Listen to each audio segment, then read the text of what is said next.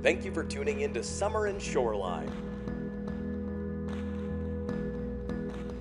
A weekend jam-packed full of all things Rain World.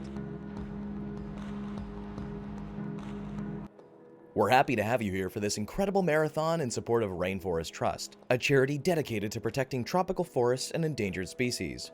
Every cent you donate will go directly into helping wildlife in need.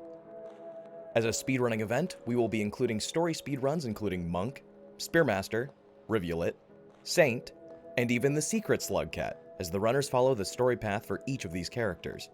Additionally, we'll also be including score runs, glitch showcases, mod showcases, and trailers, as well as non-traditional speedruns such as Discord challenges.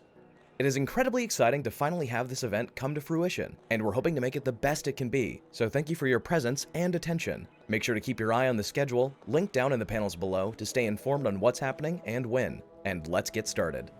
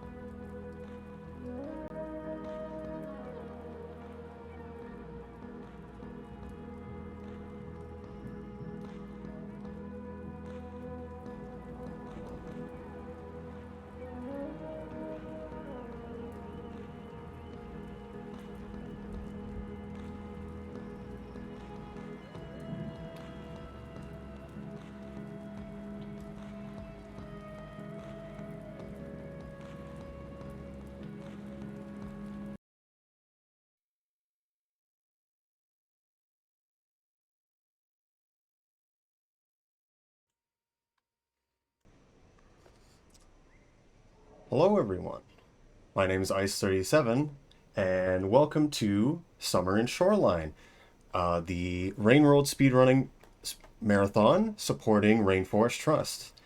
And today I will also have with me Buddy here. So excited, everybody. Alright, so today, to start off this event, we are going to be showing off a Pebbles % run, playing as Monk, but in this case it's going to be me helping to teach Buddy how to run this category for the first time. And so Yeah, just to set the stage for everybody, I'm really bad, okay? You're not allowed to be mean to me in the chat, all right? You're not allowed to make fun of me when I die a lot, because I'm sure it's going to be really embarrassing. I'm sure it'll go just fine. We have 2 hours. That is more than enough time to be able to do this. And even if we end up having issues, we can definitely figure it out. So, if we can start off, if you can start going to Monk in the story selection, and then, yes. All right, yeah, let's go. All right. And now on Oh my god, I can't believe you guys are being so positive in the chat. Thank you. And you can skip the intro cutscene. And the beginning, oh, you should be able to press escape. Ooh, all right. Wait, why is it not skipping? Oh, there we go. I've actually never played the Monk before. All right. I always thought I was like, okay, I've actually never played the Monk before. I always thought I was like, the Monk is for. I'm not a little baby mode speedrunner. I don't need to play the Monk. I can go right into, you know, a downpour slugcat or something. An issue. I think you're playing. Oh, if you can exit out real quick. I think you have Jolly Co-op on, and it's making you a child.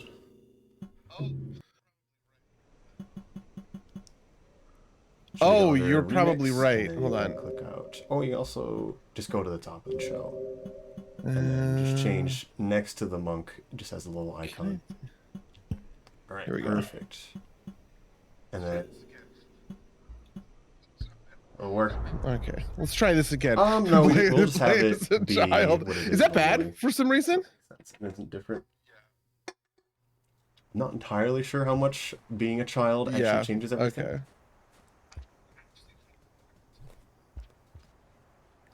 All I right, so would nothing actually too kind of crazy is going to be wonder, going to be on at the honest. beginning. The one thing I want you to do is don't pick up any food and just keep going right.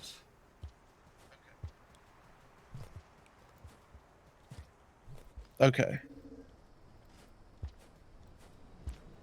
And then you want to go top right. So Do we go now, up or have you down? seen anything with the speedruns of this game, Okay. by chance? Right. Oh god, no. I have not. Actually, that's not true. So I have watched some speedruns. I think it was your speedrun, to be honest. Long time ago. No, just keep going up to the right. Um, We're gonna be wait, not I'm just going into starving, this one. right? Okay. So, Yeah, because I think I watched your okay. speed run, but it was I an any think percent speed either run. It mine wasn't or a. Still Brones goes around a lot. Otherwise, a few Pebbles percent runs are really good. So can't jump up there, so we just want to go up and then jump on top of the purple thing and then leap over to the poles, if you can. Oh my god, guys, I'm such a loser. Should be fun. Oh my god. Yes, Guys, I'm such a loser. I would not. I know there's a worry thing that you about can that. do That is from the very, very poles in order to get difficult. there, right? Like do a backflip. Once you're on the thing, yes, you should be able to. Do I have to do a long jump You to also get there? throw Probably, something right? in the air, and it gives you trajectory in that direction as well. Oh my god. Oh, but then I didn't even get it. That's so embarrassing, The earlier you you guys. throw it, the more trajectory you get on that end. Okay, hold on. You know what? Yes, whenever you throw something, the game kind of is that lurches real? your character forward.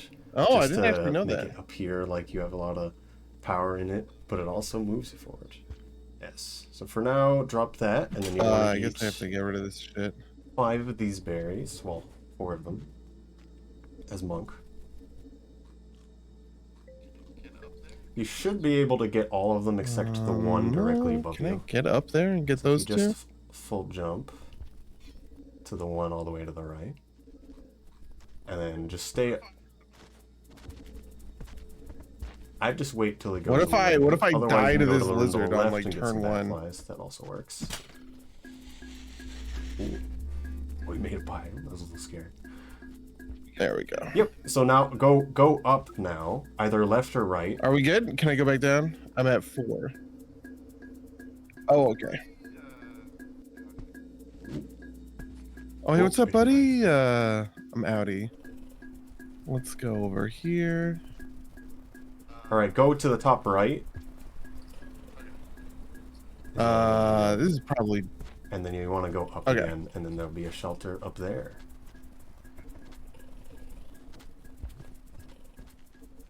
Hell yeah. And so now for Pebbles percent runs that are really, really in line and you're going as fast as you can, this is the only time you save. Actually. But for our run, we're not gonna be only saving once. Okay, that makes sense because. Yeah, because my understanding is that the idea for a Pebbles percent run is that you get all the way up there in one cycle and then die to reset your position. So now while you're in the shelter, hold down while in a corner, and then you'll do a starve. And so we're gonna be doing karma caching, which is you just holding down and it'll go into a starve. Might be. Oh, no, it was working. Just keep holding it. Why is it not working? So once you go into the sleep screen, press continue, and then when you immediately get back into the game while starving, quit out immediately. And then that is karma caching. And then you'll do that a few times. So now quit out right when you're in the game itself. And then re-enter the game. Yes. So now you're at 3 karma, but you're not starving. And then I'm doing so that again. Keep doing that forever. And that'll just make it so you can just get to whatever karma you need while only having to really rest once. And this is used for many speedruns. There are some glitchless speedruns and some speedruns don't really need it. But this makes the game a lot easier just to play.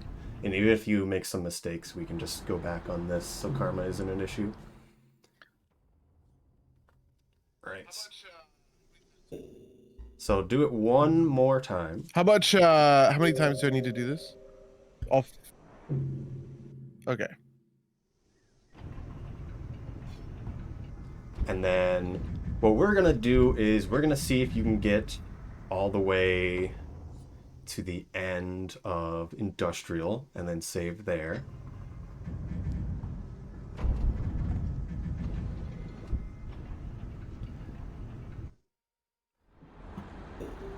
I don't think it'll be too much of an issue. There'll be a good amount of food on the way.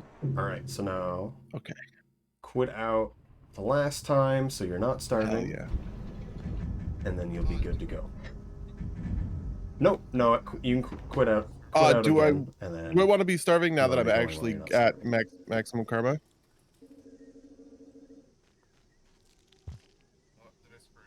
Nope, you can just quit out again and then re-enter. Oh, did I screw it up? Okay. Yeah, I do appreciate that it is in fact Riv in the chat. Yes. Yeah, I do appreciate that it is in fact Riv in the chat. It was very, It was the very one who useful discovered karma discovery. caching. So one interesting thing is I had you turn on certain settings. Also, we'll be going to the left and then up. We had you turn on certain settings. One of the settings is the vanilla exploits, which this glitch was actually patched out. But with the remix settings, we bring it back. So you want to be climbing up the pole. So purple is the danger here. And I jump on the green. Are you saying? Are you telling me if that you green hit lizards them, are then not they're spooky? Because then they Because get they're big really dummies? mad. And that's really scary, yes. So green lizards... Really? I actually did not know so that. So usually there's about like this loop of, as you learn the game, you're like, green lizards are impossible. And then you come back and you're like, green lizards are easy, I can kill one. And then you try to kill one and you get destroyed. And you're like, green lizards are impossible. Yes. And once I they're think of green aggravated, lizards they as very move much tanky. faster and far more Takes aggressive. forever So you to wanna kill go them. Purple light. Yep. I'm going up, right? This is where... Yeah, okay. Okay, let's go. Green lizard's scary. Yeah, I think it's because when I first started playing Rain World, and I was doing it on stream, everybody told me to fight the lizards constantly. So... Also, yes, I think you have a cursor on your stream. If it's there. Oh, yeah, okay. 1 second. It's a good thing to learn, to be fair. True.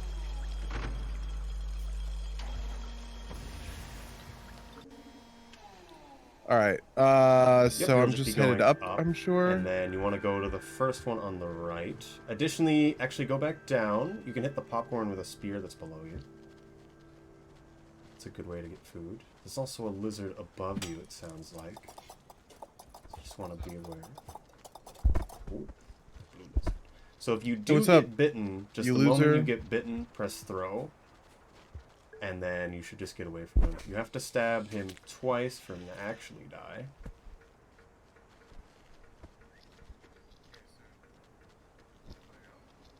I think you're good on food. Okay, so... Drop down. Oh boy, oh god. Would just hit his head, not his body. That's unfortunate. I think it's still up in like that corner where you stabbed him. Where did my spear go? Oh my god, I think you're right. All right, time to juke. Right, now you gotta pounce across to the left there. You gotta go up that pole that's all the way on the left, like in the middle of the screen. Oh, I'm sorry. Wait, do I want to be? Yes. Okay, that's fine. I'm just gonna go up this pole. We'll find another spear, I'm sure. Famous last words. Oh yeah, god. Okay, well, I'll actually get my spear this time then. Around that one. Hopefully this time, if you do get not hit his body, because he won't come back. You want to go in that one, yes. Am I going in or up more? Okay.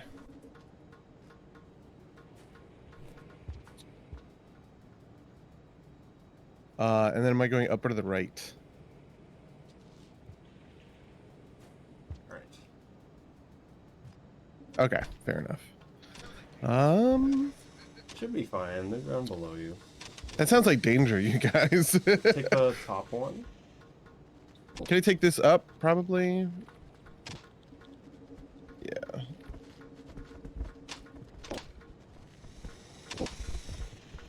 Oh, interesting. Do I need to pounce to get across?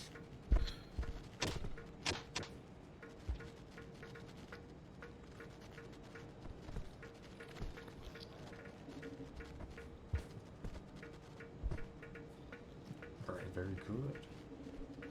And then go up into that down pipe. And then you want to go straight right. Straight right. Oh. So you can go in that I-beam tube, I guess is what it would be called. Wow. Was that 2 egg bugs? It's kind of... Monk has a lot different spawns than other characters. I think they just have a lot more egg bugs, which is kind of cool. That is pretty neat. One other I'm thing... gonna assume I need to pounce here. Yes, you have to pounce here. Definitely don't want to fall there. White lizard. Additionally... oh, I went up. Is that right? We want to go down where that white lizard was. So one thing about white lizards is as monk, they really don't respond to you unless you touch them or get really close to them. Which can Alright, be any of bad. these pole plants? Nope, you're all good. Just to go right. I vaguely remember the presence of some pole plants, but I never ever actually remember. The one in this room is a 10% chance to show up, and it isn't there. You want a spear to go up above. You don't want to go straight right. You want to go back. Oh, I see. I want to go up Spear above. Okay, there. that's Yes.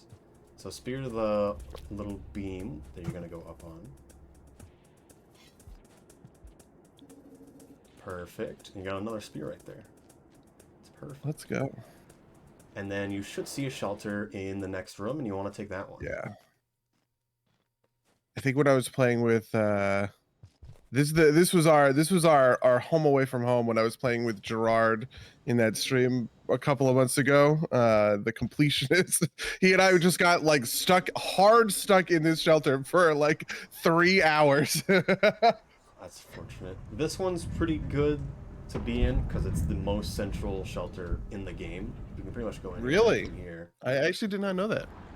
The one that's directly above this one that we're gonna pass by in Chimney is really annoying because a lot of things spawn right outside it. But you're gonna go out and you're gonna go up, and then we're just gonna be going up for a while. So we're gonna be going into Chimney now. You're gonna have to go down through the little shortcut. Yes. Oh my god. Guys, this is so embarrassing. Nobody perceived me. It's fine. Technically you can spear the wall on the left, and that little tube can also go. Oh my god. We don't want to use supplies if you don't need to. Yeah, that's exactly what I was thinking. I feel like I want to save my spears for the danger. Yes. Okay, now we're going up. Where am I going from here?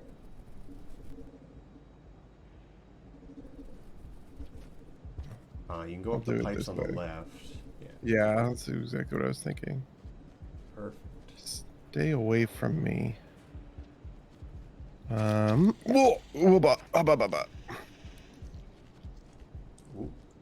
he stole your rock. Guys, I'm alive. Oh, I did have a rock. I forgot about that. So lizards can steal your items if they look that instead of your body. Sometimes it's nice, but sometimes you need one. So that jump's a little annoying. Kind of have to do a good wall jump. I'd go from the vertical pole. Oh, I see. There we go. Yeah. Oh, do I have to do this every time? Okay. Yes. We're almost there. The chimney. So Chimney's gonna have a lot going on comparative to other places. Okay, let's go. But Chimney and the wall will be the hardest parts, and those are gonna be coming up now. Okay. All your training is led up to this moment. Listen. Thank you so much, everybody. I appreciate your enthusiasm, even if I'm pretty sure I'm gonna fall and die. Alright, so we're gonna try to make it to the wall and then save the moment we get to the wall. See how well that goes.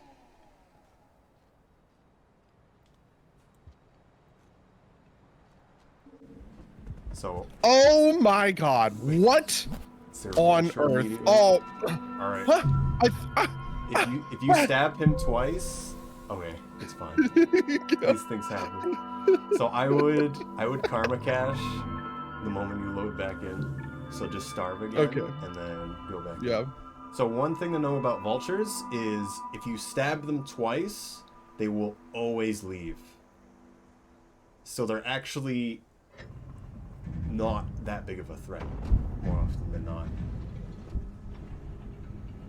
The other thing is if their attack is very telegraphed. So once they start doing an attack, that's when you throw, because then they'll interrupt it, and then they can't do anything for a little bit.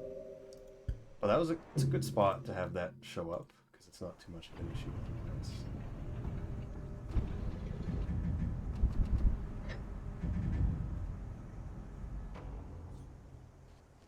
All right, I have 2 donations from people, if I can read that, if you're good with that. Hell yeah, let's go. All right, so we have $10 from Fahrenheit. Thank you. We also have $3 from Captain Moss. I don't have much to give, but I'm super happy you guys are supporting Rainforest Trust. It's so important to protect our wildlife. And as inspiring wildlife conservationist, it makes me happy to see the community supporting the protection of nature. Best of luck on the runs. Thank you. Thank you, both of you. Yeah, that's something that I definitely think is we were talking about it when we were first starting the idea for doing this kind of section, because I was talking to Riv about it. He was like, do you want to do speedrunning? And I was like, yeah, absolutely, give me the details. And he was like, well, we're doing it for charity. And I was like, oh, that's interesting. What charity? What's like the best idea for a Rain World charity? And he was like, they already have it. It's for Rain World Trust, or for Rainforest Trust. I was like, oh, that's so perfect for yes. What, I feel like we all care about in the Rain World community. We had a few good potential charities we were thinking about, and once we were really looking at Rainforest Trust, we definitely knew that was the one we wanted to go with. Yeah.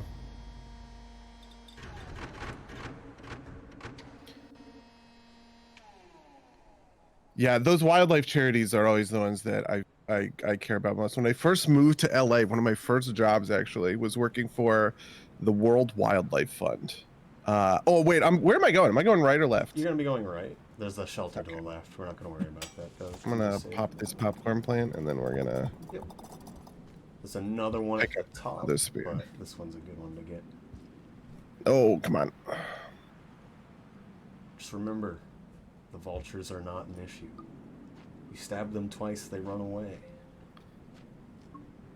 Stab them twice. Okay, so I'm going to the right. Yep, and then you'll see a giant pillar in the middle, and you'll want to go to the left into it, if that makes sense. Ooh, annoying man. One thing to note about Monk, differences between Monk and Survivor. Monk is actually harder to detect, both in sound and visually. So they're quieter, and it's harder for creatures to see you. Okay, so I think I'm at this giant pillar. Where? Just go left into it. Oh, there's a white lizard there. Just don't go into him, and it's fine. Did he see me?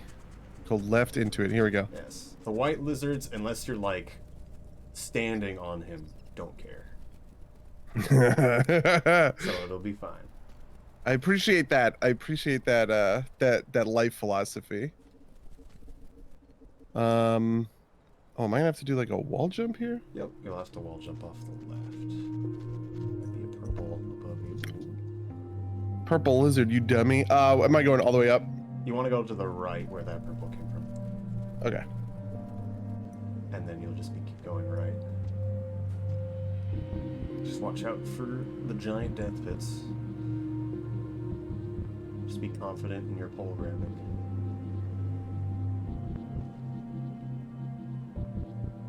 Guys, what if I'm not confident in my pole grabbing? So this pillar, that means I'm not going to be able to go through it, right? You can go through the little shortcuts. I'll go the little. Yeah. Okay. Yeah. I just wanted to make sure I am reading them. The one above you, but it's hard to do. Okay.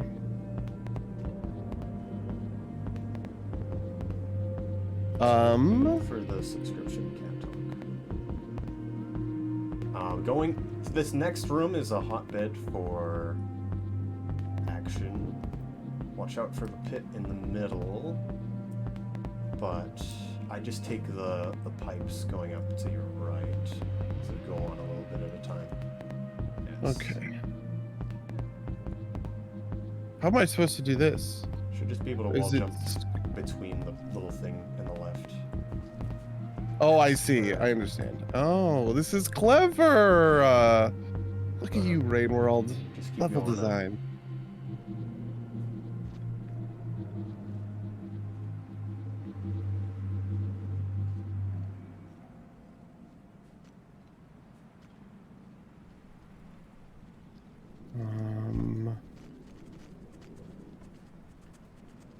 Right. So we got the lizards up top. If you take that shortcut, you'll land in the middle.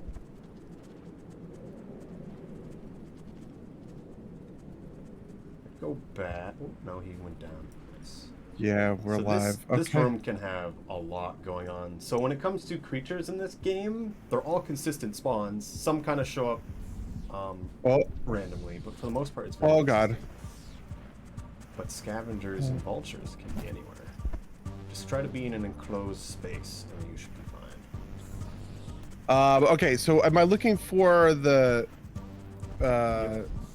up top, basically, where that lizard just came from? Yes, that's where you want to be. Okay, well, what if I'm turbo afraid of this vulture right now? Well, try to get him on the left when the lizard is around.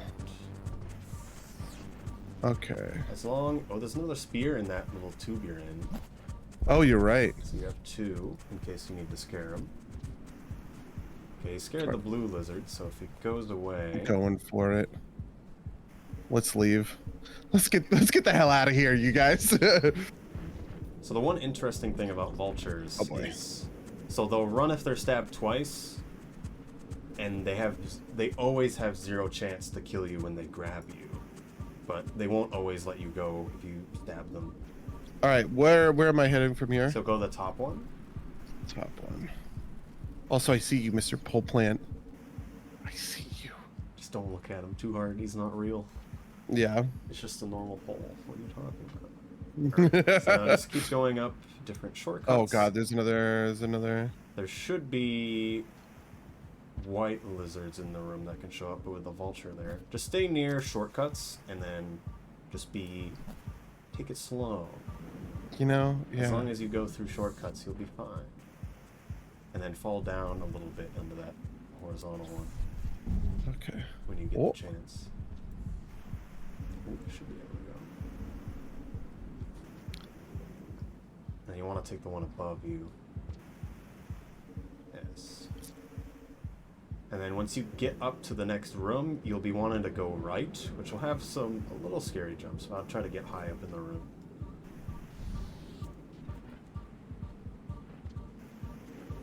Just remember, enclosed spaces are your friend. Yeah. Stay away from vultures. Okay, so I want to go to the right. Is that right? Oh God. Ooh, a little scary. Okay. So if you ever hold diagonal down, you will go into a roll and falls like that. And then now it's just pounce land. In the case you're really scared with pounces, remember to throw during the pounces. Just keep going right. Don't worry about that jump. Yeah. Hey, so what if I just felt the little rumble that rain is coming? You'll be fine as long as you just stay consistent. Ooh, maybe go back into the little tunnel behind you if there's a vulture. Oh boy. Otherwise, it's the last jump. Oh my god, no! Oh, I no. was there! I was grabbing it, I swear to Christ, I grabbed the pole! It was just an inch off. Alright. Yeah. So now, for next time, we can try this again. And we'll want to throw items when you do that, so you get a little bit more distance. Yeah, okay. I want a karma catch, right? Yep, do it one more time. Oh my god, come on. Yeah, thank you everybody in chat. I feel like this chat has been, even though I know you guys are the same chat, I just want to say that out loud, but I feel like you guys are much more on my side normally. Normally chat is vicious with me. I feel like you guys are bloodthirsty. You constantly want to see me die.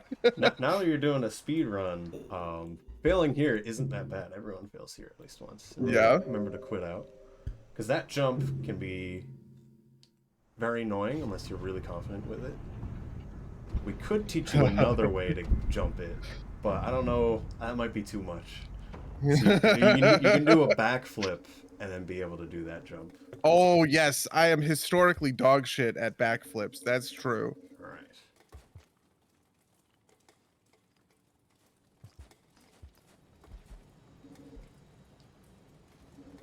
Oh my god, come on. No. At least I didn't screw this up a million times. So now you've seen everything. That is literally the last jump. There's really nothing else in your way between you and the wow. shoulder. Okay, that's good news because I have completely forgotten where to go. We've all seen it a little bit. You'll remember things as it happens. So now just keep going up, and then you'll get that popcorn in the first room and chimney. Oh man.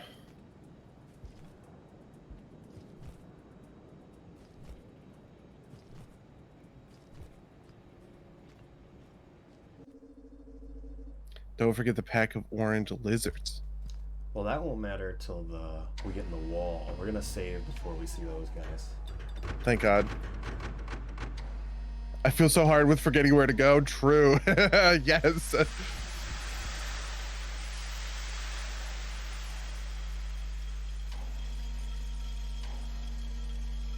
I'm really glad that I get to go first because I get to set the standard really low. Okay. There's nobody that nobody upstages me with like a super fast speed run, and then I'm sitting here like, I don't actually know how to live. The vultures keep killing me, right? Like. I still think you're doing fine. You got all the way there with no issues. So now we get this popcorn. Can I open a popcorn with the rock, or do I have to use the spear? You only do the spear, yeah. Okay.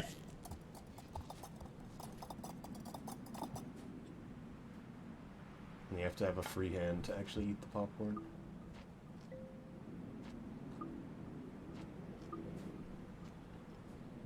And then to bring up basic things that'll matter for when you get to the orange lizards, or any lizards really, you hit them with a rock and they'll turn around, so then you can spear them. So you want, if you're facing vultures, you'll want the spear in your left hand, but if you're facing lizards, you'll probably want the spear in your left hand. Oh, interesting. In your right hand, I mean. Yeah. So you'll throw the rock first. So there's I believe you can get him. Trying to bait him a little. Whoa! Whoa! Whoa! Oh, I missed. Oh god. Well, you know what? Whatever. We'll find more rocks. We did it. We did the jukes. Worked out. It all worked out. You got a little confused. Yeah. He's mad though.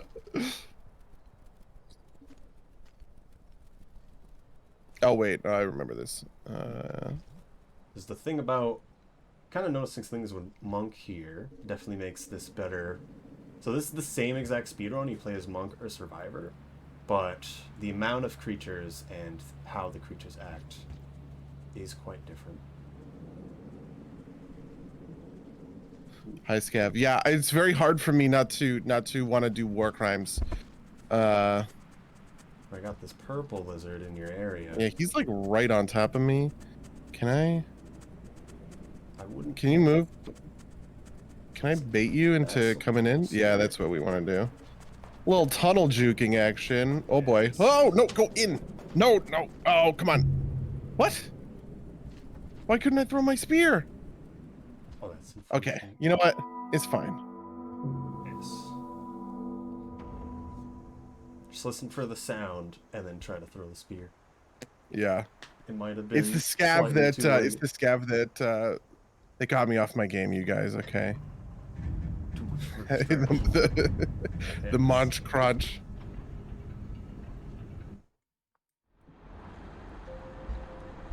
So now we could talk a little bit about some of the movement in this game, as it is much different than a lot of other games. It's a lot closer to how like fighting games would work, because we only have jump, throw, and grab. Also, now that we've Karma Cache enough, we have the Survivor Passage. That'll be useful for you, because instead of us quitting out at Pebbles, we're going to Passage back. So now. But he was too busy daydreaming about war crimes. True. That's real. No scav disrespecting in this household. Yes, that's true. I'm on a different channel. Okay. We care about progress. We don't care about war crimes. I'm not playing Artificer, so I don't need to brutally massacre every group of scavs I ever see. Scavs are only good distractions for lizards now. Oh, I didn't think about that, but yeah, that actually makes sense as a, oh my god, as a distraction. One thing that kind of go back of what I was saying earlier, vultures and scavengers can basically be in any room in a region. They just exist in a region and can decide to be in whatever areas they want. They only show up in certain pipes for scavengers or rooms that are open to the sky for vultures. But same thing for leviathans too, actually. Ooh, I did not know. Oh, They come from the bottom. oh no. Oh no. Oh, well, I guess I have my spear back. I did do the thing. I listened to the crunch. Yes, just listen for the sound. Everything goes off the sound.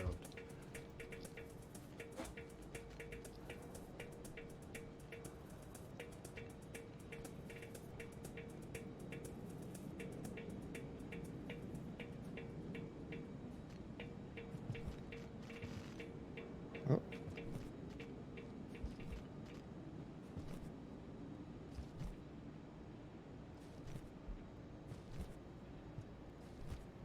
Okay, so anyway, we were talking about movement. I noticed that when I was watching your speedrun, whenever you're moving against like a flat plane, you're constantly doing these pounces, right? Yes. So, anytime you're in there's like a standing state, and there's the kind of you're flopping around on all fours state. And so from the standing state is where you can do all your moves. And so for a slide, it's just from standing. You then immediately press diagonally down and jump at the same time. You'll do a slide when on flat ground. And then if you press jump slightly after on a delay, you'll jump out of it in a pounce. And that is most of the movement in Rain World. Otherwise, the other stuff are rolls, which can come from slides, and backflips, which allow you to do rolls whenever you want. Rolls allow you to do better jumps than just the standard charge and pounce, which is why some places are actually easier once you learn how to do them. That's actually pretty interesting.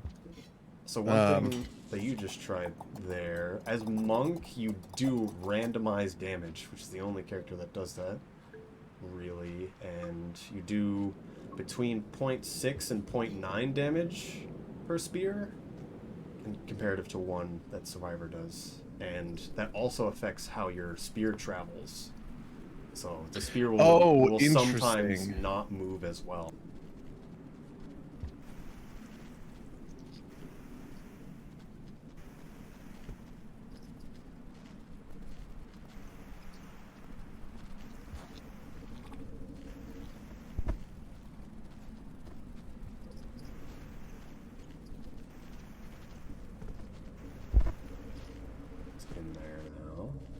Yeah. Hopefully that's... Well, hello, Mr. Purple Lizard. Welcome.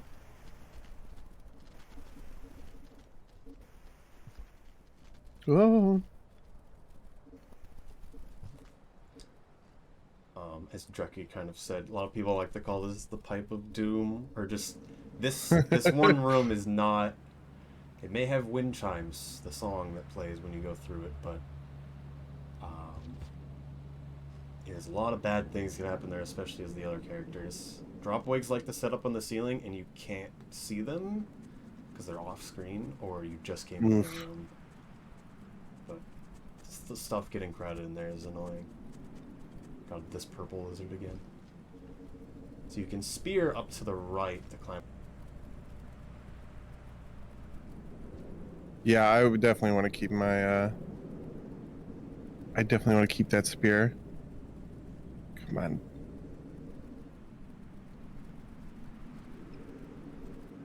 Who's excited to be right on top of lizards? Come on, can I juke you? Yeah, buddy. So that guy can only go into that one block. Oh, right. This is the wall jump. Very cute.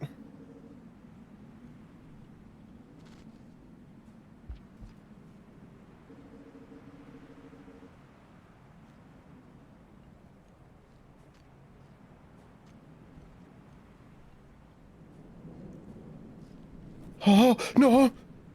No, I'm alive. Haha, I'm alive. Okay. Just in the event you're in that situation again, just let yourself slide and keep holding. Yeah. Slugging down the wall isn't too bad.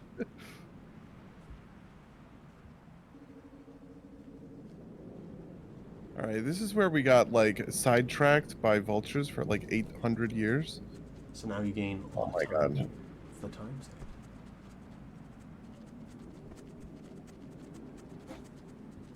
Lizard should move out of the way as long as he doesn't see you. Yeah. So there is a he's little not bit, even. so when speedrunning this game, sometimes you consider stealth because they can either hear you or just see you. And ooh, that white lizard's a little sketchy. Yeah, what is he up to? Might be scared by a... Yeah, I mean, I hear the threat music, but I haven't seen a vulture shadow yet, so.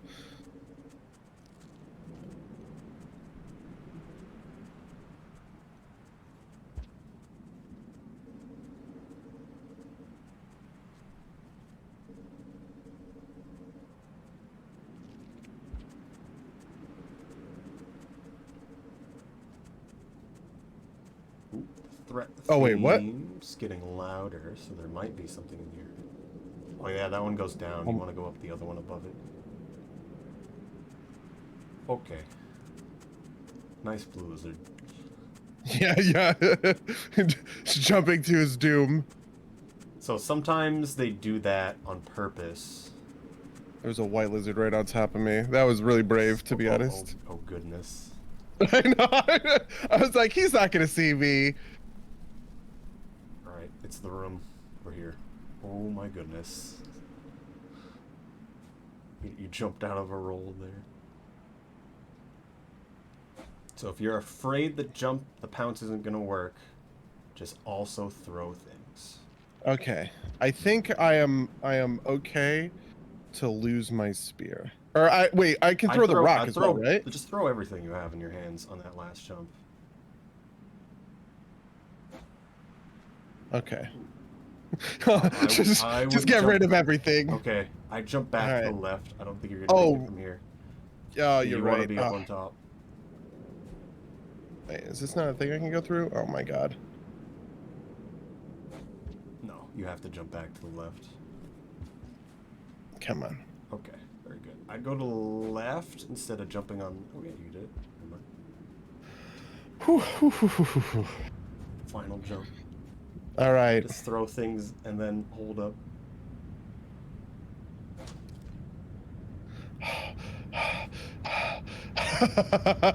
Hey, we get to pick it up on the far end. Look at us go.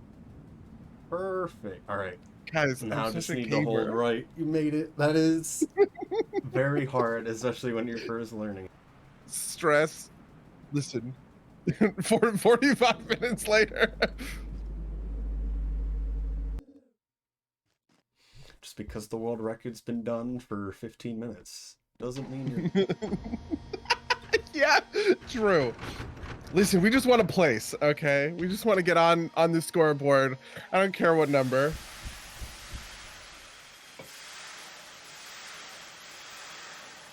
All right, so you're gonna save in the shelter. You're immediately gonna come into in this next one.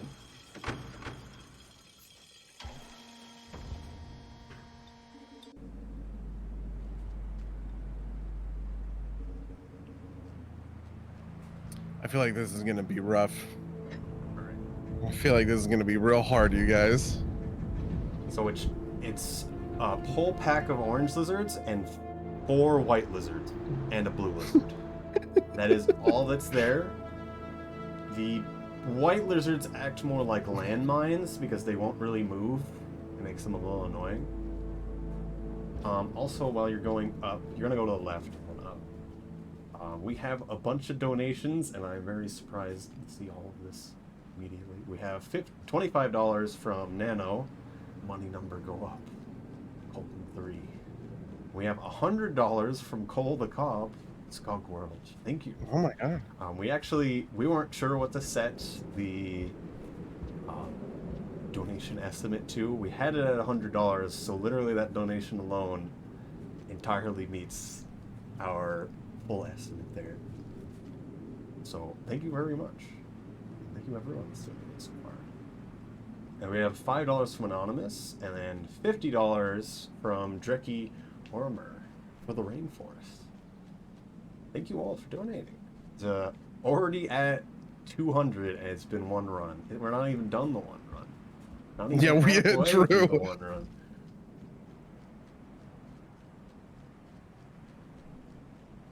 But yeah, again, thank you very much.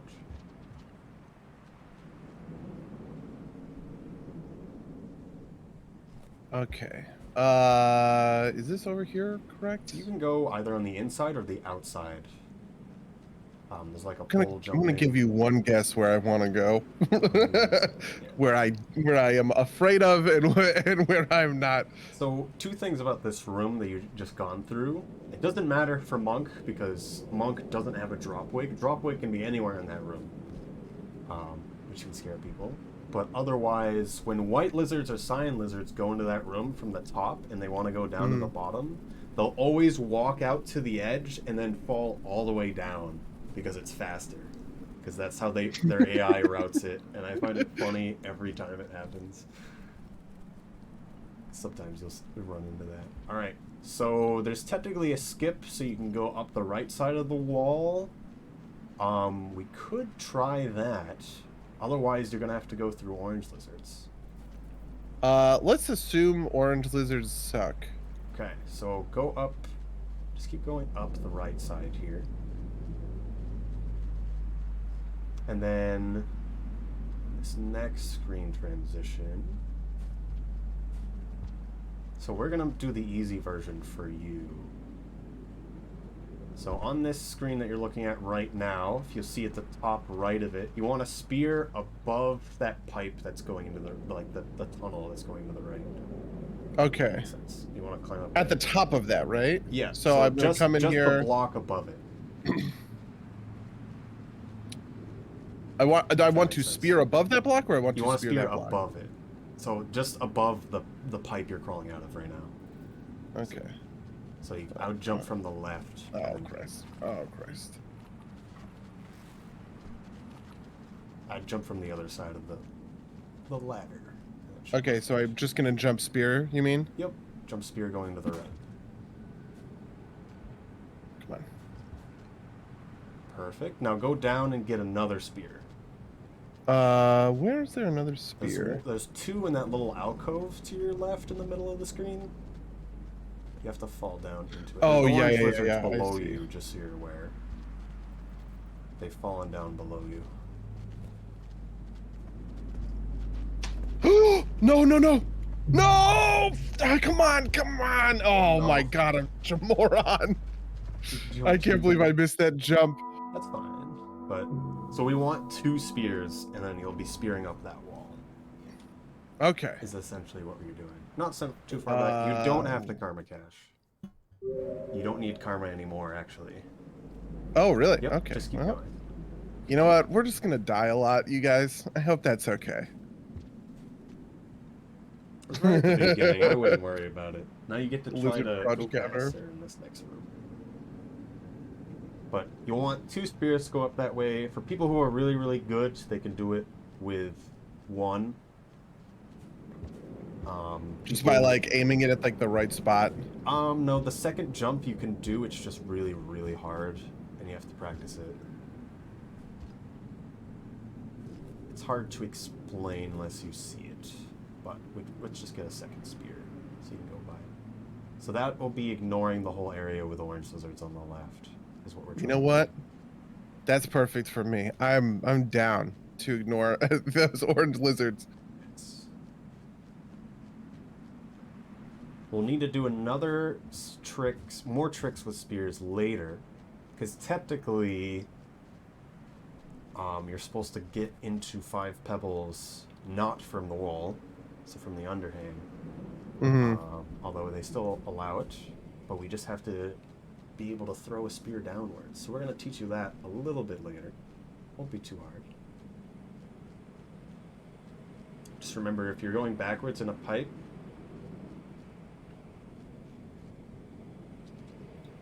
Oh. Yeah, I guess I was going butt first, huh?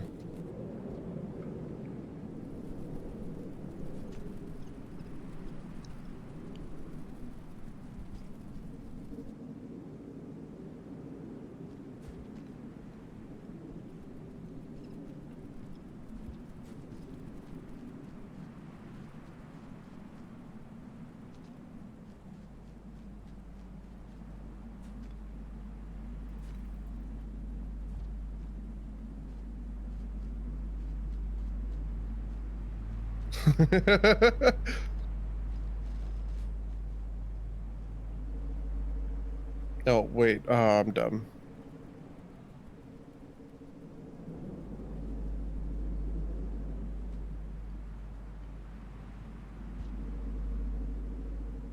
Oh, damn it. on keyboard or controller. I'm using controller right now. Alright, so one thing I want to say to everyone is that when you play this game and you try to speedrun this game, it doesn't matter if you use keyboard or controller. It's whatever you're more comfortable with. Controller has a bit more control on the fine-tuned movements of just the joystick. Makes swimming faster and a bit easier. I just got the first spear. Well, looks like there's only ones in that alcove.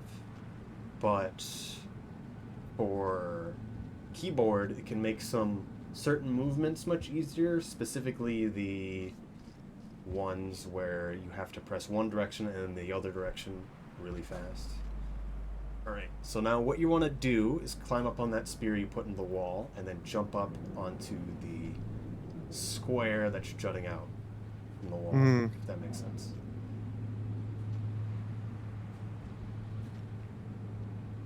And so then when you're up there, so you want to go all the way to the left of that spear you're on. And then once you slap into the square, you want to press jump again while going into it. Damn it. That makes sense. Because then you'll climb up the square.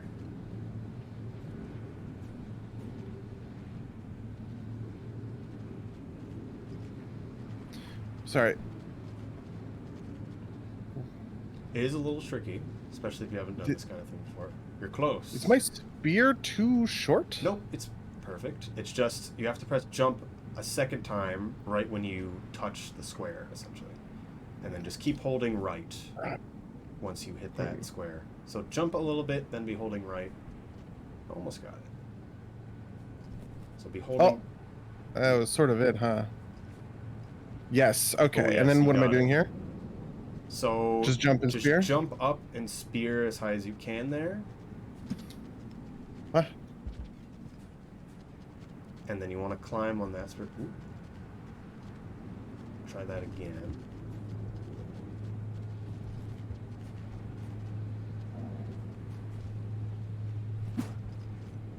Oh, is that not high enough? Got it. It might work. So you want to get on the block above you. There's another block above you. So you're basically doing... Okay. And then you want to jump to that ladder there. And it'll take a little bit to get used to that jump, but you can make it.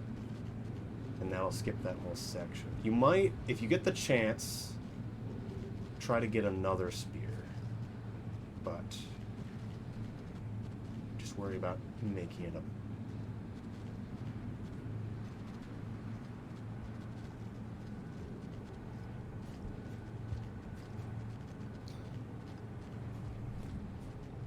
This is like the hardest thing I've ever had to do in a video game.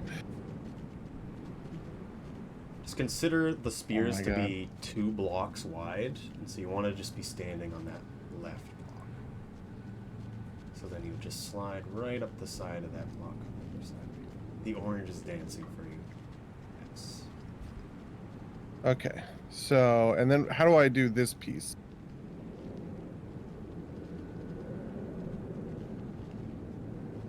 Left and then jump and then hold up. It's hard to explain. You should be able just to be...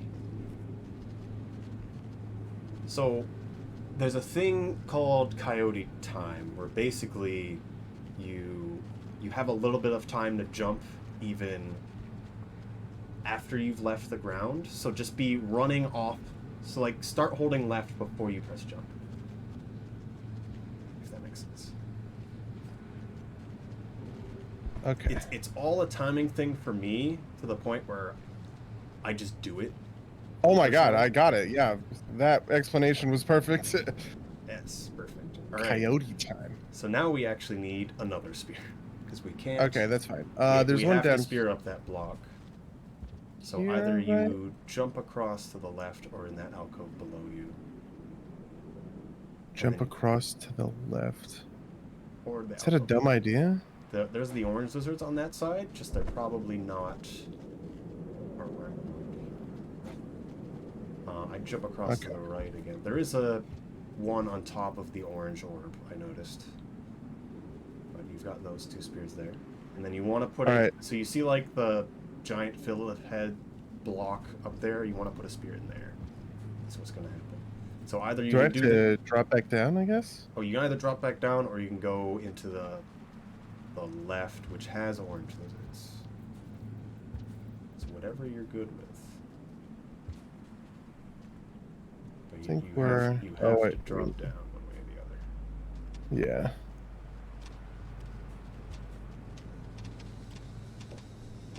Oh God, I just felt the rumble.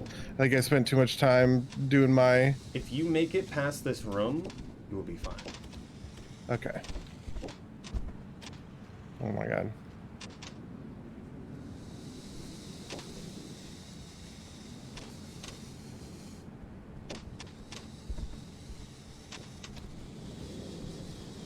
Damn it.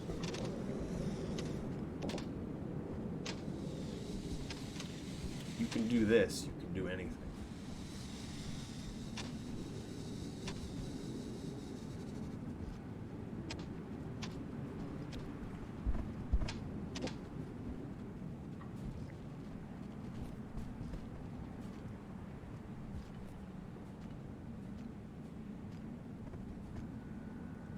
Okay, so with this spear, what am I looking to do? You're just gonna stab that like block that's jutting out, if that makes sense. Anywhere on Like that whole block. Ah, yeah, that looks good. All right, so now you should. And then I go up like this. should be able to climb up, and then just keep I'm going. sure. Up. Ooh, white lizard. Try to go fast by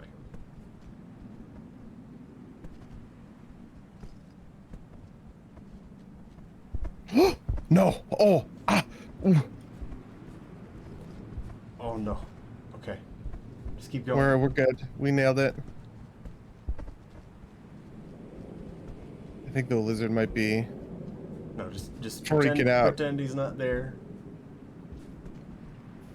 Okay, so what am I? So when you go through that block, just hold up. Oh no, the rain. No, you're good. Just keep going. Okay. Okay. All right. So now the next room has some pipes. Just worry about grabbing onto them when you jump.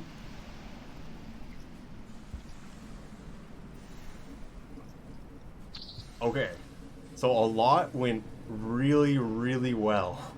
Is what I'm going to say. You made it there right at the rain end. All of the creatures are going to be scared and going back to their dens. You either need a spear, which is going to be if you take the little shortcut below you, or you can do a backflip into a roll to get up there. You cannot. So that little shortcut going down has spears in it. Ooh, watch out for the white lizard. Just walk to the left. Walk to the left. Okay. Wait. Yeah, we're good. We got they're there. So running I'm back gonna to their spear here. dens. Yeah, they're running back to their dens, and they're just gonna rest. Once hit nighttime, other creatures are gonna come out, but we're not gonna worry about that right now. It should be an issue. Go up to the right. If you can get something to hold in your hands, I would. There's 2 pole plants in a second. There's a rock, Interesting. There's a rock on the ladder below you, just on the platform below you. Perfect. So just in case you grab the pole plant. No, you got it. Oh, I have it. Oh, okay.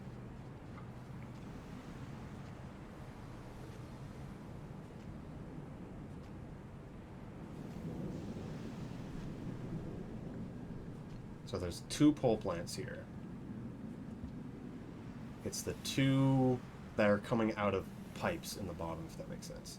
So you want to go all the way to the left and grab that tall one that's all the way to the left. That makes sense. Oh, and the cyan lizard. Oh, jeez. Okay. Yeah, we're just gonna not even touch them. Not gonna touch you guys. Pole plants. So you gotta go up that tall one right there. You have to jump across the pole plant and then grab the one coming from the ceiling. Oh Christ. Okay. All right. Okay. No, I'm alive. I'm fine. It's fine. So one thing to understand about pole plants is only the tip can grab you. That is the only thing you need to be scared about. Okay, but when he resets like this, it should be fine for you to jump. Yeah. Okay.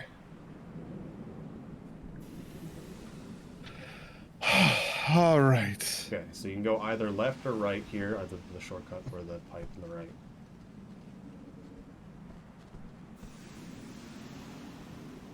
And then what?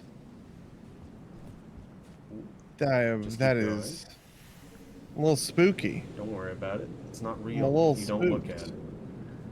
It's not real if I don't look at it. You know what? True. Okay, go up to the right. Go up to the right. Don't go up the left. Oh, to the right? Okay.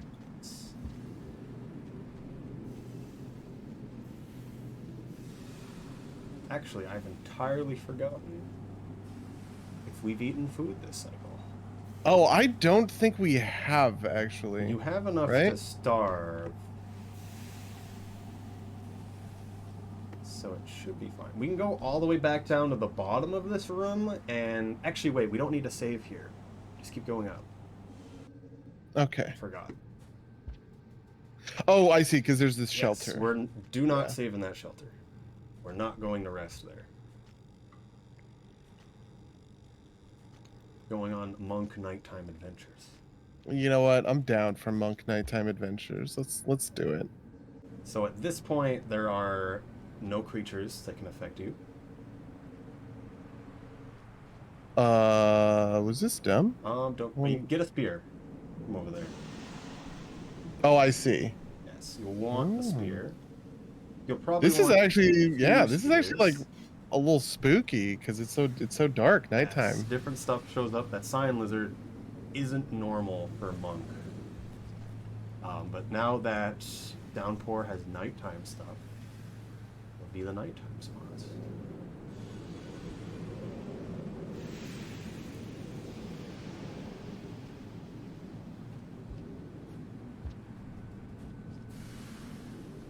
So now just keep climbing up. We want to go Just up the... keep climbing. I'll pull there. Oh, is there? That Does this doesn't- pull like? Let me go. Oh, I see. Like this. The one on the left, yeah. It's all different when it's nighttime. Oh, this is a pole. Okay. You almost climbed up it in the ladder style. Climbing up those broken pipes is hard. Going to the... Got another spear there. Very nice. Alright, so do you have a rock in your hand? Yes. I believe so. So just keep going. When you get to the next room, we'll talk about what you have to do, because we're going to do something special. The final trick. Oh my god. This is my favorite shot from the trailer.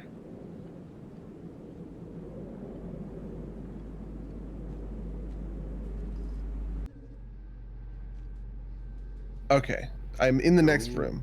Alright, so drop the spear. And so now we're going to teach you how to throw downwards. Okay. And so what we want to do is try to get up to the top right. So we want to spear downwards, basically underneath that pipe that's going up to the right. And so the idea is, seems like you know how to do a backflip from the way you've done it. But Okay, yeah. you go in a direction, you change directions, you'll see spark from your feet. When you have that and you jump during it, it's a backflip. If in a backflip you let go of the joystick and then tap down and throw, then it will throw downwards. So try it with the rock first.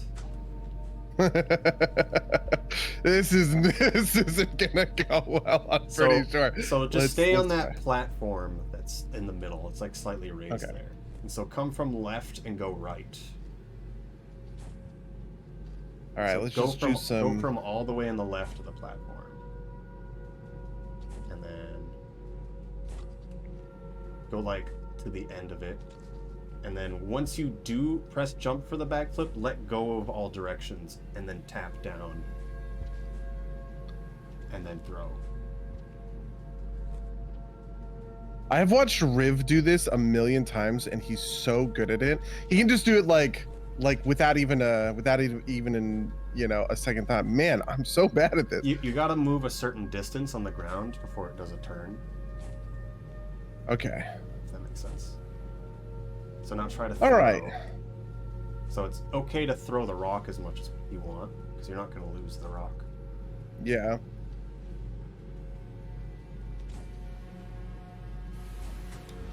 Okay, that's not right.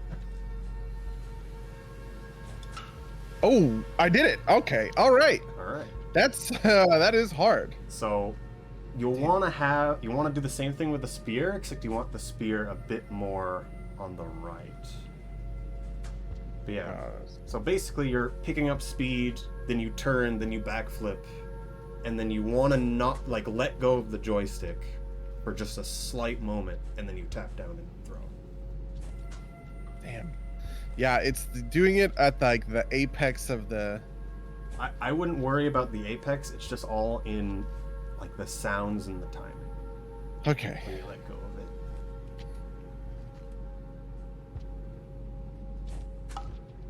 Yeah. Okay. So go all the way from the full left.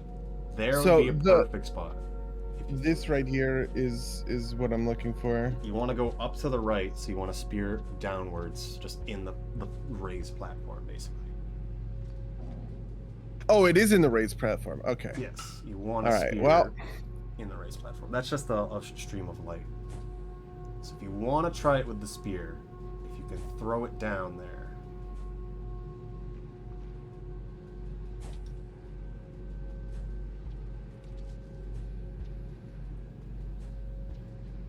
Getting the backflip good. Let's do this.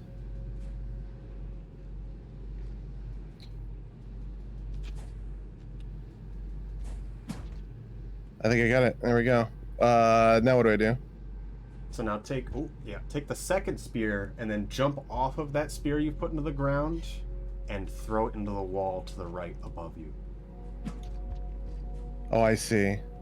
So we're doing this. Look at us go. Yes, Oh my perfect. god. The proest gamer strats. Let's You've now done do this. all of the hard tricks. It only gets easier now. So now we just gotta walk across the This top. speedrun is officially past the 1 hour mark. You know what a way to celebrate 1 hour, am I right, you guys? I mean, you're at the halfway point, so it's perfect. Yeah. A little bit past halfway point, really.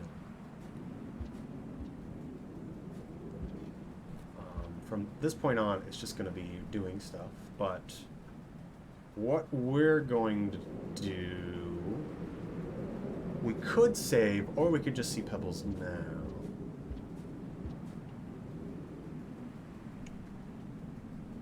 Actually, just go and see Pebbles, and then I'll tell you when to quit out.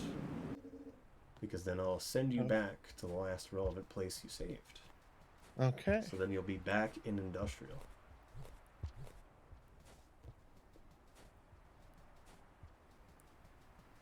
Can you believe you got here from Industrial?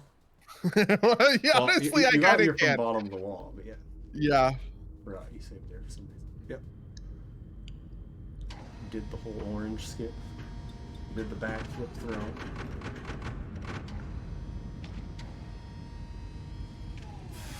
Yeah, it'll definitely be bottom of wall. That was where the last time I ever. So the one That was thing- right after we went through the gate. The one thing you're not going to have is the glow for when you're in the dark area, because we're not going to be able to eat a neuron. But should be all fine. Because one Well. monk, it makes everything easier. I think Iggy might show up and highlight things for you. And then creatures won't be much of a problem. Let's hope so. Yes, we're just going to go to Pebbles.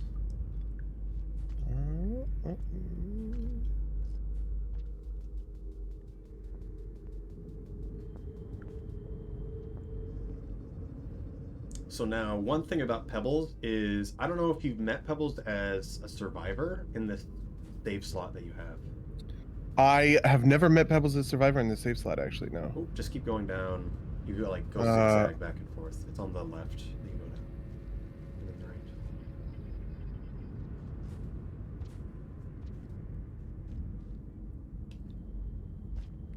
And so,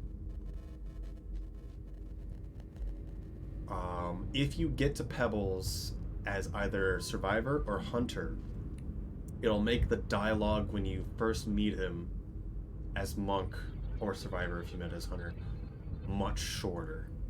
And so for speedruns, we make sure we have a safe slot that has met Pebbles as those characters, so that it'll be faster for survivor and monk.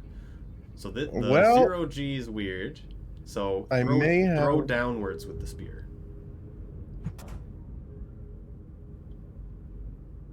Just hold down. Yeah, perfect. And then try to go like parallel with any wall you're going to be jumping with if you want to go with it.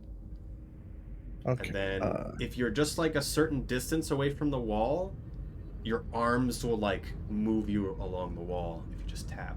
You do not want to go into the broken pipe because it'll always push you away. So if you're near the broken pipe, just don't press anything. All right. So now you can just grab the pipe and jump all the way around the tube. Oh. Throwing stuff in 0G also gives you extra speed in that direction. So you just keep gaining speed.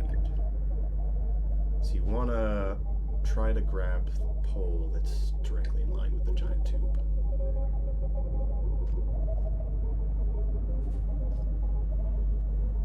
It's basically in line with the giant neon light. And don't be afraid to use your items. Come on. Should be able to. Alright. I just There we go. center yourself on it and then jump forward. And then just keep jumping off the walls till you make it.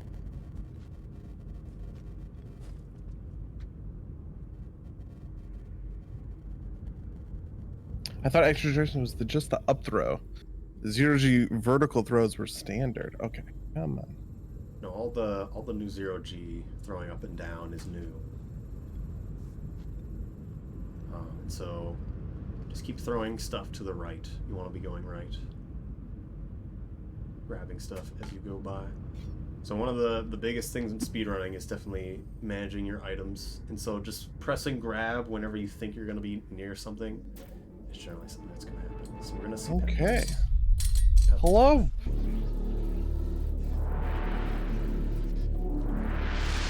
Oh, looks like you have met pebbles, regardless of either monk or hunter. Oh, really? So you can quit out. You know what? You can It's quit because out right now. Okay. We don't want to hear anything he has to say. Get out of here, Pebbles. Okay. Talk to me when you have an OnlyFans, I guess. I don't know. Right. were you there for that saga? Let's not worry about it too much. But yeah. All right. So at this point, we're going to use a passage. So let's exit the shelter and jump off a cliff. God damn it. So just die. Oh my god, I love just dying. Guys, this is going to be so fun. I can see clearly now. Gone. Okay. So just make sure you press passage on the bottom left of the screen. Once you go into the game over screen. There we go. Yes. Okay. And so then go to outskirts and then hold map once you're looking at it. I have actually never used a passage before. All right. It's gonna. To be honest. I have a little bit of delay. So just hold on to staring at outskirts before you do anything.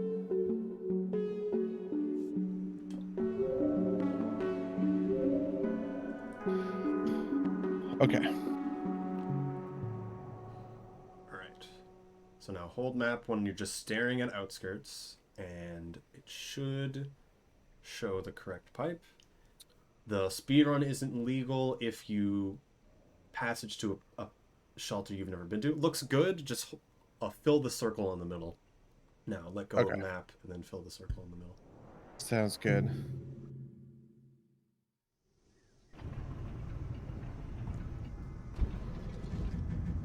Alright, so now you're just going to go straight to the end, which actually isn't too far away. So we're going to go down immediately, and then you'll be going left. We're going to drainage. We're going to drainage, yes. My beloved. Go down first. The very first time I ever played Rain World, chat told me to go to drainage first. I was like, where do I go, you guys? They're like, go to drainage, go to drainage. And then Riv was, I think Riv was in my PMs. He was like, you probably shouldn't go to drainage. I was like, I don't know, buddy. Chat seems to know where to go. Yes. Oh, wait, am I going the right? Yep, just keep going left. Okay. Guys, you think I should eat this noodle fly? Guys, you think that that's a good idea? You could. I mean, I would eat it in that situation. I'd always grab it. 2 foods, so I don't have to eat 2 separate berries. Much faster. True. Yeah. You're gonna go down here. I would eat the berries in that room, at least 2 of them.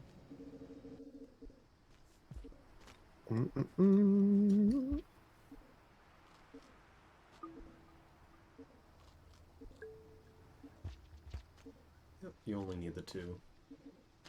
And then go down. It's my spear. Here we go.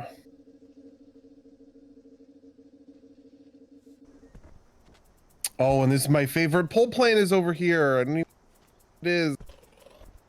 Yes. Yeah, there he is. What's Just up? one thing is that monk will not kill a pole plant in 1 spear. You have to stab it twice. And you do so. Oh, true. So I just need to not grab it. Either not grab it or stab it twice. Yeah. Or die to this lizard, maybe? Nope, never mind. Bye. Doing basic pole mechanics, right, you guys? Alright, so go down to the left. One of these is also a pole plant? There. Yep. So as long as you just stay... You know what? I'm going to do it this way. Alright. See what happens. Oh, well, look at this. An egg bug. Well, I already have all my food, so I don't give a fuck, egg bug. Yep. And then you'll keep going down, and then you'll go to the right once you go down the screen.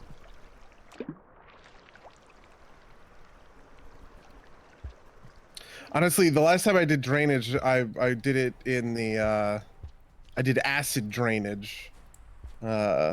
which I think is in the Artificer. It might be in the Spearmaster playthrough.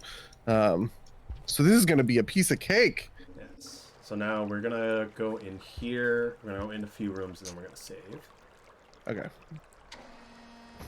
Pain into system.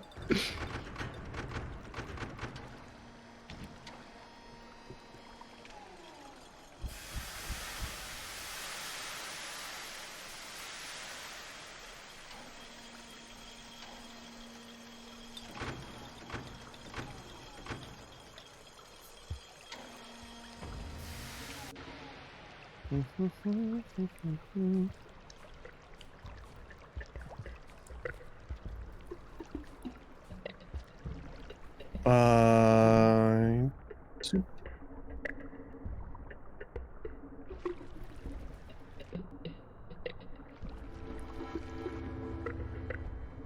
I feel like I'm way faster in the water or something on Monk.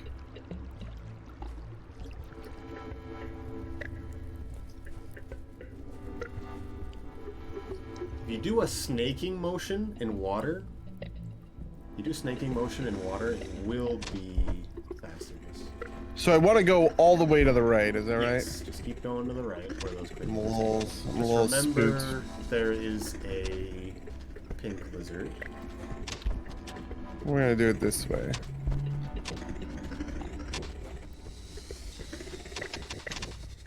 I'm just gonna let you guys duke it out there, okay? I don't know who slept with whose lizard wife, alright, but it doesn't involve me. Just watch out for the purple. And then once you go into the next room, it'll be fall down the first pipe. This salamander. The one that had the lizard in it, this one? We could keep going. It's whatever you think. You can save if you get past the salamander, or you can go down the middle to keep going. Oh no, did he get me? Oh shit! Yeah. Ooh. Damn it. Now, well, not too far away, so we can try that again. So basically, you can either save if you go where that guy was, because there's a shelter right there. Okay. Otherwise, you go down the middle to keep going through the rest of the wait, range. this is wrong. You can go to the left there, but also good to go straight down. Just if you see a salamander there, you don't want to go into it generally. Yeah, I think you're right. Because it's hard to see them in the water. And I don't have my fighting capabilities, I feel like. It's hard to find something in the water, yes. Lizard soap operas are a thing we all need now. Yeah. The drama. The intrigue.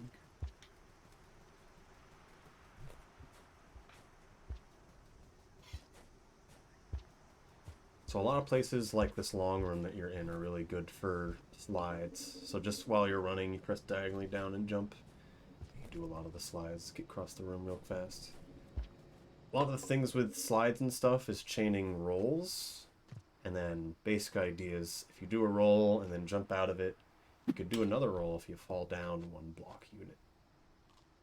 And then eat 2 berries, again, as you can.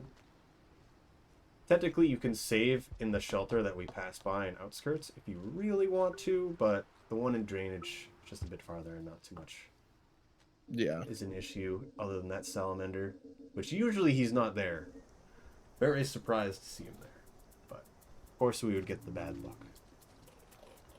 Listen, I got good luck everywhere else. Wait, that's a pole plant, right? Yep, the big one. No! What? I didn't touch it. Maybe he got me. I don't know. Maybe I didn't touch it, you guys.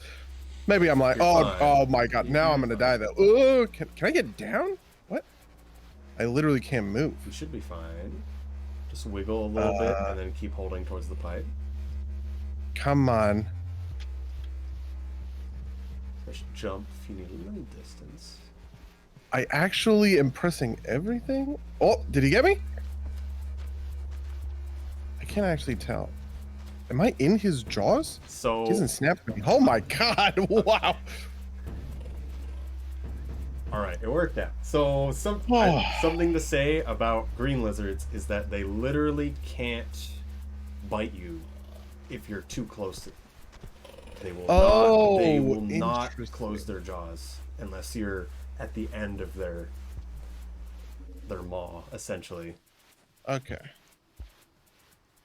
He's just giving you a hug. What a nice guy. What a nice fella.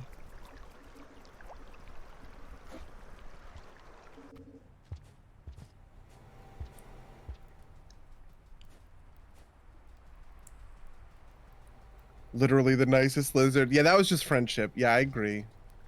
I'm a big fan of friendship lizard, okay?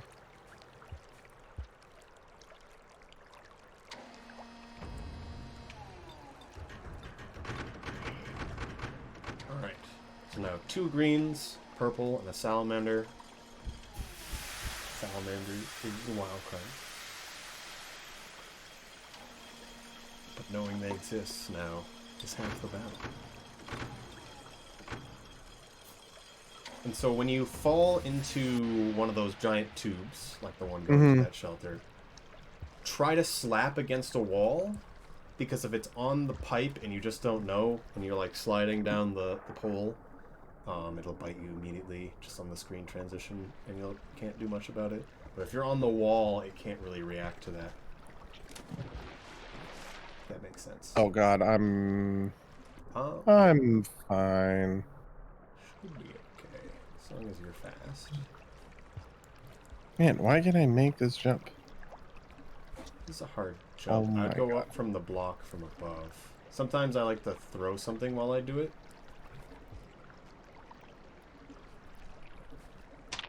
Oh my god. Oh, what? I speared him! I was definitely under the water and the spear did nothing, that's why. Unfortunate. Might have hit the wall too, because you were really close to it. Yeah. Right. And it's up to you if you want to save in that shelter we pass in outskirts. Oh, I see. You But have to otherwise, coyote yeah. jump there. That makes sense. Yes. Otherwise, you'll have to throw something while you're jumping. Okay. Which also works.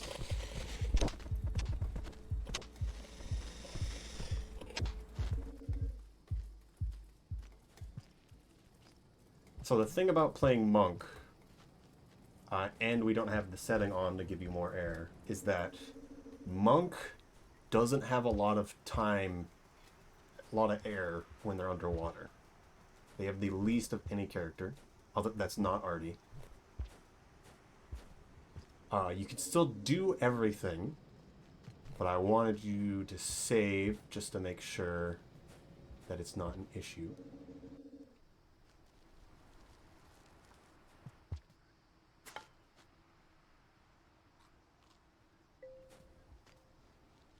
Yes, up to you if you want to save in outskirts. It's no problem. Man, yeah, it's a real bummer that I can't just one-shot the pole plants. That would be my normal sort of... If you throw a spear and then just stand at the base of it and just keep spamming grab, you'll get it back and you can stab him again. I wouldn't throw when you're like in his tangle. I would like walk away from him after you grab it. Come on.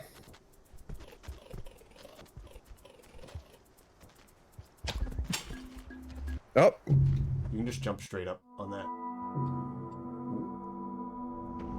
I think he was a little bit too powerful today.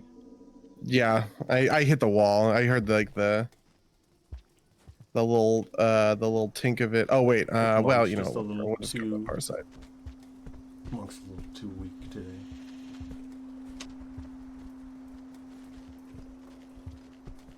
Yes, you can just go left as well, and then you'll go down when you get the chance. Well, you just keep going left, and you'll end up in that same room.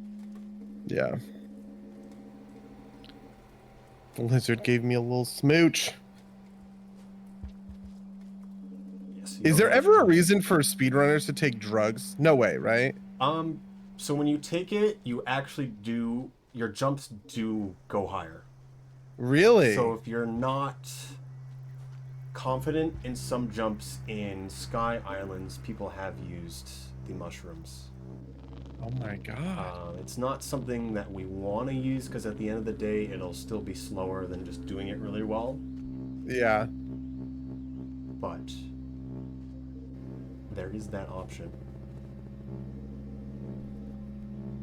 I believe there's some modded maps that use the effect to some advantage. as it gives you a little bit more airtime, which makes it so certain jumps are possible than what would previously be possible. Yeah, that's really interesting. You know, it's funny because I like never think of, like, I'm never a speed runner type player, right? Like I'm never thinking about like optimizing on that kind of level. And so I'm sorry, and then we want to do a wall jump. Perfect. I just hold up and then grab the pole above you. Don't need to do a wall jump. Oh, hey, what's up, little buddy? Oh, well then. It's just a friend. Spooky, spooky. Oh.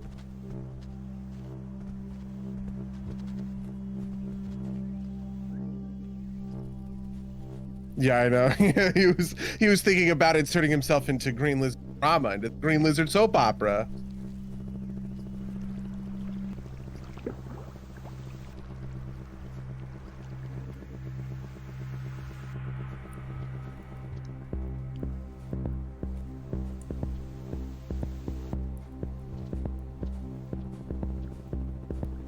Fun fact, the Artificer Scar is just a retextured mushroom? Yes. Is that real? I did not know that. Just put it at a slightly different angle. There's a decent bit of reduced textures in some places. Yeah, today I learned.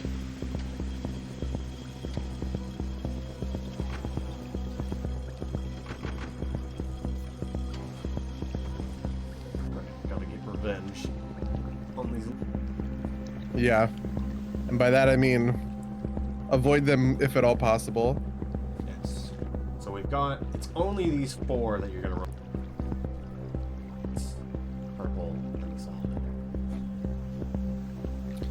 Alright, Don't be afraid to throw the spear. Okay. You either make sound, you probably just pounce on top of him, just keep holding right, and make it. So do a pounce to get all the way to the roll. Okay. We're just going hard right, right? Yes. That worked Yeah, out. okay. Yeah, and then I learned I can just pounce across all of these. My god. Oh my god. Those And they guys were will roommates. Those guys will always eventually fall.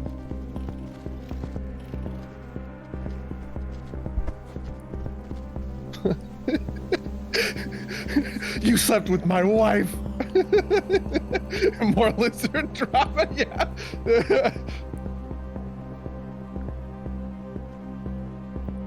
Alright, so the first pipe for the shelter, which we'll try to get, is an okay spot. Alright, Okay. let's go down into it quickly. We should be all good. We'll only take one more shelter, if at all. From this point on. Okay, good. Yeah, we have 25 minutes. Yes. So we are still close to the end. We're close. You can definitely still make it, or at least make it to depth. It's the wife. Lore! Yes, it's the lore, you guys.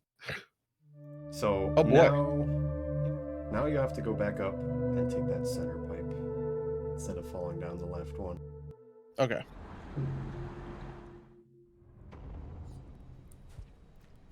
I famously did the swimming sessions in like 20 minutes in that very first stream where they...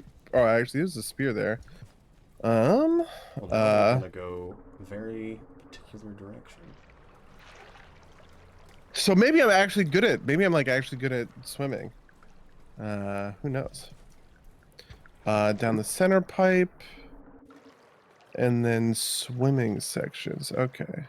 There's one thing I'm gonna note in the next room, but you should be fine to do this. Just don't press jump. In the next room? Well, don't press jump. Oh, while you're No. swimming, right? Because Yeah. you don't want to... You And don't want to... so if you see at the bottom, that's your air. Yeah. If it gets down to the last circle, just stay at the surface for a little bit because you're drowning. If your character is coughing and has their eyes closed, it's easier to tell with your eyes closed. You want to make sure you're not coughing anymore. And then once it goes away, you're at full air. Okay. And so this will be a little scary in the next rooms. So the one thing about this is if you want to go, once you're in the water, you want to go straight at the pipe you're going into. You don't want to come at it from an angle because the corner will like physics fling you away. Also, you're going in backwards, which is fine. Oh, Oh, you did I got it. drown? No, Did I get there? Just keep holding it. No, I fucking drowned. God damn it. I thought I was done. I think you still had control for a little bit because you were at the surface, but basically you had it kind of happen, but you got flipped around by the corner, which is the physics jank that water has. You do not want to come at pipes at an angle. You want to go straight up into it. So you want to slap against the wall and then go straight up into the pipe in that room. And just keep holding the direction and attempting to get there as much as you can. And you really want to not go in backwards as you can.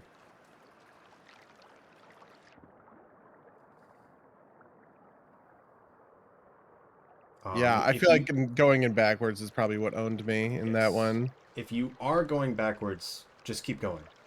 Don't worry about it. Do not. Because I can't flip around. If you flip around, you will drown because it'll take too long. Yeah.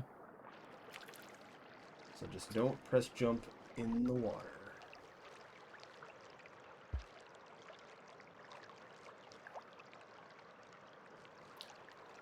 Am I forwards or backwards? I can't even tell. Oh no. You know what? We made it. Okay. You noticed a little bit of the corner pushing you back. Yeah. That's the thing I want you to watch out. You gotta go straight. Oh, God damn the leeches.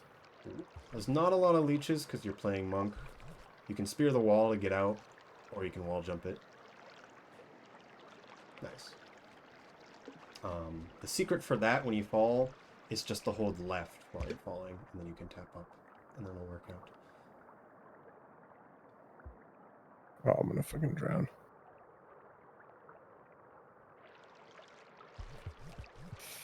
Okay. Made it. I forget the order of the rooms. But if you're at the big drop, the scary part is the pit in the bottom left that you have to swim through. Okay. So just keep holding left. You may want to tap down slightly.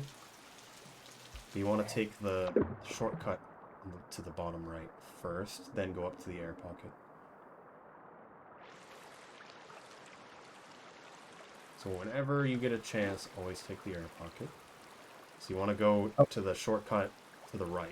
Don't go up there. It doesn't go anywhere. Oh, I'm sorry. Did I go there? Oh, I see. I understand. Let's just get our air back. The waterfall does push you down, just so you're aware. So you can use that to your advantage. And then Go back up to the air, and then you take that last shortcut pipe, and then you're in this weird pocket in the bottom right.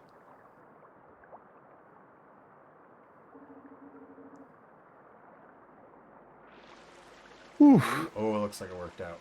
Yeah. That's very scary. So there's a little bit of leniency because they changed how swimming works from base game, how it used to be.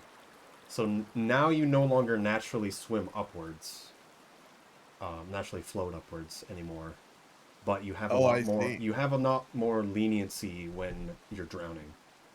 You're not as slow, and you can go up and have a little bit more time once you're starting to drown. So you're gonna go through this little room, and then there's a jump that you have to do. So you just want to make sure you can make it across the top. It's not the worst if you fall. Yes, you want to go all the way across the top. So jump down and then pounce across. Am I not understanding this? That's not a pole, actually. Oh, I just have to go all the way up while jumping? Yep. Oh my god.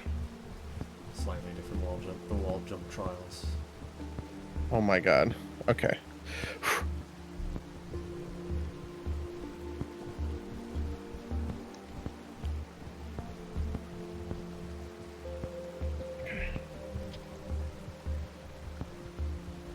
It's just,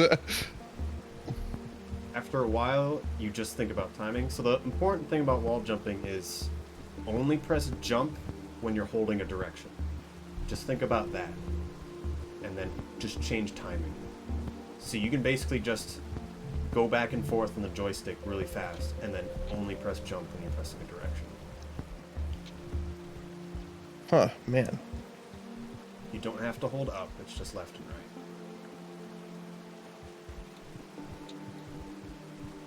And then just worry about slapping against the wall more than pressing jump.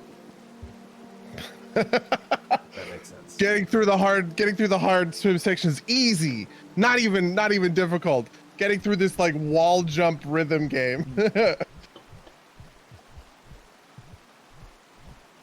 Yes. Just think about pressing left and right, and then just happen to also press jump at the same time.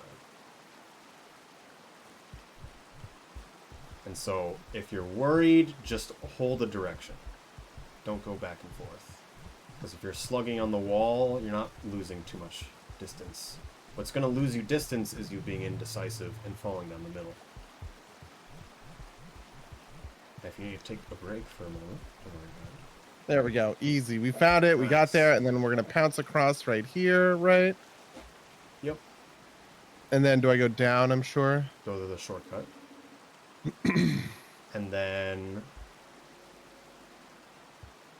Yep, just keep going. And then in the next room, I'll have you go up and take the shortcut there.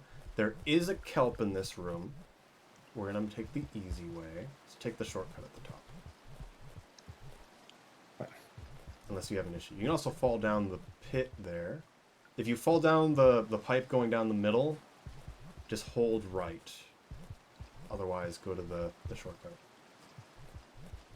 Just constantly hold right. Because there's a kelp at the bottom.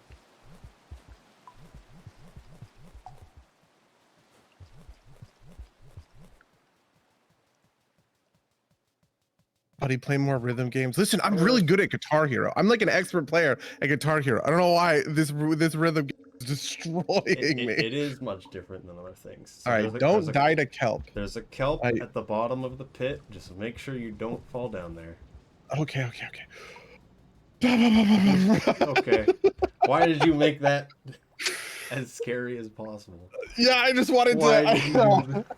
No. I just wanted to give everyone a heart attack. Oh, am I taking the karma gate? Yeah, Yep, probably. take the karma gate. Let's go.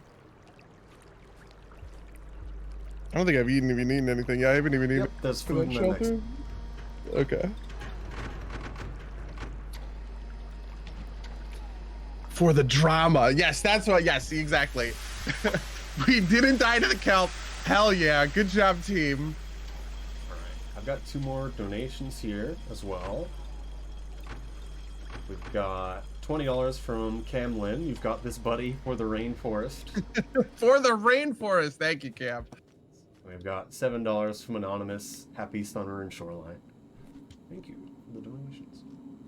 So there's berries that are kind of like hidden in the background here. You want to eat those. Yeah. And then this is the last save you're going to take. Okay. 15 minutes. Okay, to do our amazing expert speed run, you guys. You have 3 rooms to go through, and then it's depths. God. And then 3. Hell yeah. But he's just trying to compete with the lizard telenovela for drama. Yes, true.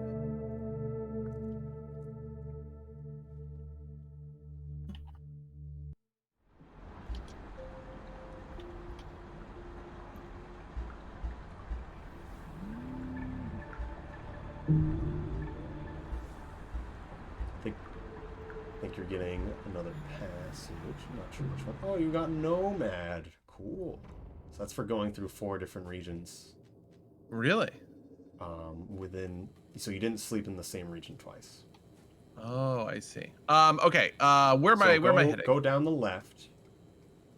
Just go down the left, and then just keep going down that way. Do not take the shortcut pipe. I wasn't sure if Iggy would help you with brightness, but apparently they are not. In the case you need help, pull up the map, because it'll show what's immediately around you. So I don't take that shortcut? So go... No, do not take it. So go down to the left, there's kind of a pipe, and then you'll land on a platform that's basically at the bottom of this screen. I think I'm And here. then you want to hold left. And there's a pipe there. Oh.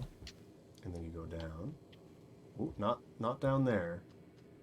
You can kind of see it below you, that pipe kind of going up the side of the left. You want to go back up to that platform you were standing on. Oh, I see.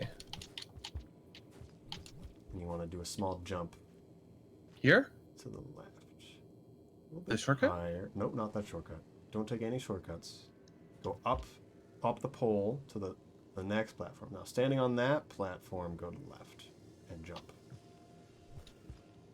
I feel like I didn't do it right. When standing on the platform, just like on the bottom of the screen. Oh, here we go. I think I got it.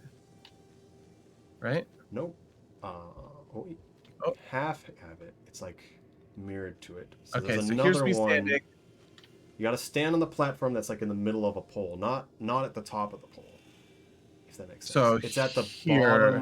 bottom of the screen, not in the middle of the screen. Does that make sense? So it's yeah. Okay, it's in so slight red light. is it this one? Yes. So you want to jump Okay. just blindly to the left, and then don't I fall see. down. There's an actual pipe there.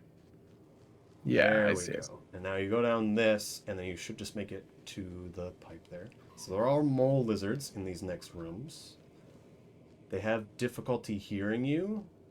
You should be able to go down early on in that little section. If you see your tail kind of fall into it. Oh, there we go.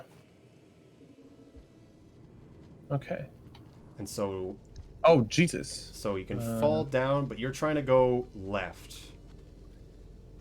And then if you can't see anything and you need to see something, pull up the map. And then try not to move around on your feet. Be laying down when you move around, otherwise they can hear you. That makes sense. So I would go down a little bit, then to the left, and then just keep going. Is this left. right? Whoa. Oh, I think he saw me, but he has a scavenger, right? They can't see you. They don't have eyes. They can only hear you and So feel you. So go, can I take this, go up. I don't know how to explain it. You want to take the top of those 3 pipes, if that makes sense. There's 3 shortcut pipes. You want to take the highest one on the right side. on that side. Oh, I'm gonna have to do some. Get there from here. You can spear the wall where you are right now, up there. Oh, I would spear the wall and then just stand on that. just to get away from the guy. Yeah. Well, I think you can jump. You can wall jump and get up to a pole above you. Oh, really? That Oh, also okay. will Yeah. work. Okay. Otherwise, you do take that shortcut the mole lizard just took. He might fall on top of you. Just beware. Where'd that spear go? I thought it was right on top of me.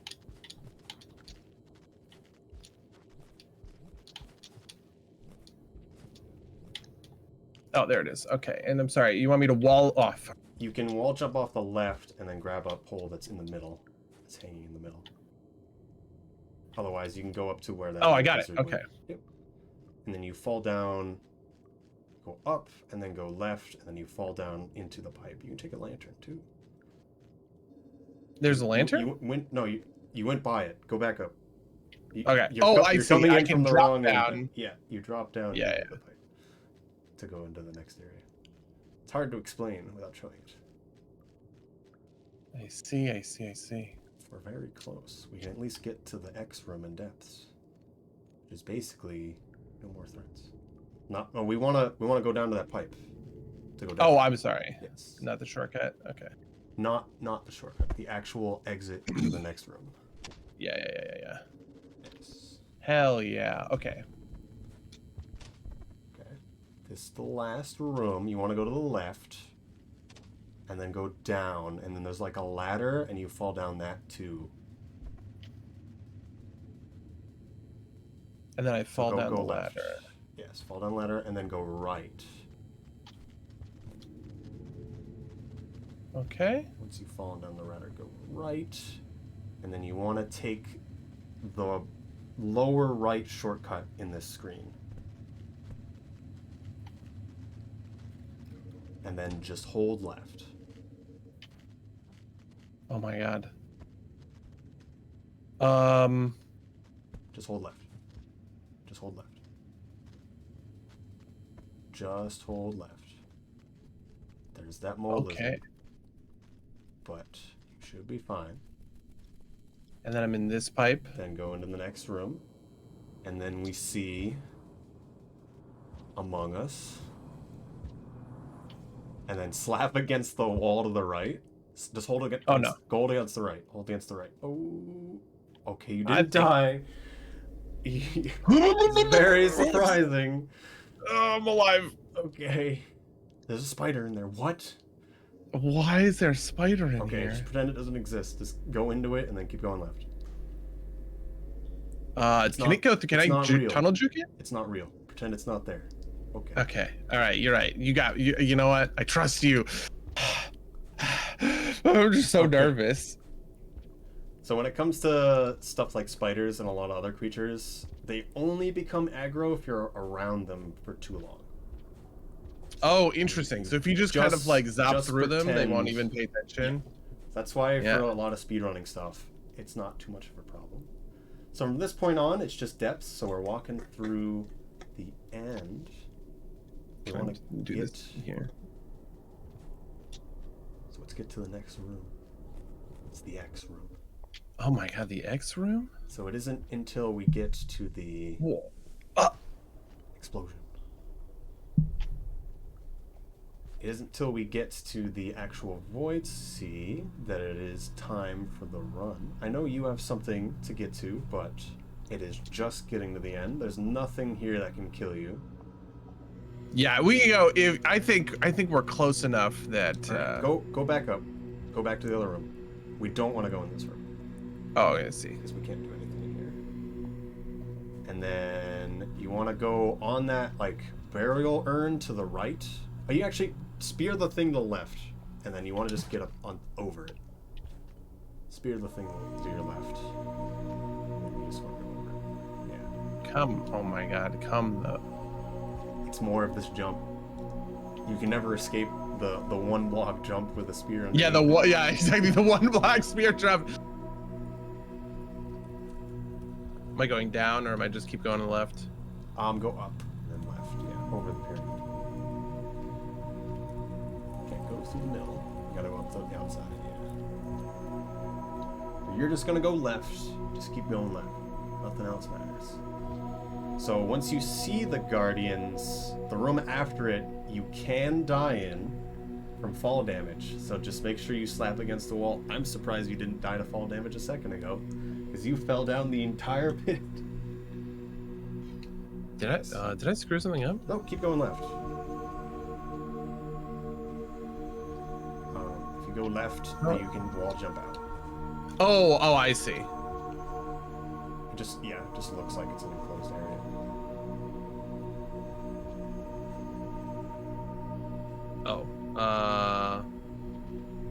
You have to make it over that jump. I'd throw something while you jump on top of the urn. Maybe you spear that. Yeah. Perfect. And then you can fall down if you want the next section, because there's under areas you can go into. You don't have to. Oh, really? Yep, you can go down below. Oh, look at this. Made it over though. So now you go back up and go off this.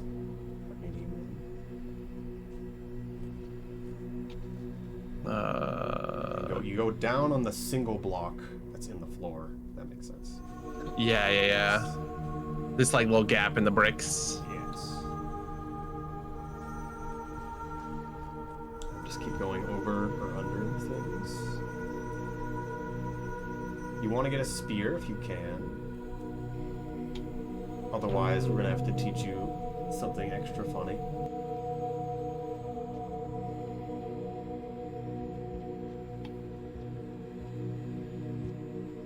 I have a rock, but it doesn't look like. Oh, I have it. Here we go. Here's this.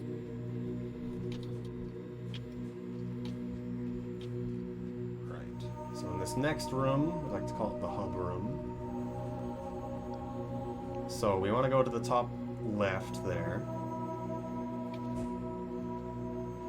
And there, you have to spear the platform that the pipe is on, if that makes sense. So jump up where the 2 small blocks.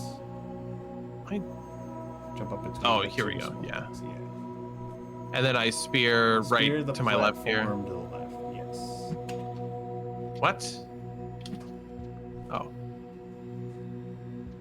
Oh my god, did I spear it too high? Monk has the weak arms.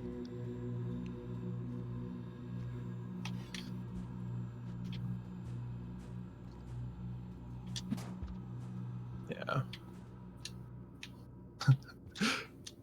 We're doing it baby mode, okay? It's fine. Otherwise, you can do, as some people are saying, a crawl, turn, vault. Don't do that. You can also, CTV? there's also a way to double jump. You're against a wall that works there. Not gonna worry about that. So we got a bunch of friends here. Oh my god. They don't do anything because we've got X Karma. Oh my god, X Karma? What would they do if I didn't have X Karma? I've actually never been down here, funnily enough. So, of the ways to get by them, basically they kind of work like a Karma Gate, but what they do is just throw you away. If they throw you away a bunch of times, they gravity slam you in the ground. Also, you can die in this next room. Just make sure you slap against a wall so you slow down. Okay. Oh my god, did I die? No, I'm alive. Okay. I did drop my lantern though.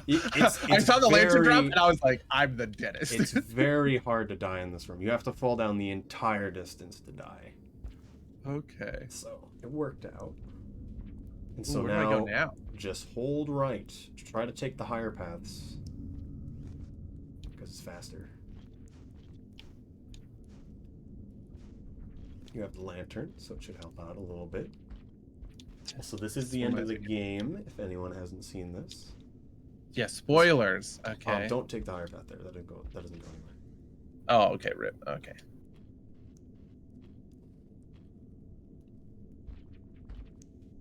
What is your time on a Pebbles run? Do you know offhand? I haven't run this category in a really long time since War Downpour. I can check that right now. Oh man. I have a. This is gonna be really embarrassing. I have a 29. Wow. Okay. So I've only tripled your score. Hey, it's still very good. First time you've done it. You know what? It's a PB. We'll go off okay. We'll off the in-game timer as it is anyway. So you're still under 2 hours. Yeah, exactly. I'm a speedrun legend, you guys. Listen, it's only up from here when it comes to speedrunners. Okay, I just wanted to set the bar real low. So the big thing about doing speedrunning for the first time is just learning the route and actually just doing the run and enjoying it. Yeah. You did a lot of hard sections pretty quickly, one way or the other. The whole section, actually doing that whole thing you did on the wall was really good. Yeah, being able to skip those lizards, I feel like, is... Actually knowing what to do is a lot of it. Now you gotta do it again, but without messing up a bunch of times. Yeah, exactly. Oh wait, you go under on that spot. Giant pillar.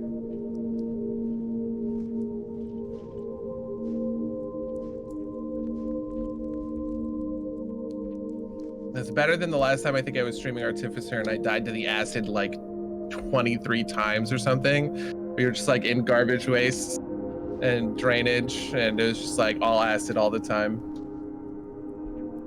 Acid is unforgiving, especially as Spearmaster too, because then you don't have jumps. Yeah.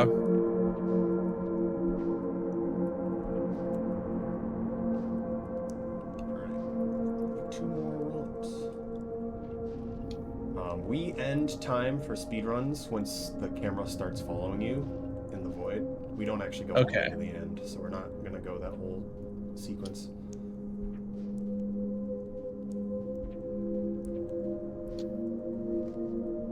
I'm sure that everybody in my meeting, my noon meeting, they're all like, "Where's Buddy?" And they're gonna come and they're gonna tune into the stream. So I hope you guys are all watching, okay? And you're real proud of me, all right, for being a true speedrun gamer. Yes. I don't think they'll care too much if you're 4 minutes. Yeah, it'll out just as be. it is. Honestly, they're all going to. They're going to be real happy for me. I'll tell them to cheer you on. Thank you, Riv. This is why you're my favorite, bud. Alright, little zigzag here, and then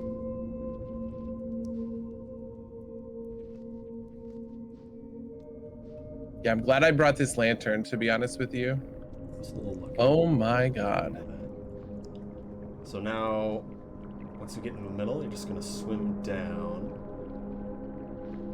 And then On where do I go from on here? the just keep swimming down once you hit the middle. So keep going, right? Yes. And on the last transition, so there'll be a transition into the water, and there'll be another one. On that one, that is time. Okay. Can I drown in this water? That would be really funny, to be honest. Yeah, lanterns did not help me in this last room. That's true.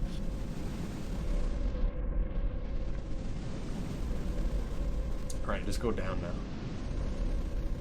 So you're Into the water? yes, into the water.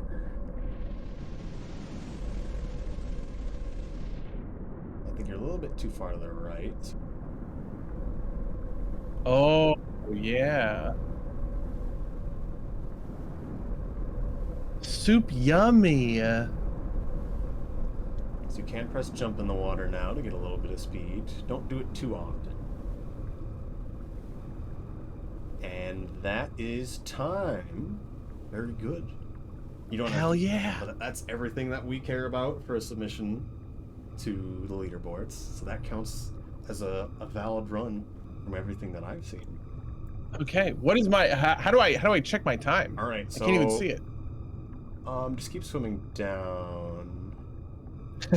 So we're not in giant gold land and we can see it. I think it'll also just say in the if you quit out too, but if we get to see it, it'll be more of a reveal. 1:15. That's what everybody says in the chat.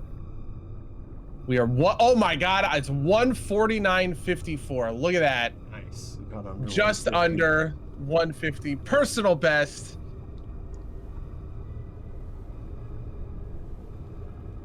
We have the I'm just fastest gonna run go of all down the aquaponic because people. we might as well, right?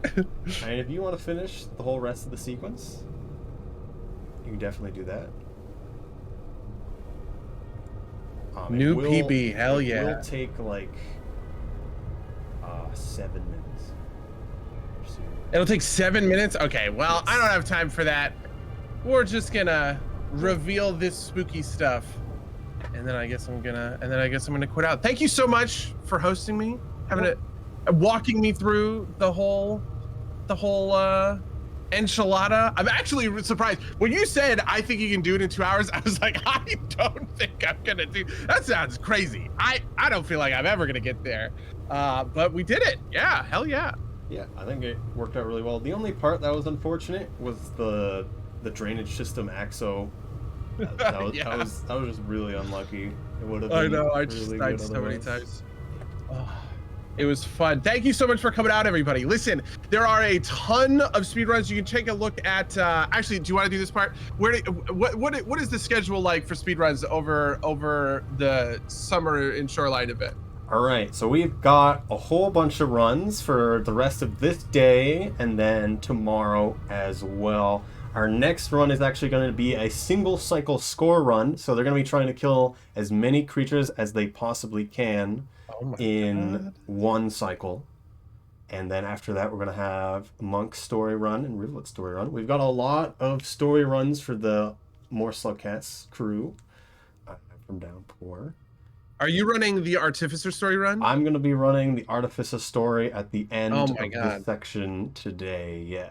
After my own heart. my favorite slug cat. Commit lots of war crimes for me. Okay. Listen, I gotta take off, everybody. Thank you so much for coming out. Make sure that you follow the channel and have a good time in the big event. See you later, everybody. Have a good one. All right. We'll see you guys in just a bit with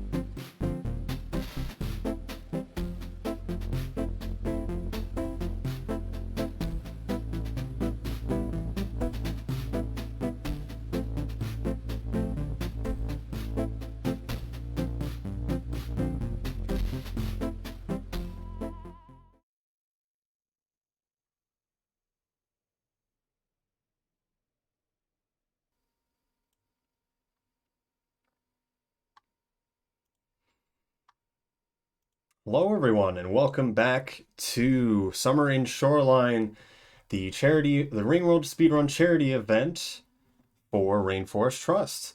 Next, we have the single cycle score run by Shining Shadow. And specifically before we get into that, we also had one more donation, that being from Dricky or Mur. They said $20, and they said we didn't die to kelp. Yes, I can't believe they teased us with that one. But also, Yeah. let's bring it over to Shining Shadow and give them a round of applause for the start of their single cycle score run. All right. Hello.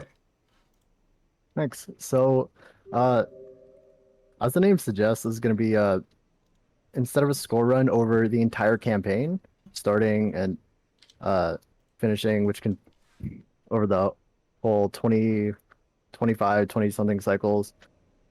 It's only going to be a single cycle where you're given a set amount of time and you have to get as many points as possible. And the way that we're going to be doing that is by just killing creatures. So I have a save already set up with triple spawned chimney canopy. So what that's going to do is instead of having a set list of spawns, it's going to have that set list of spawns 3 times over. So instead of, for example, 7 vultures normally spawning as hunter, there's going to be 21, although we're probably not going to get that many. So let's just jump right in. So I'm going to be starting off with a mechanic called vulture cheese. So the way it works is a couple rooms over, there's a specific room with an echo in it, and it has a radius where it'll pacify creatures that are nearby. So in this room specifically, what you can do is summon a vulture using a vulture grub. The vulture grub isn't pacified, so it'll still work as normal. But when you summon vultures into this room, they do get pacified and fall to the ground like that. So the thing is, okay, I don't think I can actually kill that one. The thing is, they're still alive, so you still need to hit them with spears or knock them into the void and deal damage before they fall. So I'm going to start out the score run by just summoning as many as I can into this room. A lot of them are going to fall into the pits, mainly the ones off to the right over here at the next screen transition. So I'm not going to get like 21, like I was saying, but I'm hoping to get, I don't know, 10 or so. I'm not really too worried about how well I do. This isn't exactly, I'm not really going for world record or anything. So normal vultures, I like to go for 8 or 9, sometimes like 10 spears to the body before they die. And then for king vultures, I can't reach that one up the top there. For king vultures, I go for like around 14. And it looks like I'm starting to lag with all the vultures on the screen. Oh god. So I'm gonna start pushing them off now before it becomes unbearably laggy. And also to save time, because we only have 13 minutes, I'm gonna be hitting them with a rock and then pushing them off.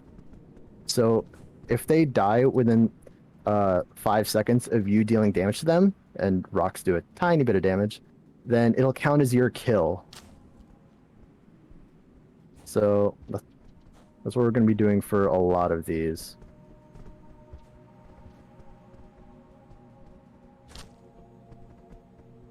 I think I hit one of the... I think I hit this vulture by accident. Oh well. Also, some people are asking, how exactly would you triple spawn?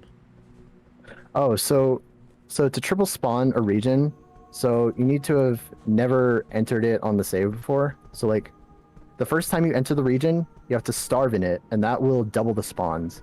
And then in order to triple the spawns, you need to exit the region through 1 karma gate and re-enter the region through a 3rd karma gate. So the goal is to just reload the region as many times as you can without ever saving the game. So like starving, that'll load the region again next cycle. And then if you exit and re-enter without saving, so for example, if you do it all in one cycle, that'll add an additional layer of spawns. for triple. All right, I think, yeah, the vulture grub blinked red, so that means all the vultures are here, or at least most of them are here.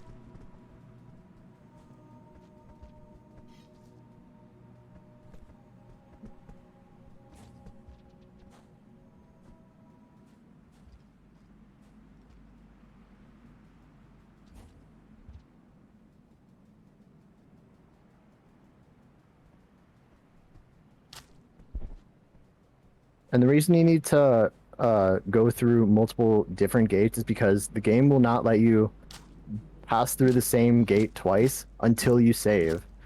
So, for example, to triple spawn chimney like this, I entered through drainage system, starved, and then I went through Sky Islands, Pipe Yard, and then Industrial, and then back into chimney, and then slept.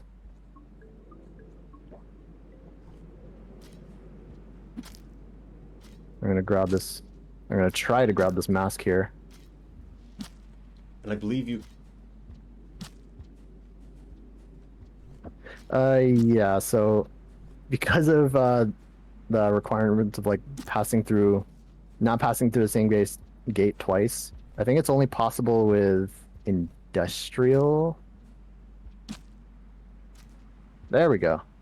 Okay, I got the mask. I'm gonna be using this mask for the rest of the run once I've killed all these vultures. Because lizards are scared of it for 30 seconds. It might not sound like a lot, but it's actually quite a lot when they only take 2 spears in order to kill.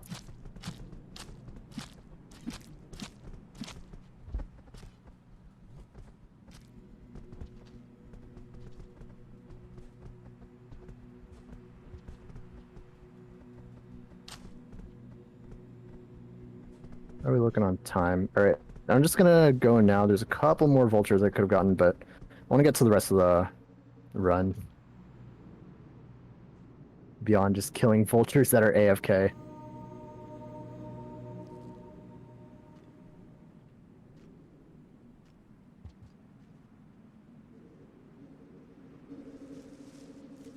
Oh yeah, and I also lineaged this pole plant that normally spawns here. Oh no.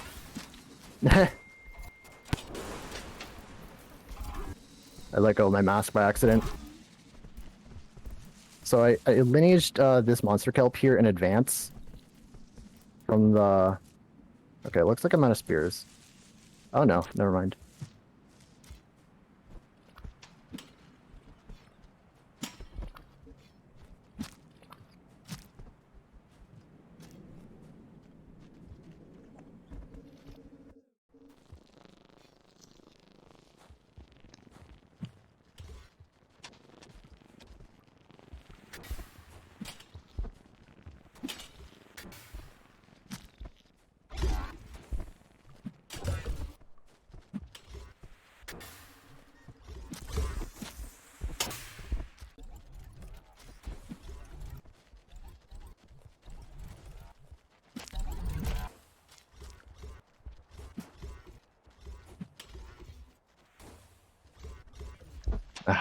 Okay, I don't think I'll be able to... I was trying to throw a spear upward. Kinda difficult for me. Did I eat? I did. Okay.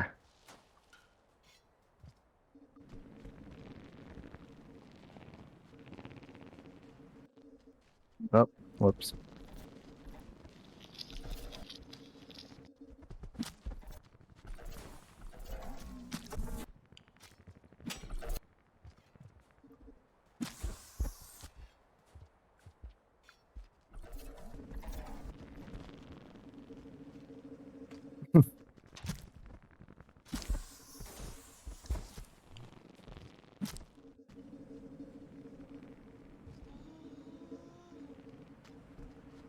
Alright, I think I grabbed a noodlefly baby there. So I think I might have a noodlefly mother coming after me soon.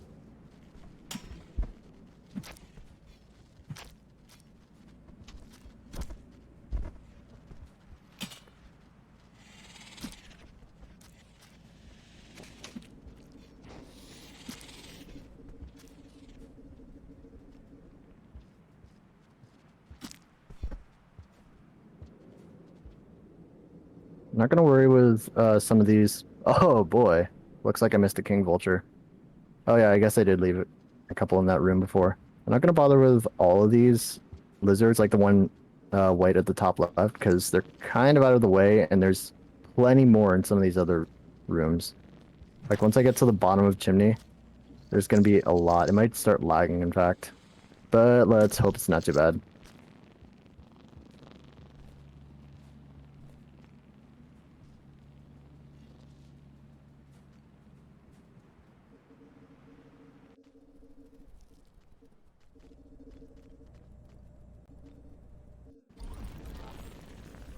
Oh boy. Yeah, that's a lot of noodlefly babies.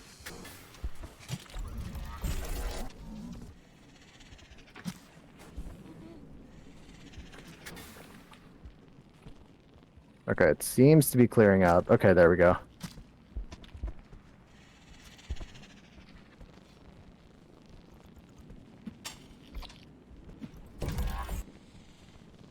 Oh, I did not mean to throw that spear to the left. Oh well.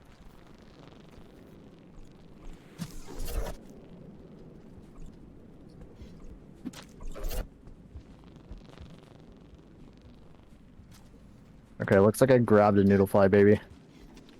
Yeah, I might be in a bit of trouble because I'm not really great at killing those guys. Okay, I think I'm just gonna get out of here. It's a bit too dangerous for my liking. And now it looks like I'll be able to show off industrial, because I actually triple spawned industrial in the event that I might run out of creatures in chimney, or I might just it might just become too dangerous for me. So for triple spawning industrial, the route that I took was I entered through outskirts. Oh, I got a lot of time. So I entered through outskirts, starved, and there's the noodlefly mother. And then after starving, I went through garbage waste and shaded citadel to re-enter industrial and get triple spawns. So let's see. I don't think this mother might be able to pass through the gate if I unload it just at the right time or something. I'm not really sure how the room loading works, but I know they can pass through the gate room sometimes.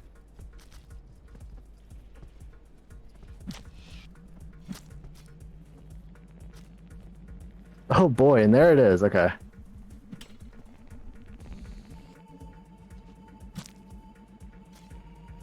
There we go. There's a drop bug up here.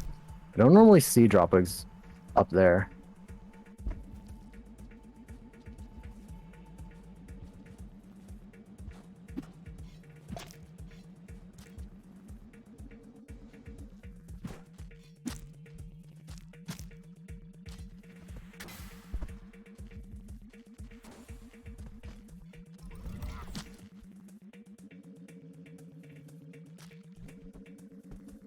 Alrighty. Oh, oops.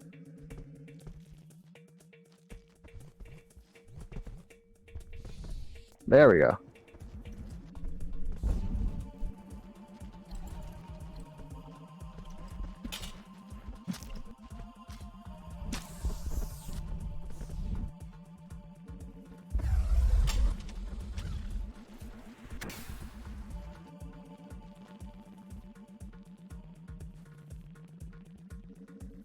Okay, I thought this pink was gonna come, and he's going all the way down there.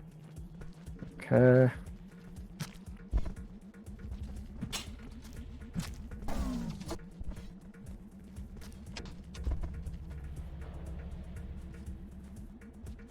Okay, looks like there's only, yeah, looks like there's only 2 red lizards in here. So I think one of them retreated. This room is pretty hard to get through if the red lizards don't end up fighting. Because, I mean, they're just pretty dangerous. Oh, hey. Lots of stuff here.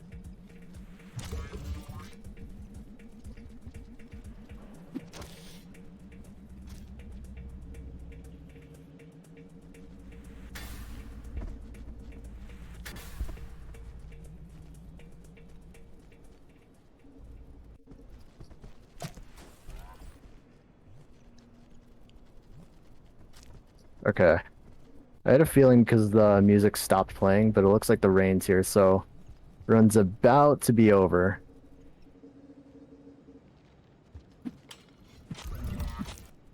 Let's see if I can get a couple more kills. I want to stay for as long as possible before the rain hits and becomes lethal. But it looks like most of the creatures will have retreated back to their dens. But I'd say this was a pretty good single cycle run.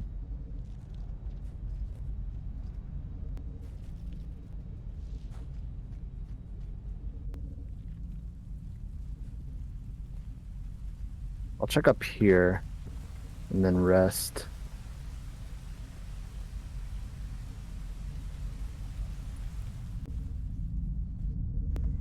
Just a few more points. There we go.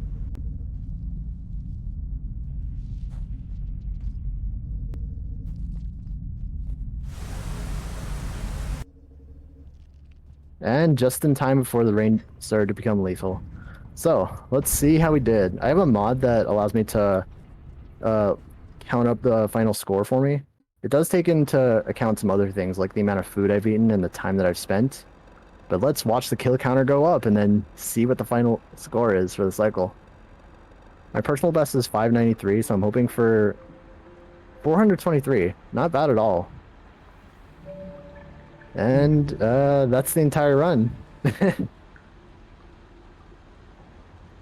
All right. Thank you for showcasing this run to Summer and Shoreline. You almost got a second row.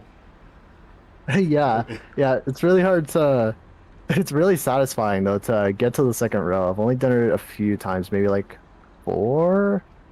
It seems like when you do a bunch of the same back to back, when it's stacked like that, Oh, yeah. it won't push it as much. Yeah. So, say like you did one purple into another, you probably would have made it. It's clipping into the Yeah. unlock tracker. Yeah, I think it was pretty funny. All right. There's only one question that I have that I see from chat. Yeah.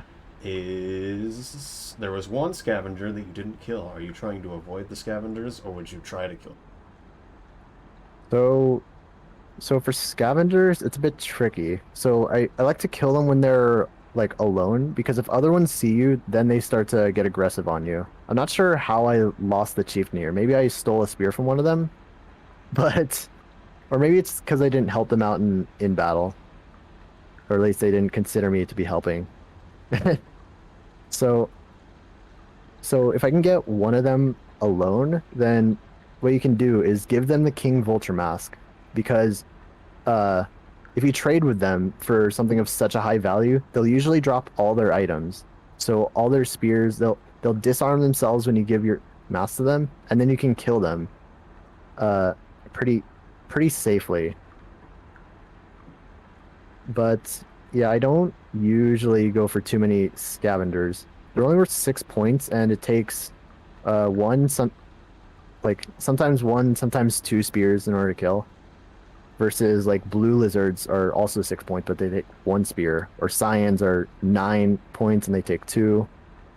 Yeah, most of these lizards take 2. So it's like 4.5 per stab for like a cyan versus 3 per stab if you were to 2-shot a scavenger. They're just generally pretty dangerous. All right. Well, thank you for your run. And up next, we're going to be having Nanoferret doing their run of Monk Story. We'll be doing a little bit of what Buddy did earlier, so you might see some parts alike to what we did, although a bit faster. But we're going to go off and do some other things as well. But stay tuned, and we'll see you all in just a little bit.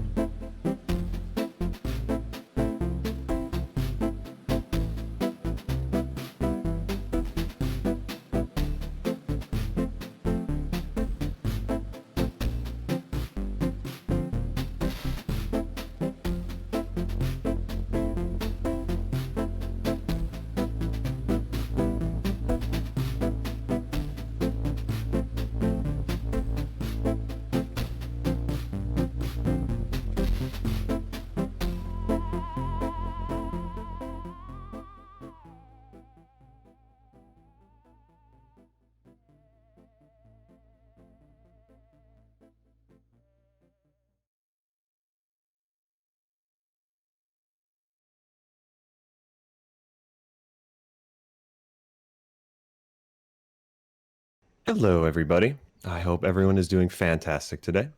Firstly, would love to say that we appreciate everyone who's shown up to the event thus far. Seeing the donations for the Rainforest Trust fill so quickly is really awesome. The love and support within the Rainworld community is amazing to see, and these events wouldn't happen without your support. So thank you all. With that in mind, our upcoming run is the Monk Story Percent, done by NanoFerret. So please, take it away. Thank you, thank you. And yes, hello everyone. I also just want to welcome everyone to the Monk Story Percent, which is a little longer than the Pebbles Percent that you'd seen before, but it's going to take a similar starting route. I'm going to go ahead and get into it. We're going to skip the main cutscene, I think, and just generally explain the story as I go through the tutorial and explain things from there. So we skip the cutscene here, which is essentially Monk, the Slug Cat, has lost their sibling and is on a mission to chase after them and find out where they have gone, and is following their current footsteps. So that is what our goal is, but our little friend here, Iggy, is going to direct us to go perform some other tasks, but we're going to do them a little out of order. So I'm just going to get through the tutorial here.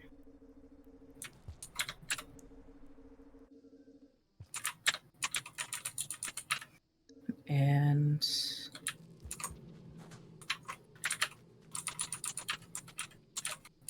just kind of move. Whoop. There we go. All right, so we're going to eat a couple of fruit here. That green lizard's going to frighten me, I think. He's going to be in my way.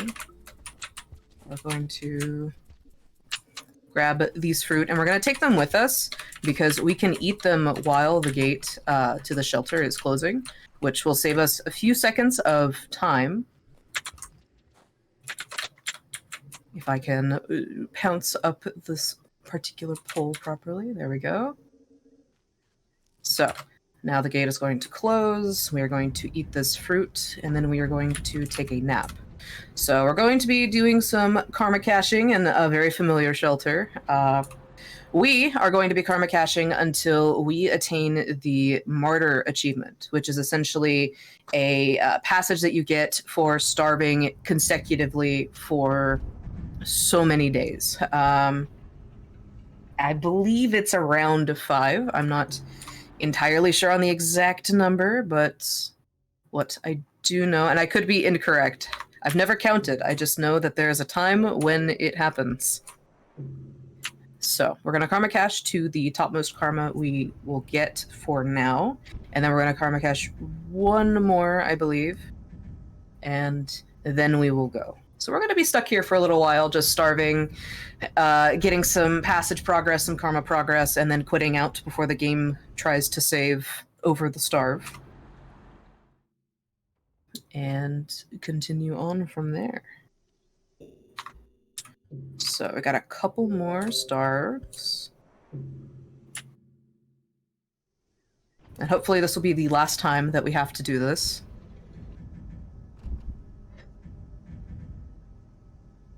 And so from here, we have to do a few things. We have to go meet Pebbles. We have to grab a couple of neurons, which Pebbles has, and then we have to take a quick trip to Shoreline and grab a cloak from the submerged superstructure, and then take them to Looks to the Moon, upon which we will then head west and beat the game. But not perhaps the way that Pebbles Percent does it. We're going to be taking a different ending that was added in the Downpour expansion. So I'm really excited to show it off. The last region we will be in is probably one of the most beautiful ones I've seen out of the expansion, and I just really like looking at it. So as you'll see over on the left here, we will have gotten the Martyr achievement and 2 pips of Survivor. We're going to need to get Survivor towards the end of once we get to like the last portion of our run, we're going to need survivors so that we can passage back to this particular shelter. So, without further ado, let us take a little journey to Pebbles.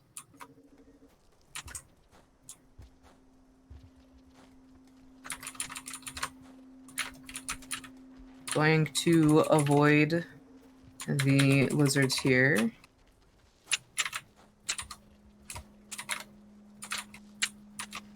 And I'm going to keep a spear on me because a fun little fact that was also something new for Monk that was added in Downpour is that Monk is no longer able to be instantly killed by lizards.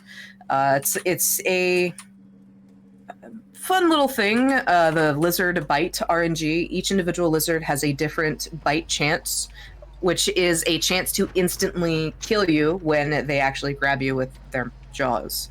So though each of them have their differing bite chance, Monk is unaffected by all of those bite chances, save for the red lizard, which we're not going to be seeing here. So as long as we have a spear with us, we have a really good chance of being able to slip out of their grasp. So we're gonna just do another pole boost here. Ooh.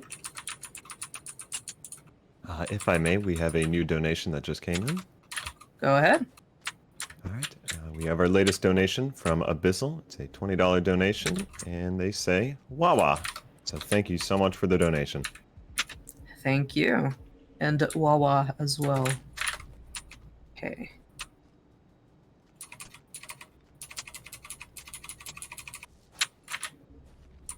I'm gonna go over top this way. You can usually do a extended slide, and that will get you towards that bottommost area, but it can be a bit tricky to pull off immediately, so we're gonna be a little safe about it. We're gonna get this guy's attention so he's not a problem.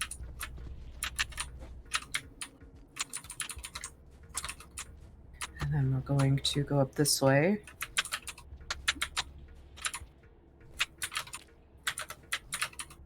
It does not want me to go through this. We're just going to throw a spear in there. I don't want to waste too much time with that. Got a lot of ground to cover and not a lot of time.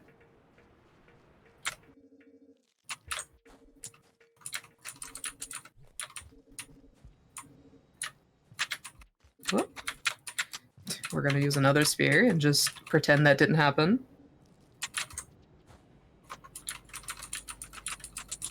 You were not looking, chat. It was not real.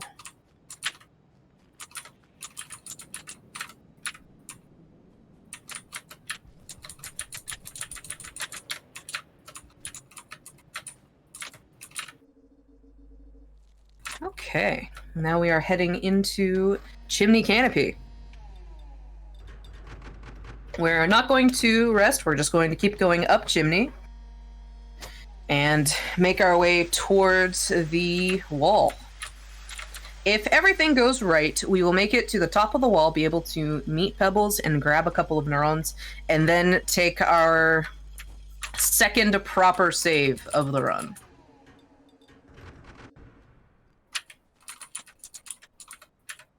Should everything go swimmingly.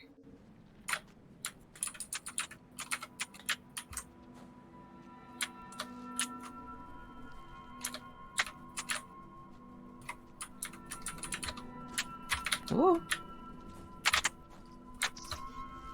Just going to use a little backup strat there.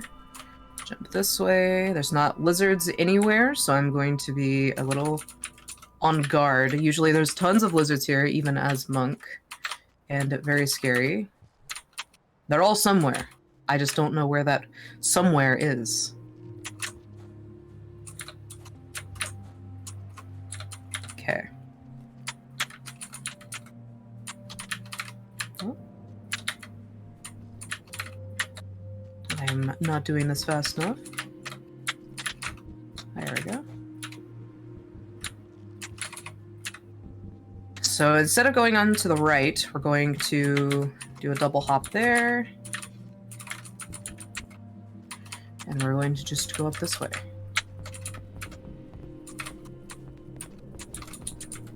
Okay, I see that there is a blue lizard there, but I'm going to elect to ignore him. Mostly.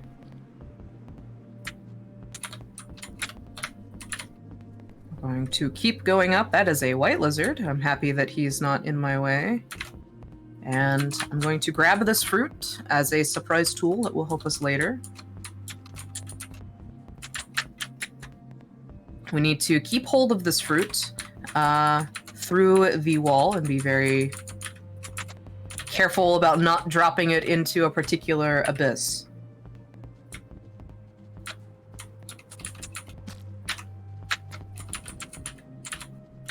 He was in my way. I am so sorry.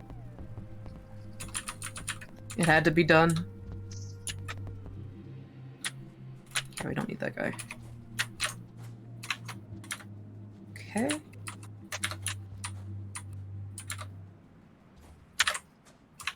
Oh. Almost really scary there. We're going to be a little safe about that. Drop the fruit.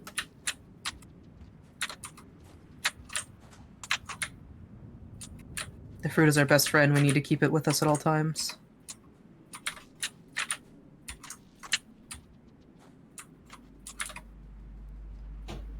Okay. Now we are at the wall in pretty decent time. So we only have a few more obstacles in our way before we actually make it to a relatively safe area, which is the 4 white lizards and the blue lizard that are our main issue.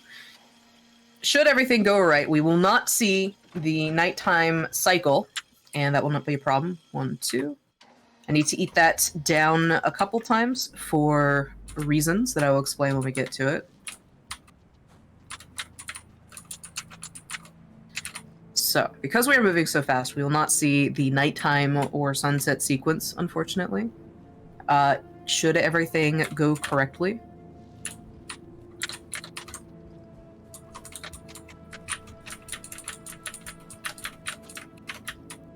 All right.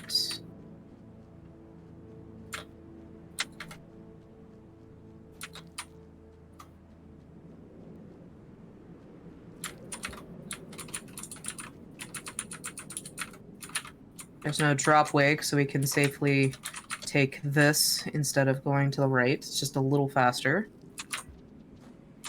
And we're also going to take this because it is faster than crawling through the pipes. If you do not immediately fall off of the poles, that is. Like I am prone to do sometimes. There we go.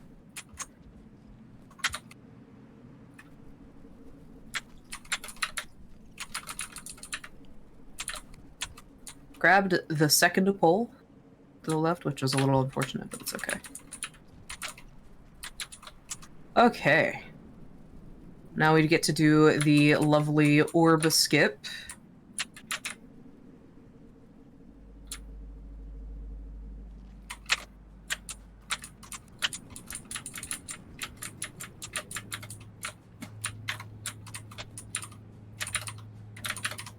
Whoop. Come on. There we go. Okay, alright. I see how it is. There we go. So, we're going to be doing an item regrab. If I can not drop my fruit down into the abyss, please come back. It's gone forever. There it is.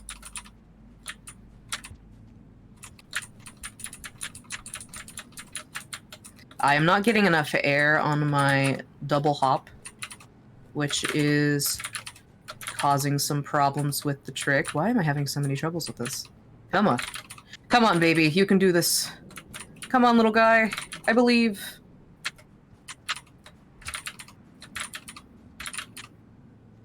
Okay, hold on. There we go.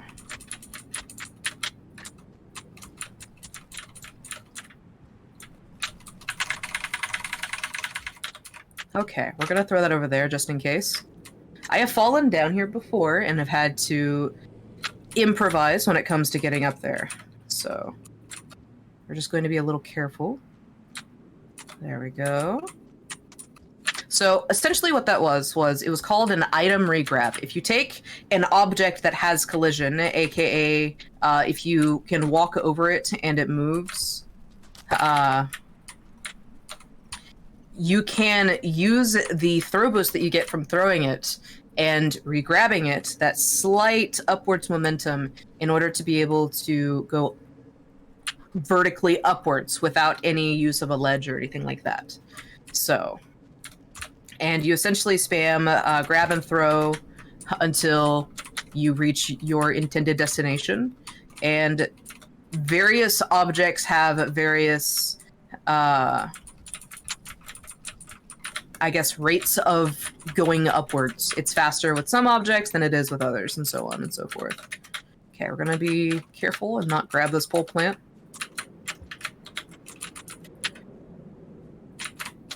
I almost did.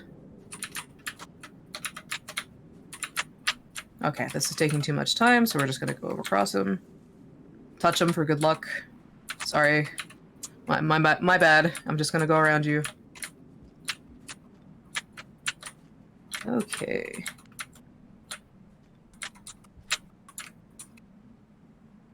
Let me just scoot on by here. Okay, there's one white lizard that I see. I have to be careful because there are white lizards that sometimes like to camp out in these little pipes, and you cannot tell that they're there until it's far too late. But we got lucky and they weren't there. Okay. I believe I have not seen one white lizard out of the 4 that can spawn here. But I also don't see... Oh, goodness. I also don't see a threat meter, which means that there's not an enemy in this room. The little red pips usually tell me, even if there is no threat music, whether or not there's actually something in the room, which is a really good visual indicator. And currently we are home free. So we get to sit here and admire the view.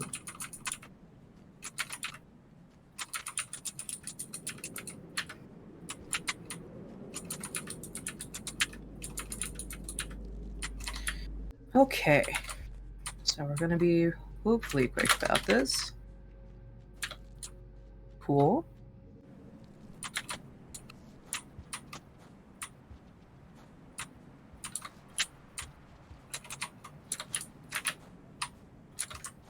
So now we're just gonna use a lot of movement and get quickly over top of this area so that we don't have to be here for very long.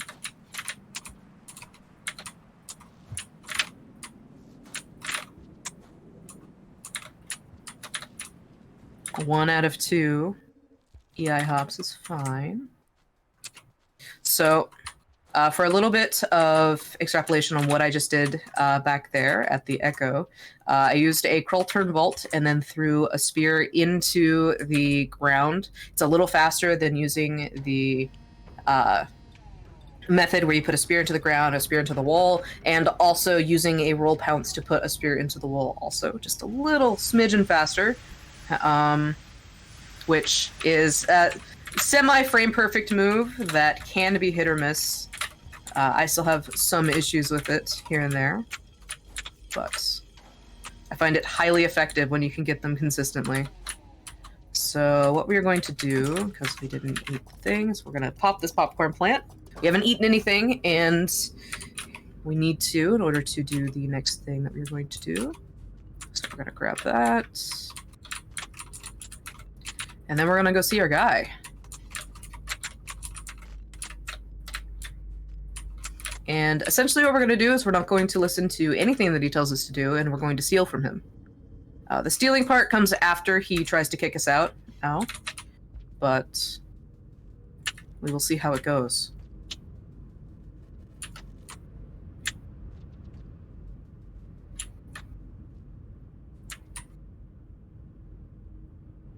See if I can get this first try.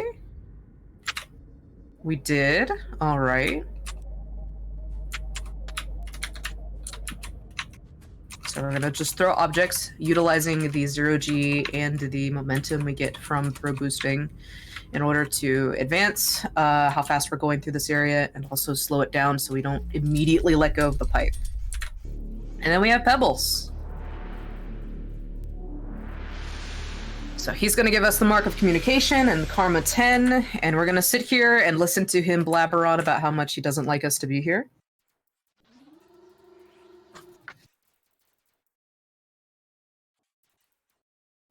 What he doesn't understand is that we are not going to listen to a single word that he says, but he doesn't need to know that.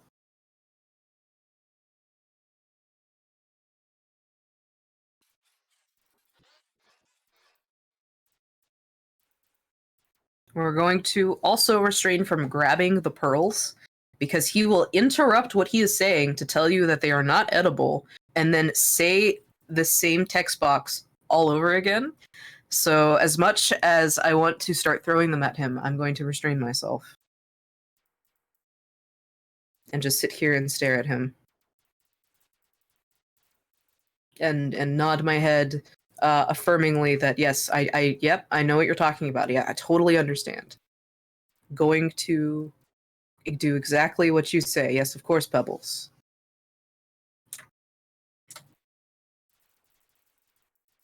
Uh-huh. Yes, the access shaft. You mean this one, right? Ah! He corrected us. He was not fast enough, however. So, we're gonna get a bit of loud music. Sorry if I raise my voice just a little bit. We're gonna grab some neurons, if we can grab them. Come on, little guys. Please.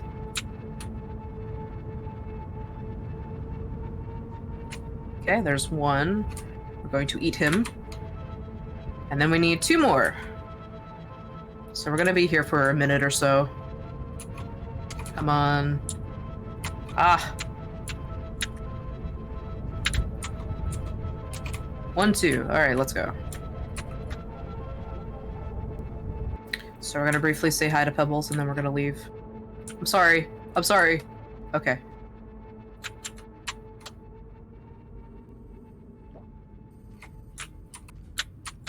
I messed up my momentum doing that, so we're gonna have to do this diagonal jig here.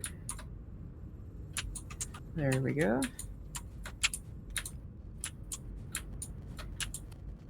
Ooh.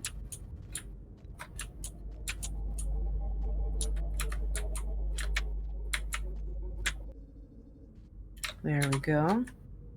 And as you see, that conversation with Pebbles took so long, it is now nighttime. So we have to go take a quick nap.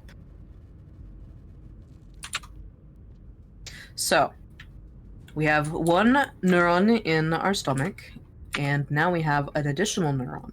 The next goal is we have to get down to Shoreline from the wall, because we have to save with these neurons and carry them with us. So once we are going, we're gonna have to keep very close attention, or pay very close attention to the neuron and make sure that we do not accidentally eat it. That has been a struggle that I have had before, accidentally eating it. So, gonna take a quick nap here. All right, there's our our second save after our initial outskirts den. So from here, we're going to go down towards submerged superstructure, which we have to get to via Shoreline, and that's going to be a bit of a journey. So we might have to take a rest in between in shaded is usually where I like to do it, as it's a little more consistent. But we will see how it turns out, because we might get held up, we might not. It really depends. I'm gonna actually check the cycle timer. Oh, we've got plenty of time. I might still take the shaded rest out of precaution, but if we can get into Shoreline, I think I will be a little happier, because there are some shenanigans that can happen with the next leg of the run that includes submerged superstructure. My lord, I cannot talk. But I want to avoid time loss with those shenanigans as much as humanly possible.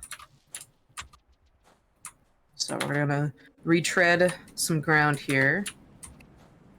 We're now essentially going to be falling down the wall and down a chimney. With some thematic music.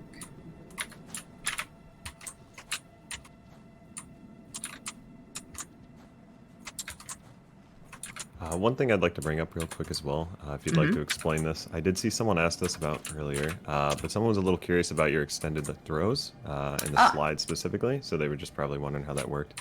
Okay.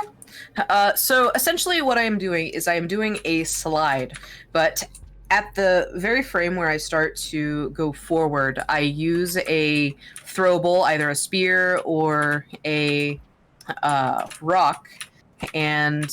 Ooh. I have dropped the neuron. Either a spear or a rock, and I throw it behind me just as I start to go forward with that particular slide. So what that does, it essentially gives you an extended slide and will give you a lot of movement and range as opposed to your regular slides and whatnot. That can also be evolved into what is known as the extended instant hop, which is essentially launching you forward. There are two lizards that are fighting. Essentially launching you forward at high speed, which is another frame perfect move. If you do not get it exactly, you will either just pounce directly upwards, or you'll just kind of hop on the ground a little pathetically.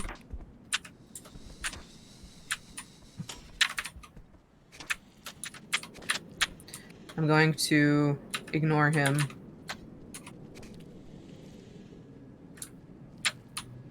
And ignore him also. So both of those moves are very important to kind of getting around those long horizontal areas. And you'll see me move or use them a lot throughout the run, actually. So the next time I actually do one, I will try to explain a little more. I'm trying really hard not to hit my face on any of the platforms, because I will absolutely lose the neuron. Excuse me, bud.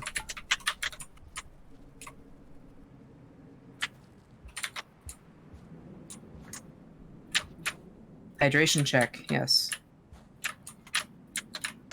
I am a little parched.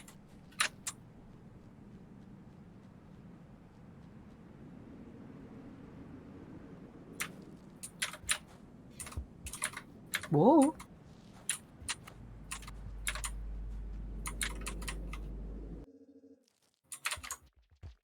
Okay.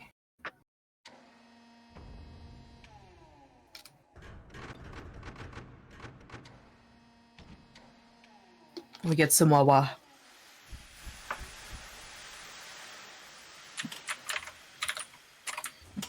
All right, so as we come out of here, we are going to grab the popcorn plant that is just outside of this gate.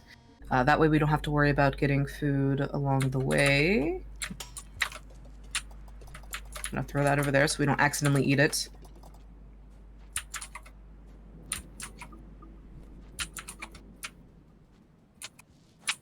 Okay. And now we are just traveling.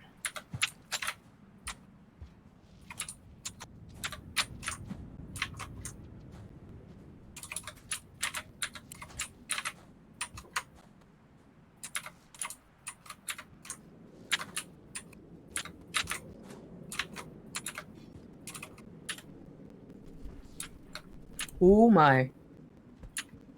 That was a lot of things that were happening. I didn't want to be any part of that. Alright, so now we're going to be falling down chimney canopy rather than going up, which is much more fun, in my opinion.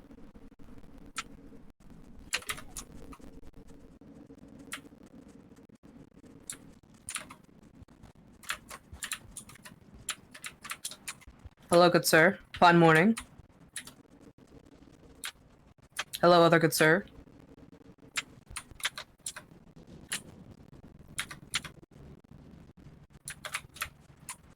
Hello. We're gonna just skate by all of these dudes and just leave them alone. And they will leave us alone as we are monk and they do not see us. We are simply too stealthy.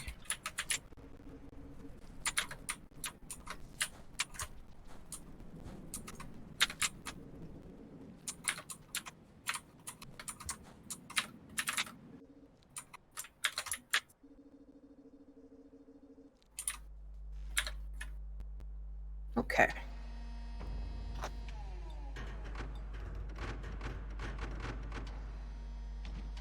So, we're gonna take a deep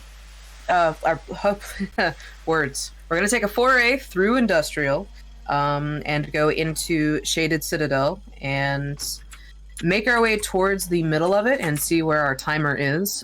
If we can, I would like to go across the bridge very carefully and rest in Shoreline, though not totally required.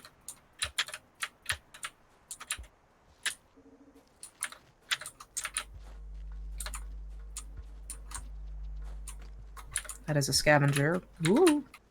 Ooh, please. Okay. All right, cool. That was almost really scary. This is scarier. Okay.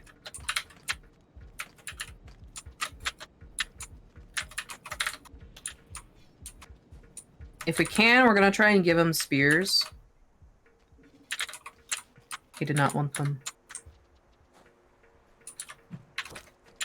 Oh, I instantly killed him. I'm so sorry, I was aiming for Iggy. Now you know how I usually feel. I'm so sorry. We're gonna just run away from our crime and immediately go into a different region.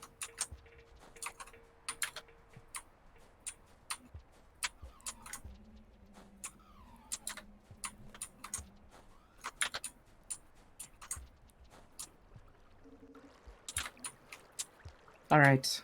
We have escaped.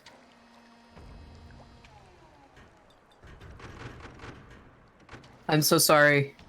He will be missed. And he will be remembered in our kill count.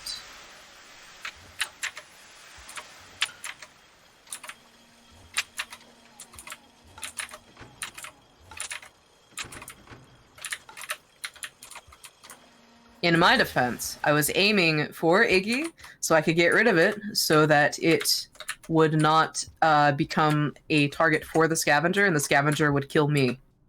So, I've seen some pretty wild throws from the scavengers themselves, and it's always a shock to be instantly killed by them. Okay.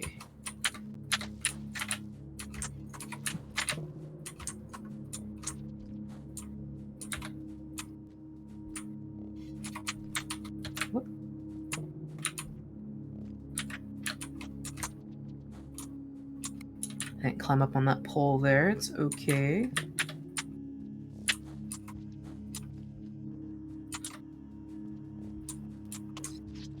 Alright, so we're gonna basically ignore everything and just walk by it and just ignore it. We're gonna have to be careful of this pink lizard that can and will get in our way.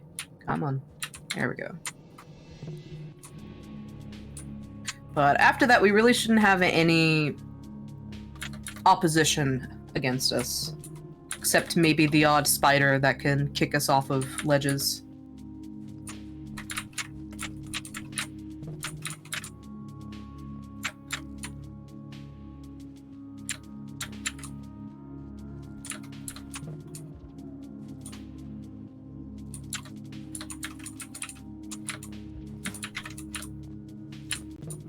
Ooh. Okay, we're gonna go this way because the slide sent us into the small pit. All right. Okay.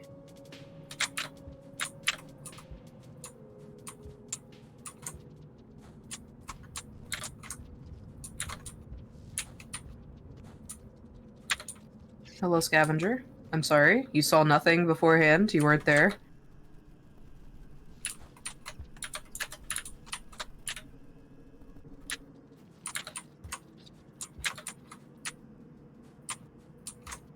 When we get through these next couple of rooms, I'm going to check the rain timer. Never mind. I do not need to check the rain timer. So we're going to take this next shelter that we come across.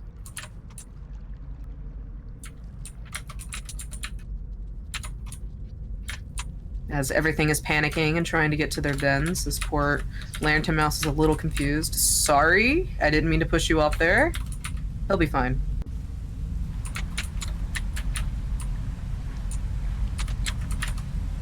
All right. That is our next rest.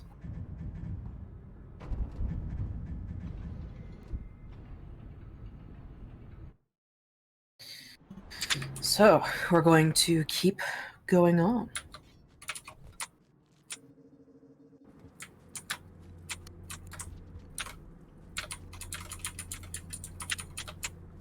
So, our next hope is to get into submerged structure, and we're going to take a safety rest at the start because I want to save the progress that we make into submerged because getting into it can be a little spooky.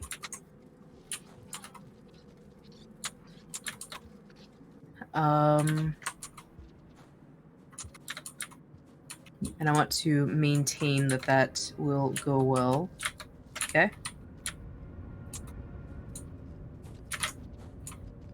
Ooh, that was almost really bad.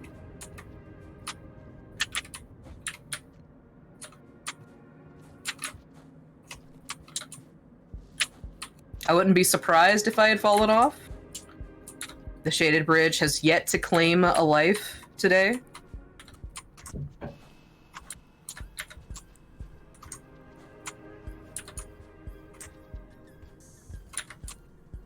Okay. We're going to ignore all of this and we're going to grab the popcorn plant that is on the other side of this gate.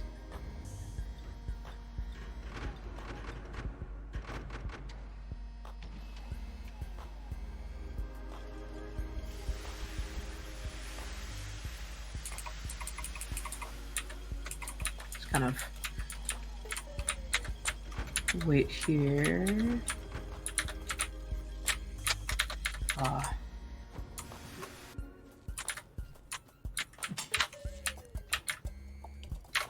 Throw that over to the side so I don't accidentally eat it.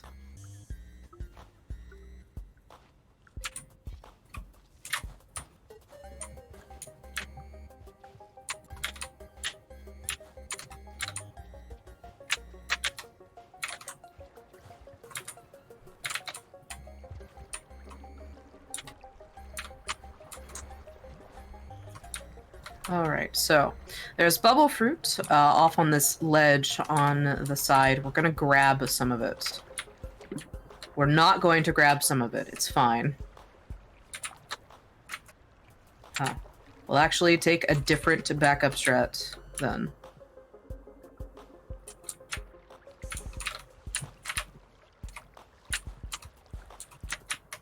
Backup strat is a little tricky, but hopefully it will do fine.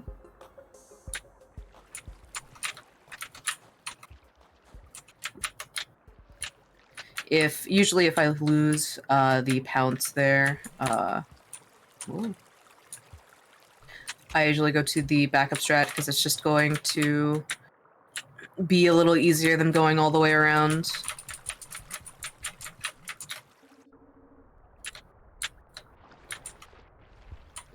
Okay, we're gonna try and not get drowned here.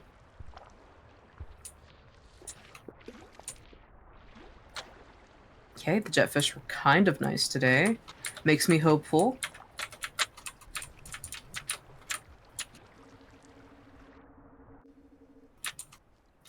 Come on.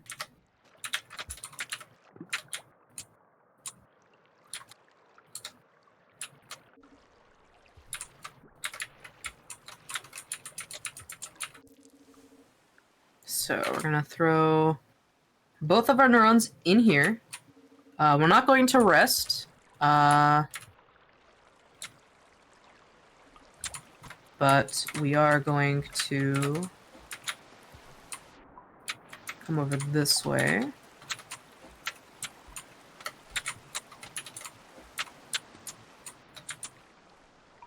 So what we're going to do is we're going to come over here. There are 2 jetfish that spawn here. We're going to grab one of them, and we're going to use them to get down into submerged. Because there is a lot of water between us and submerged, and we need some assistance. Because Monk has a very, very low amount of breath, which makes it difficult for them to swim effectively. Or swim for long distances, I think, is the proper descriptor here. Okay, we're just going to go down this way. Alright. Going to go down.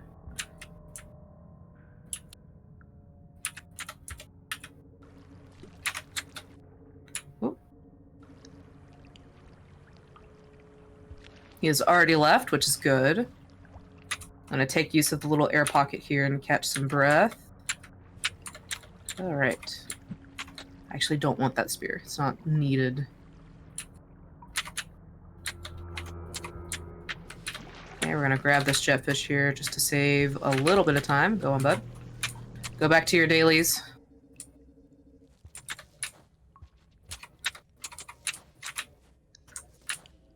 Okay, so I grabbed this bubble fruit because we are going to store it for later. And we're going to get over this way. So we're gonna just pop this in here. Which is why I got rid of the neuron beforehand, so we could have that storage space free. And we are going to save on the other side of this gate.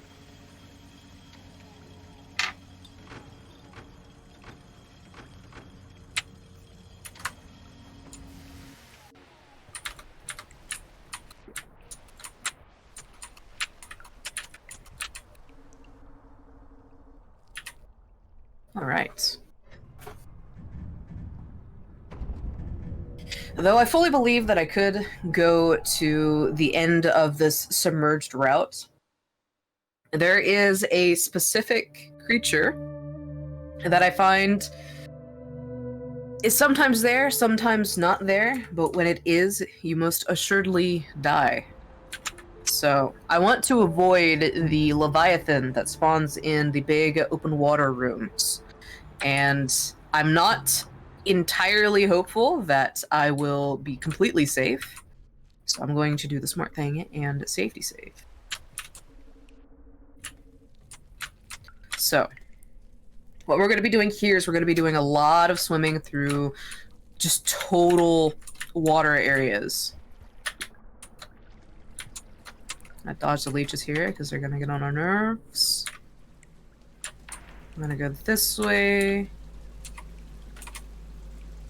Eat some fruit. We only need 2 fruit in order to rest again, so we'll just eat them now, so we don't have to think about them later on. There's plenty of food along the way, but I want to focus more on swimming and on the movement in later sections, so...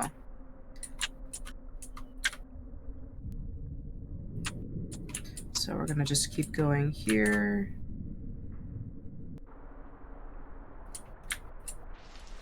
Come up this way. Okay.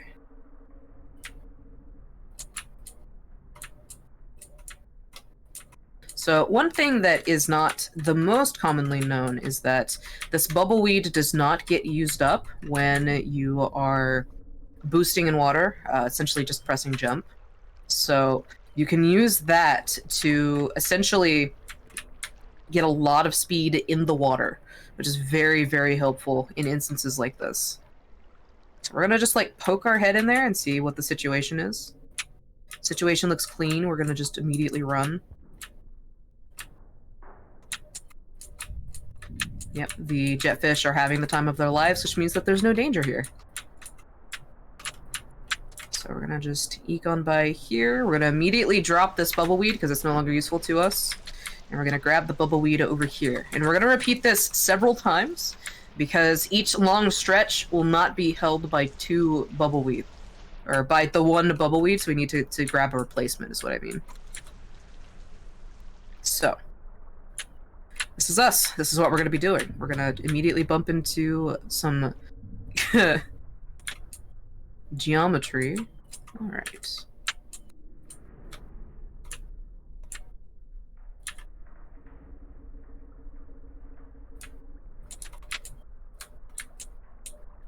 We're going to go to the right because that's where we need to be going, and then we're going to drop this bubbleweed and grab another one. There we go.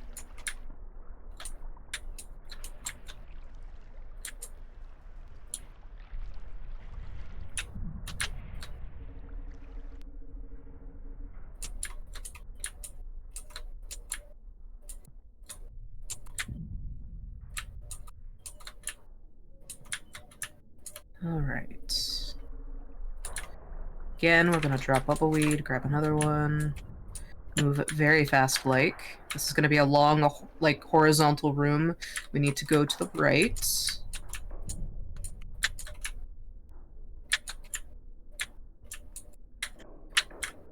And something to note is that if you wiggle while you are swimming, even while you're boosting, you will get just a smidgen of speed. That will help build up speed and get through these rooms a little faster, which is very helpful. So we're going to take this little secret passage here and go through another one of these rooms. I'm going to ignore the jetfish and go this way.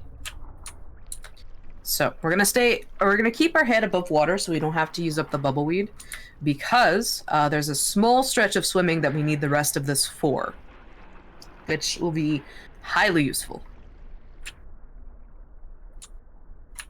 I have swam below the water in that first area, and it has, in fact, killed me. So it's just a good thing to do, even if it slows you down a little bit. Alright, so we're gonna take a quick foray into these pipes. Go up this way, and wait for the music to load.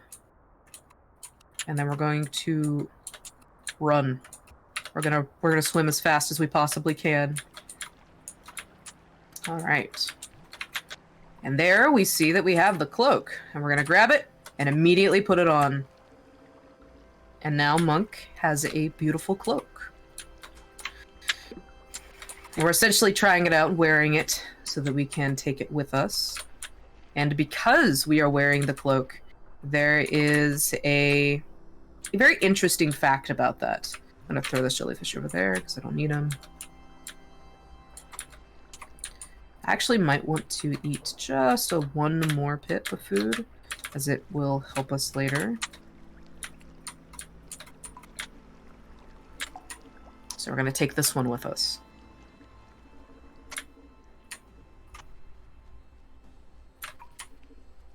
So we're going to rest in this shelter, and then we are going to passage to the shelter that we left the neurons in. That way we don't have to do all of this backtracking, and we can just go. And even though we don't have the key items passage remix setting on, which allows you to take things like pearls and so on into shelters that you passage into, we're wearing the cloak.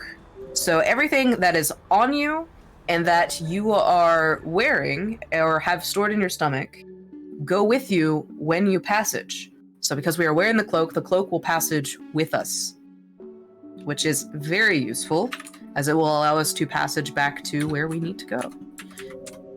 Going to double check that I'm in the right shelter. I am. And we're going to continue. All right. Now we have our 2 neurons and our cloak, and now it is time to go see Looks to the Moon.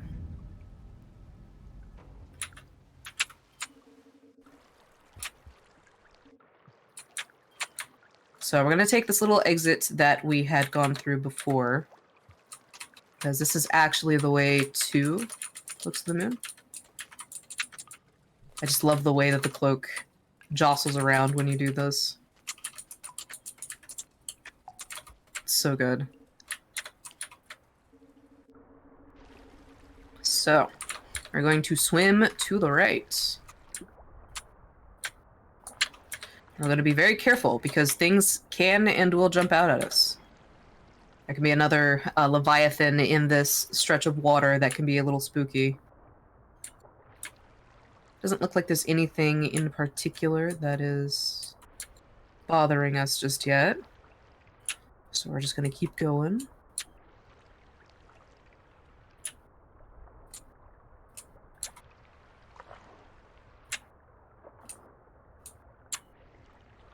I am using these boosts underwater to gain myself just a little more ground than I usually would, swimming on the top. Now we are at Looks the Moon. We have to actually go talk to her. So...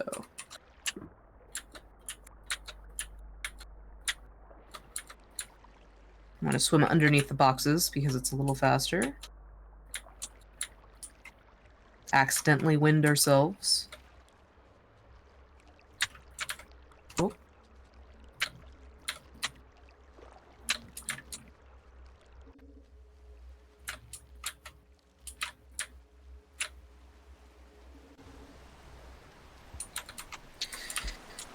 Oh.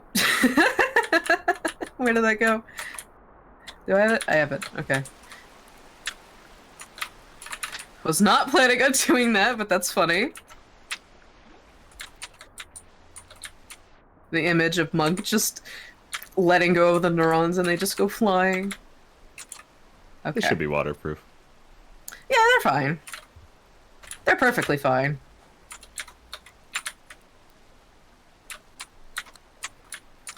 Okay. We're gonna just do a few hops over this way. See more of the cloak physics.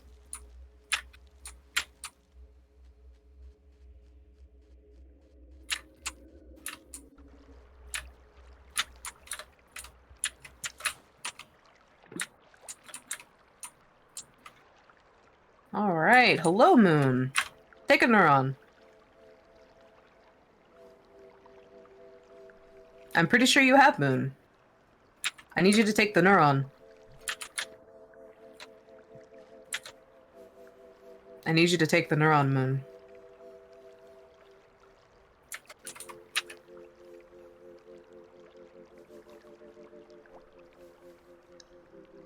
I need you to take the neuron, please.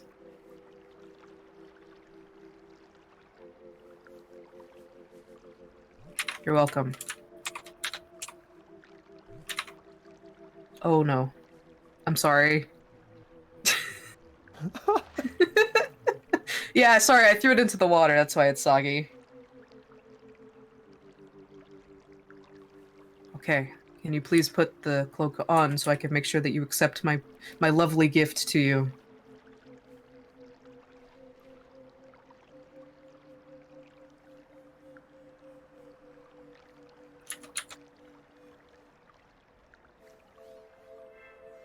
Beautiful. Now we leave. It looks great. Goodbye. I'm sorry. It's for the run. I'm here to give gifts and leave immediately. With no further explanation.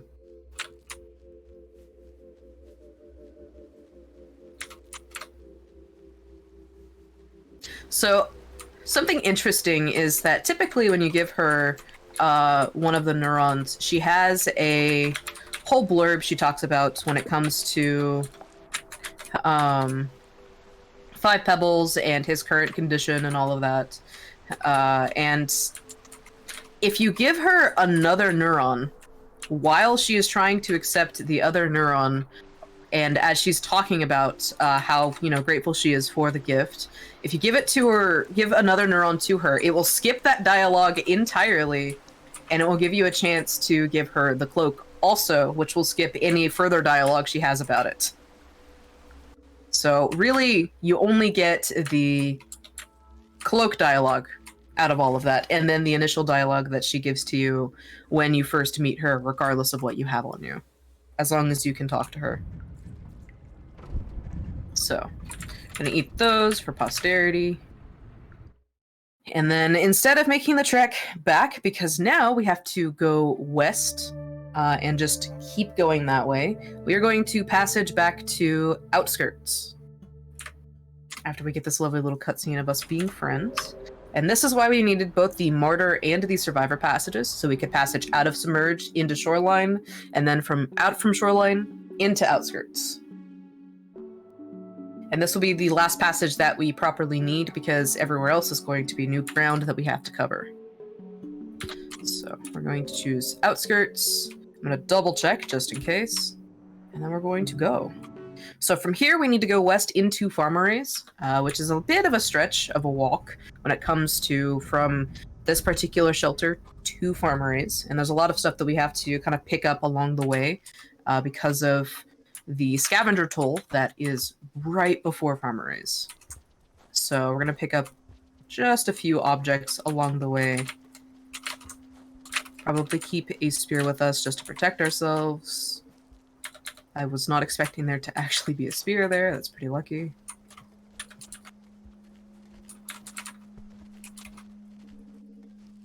Okay.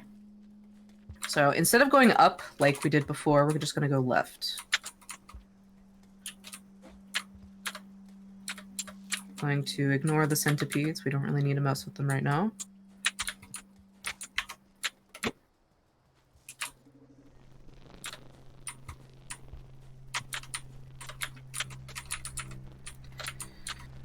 Going to hope that these squidcadas will be a little nice. Looks like they will be. Good.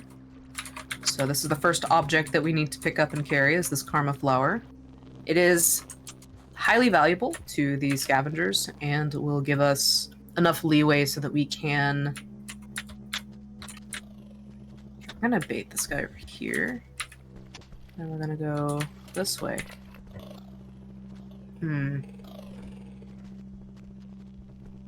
Alright, well, that's one problem that's not a problem anymore. I'm going to sacrifice the noodle. That way I can keep going. I'm so sorry. Do a bit of lizard surfing. Sorry, excuse me, sorry.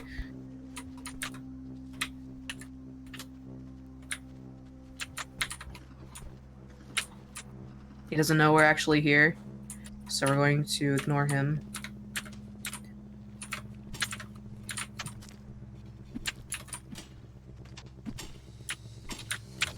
You're having a day, huh? Whoa! Okay. Do you want some things? Here, take them. Okay. So now we have to give him one more thing. I don't think he took this.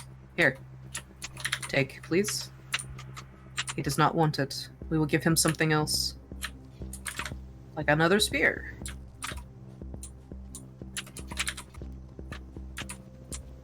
Okay, now that he's waving us through, we can actually go. They need a collective value of 10 points. Each item that the scavengers tend to collect are worth a specific point value, and the sum total of what we need to give to a scav toll is at least 10 points. A pearl, for instance, their most prized possessions, are worth those 10 points. But if you give them a litany of items equal to that, they will also let you through. So getting a karma flower, cherry bomb, and then giving them a spear also typically is enough pointage so that they will let you through, which is very good for us.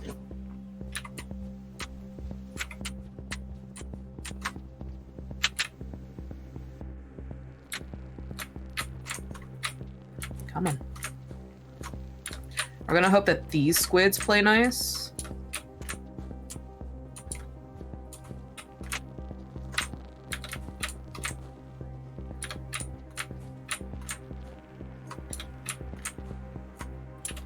So we're gonna go on another little bit of a journey here, because we have to go through all of Farmeries to get to where we need to go. And we have a lot of enemies to go around.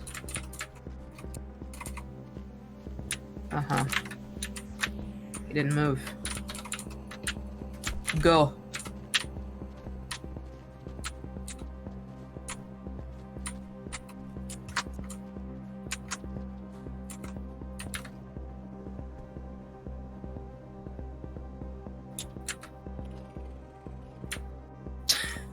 He does not see me. He doesn't see me at all. Come on. Thank you. I don't understand what he was doing there. I guess he was just having a day. Just hanging out. Happens to the best of us. We actually don't have too much time.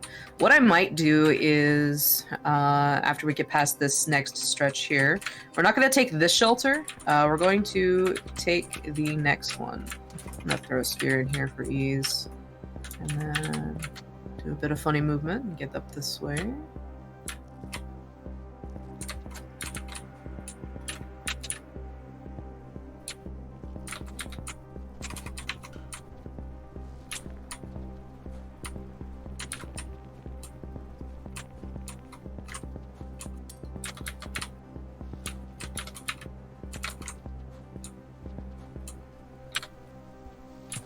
So we're gonna just go around to all of that worm grass and hopefully they don't bother us.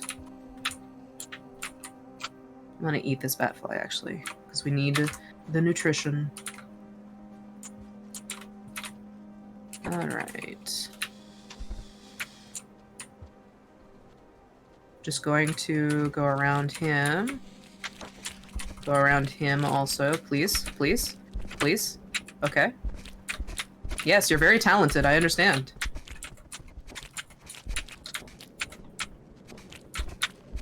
Of course. Thank you. Thank you for that lovely little display there. They're so excited. The tenacity of caramel lizards is unrivaled. So we're gonna have to be careful about this blue. He doesn't know we're here. He doesn't know we're here. All right.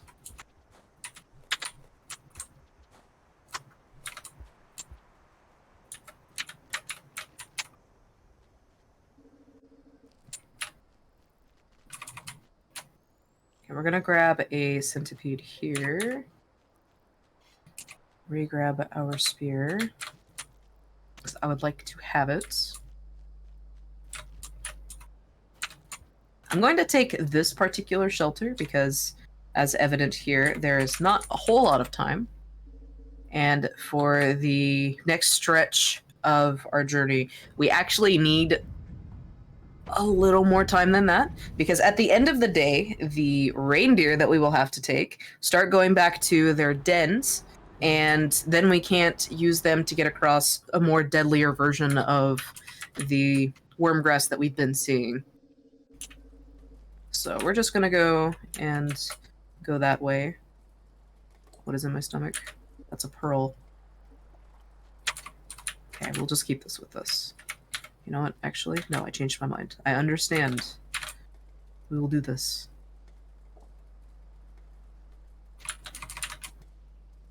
We need this pearl for later, so I want to keep it on hand as much as possible and not accidentally throw it somewhere.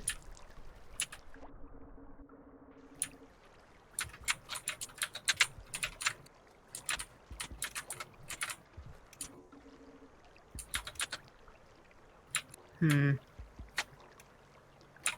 gonna throw a spore puff here and actually wait. It's just a slightly safer option than going down into the wormgrass, as they are very, what's the word? Difficult.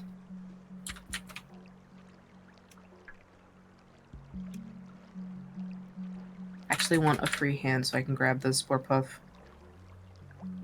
Come on, buddy. Come on, you can do it. Okay.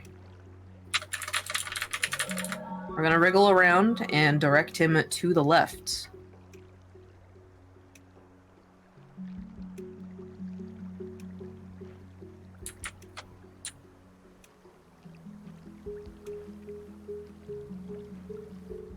He is standing in the wormgrass, Typical reindeer behavior. I'm going to stay up this way, because I don't trust him. Yep. I did not want to take a dip in the water. So...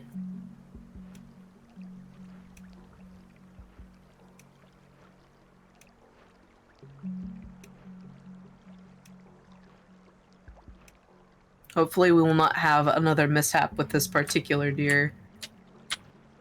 Your experience with Alright. dealing with the reindeer is definitely shown.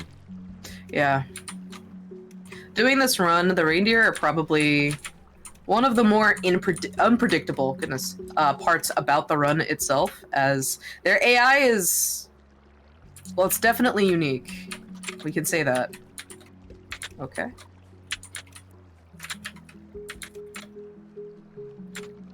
They, know secrets of the world that we have yet to uncover. Okay. So there are yellow lizards here. We're gonna have to be very careful about where they are.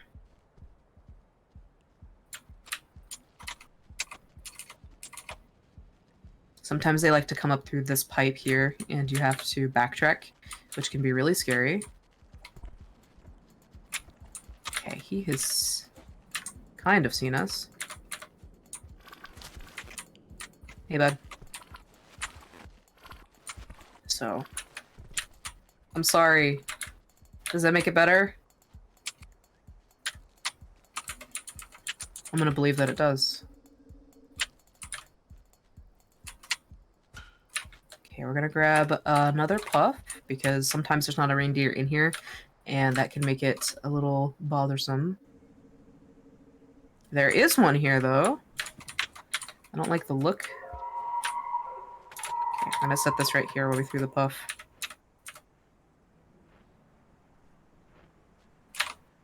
Alright. Like we did with the other one, we're gonna wiggle around and aim towards the left. Please go that way.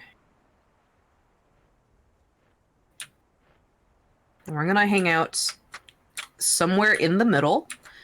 Sometimes the deer don't understand how to go down this particular ledge, so we want to be very careful.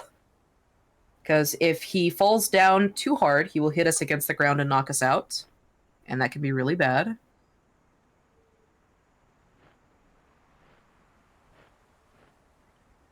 As you see. All right.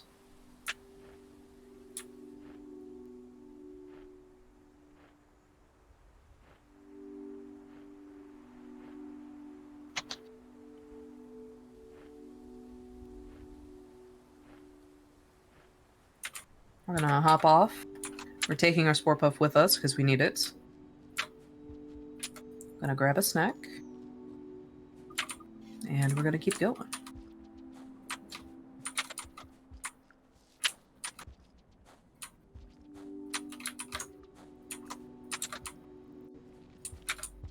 We are currently at the home stretch of the run so far.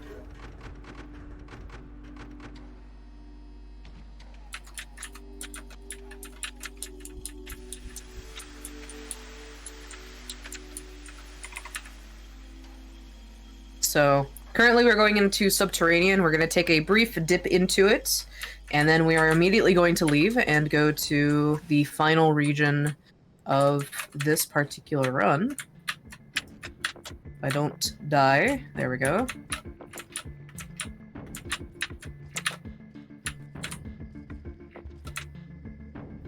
This part can get a little harrowing. Just a blind leap of faith. Alright. There's a scavenger in the next area. We're gonna ignore him. And we're just gonna keep going.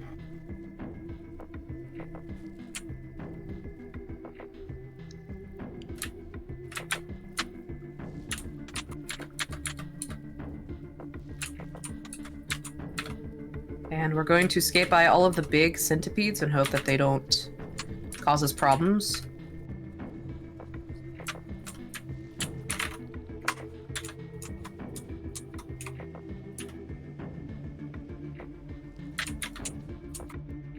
All right.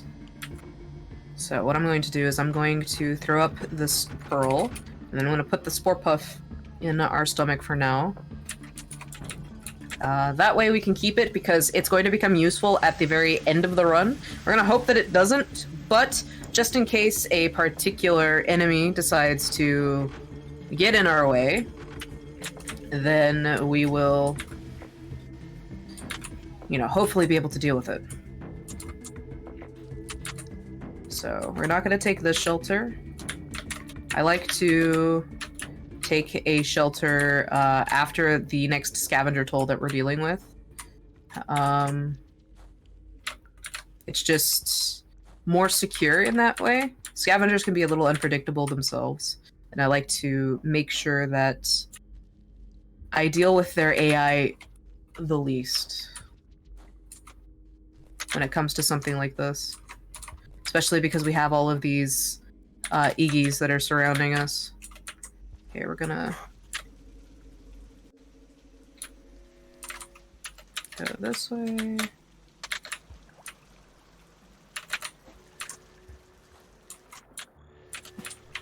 So, now we are in Outer Expanse, which is the last region that we are going to go through.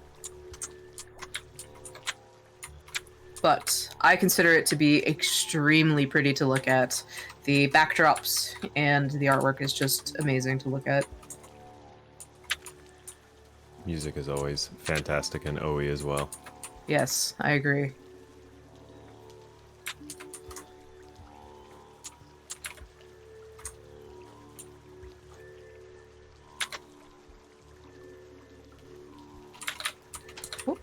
Oh no! Why did he do that? What was he doing? He's dancing. He's so happy about it. Oh my goodness.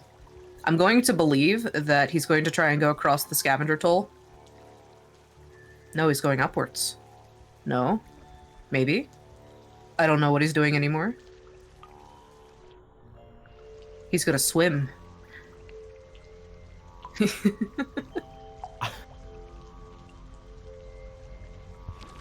There are no scavengers because it is about to rain. Yeah, the rain, correct. Oh, man. That's tragic. Alright, we're gonna just let him go. He gets to have that one. Anyways.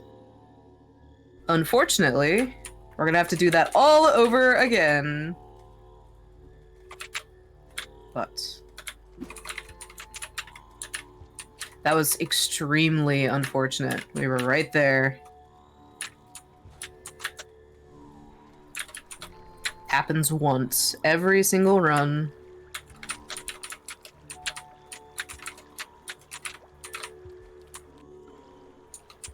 Okay, we're gonna throw that there. I see the deer, but I don't trust it. I don't trust that vulture either.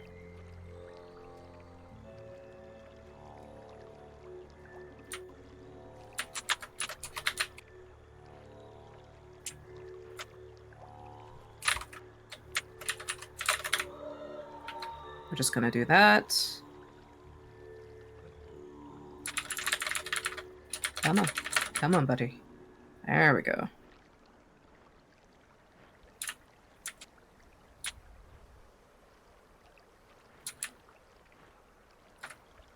Like the other one, I'm gonna hang out up here just in case he decides to do something a little weird. But for now, we're just gonna hang out.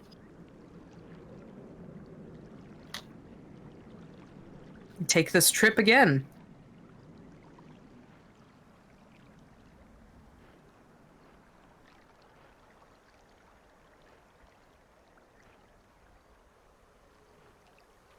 That is our first major death of the run, so I'm not too upset about it. It's a lot of time loss because we have to deal with the deer and more farmer rays, but ultimately it's not like run ending. Okay, cool.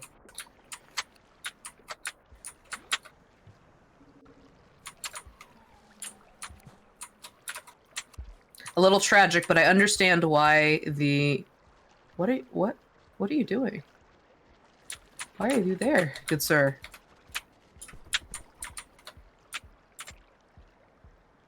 Is he alive?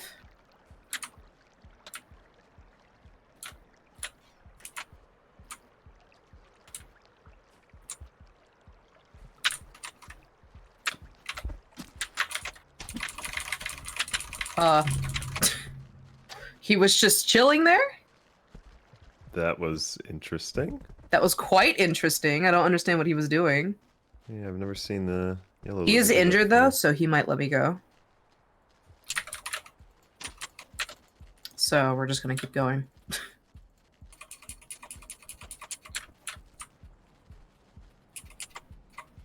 I have to move quick though, because he's surely alerted his friends at this point.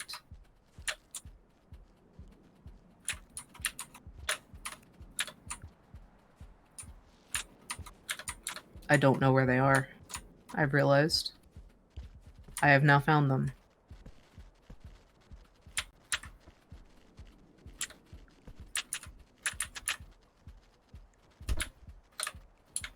Okay, he's gonna go that way, so I need to wait a second.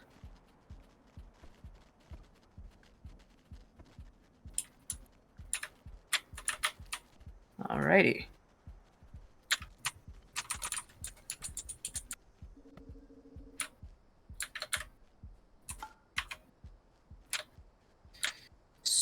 So, like before, we're gonna grab 2 puffs, and we are going to go this way.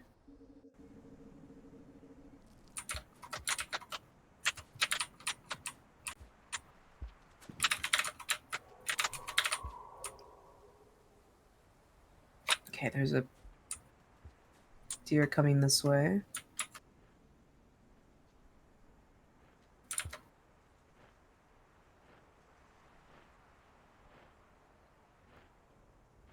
Please. Thank you. Why is the screen shaking? What is happening?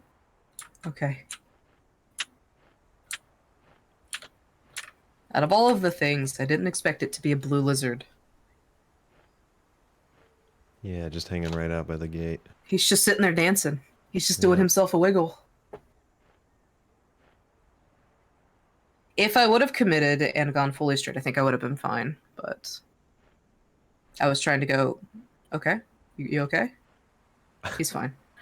I was trying to go backwards into the pipe, and it was too late. We did just get a donation as well. Oh.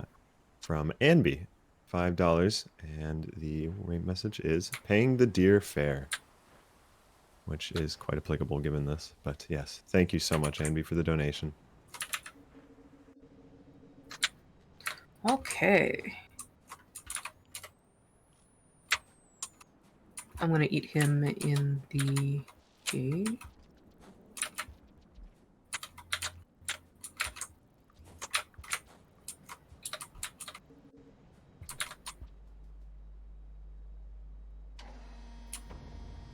Cool thing is that because we are monk, it doesn't really matter how many times we die now, because we have been to both of the necessary gates, so all of the karma requirements are now gone, now that we've gone through them once. So we don't have to worry too much about anything. And honestly, it's not really going to be a problem, because we have Karma 10, and that was the first time that we've died? Yes, that was the one and only So- time of this run so far. I'm not too worried about it.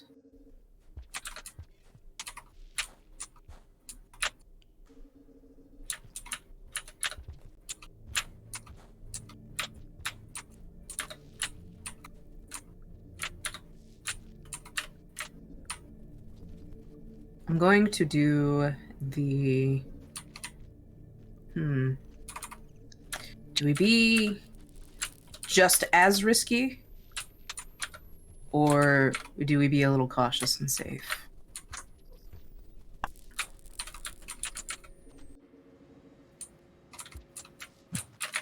What does your heart guide you to? Risky, honestly. Let's do it. Let me check the cycle timer. That will tell us everything we need to know. Plenty of time.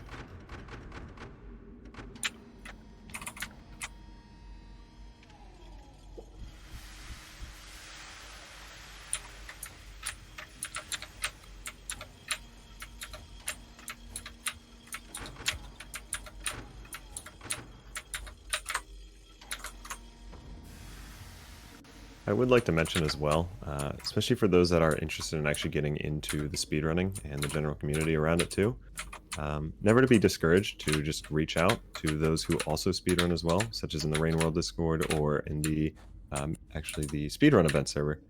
But many of the people are always willing to give you any guidance or counseling just on setting up the runs, just any like tips or tricks. And number one thing as well is never be discouraged from any failed run or anything. After all, it is just for fun and for practice. But over time and with practice, these speedruns will be a lot better. And after all, and like I said, it is just mostly for enjoying the run in the first place. So That is very true.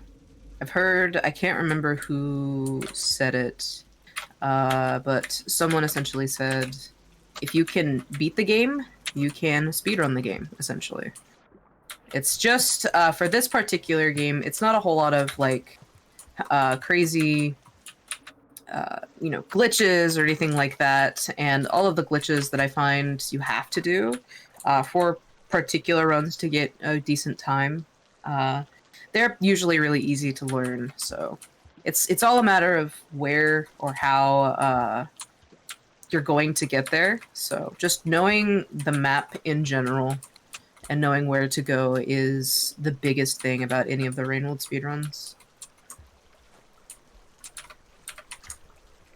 And everybody's got to start somewhere. Also, that was the blue lizard that killed us earlier. He's over there now, so we're not going to think about him anymore.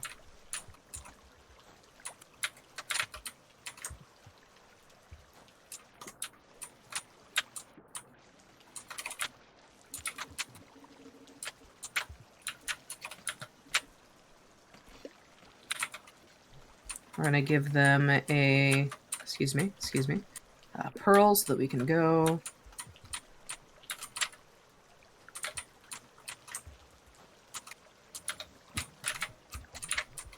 Oh.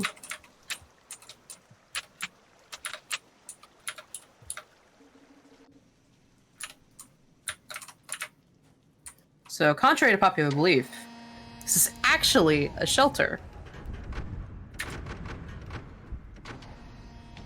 And I say contrary to popular belief, but despite what it looks like is probably a better descriptor for that. So we're going to take our final rest of the run. Scavenger left us a gift. Or 4. sweet of them. Very. And we're going to get going.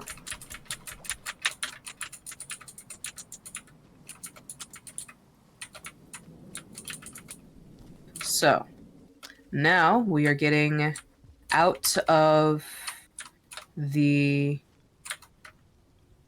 sunken pier and into Outer Expanse proper. With these gorgeous backdrops here. And slightly nerve-wracking poles that we have to climb up. Music. There we go. Amen. That's the wrong way. Force of habit. So we're actually going to go this way.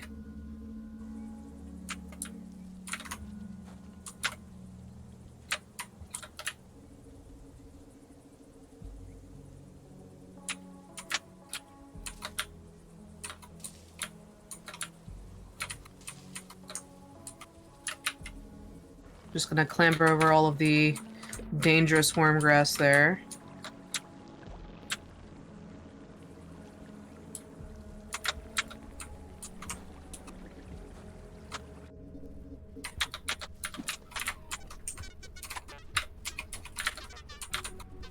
I'm gonna grab ourselves a little yeek.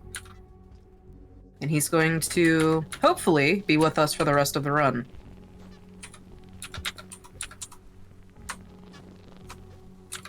Okay. I don't see... Ooh. There he is. He's got a snack. That's just a little rude, my guy. You already have a little noodle fly. Didn't have to do that. Very Caramels these territorial. days. They have no respect.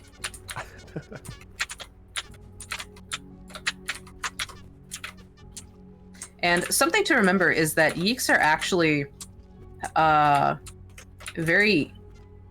able to easily get out of the worm grass. So if we have this little guy with us, we can easily get out of some of the worm grass issues. Unlike that poor squidcada there.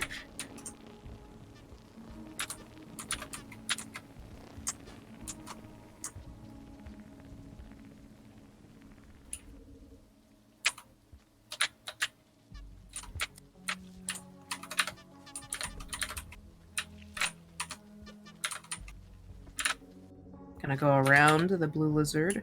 We're gonna take a quick shortcut down here to avoid going through some rooms. We have a green leech on us. I would like him to not be there, but I guess he's coming with us for now.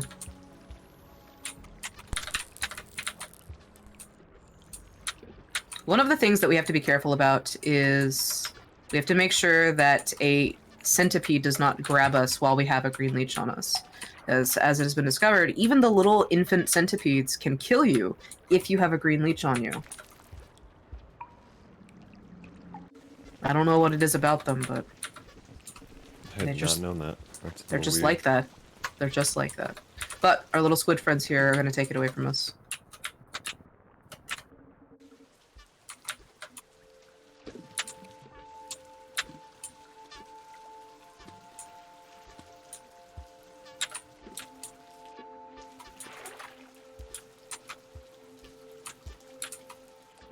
The yig noises will never fail to make me laugh.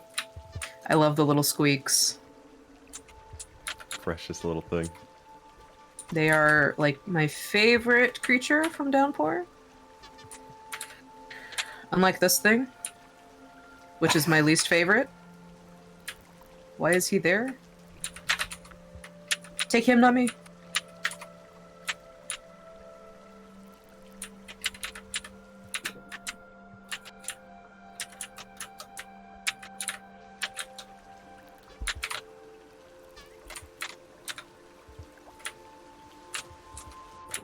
They never expect the monk going underwater trick. As I nearly drowned to death. There we go. We're okay.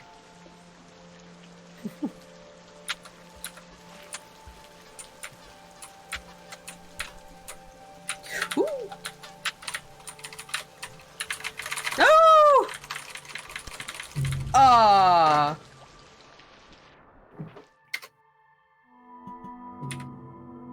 That is a shame. Unfortunate senti placement there.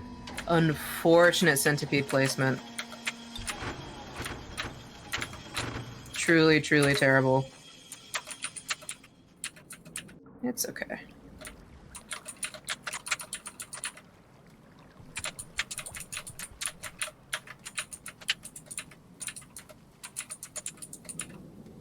I don't know what it is about this room that scavs just feel the need to jump down to the pole plant. Or They the, like kelp. to they like to take a little swim. It's their friend.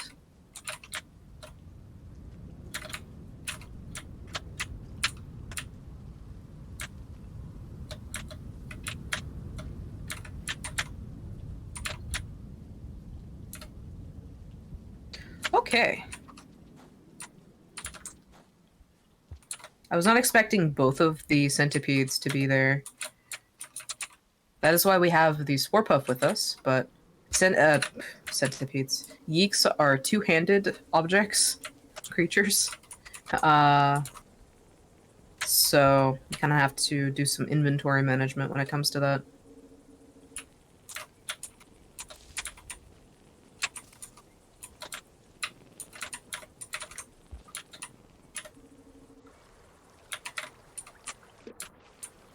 It's okay. We will do it, but better.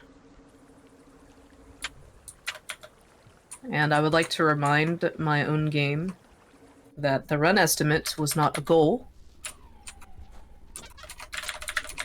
but in fact, something we want to avoid.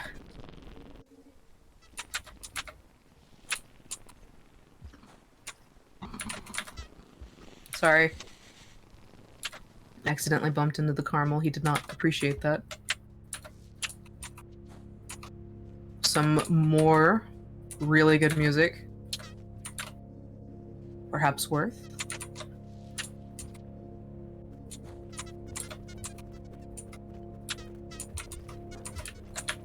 A little yeek party going on. They're having a party directly in the wormgrass, too. I don't know what they're doing exactly, but sure. It's a thrill. Oh, they're coming with us. There he is.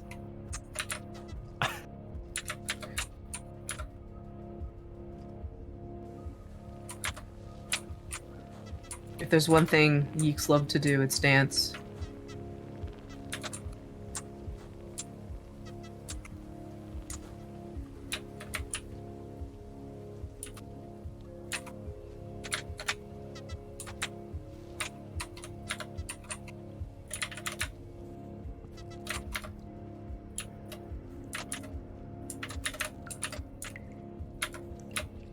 Ooh, they're here!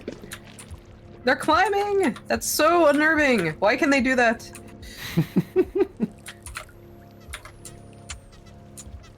My Yeek now has a leech on him.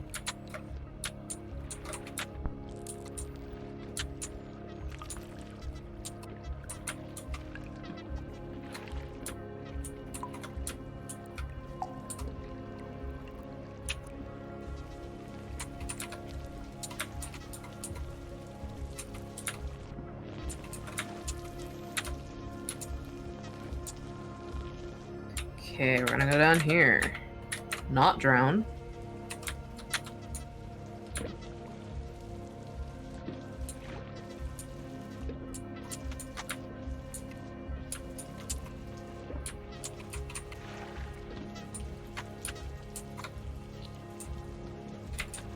There is a random blue lizard. I'm gonna go this way. Just ascend with the Yeek. There we go.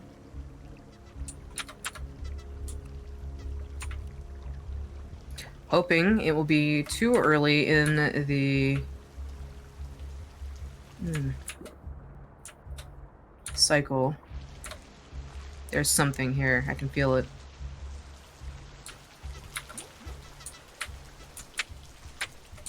There's not. I'm paranoid. Centipedes are in the back of your mind. Yep.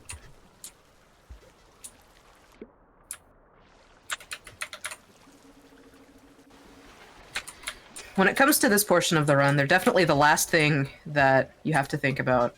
Yeah. They're the last problem in the run that can mess you up. I'm hoping I won't have to deal with them, but they do like to travel. I can hear him. Oh, it's just a little guy. No. Oh. I'm gonna go around him. Goodbye.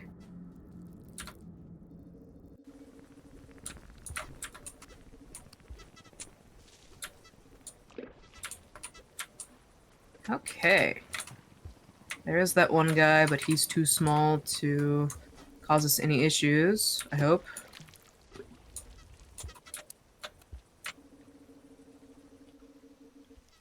All right.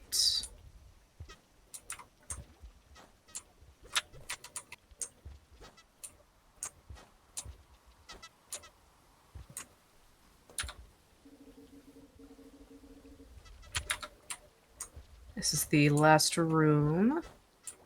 Can we make it before hour 30? I believe we can. Most certainly.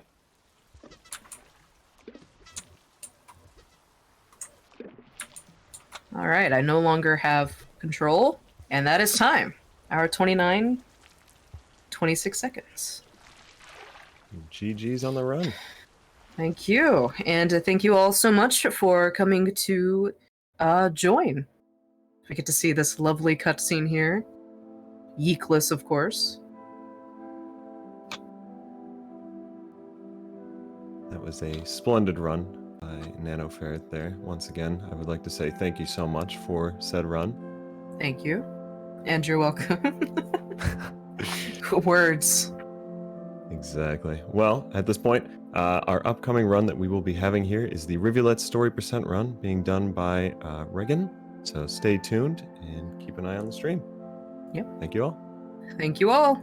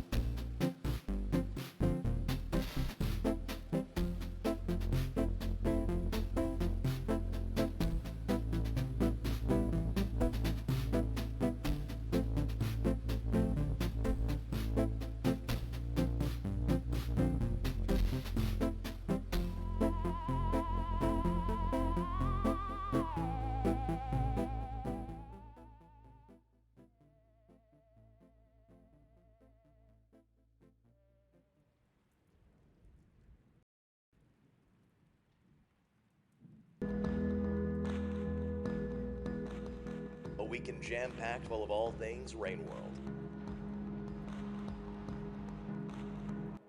We're happy to have you here for this incredible marathon in support of Rainforest Trust, a charity dedicated to protecting tropical forests and endangered species. Every cent you donate will go directly into helping wildlife in need.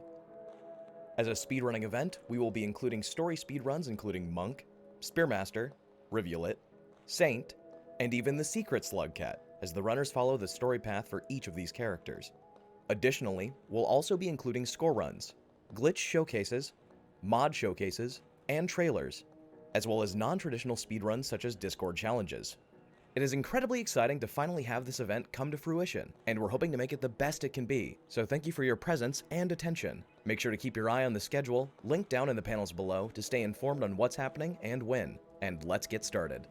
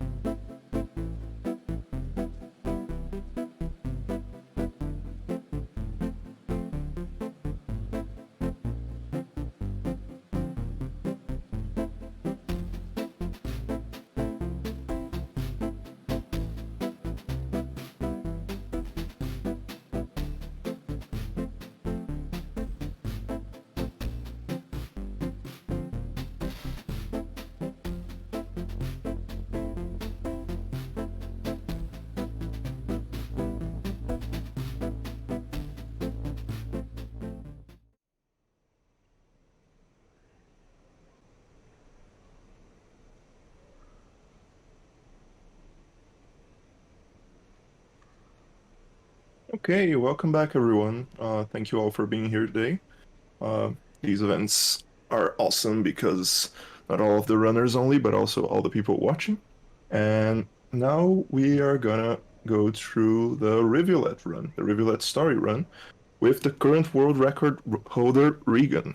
So, hello Regan. Hello. All right. So I'm actually just going to get started right away because the beginning of this run can take a while. Okay, feel free to start.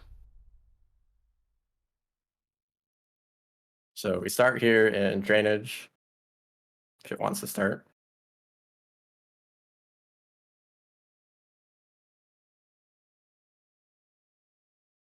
Hello.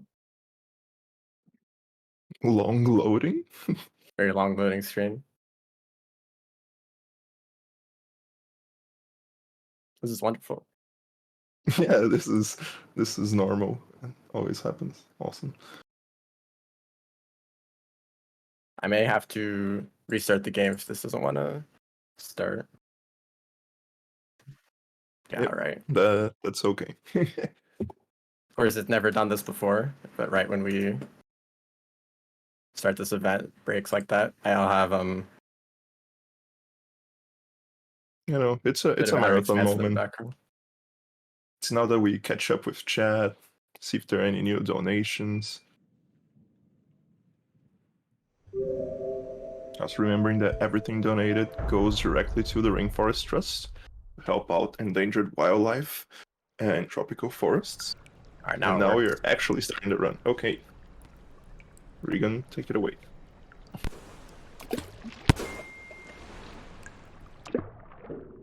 Quickly move this down because we had to restart. That way I can actually get going. So we start out by getting this food up here. Jumping out of the water can be quite difficult. I usually... There we go. These platforms here are semi-solid, which means they can fall through them. But if you tap down very slightly, you can still do a slide. Of course, I mess it up. You usually want to slide pounce across to the other platform. Drainage can be quite annoying at the very start of the run, since there's a variety of creatures that can get in the way. There's a lot of snails, there's a lot of scavengers, although not all the time. I've lost many runs dying to scavengers at the very beginning, so let's just hope that doesn't happen. There's something that I can do to make it a little bit easier to get past them.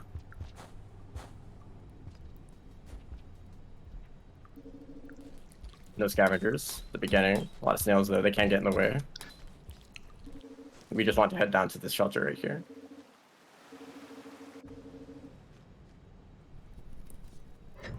If you guys are fans of karma caching, since we're going to be doing that a lot at the beginning here.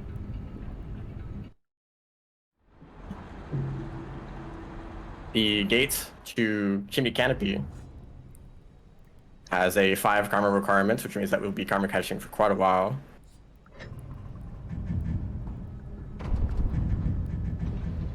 Rivulet actually starts with a pearl in their stomach, which can be helpful when dealing with the scavengers. If there's a scavenger that's about to throw a spear at you, since scavengers start at a pretty low reputation, if you give them a pearl, they might not throw a spear at you, saving the run. Of course, the scavengers might not show up. I'm gonna take a second here from your karma caching because we just got a donation from Buggle Burger saying nothing more, nothing less than Wawa. $5 donation. Thank you very much, Buggle Burger. Wawa.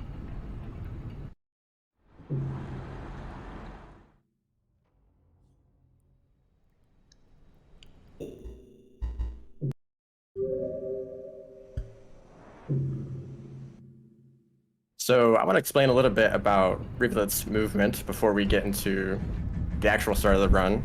Rivulet is arguably the fastest character out of all of the Slugcats added to Downpour. And one movement mechanic in particular that I'll be using a lot in this run, at least at the very beginning, is wall pouncing. It's something that's pretty situational for the other characters, but because of Rivulet's movement, the wall pounce is actually incredibly useful, especially in Drainage and Chimney Canopy. There are a few conditions that you need to meet in order to do a wall pounce, which is that you're moving at a certain speed, which Rivulet does not struggle with at all. You can't be standing, and you have to... It's like a cooldown on like when you can do jumps, so you just can't do a jump a bit before hitting the wall. So they actually took the pearl. They might, well, of course, they still want to throw stuff at me. So there's a trick that you can do where you run into a wall and press down just before touching the wall so that you're in a crouching state, which lets you do a wall pounce, like that. It's only a little bit useful here in Drainage, but you'll see that a lot more in Chimney Canopy. Swimming around can be a little bit awkward, even though there's supposed to be the aquatic slugcat. Easy to get stuck. I'm actually going to head over here to grab this karma flower for safety. In case I die, there's some gates that have pretty high karma requirements, so I won't have to karma cache to get my karma up if I have this flower.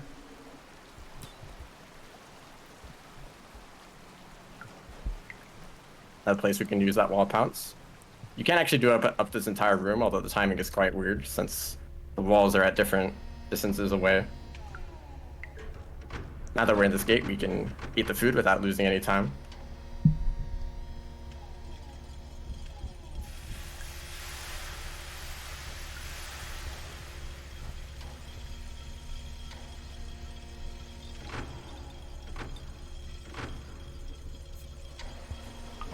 right there, I did a backflip. Rivulet has incredibly high backflip compared to the other characters, so I'd like to use that to gain height whenever I can. Okay, thank you for that.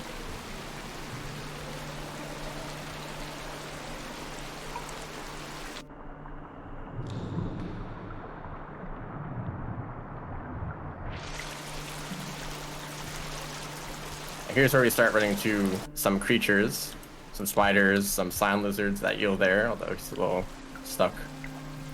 Right here, we can do something called a ploink, although I might mess it up. There we go. That was actually pretty good. Just because of how Rivulet's unique swimming mechanics work. If you jump into the water in a specific way. Okay, hello, Cyan. Let's go back into this pipe. You get a big boost of speed when you jump into water from a certain height, and if you jump immediately when touching the surface, you can jump out at crazy speed. It's actually a pretty hard trick, so sometimes I mess it up, and I don't think it's really worth doing all the time, although if you get it first try, then of course it is worth it. Now is where we really start using some wall pounces. Did one right there to get up, and messed up that last one, but that was pretty good actually. Just a spider hanging out up there. More wall pounces we can do in this room.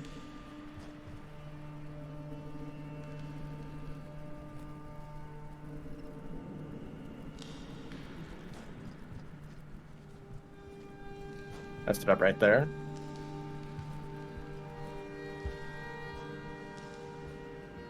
Alright, that's well, okay. Slime lizard. These two wall pounces are going to be the last ones we'll see for a while. Chimney Canopy is particularly suited well for doing a lot of wall pounces because of the vertical rooms and the way the walls are. But since we won't be going up for that long, although there's a few places we can use wall pounces later. A blue burb is asking what exactly are the inputs for the wall pounce? So, as I mentioned earlier, the requirements are that you're not standing up and that you're moving fast enough. So usually you can achieve that pretty easily by pouncing into a wall. And then just before you hit the wall, you want to jump, just like kind of like wall jumping. So pouncing into a wall is a pretty easy way to do it, but what I was doing was jumping into a wall normally, and then pressing down just before touching the wall so I was in a crouching state.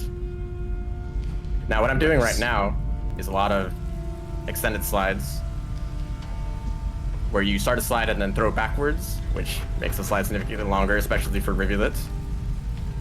We managed to get into this gate just before it started raining. Although if it is raining before you enter it, it's actually still fine, since we're going to be staying in a shelter immediately after this.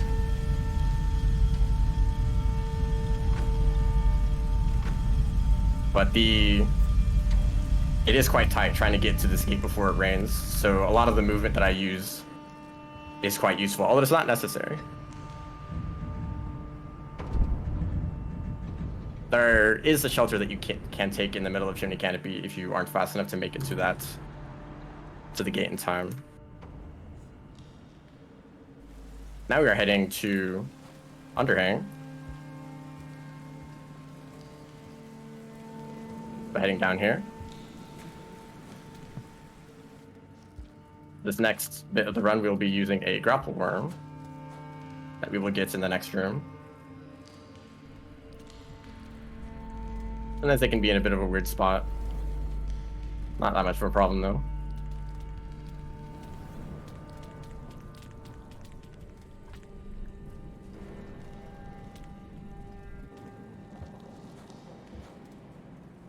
This is one of the more difficult parts of the run, because of all of the rot, all of the bottomless pits you can fall down. So I'll probably be a little bit more careful than usual.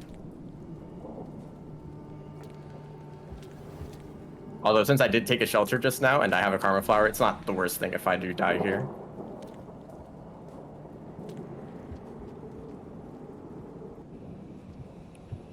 Just do pounds to make it across that. There's one thing I'm a little bit worried about, and it's a DLL that can be in the next room. Their position is quite random, and this can seriously mess you up if it's in a bad spot. So there's also a chance that the DLL just falls and you don't see them at all, which would be ideal. Of course, we can't rely on that. You have to slide to get underneath this. This is the room that I was worried about. And the DLL is down there. That's a good spot. This is also the last spot that where we will need the dropping worm.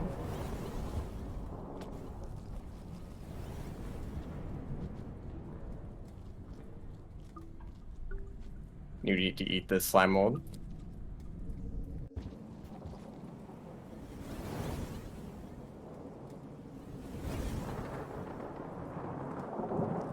Another place to make use of slide pounces. We want to actually grab that fruit right there. It actually gets in the way on the way back, so it's nice to get rid of it. There we go. That was pretty clean. You can eat the fruit here.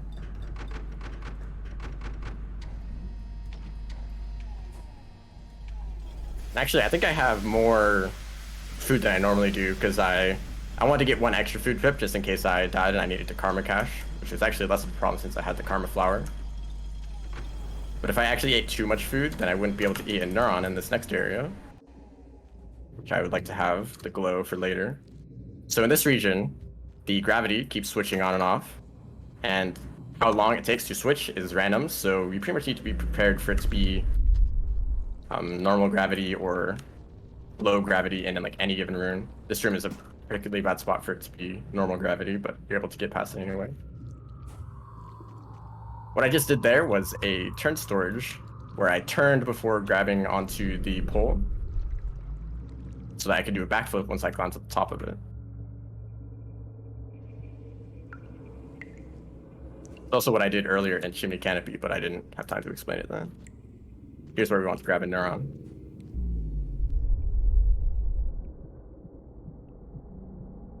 Then some rooms are a lot harder in either like normal gravity or low gravity. That's not great. It's really reaching down here. Okay, I threw a rock, but I didn't need to anyway. So it's low gravity right now, which is what you want for this room. There's something that you can do if it's... Okay, if it wants to switch gravity right there.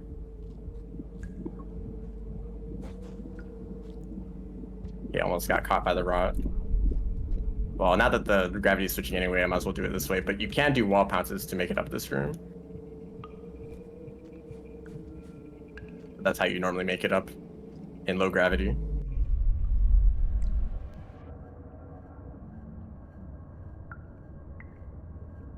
And in these areas where there's underwater tunnels, the gravity does not really affect you at all. You can swim pretty much the same.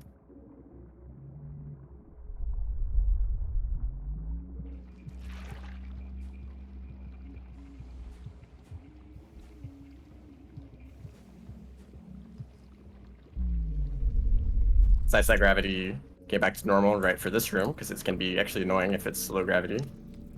That's the way you do it if it's normal.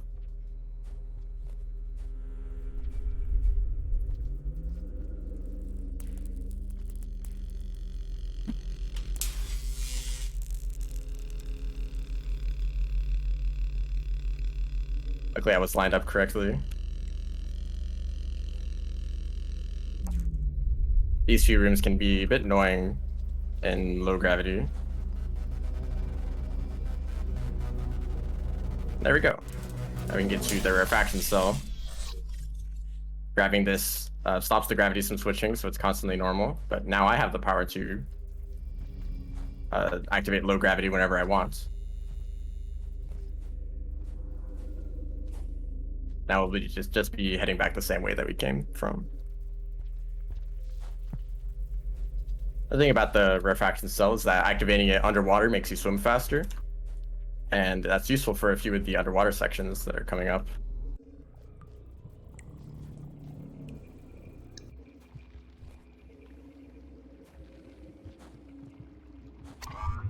There will be times where I activate the orb a bit earlier than where I actually want to use it. And that's because of the cooldown of the orb. Once it runs out, there is a bit of a cooldown that you have to wait for before you're able to activate it again.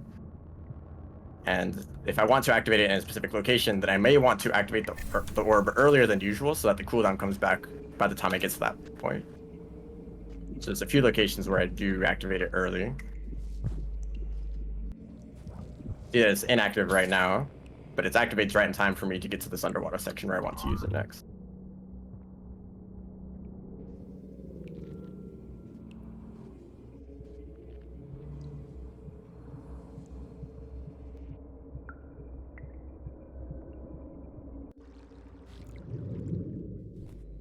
Yeah, it stays activated just long enough for us to make that jump. Now we can head back down here.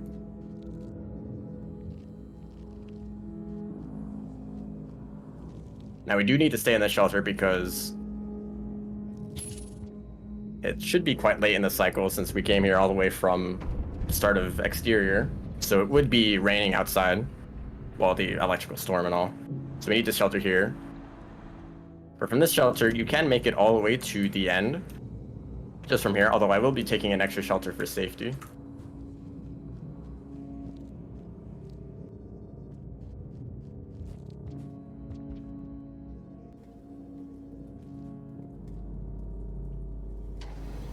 You can't go back to the gate anyway, yeah. We need to shelter here regardless of if it was raining, but you wouldn't have enough time to make it anywhere.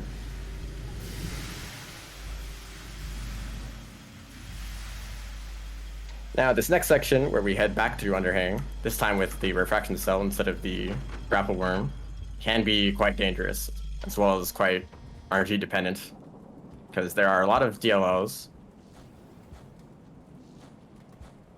and they could be in random locations. There's one right there, although he's not going to get in the way. We're actually going to head over here to grab this slime mold, since I will be taking another shelter.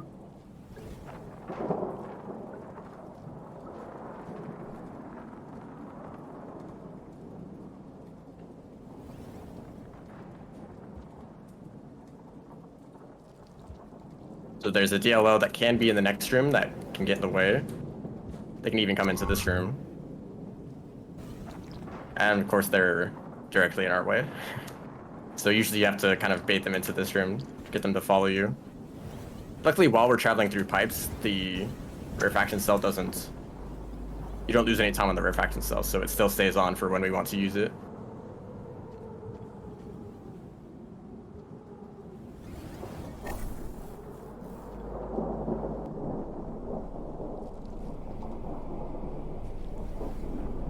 You have to be careful around this room. It's actually quite easy to fall off if you aren't careful.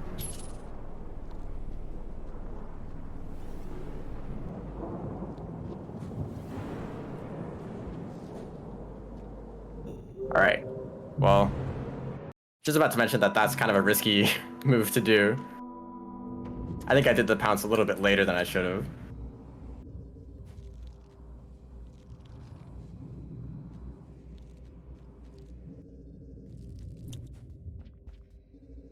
Yeah, this whole underhang section is all about risk reward. You can take it slow and try to avoid falling to your death, although it's not very fast. So the faster you go, the more like pounces that you try to do, the more quickly you try to jump between the poles, the higher the risk of falling. But since we sheltered not too far from there, it's not that bad.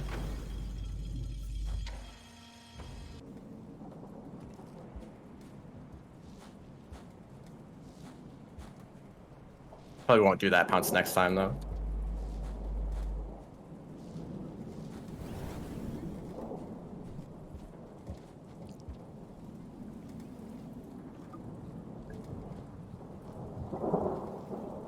It's actually faster to eat food that's real close together. There's a bit of a delay on when you start eating food. So if you have two pieces of food in your hands, you'll start eating the next one instantly. So since all the slime mold are all grouped together, they're probably the fastest food to eat. It's a pretty insignificant time save, but it does help. a little bit. Of course, there's plenty of other bits of food that you can get if you forget to grab those, but you can see that the refraction cell deactivated right there, where I don't want to have it activated. It can actually pull you up into the rot on the ceiling there. So that's why I activate the refraction cell a little bit earlier than I want to use it. Actually, I'm just going to grab this karma flower. Might as well. And because of that karma flower, I don't have to karma cache. Because I actually do need to keep this karma level up. So here's the next DLL that can be a huge pain. It actually decided to move down, so we can jump over it.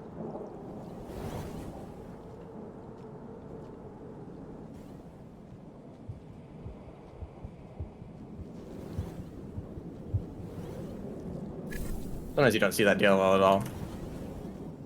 So this next area is very similar, although we'll be heading down instead of to the side. Very similar as in there will be a lot of DLLs that can get in the way. That one is not in the way, although they can be. So for these rooms, there's some poles that I always know the location of, so I can always just fall down and grab onto them to stop my fall. I will do that one more time in the leg.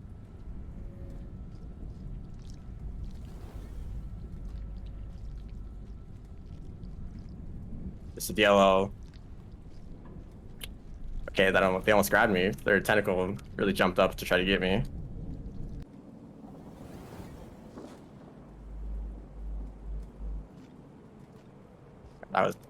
There we go.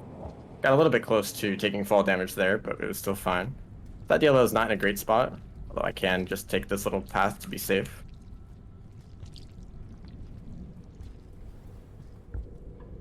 Still took fall damage anyway. There we go. Once you know the location of those poles, you can be like pretty consistent in never dying to fall damage. And it makes the way down the leg a lot faster to know where you're supposed to fall.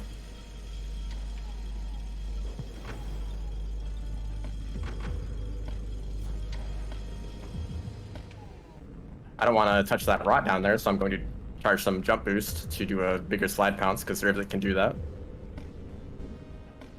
You don't need to do it, although I have died to that rot before because I didn't pounce far enough.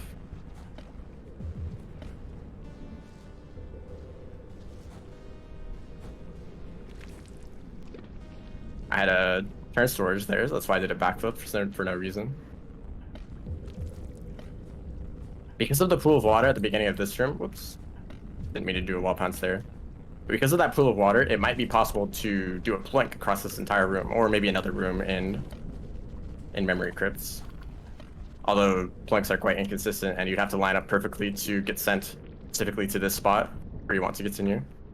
So I do not try to do a plank there. Also, I cannot get down this tunnel. There we go. Here's the other pool of water. Here's an interesting way that we can use the refraction cell. Basically skip this entire room. I mess up the slide.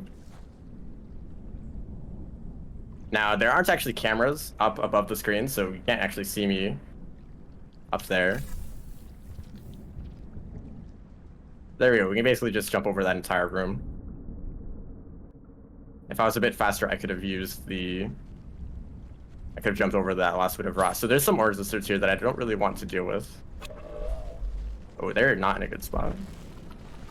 Luckily, they moved right out of the way to make an opening for me. And once again, we can jump over an entire room with the refraction cell. Because of the water at the bottom of that tunnel, you can't do slide pounces across it, unfortunately.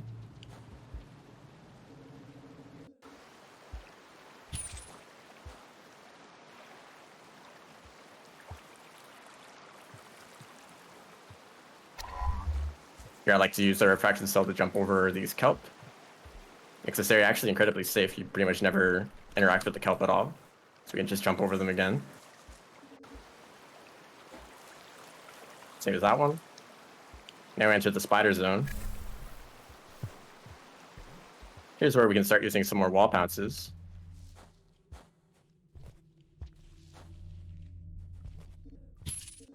This is also why I like to get the neon glow and pebbles. It makes the spider scared of you, so you're less likely to die randomly in the dark. It's also nice to be able to see.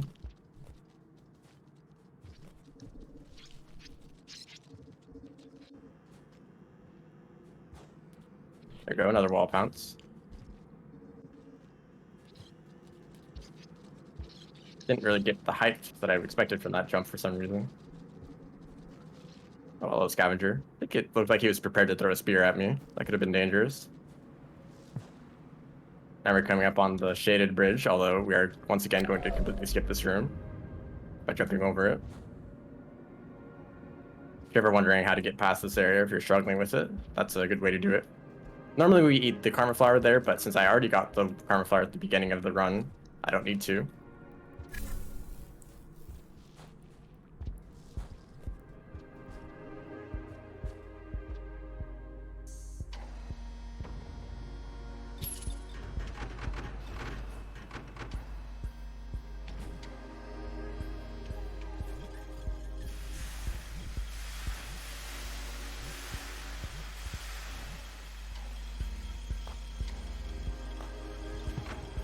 It is possible to do a slide pounce in the beginning of these, or when trying to exit those gates, although the timing is actually kind of difficult. You don't have much space.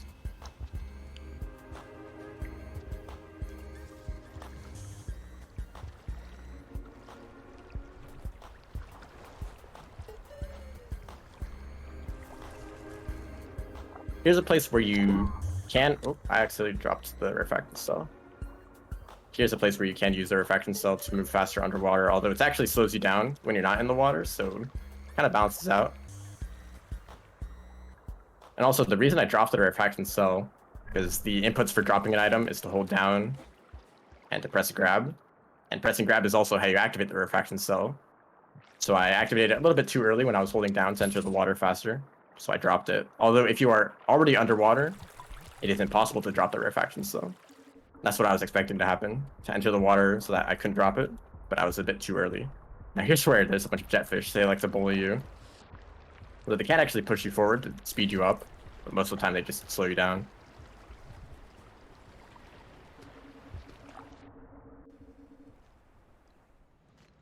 You will die to fall damage if you don't grab onto the poles there. Now we're going up on submerged superstructure.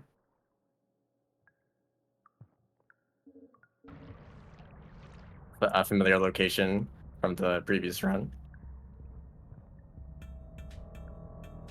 But this time we are rivulets, and we also have the refraction cell, so it is much faster to swim.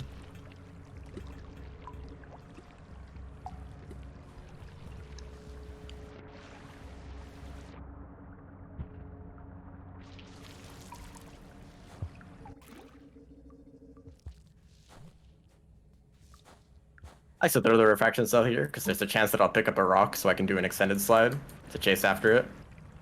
Although I didn't find a rock there.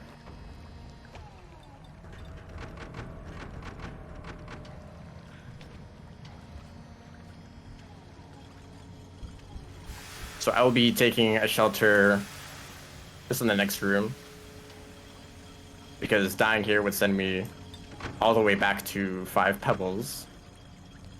So I would not like to die, and I have died a few times in runs in submerged superstructures, so we're just going to play it safe.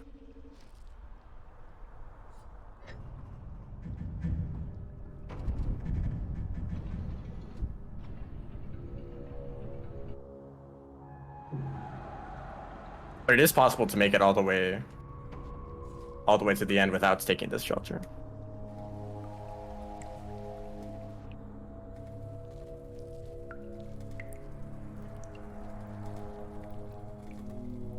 Try to grab onto the pole here to stop fall damage.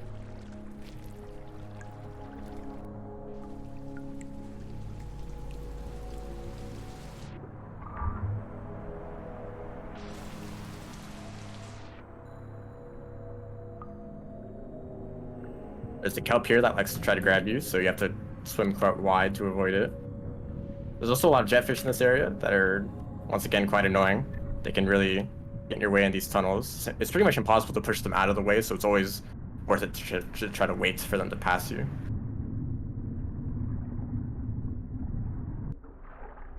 This room is also quite a pain to get past if they want to bully you like this. They also like to jump up and try to block your way into this tunnel. So now we're entering this room. It is actually fast to activate the refraction cell here to swim through this area faster, although if it deactivates too early, then you will have to wait for it to come back, since we're going to need to use it in just a second. Also, you have to swim under the jellyfish because its tentacles usually grab you if you go the other side. So usually you can do a backflip here, but this strategy that I do, I find is much more consistent for getting up to that.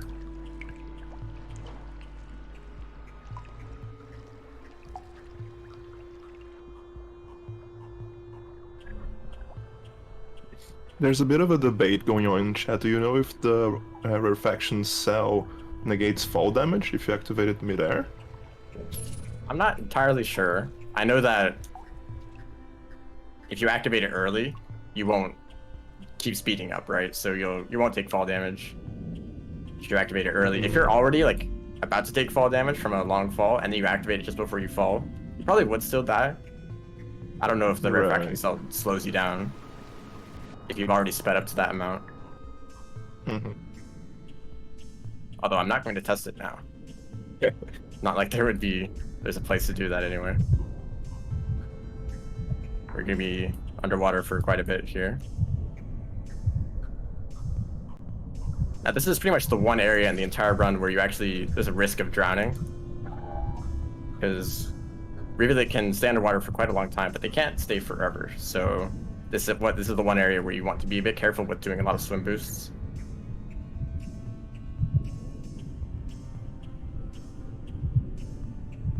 There's also a eel lizard that likes to show up in this area that I have died to before.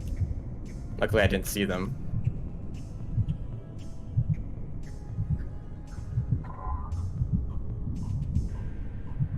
There can also be an aquapede. Now I'm going to do something here. Right after activating the cell, I can exit out of the game. However, there's a risk that the game will crash. So let's hope that doesn't happen, or else I'll have to exit out again. And it looks like it didn't. Alright, we're all good. I still don't know why the game crashes there.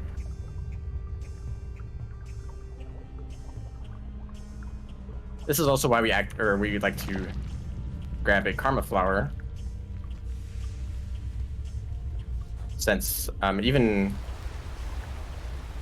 have the karma flower, then your karma would decrease from exiting out of the game there. It counts as dying essentially. And we need to keep this karma up to get past the next gate. Another area we can do wall pounce. But if the game crashes, then it actually doesn't save your karma. So you would have to stay in a shelter again.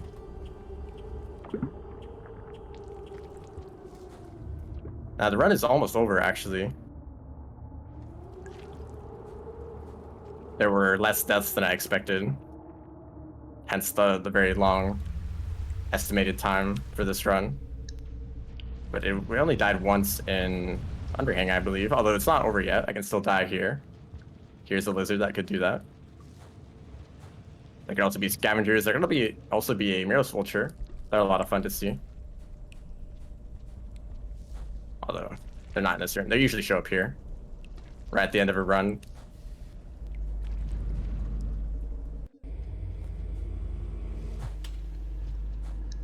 Yeah, I hopped there.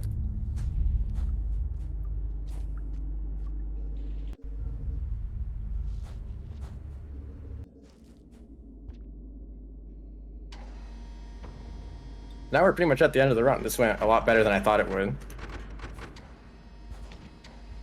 It's pretty easy to die in Chimney Canopy because of all the lizards. It's pretty easy to die in Underhang because of the difficult platforming, especially if you try to go fast.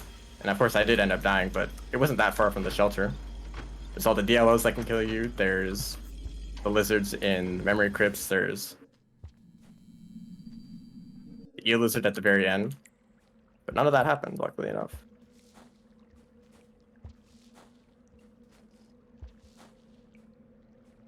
Actually do pull hops after doing a slide pounce.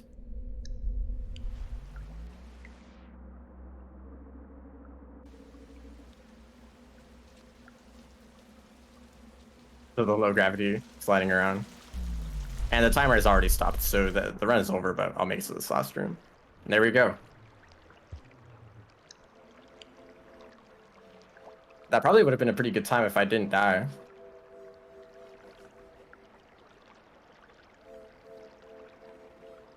You might as well go through the ending cutscene here.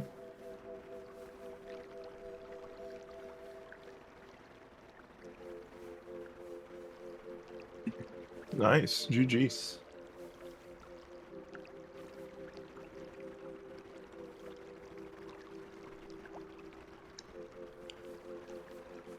Of course, it still would have been slower since I wanted to take the extra safety shelter.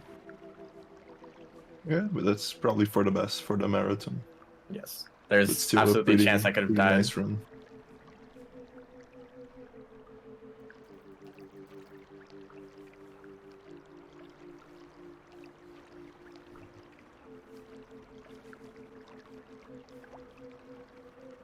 There's something that can happen here.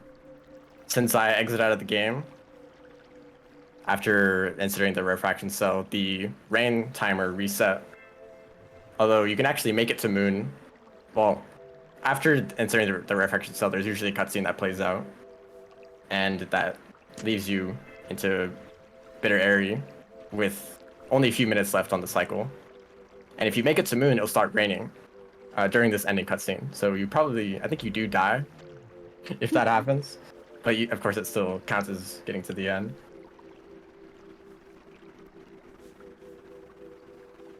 Nice. We should be just waiting for the cutscene to end, and then we're having a short break until the next run. Yep.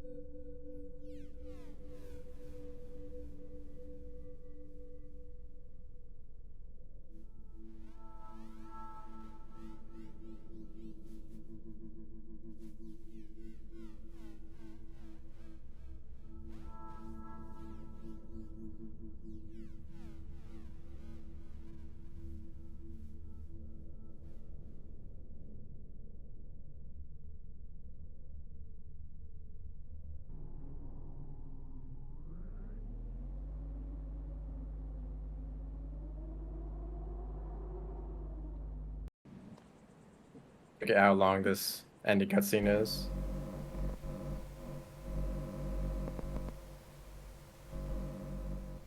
It still has a bit more dialogue than he's gonna have the Pebbles thing. Yes. If it goes on for too long, we don't have to stay the whole cutscene. But yeah, we are also next run is also gonna be with Regan. We're gonna do Gorman any percent. Gonna be probably a bit of a shorter run. And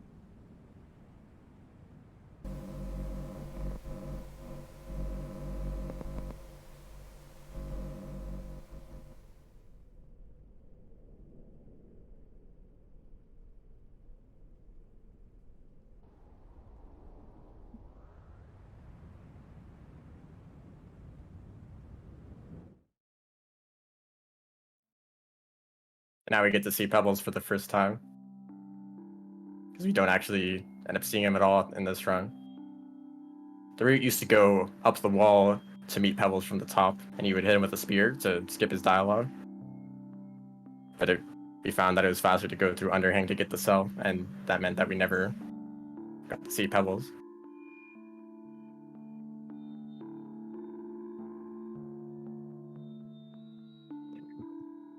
Also, gonna take this moment to let everyone know that we are very grateful for all the funds we have so far. We underestimated a bit, I guess.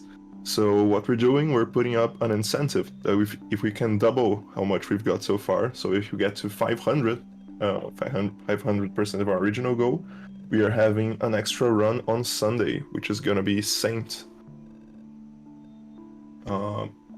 It's going to be the Saint Story run with Finadai.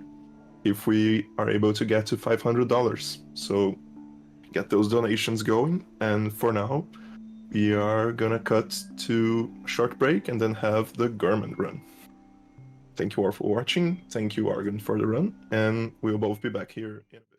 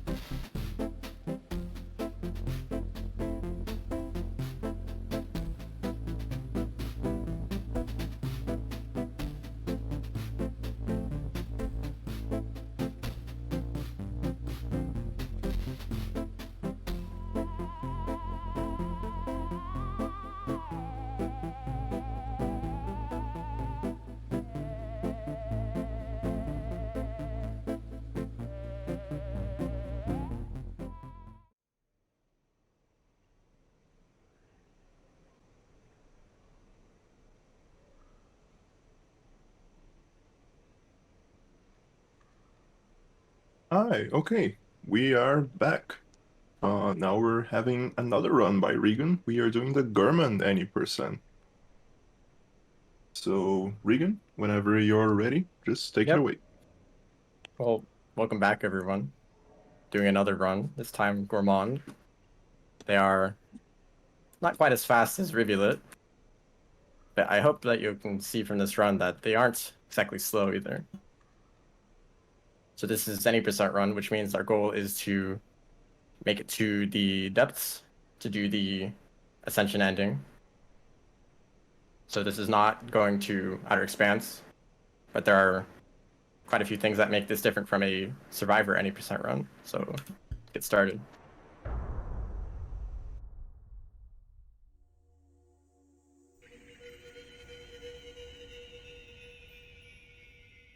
So hopefully I can find a rock in the starting area. There's a rock. I actually didn't do that great, but that was a extended instant hop where you do an extended slide and jump immediately afterwards. And because of Gourmand's crazy slide, EI hops are very good. Although there's not very opportunities to do them. But here we're taking advantage of the meal mechanic to get food quickly. Very start here.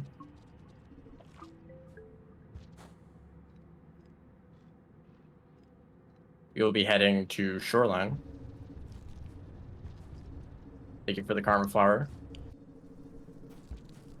I actually want to hold on to this Karma Flower for something important later. And I'm already tired. So Gourmand is somewhat of an unpopular character to speedrun because of their stamina mechanic. Although, hopefully I can explain a bit about the mechanic to make it more clear on how it works and how I can take advantage of it. So, walking around, jumping, basically doing any kind of movement, throwing items too, it all drains stamina. And once you run out of stamina, you enter this tired state where you move a lot slower and you can't jump as far and your throws aren't as strong. Try to throw a spear. So we kind of want to avoid being tired as much as possible. Although you actually recover stamina faster if you are tired, as well as if you are crouching. So if I ever run out of stamina, I stand still and crouch for a bit. Hopefully the spider doesn't kill me. They're exactly where I want to go. Okay, thank you for that. I actually want to grab both these Karma Flowers now. Okay, this spider doesn't want to attack me. So we're going to do some crafting right now. Gourmand can spit up some random items from their stomach, like this. Very rude to interrupt this. Sliding into creatures does damage, so that's how we'll deal with that spider. So we can convert that into Cherry Bomb. Combine this with another rock to create a bomb. Combine this with the Karma Flower. Create a fire egg. Combine that with another Karma Flower, and we have a Singularity Bomb.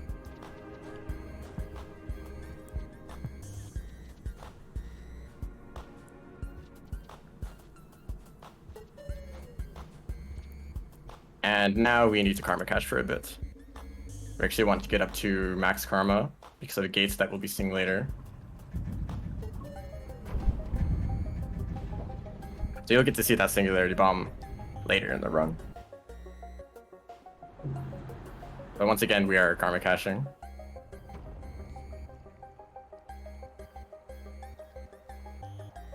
Now there is an alternative to the Singularity Bomb. You can craft a Hazer instead. There's also the chance that you just spit up a Hazer randomly. They are one of the items that can, well, items in quotation marks. So Hazer also works, although I'm not actually sure which one is faster, but I think the Singularity Bomb is more interesting.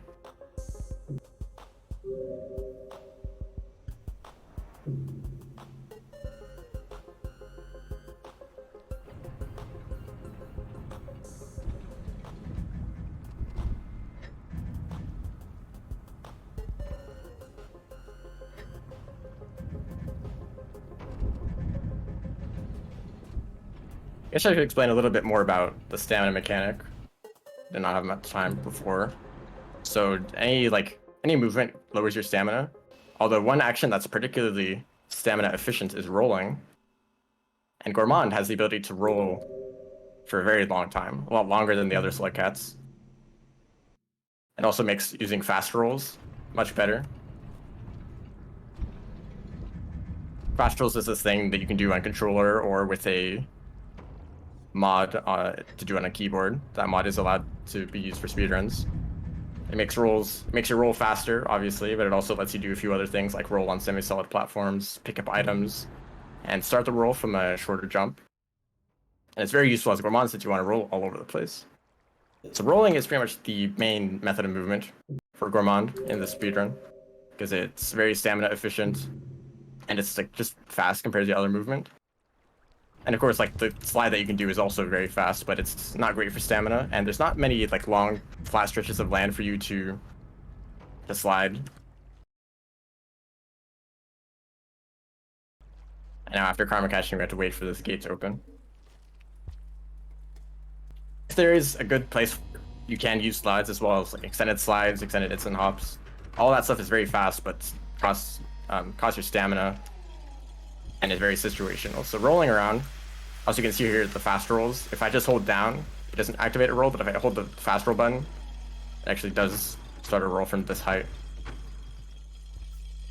So now we're actually moving.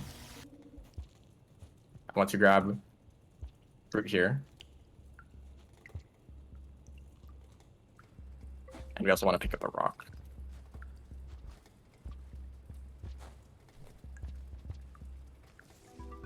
And since sometimes you want to not run out of stamina in the middle of some movement, so I sometimes jump around to run out of stamina on purpose, because when you're already tired and crouching, you move a lot, or you recover stamina faster. So we want to do that so that I can do that jump without running out of stamina.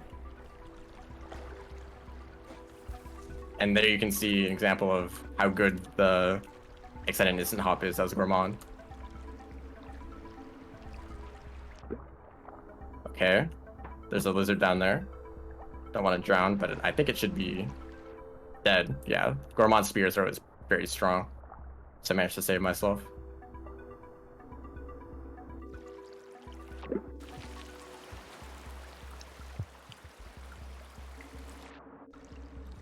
Although throwing spears also drains your stamina. I don't think it drains your stamina if you're grabbed by a creature. The throw that you do to save yourself doesn't actually cost you stamina. A lot of snails here.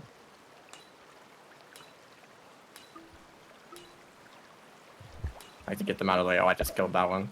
Sorry about that.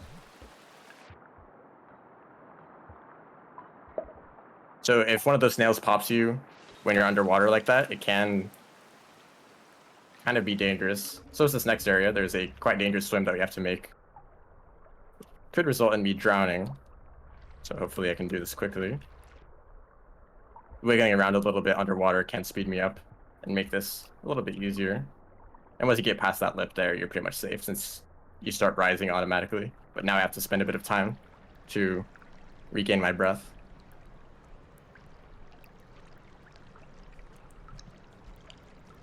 So these tunnels are usually intended for you to use jetfish. One of these guys right here. Guess that one isn't interested. But Gourmand is actually so heavy that the jetfish struggle to push you forward very fast. So this next room has a few routes that you can take, some above the water, some under the water. And I think it might actually be faster to go above water just because of how slow you are with the jetfish. Not if they push you around though.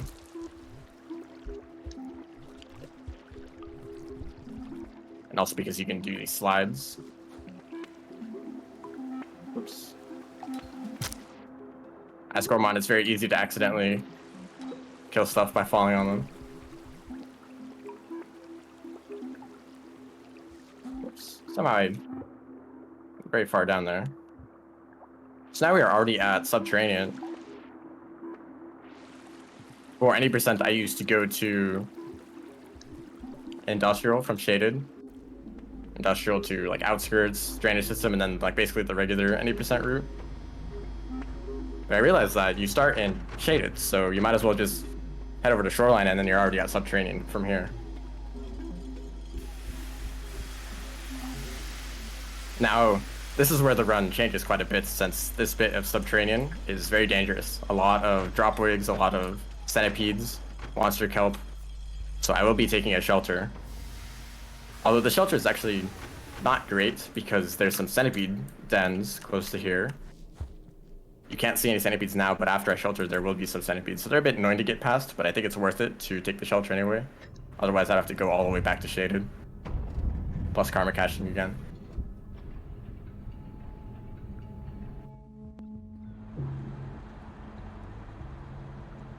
Now, if I had a spear, this would actually be a bit easier to deal with. So no centipedes now, but they should show up in just a second.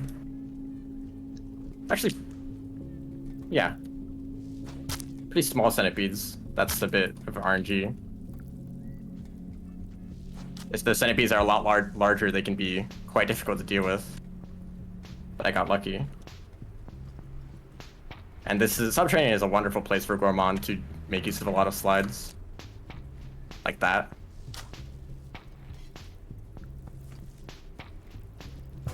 I'd rather have a rock in this scenario.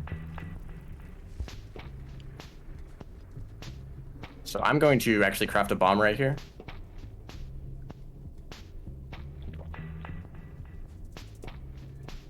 So I really don't like these drop wigs.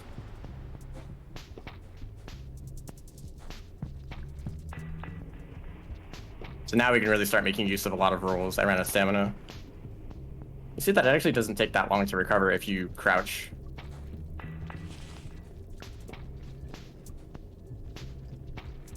I'd rather have 2 rocks. There can be a drop hook here that I would like to avoid. So rolling does damage as Gourmand, so you can actually get past these kelp quite safely if you roll, since the moment they try to grab you, you'll hit them with the roll.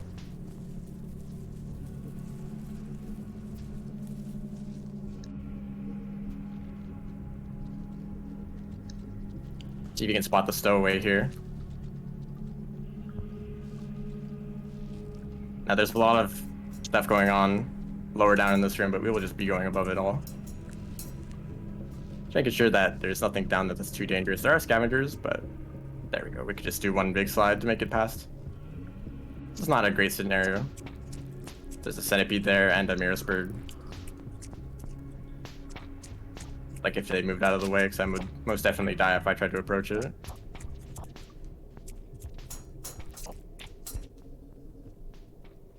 Still, now the Mirror's bird is in a worse spot.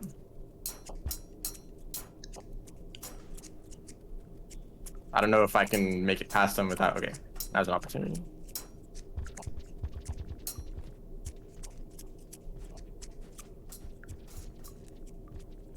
Just barely made it past that guy.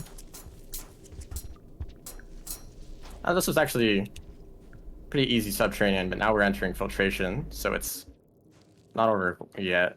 Still plenty of dangerous things in the way. But I'm also going to craft a lantern right here, just because I'd like to have one. Of course, it's not necessary, but it makes it easier to deal with the spiders. It makes it easier to see what's going on at all.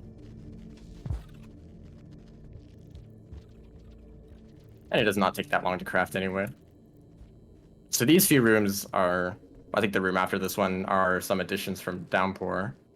They're actually a faster way to get into the depths. There's a mole right there. I can try to bait him. I don't really want to risk a little distracted. I don't know. Good. I should just be able to hide down here. Just massive mole lizard. Come over here. And now there's another one.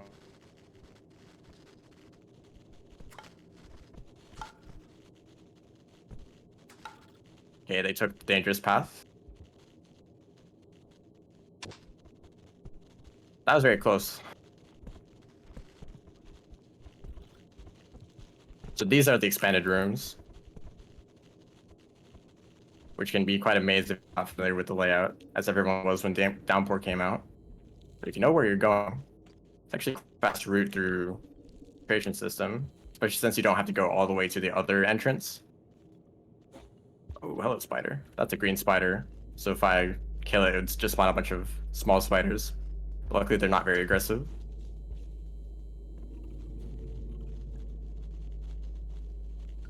Another mole lizard in here. And there's another one entering. But I managed to sneak past.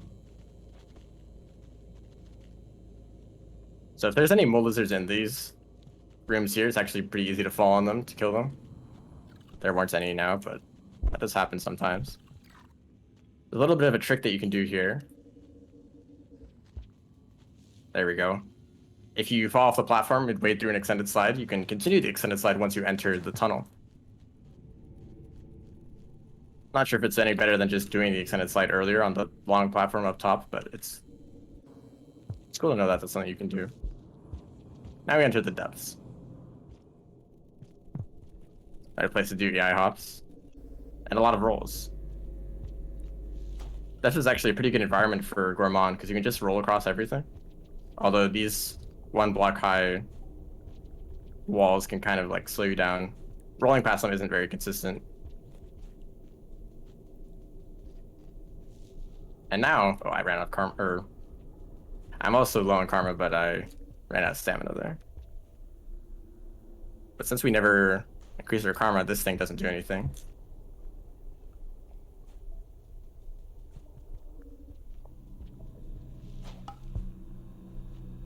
There's another thing that you can do while recovering stamina is to charge a pounce while you are crouching. You might as well while you're regaining stamina.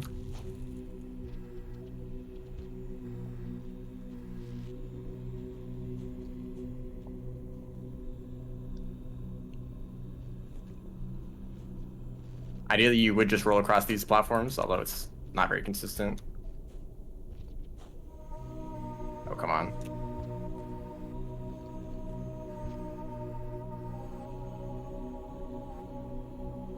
There we go. Can be a bit annoying if you fall down there.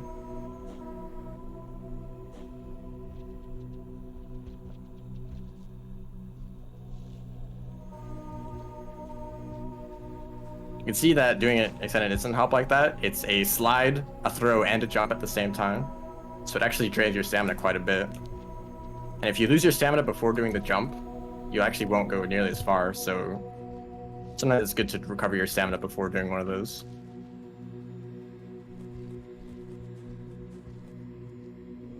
I have to wait a bit here. So here we can make use of a very obscure tech where you can hook a wall and then do 2 jumps away from it. I like to use that. You can use a spear, but it would drain your stamina, so that's probably a better option as Gourmand. So now, we're coming up on the area where we can use that singularity bomb.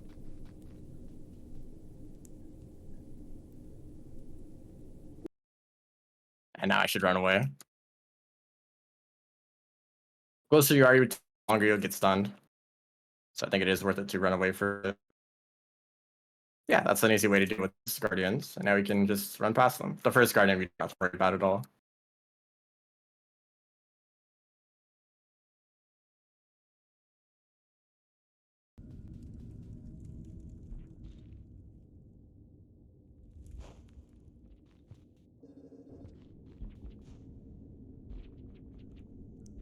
That's wonderful.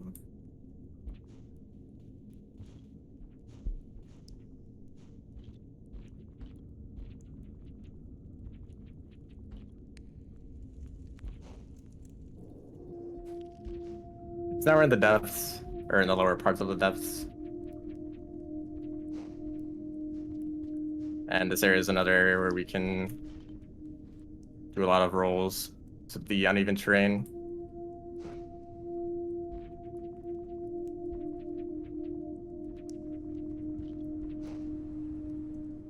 Also, yeah, it seems to have dropped a few frames.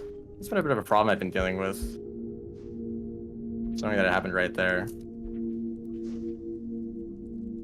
Hopefully it's fine for the rest of the depths, although you won't be missing too much. Just doing some rolls. The terrain's too uneven for us to do any slides, although there's like a few spots.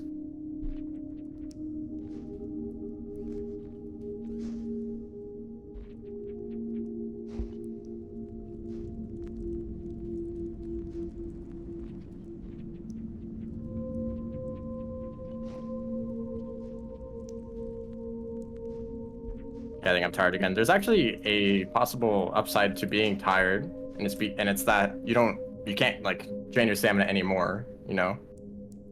So when you're tired, you might as well do all the tech you can. And even if it is a bit slower, it can actually speed you up if you can throw boost a lot. Usually you don't want to throw boost too much because it drains your stamina. But if you're already tired, you might as well throw boost as much as you want. And then you can, which can like maybe let you go a bit faster than normal.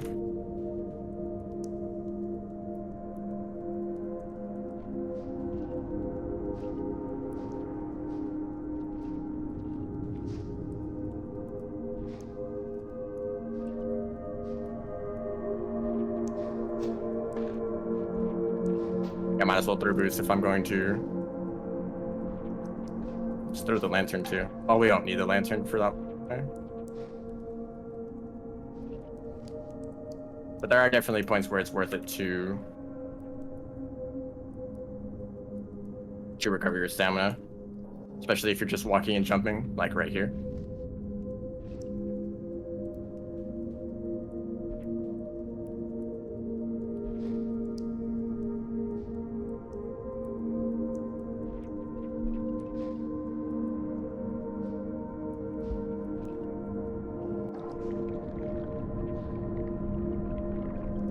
Well, I tried to do something there, but that's still work. When you do a slide, if you jump on the very first frame after starting the slide, you can do the slide pounce immediately. Like I just did right there. It's pretty much only possible in the depths because the time is slowed down slightly, which makes the timing actually reasonable. But there we go. That should be time. Now that we've entered the screen. Nice, GG's. This one I don't think we're gonna go see the whole thing because it's very long. No, of course not. That was actually a really good time. I overestimated on the run estimate because I tend to die in subterranean. Valid. But that was actually pretty smooth. Fortunately, it seems that the stream dropped a few frames on my end, so Yeah, the stream had a bit of issues, but it was mostly fine. I think our commentaries should still work fine since it was just my stream. Yeah, there was a bit of desync, but not a worry right now. We got the run done. It was a pretty nice time. And yeah, so thank you so much for your runs, Regan. Yeah. Thank you everyone who was here watching. Next up, we're gonna be having Nanofarad again with the Spearmaster Story Run. It should be around 6:30 p.m. in UTC -5. And also let me remind everyone that we have the new donation goal running. So if you folks can double the amount we've gotten so far and get to 500, not only are we saving a lot of forest creatures, we are also getting a Saint Story Run on Sunday.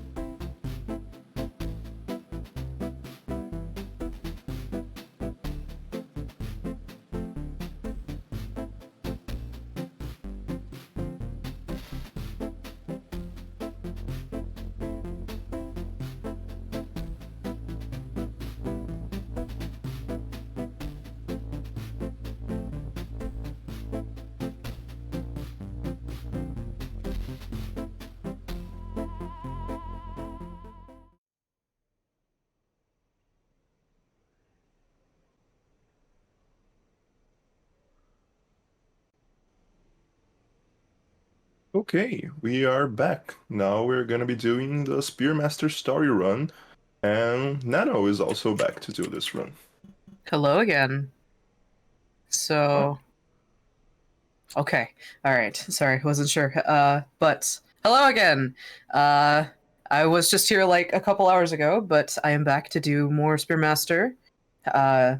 And I am a little nervous, a little excited. And it is probably one of the more difficult runs that I have had to do. And I'm going to just get into it because we have a little bit of a preamble to do.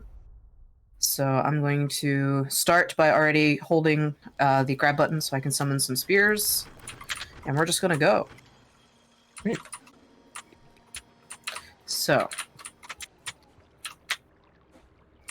we have to get through this longer tutorial, which is a little longer than you would expect from something like Monk or Survivor. Because even though Spearmaster... What is he doing? Okay. Almost drowned. It's fine. Spearmaster comes out of the same like tutorial area, or into the same tutorial area that Monk and Survivor do, but has this little extra area that you have to do the tutorial in, so you can figure out that they can stab things. So we're just gonna move rather quickly because we have a lot of traveling to do, and Suns wants us to go places. So we're gonna just move on through here. More tutorial shenanigans. All right. Come out here. Ended up backwards in that pipe, which is really funny. And we're gonna come out in the tutorial. Yay! So, something to bear in mind is Spearmaster is at the front of the timeline, meaning that they are the earliest in the time. So generally, we're going to see a lot of more difficult spawns and some very interesting creature interactions. Goodness. And, well, reactions, I suppose, as we continue on. And we'll be able to see more of that as we go through, because we're going to take a similar routing as you would a typical like Pebbles percent from this area, or even the last run that I did. We're going to have to go all the way up to Pebbles and talk with him, and then we're going to have to do some interesting things. All right, everything is terrible here, so we're going to just leave. It's very scary. We don't want to do anything with that. That was a centipede, but it's okay. We're going to go this way, because there are typically drop wigs. So we just need 2 food pips in order to be able to rest and starve. So we're going to come up here and we're going to starve. Or we're going to rest and then we're going to starve in Karma Cache. Just once. Because what we're going to do is we're going to take a safety save by Chimney Canopy, because that's where the run gets a little testy from experience. And we're hoping that things are going to work out okay. And I did do a little something in the background to ensure that this goes okay. I want to show off a majority of this run, and I don't want to get stuck in outskirts, so...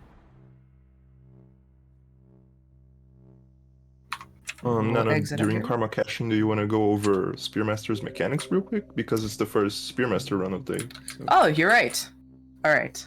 So, Spearmaster can pull spears out of its tail and hold 2 spears in its hand.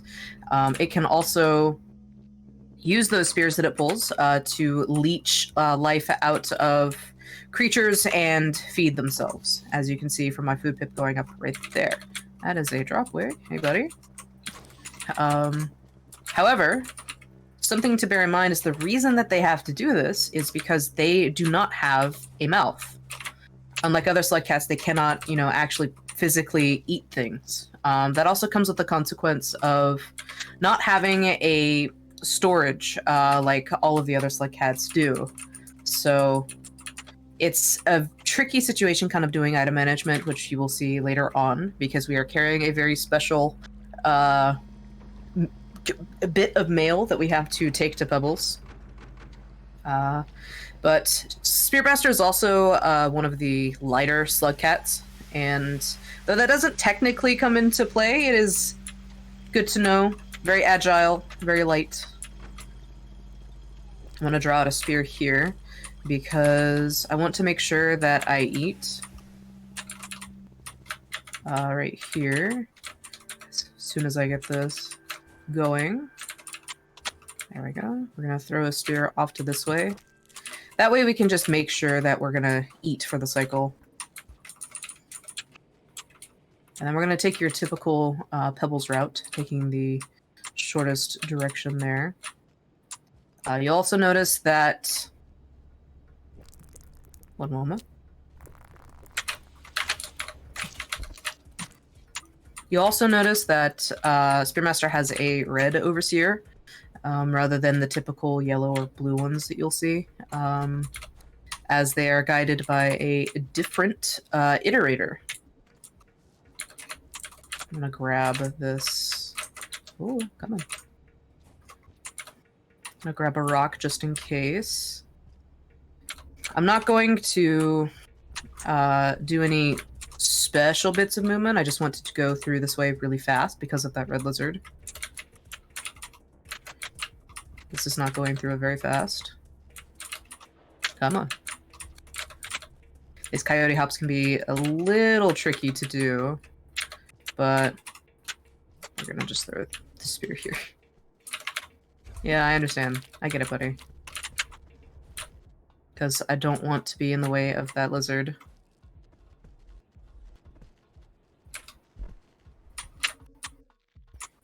Alright.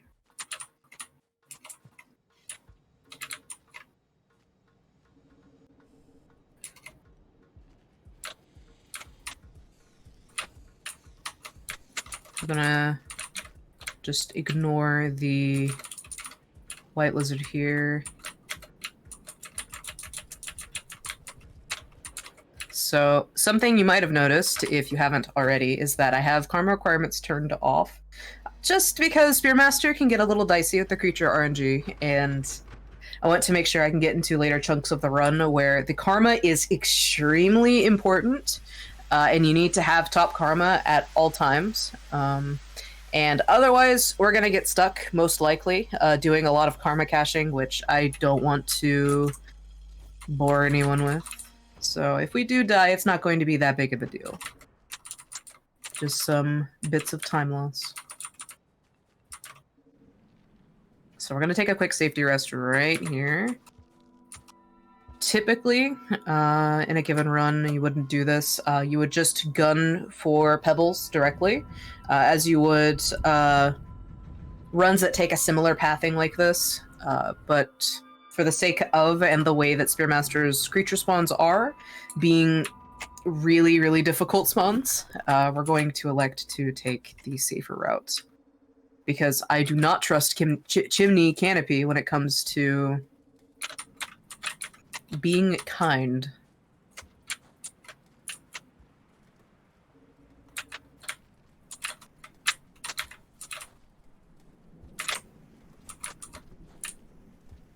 There have been select incidents where I found that Chimney Canopy was empty as Spearmaster, aka all the creatures went to deferring rooms, but not very often. Okay, there's no drop wig there. I'm going to go up this way if I can. Okay. Alright, go get the noodle fly. Please, please don't get me.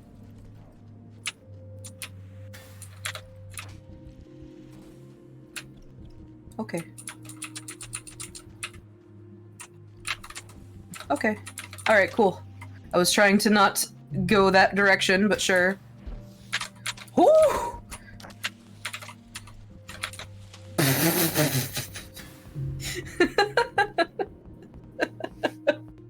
We outplayed the drop wig. Good job, good job, good job. Don't know what happened there. We're gonna just keep going. So, like I said, things can be a little unforgiving. That cyan lizard was particularly adamant about eating us specifically, and not the 4 other things that were in its path.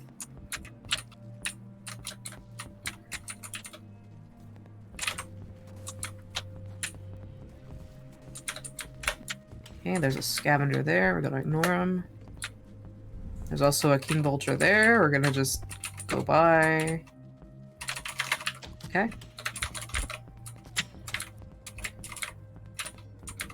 Ooh. That is that same. Come on. That's the same cyan lizard. We're gonna hope that that keeps him busy for a little while. Okay.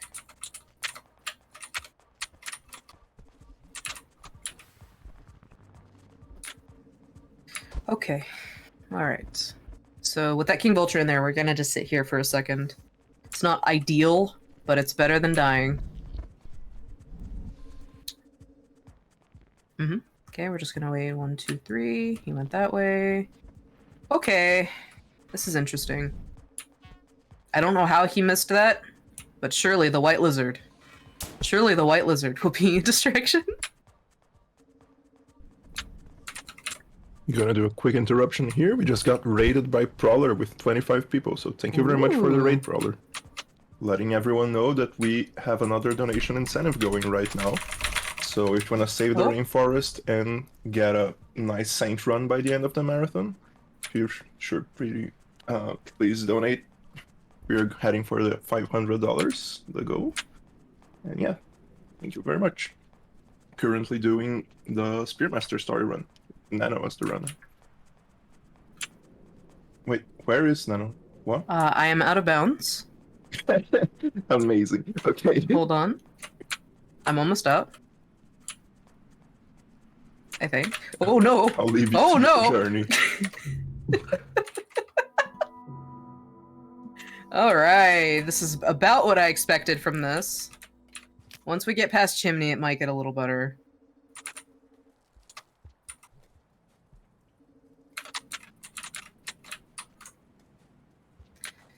Chimney is particularly unforgiving, as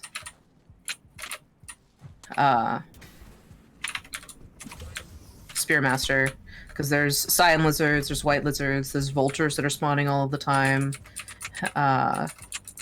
There's also the odd blue lizard that might pop in from time to time, and they're everywhere, and it is non-stop.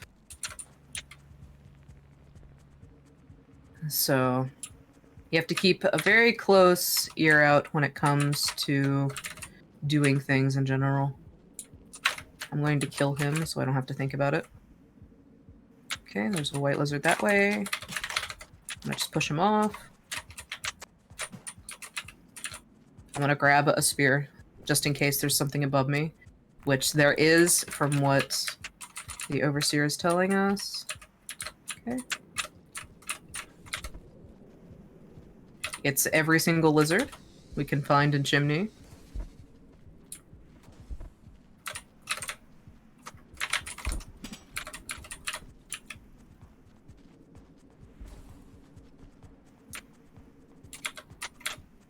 Okay.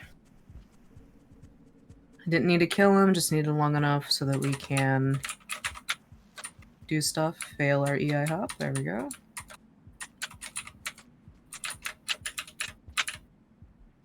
All right.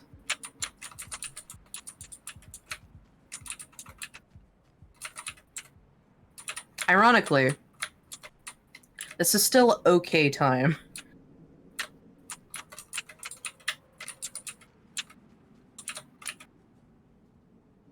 So, we're doing all right. Just gotta dodge out of the way of actually everything. So, I'm going to have to be careful of vultures here, because they can drop in, but we're going to try our best to ignore them. Yes, even the king vulture that has his sights on me right now. He doesn't exist if we do not look at him.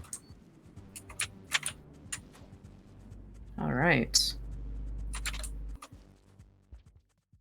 And this is the part where I mean that karma can be very, very important as Spearmaster.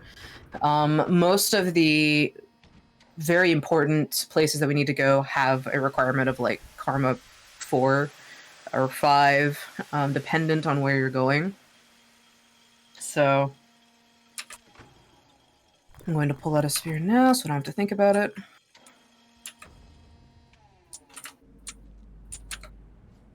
And you're gonna see a few differences, I mean, of the wall in terms of more easier storylines like, you know, Survivor or Monk compared to Spearmaster.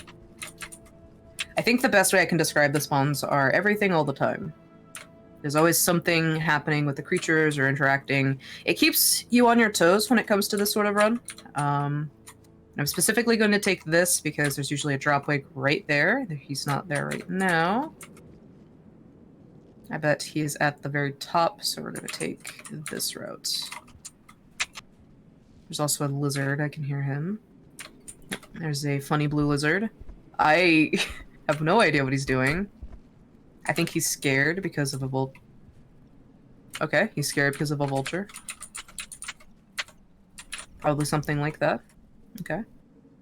There's our dropwig friend. Highly unfortunate. Alright. We're gonna have to take this a little more safer than I thought. Spearmaster is unforgiving today. And it's actually somewhat incredible. So I have an idea of what we're gonna do to maybe preserve some time here.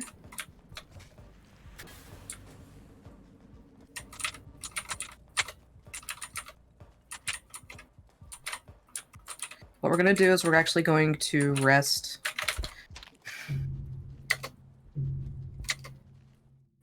All right, okay. We're going to rest at the top of chimney, at the bottom of the wall, something like that, and hopefully be able to. Wow. All right. Okay.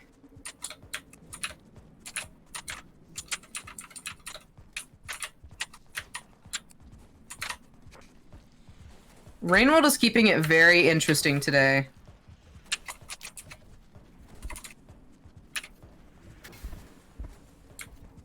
Trying to go this way because it's just a little safer because they're wanting to follow me rather than go anywhere else.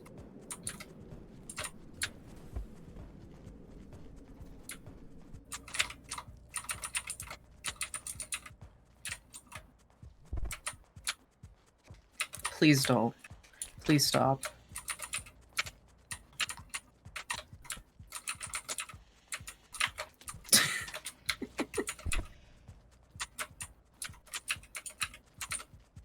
Oh, wow. Okay.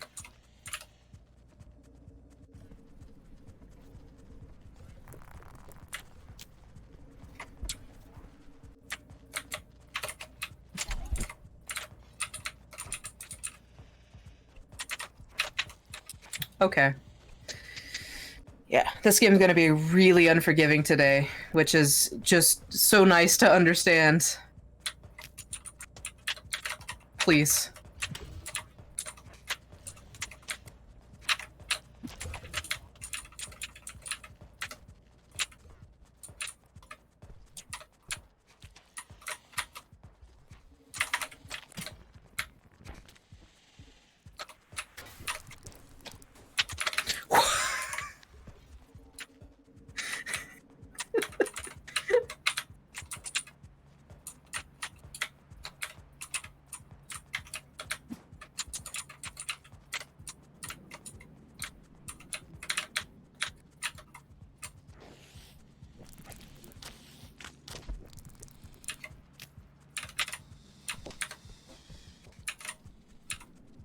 Very interesting pathing choice with the dropwig there. We're gonna ignore him, hopefully.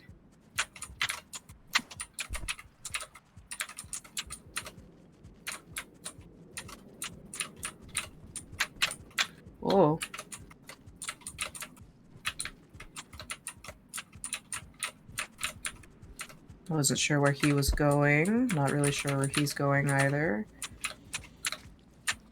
We're gonna just go around him, hopefully. And then he'll just leave. Okay, cool. All right. Let's do this one more time.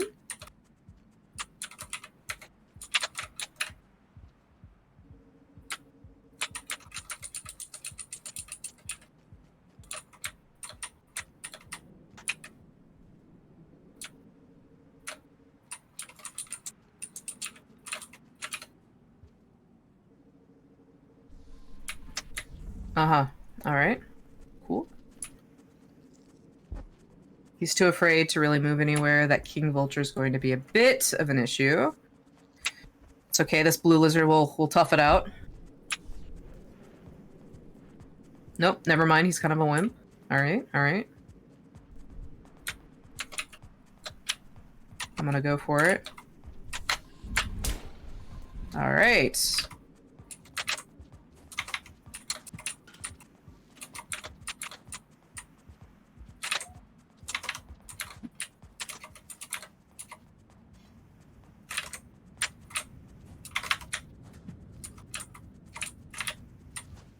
All right, so to ensure something like that on the wall doesn't happen again, what I'm going to do is I'm actually going to eat here and miss, and then try again and succeed. Once we eat here, ooh, someone's a little displeased that I dodged him. But we're gonna sleep on the shelter on the other side so that way we can save our progress in chimney so we don't have to do that like 3 more times on estimate. And then we're gonna keep going.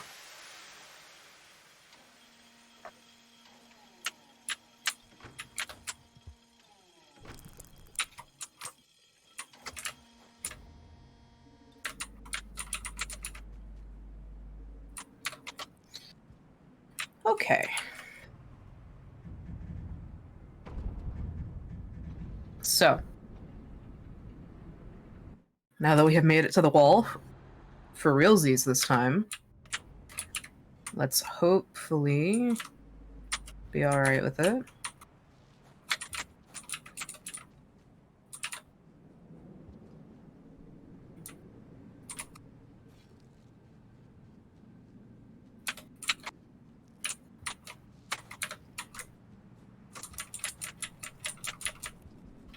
All right, so we're going to take a similar route to what I did before, staying on the insides of these like pieces of the wall, because there can be king vultures on the wall as Spearmaster, and there's also that dropwig there, as I had pointed out before. And I don't want to get caught by any of those in particular. There's no dropwig here, and I think I have enough speed to make it.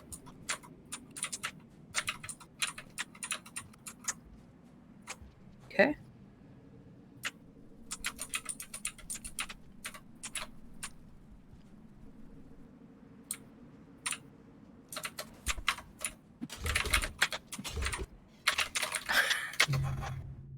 Okay.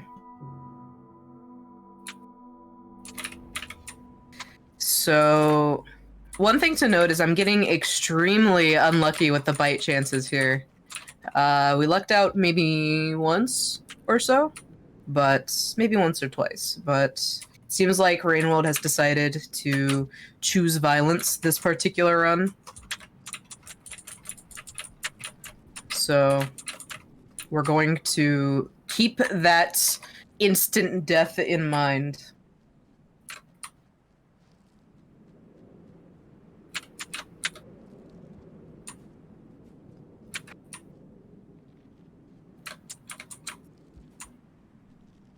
All right. Just saw a shadow, so I'm gonna go this way. I don't know what it was, so I'm gonna err on the side of caution. Okay.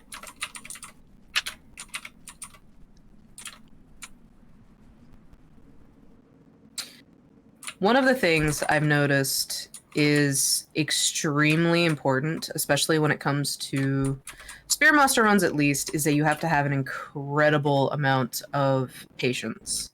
You have to just kind of take things as they go, and be very, very careful about where you're going and what you're doing.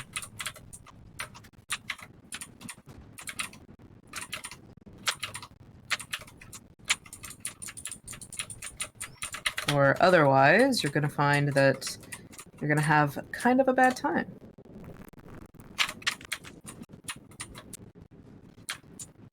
But it's okay.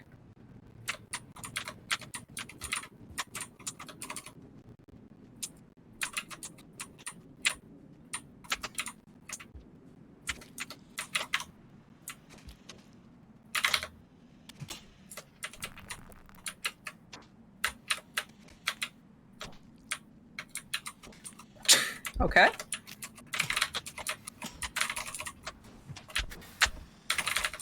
All right, that was very interesting. That was quite interesting. Huh. Out of all the things, I did not expect to be vaulted like that.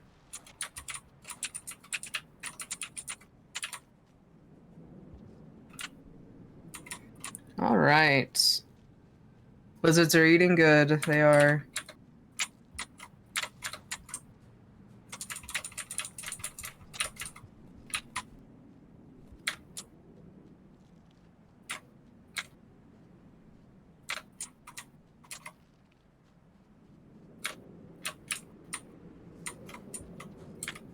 So we are getting some pretty decent wall practice, though, to be fair. There is that, trying to be extremely optimistic in these trying times. Okay, I'm gonna, yeah.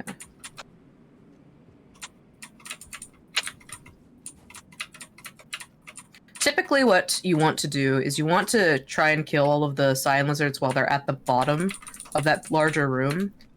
But sometimes you can get away with just leaving them alone because they just stay in their little orb most of the time.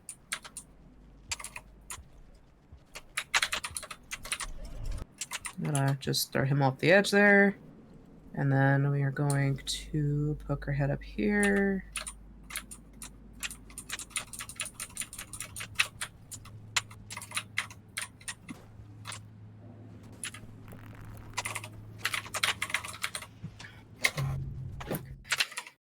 Yeah, Rainwold is going to be pretty bad. Next run will probably be Deathless, I agree. This is, I have to be honest, probably the worst it's been in a while.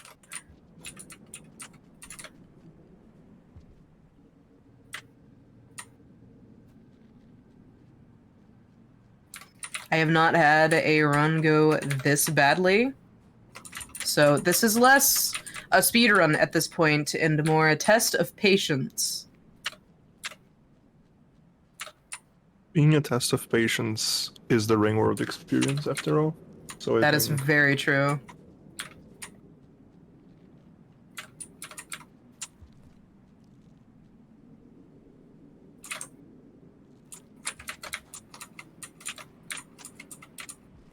Why am I attracting lizards?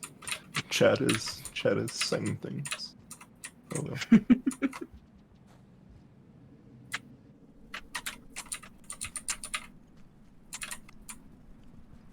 It's the PNG tuber. I'm going to actually sit here for a second. I'm going to make some noise. Drag some beasties down here. You can see they're all hanging out up there. So there's at least 5 cyan lizards that I know about that like to hang out here. And you have to be wary of all of them. As well as the typical 4 white lizards, and then there's an extra pole plant for Spearmaster alone.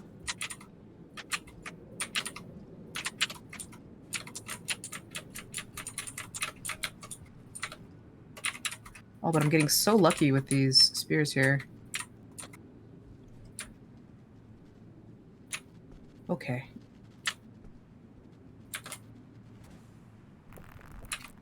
Gonna make sure that he didn't see me. Probably did, but that's okay. All right.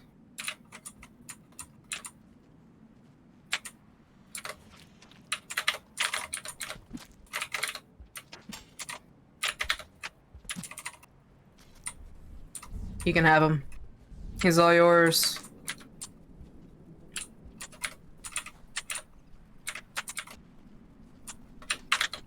Alright, I was hoping that I could deal with them. Oh no.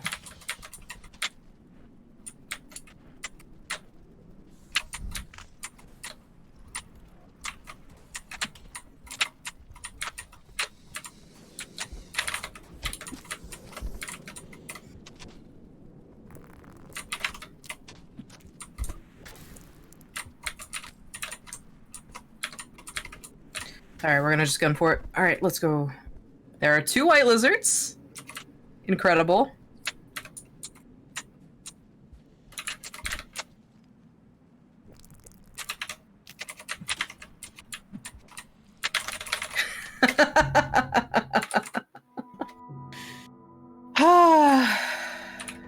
Okay. I am very, very sure that I'm not going to make my run estimate at this point. But we'll keep going for as long as we can. And we will see how it goes. I want to say the bite RNG is off the charts today. I know, I know. Absurd. I would like to, if someone knows, could they perchance look at the bite RNG for cyan lizards? And white lizards, that would be very nice. Science is pretty high. Let me check.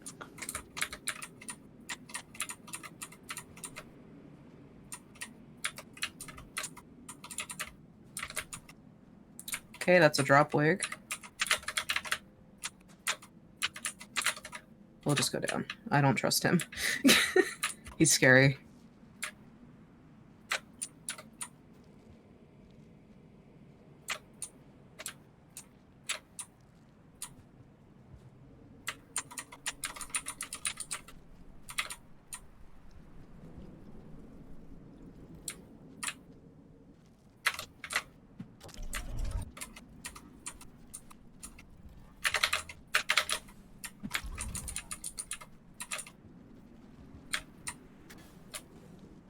Okay, there's 2 other cyan lizards. He's kind of having himself a little party there, isn't he? Surely we can make that party better.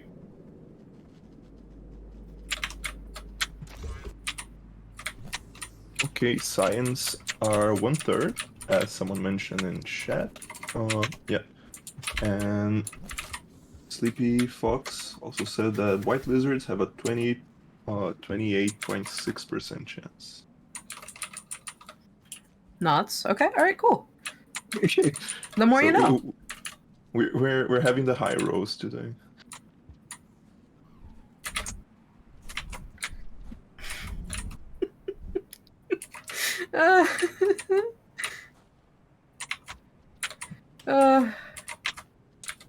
Please.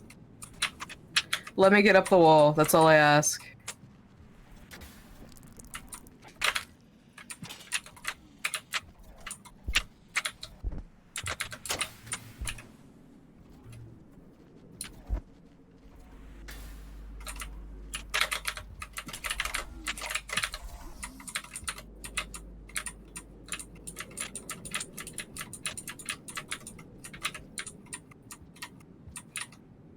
Typically, what you can usually do is if the bite RNG doesn't kill you instantly, you can get... Huh? What? You can get free from... the...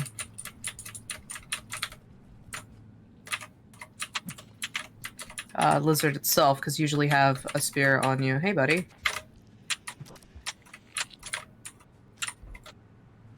But because the buy RNG has been so absolutely insane that I feel like I'm going to be incredibly lucky after this. I don't know, like, in what manner. I should probably be, like, rolling dice or something, but...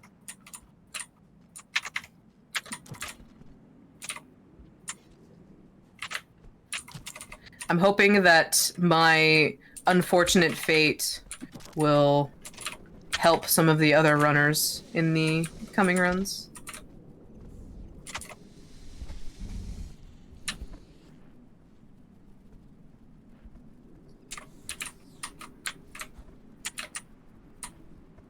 I guess nothing clears a party up more like a vulture.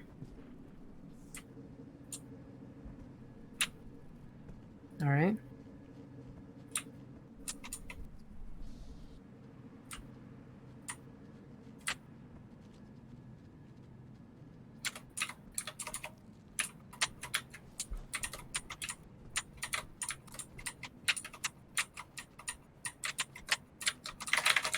Ooh.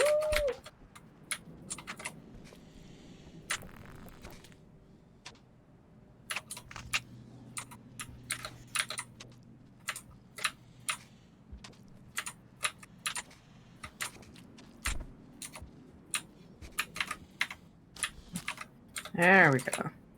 We're gonna keep this trusty rock with us. It's our lucky rock.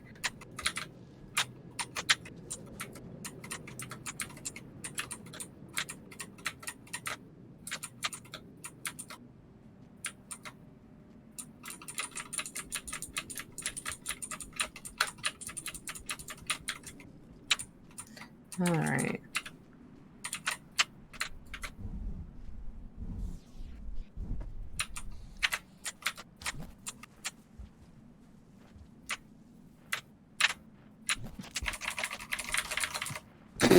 Okay.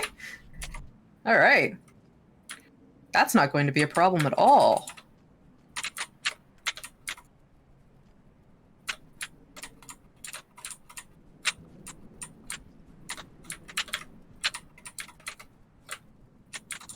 You have to forgive me if I sound slightly amazed by certain things happening, because there is some certain unique things happening in this run that I have not really seen.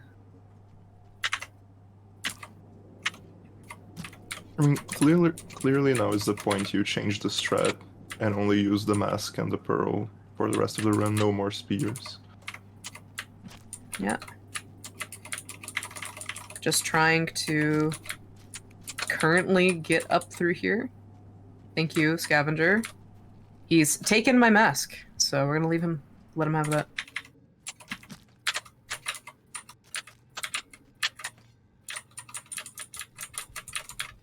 So something to note is that Spearmaster has negative 35 Scavenger rep, which means that pretty much anything that if we move near a scavenger, then they'll probably try to kill us. So currently it is on site for every scavenger that I see because I am not trying to risk my life, trying to be nice with them, unfortunately. If they were a little more reasonable about choices outside of my control, then maybe. We're unfortunately not out of the woods yet, though, because we still have this top of the wall area to go through. So... You gotta love the CTV there. Yes. So we're not entirely sure if there are any more scavengers. We're gonna have to use our ears to do this, so I might be a little quiet.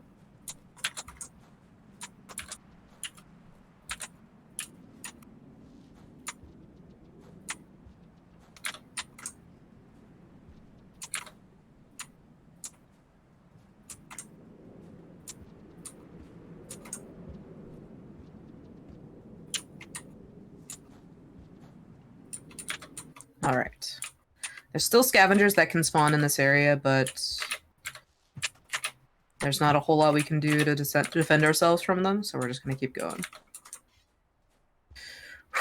Okay, alright.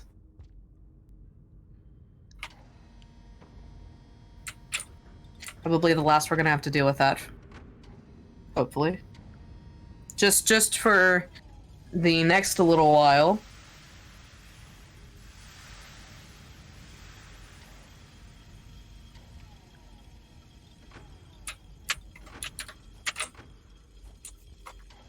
Alright, we're gonna go ahead and immediately take a rest here. Because the next little area can be pretty hit or miss. Pebbles can make this a little inconsistent. So we're gonna go ahead and take a safety rest, and we're 39 minutes, 40 minutes at the real timer. As of me looking over at it. What I'm gonna do is I'm going to grab some food real quick. And then we're gonna go talk with Pebbles. So the reason that I saved is that this next little trick is kind of a skip, because Pebbles doesn't typically allow you back into his superstructure when you are Spearmaster. He tries to immediately throw you back out to this particular area and make you leave in that manner. And so we're gonna try and not do that, and we're gonna try and sneak out the wrong direction. We're gonna use Spearmaster's capability of holding spears very nicely to get over there. Technical things are happening. I'm trying to focus. Okay. So we're gonna use this to slow our momentum here. And alright. Then we're gonna hang out with Pebbles for a little bit. And he's going to take our mail and rip it out of us. As you can see. So we're going to sit here and lay down, because when we're laying down on the ground like this, it's a little easier for us to regain stamina, which will give us enough time to get up and hopefully grab it.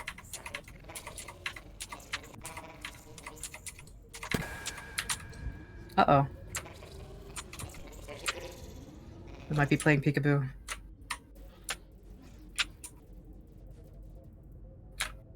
No. Alright, we're gonna let him kill us so that we can just kind of get to the next screen really quickly. So what was supposed to happen was I was supposed to grab the pearl, and then I was supposed to jump out the left exit so that I can get into the rest of the superstructure, go down that way. It's a little faster than going down the wall again. But as I said, Pebbles can make this a little inconsistent, so we're gonna try and do that all over again. He simply drops the pearl on the ground, so you have just enough time to recover from your exhaustion and then run over and grab the pearl, but it can be extremely tricky if he moves further away from you, which is exactly what he did at that point. I'm gonna try to do this. There we go.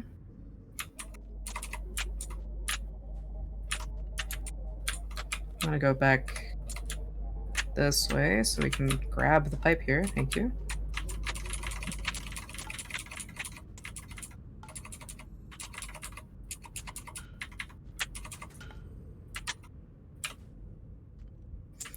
All right, Pebbles. We're gonna do this again, and hopefully you're going to give me the pearl. You're gonna give me the pearl, and then you're gonna drop it into my open and waiting hands, and then I'm going to leave. Or you're going to throw me to the side so that I cannot grab it.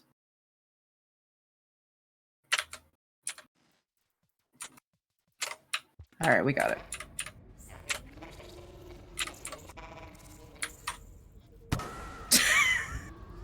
Ah! All right, we're gonna try and do this a little carefully then. Oh no. Please. Please let me go. Okay.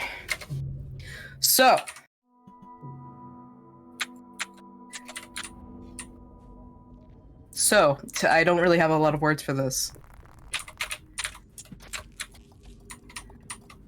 We are gonna have this be the if it can go wrong, it will go wrong run. So I'm looking forward to the next sections of this run if we get to it. We'll see how it goes. So that was another thing that can happen that can go pretty wrong. Essentially, he can be directly in the way of the pipe that you need to go to, and it gives him just enough time to realize that you're...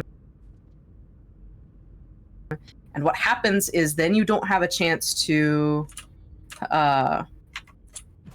get like directly out of the pipe, and he just throws you and then kills you immediately. It's very, very unfortunate.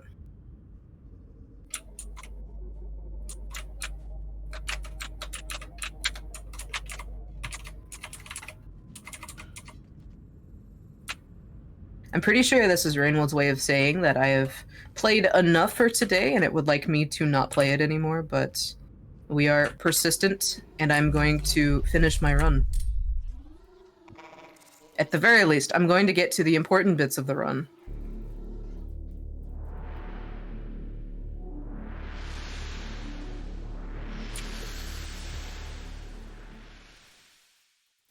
That's an excellent position for you to be in, directly above a bunch of pearls. Surely nothing will go wrong.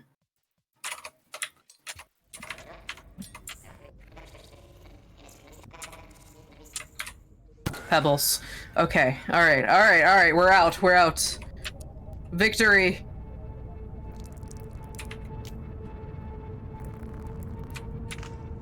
Mr. Grumpy can no longer hurt us.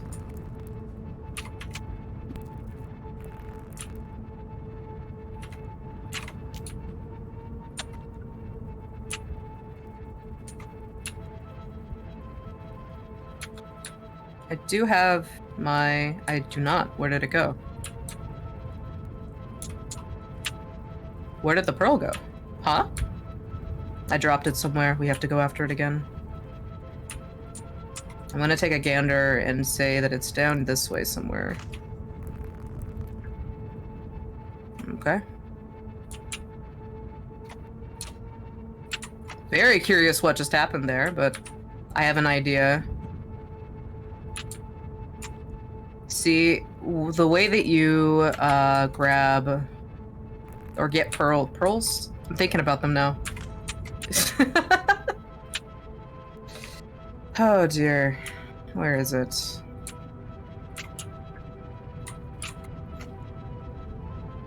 I'll find it eventually.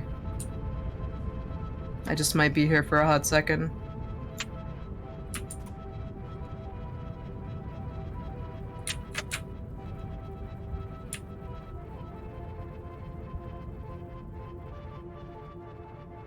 Typically, your map is supposed to tell you where your key items are, but it is not tracking them right now, which is interesting.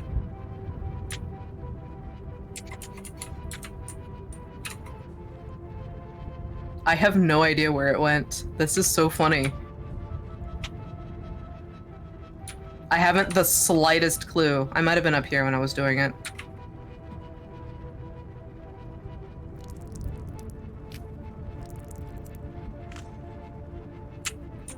Hello?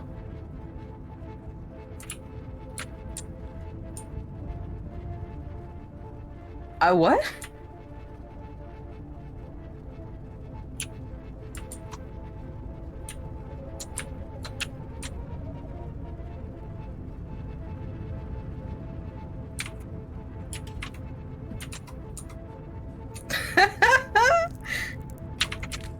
I stand by my reasoning that this is the if anything can go wrong, it will go wrong speedrun.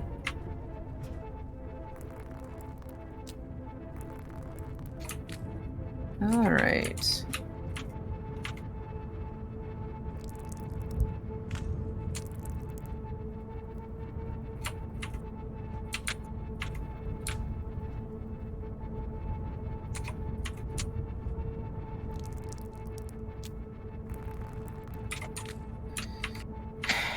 Alright, I'm not gonna waste too much time doing this. I'm gonna just exit out and just do it again.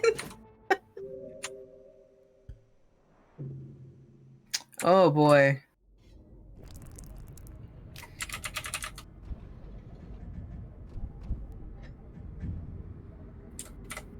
We're just gonna do it all over again. I'm not too concerned.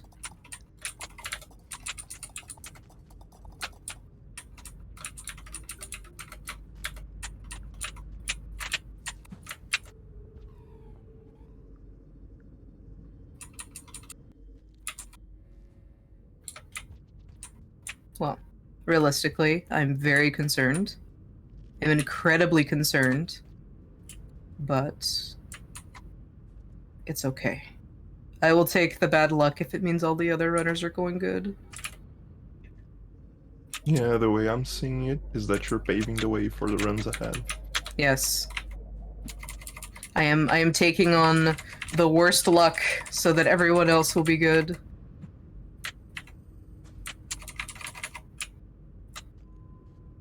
Okay, Pebbles. Third time's the charm. We can do this, buddy. I believe. I'm gonna get a drink real quick.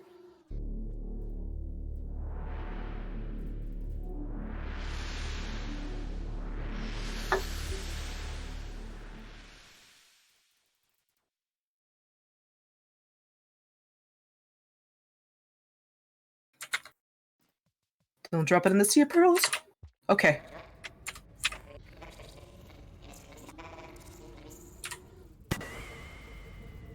All right.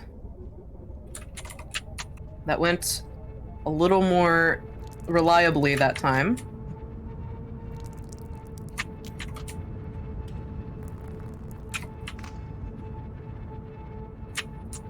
I think. Okay, oh no, go ahead. Oh, no, go ahead.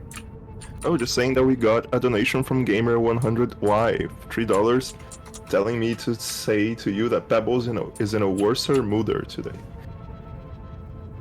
That's fair. Yeah.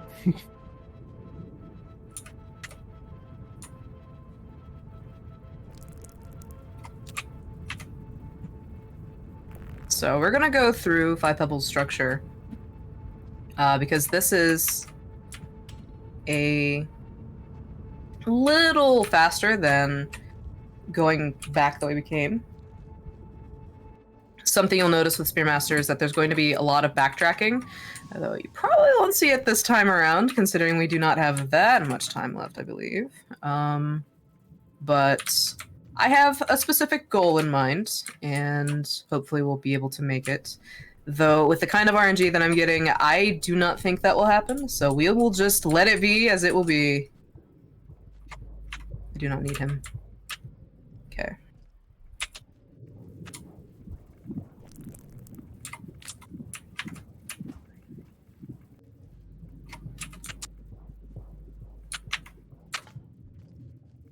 So we're going to use some throwing mechanics in order to be able to navigate the 0G a little better.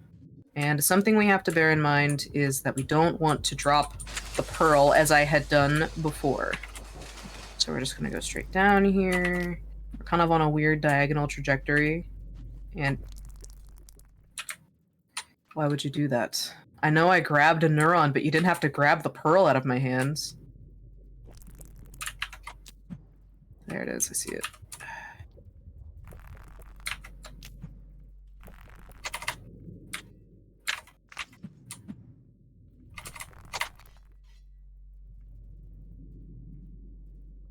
Just gonna float up here for a second, move to the side.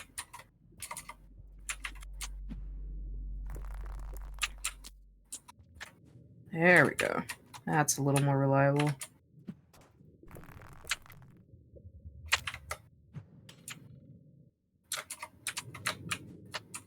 All the spears lying around. The real reason Pebbles has so many spears.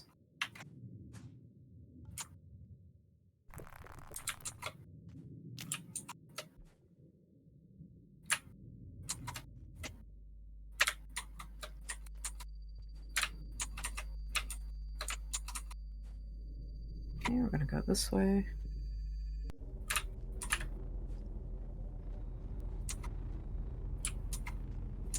So we're going to take a safer route through Five Pebbles. Typically the faster route would be through Unfortunate Development, but after all of that, I am absolutely not going that way.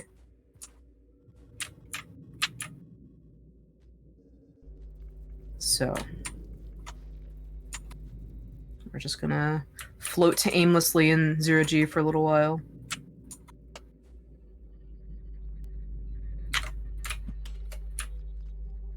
Probably would have had it if I didn't throw up that way. Okay, and we're gonna go down. So another interesting fact is that being so early on in the timeline, there's not a lot of rot to go around, which means all of the daddy long legs that you would usually see in your, survivor, monk, hunter, those are not there yet. So you can kind of get away with just aimlessly floating through the area, as there's not a whole lot of threats that Spearmaster has to deal with beyond the inspectors. And those are only hostile if you cause problems on purpose, like I'm about to do.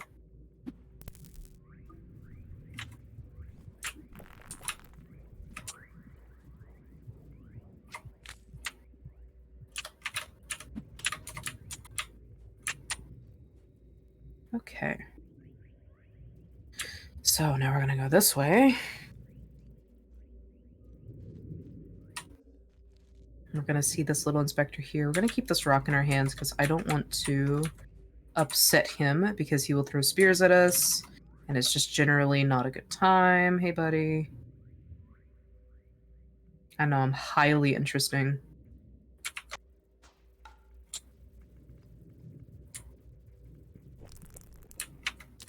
Gotta go that way.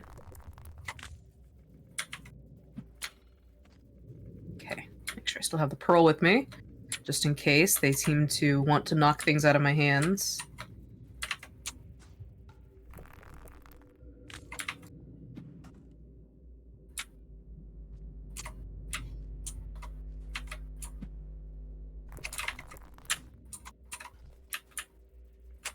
Okay.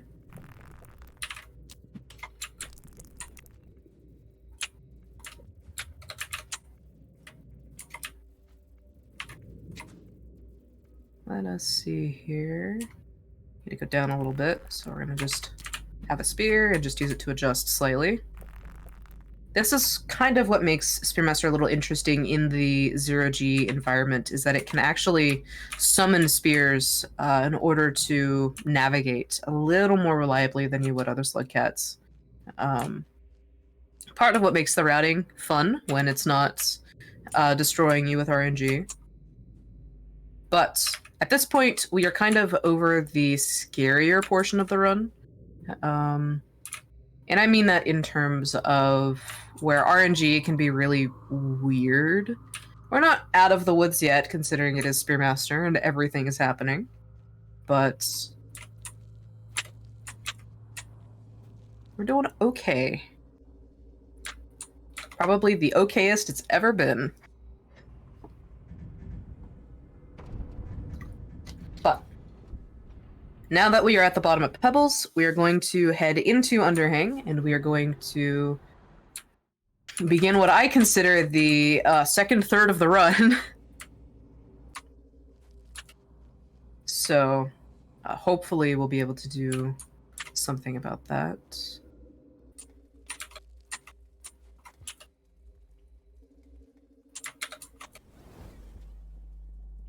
All right.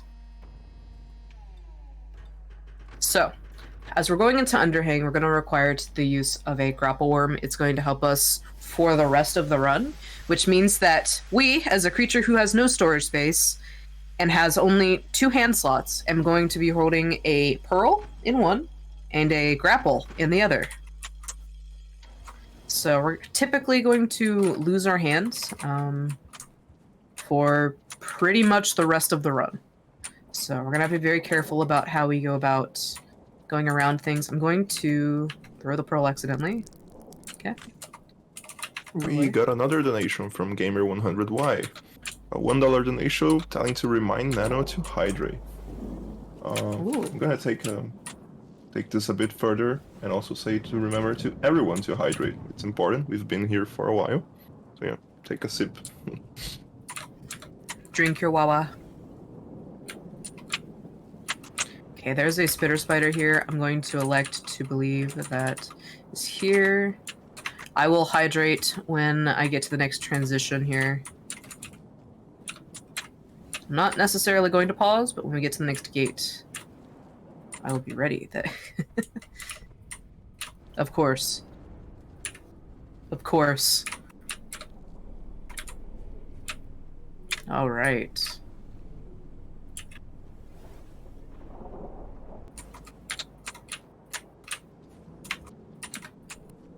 So there's our lovely little guy. We have him now.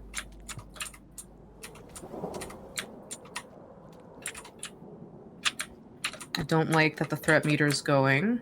That makes me vaguely nervous. Oh, it's because of that guy. Hey, man.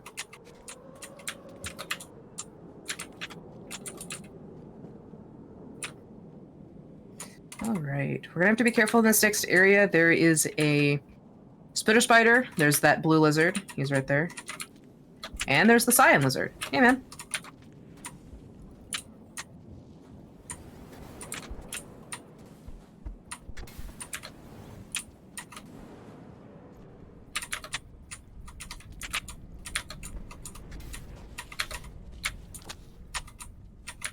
Going to just ignore him.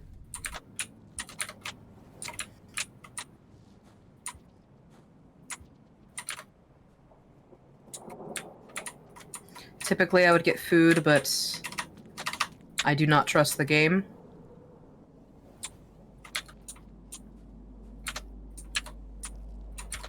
I want to go about this in a slightly unorthodox manner. But I'm going to expect scavengers on the other side of this, because there are scavengers in the next region we're going to, which is technically Shoreline, but the sub-region we're going to be spending all of our time in is the topmost portion of it, of past Shoreline, which is the Precipice. So there is a few food items here that we can grab. There's a popcorn plant, there's a drop wig, there's scavengers that end up on this side. There's also a white lizard that we'll keep an eye out for, because we only need 2 food pips. We don't need a karma cache or anything like that, because we have karma settings turned off for good reason. There are no enemies here. There's one enemy here. I don't know where he is.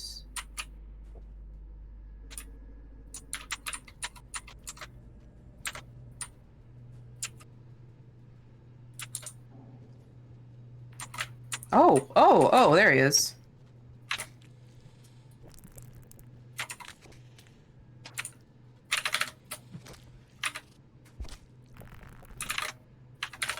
All right. Thank you, buddy. We're gonna leave him be now. And then there's our typical drop wig.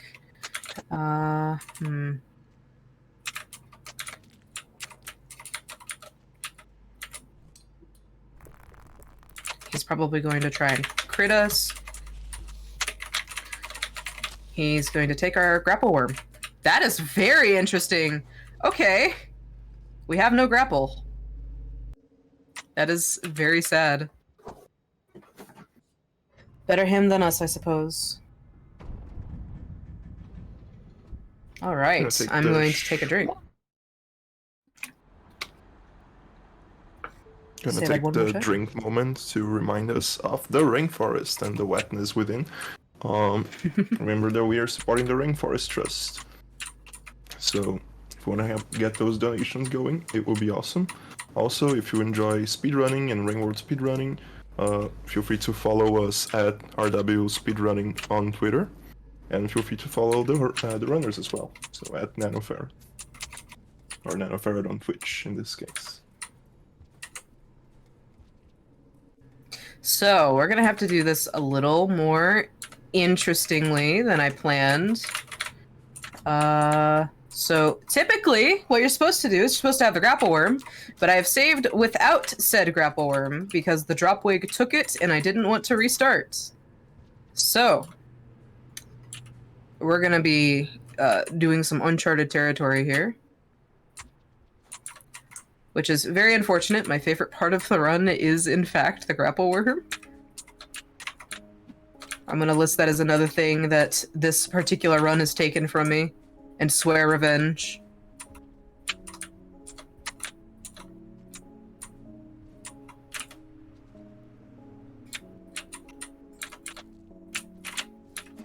Does not having the grapple here just make the run slower, or do you have to actually change your route in certain places? It makes the run very, very slow. Hmm. Because you can do a lot of grapple worm movement here, and it is the fastest when it comes to all of this. As you can see, there's a lot of really bad jumps.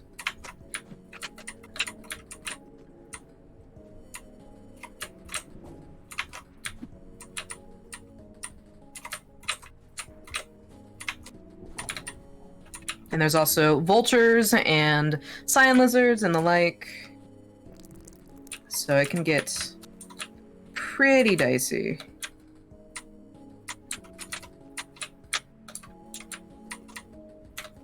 Got an anonymous $1 donation, just saying, hehehe, making the number even at Lord M.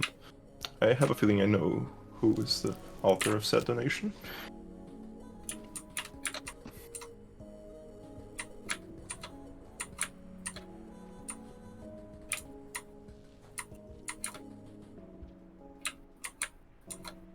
Okay, there's a cyan lizard there. We're gonna have to be careful of him.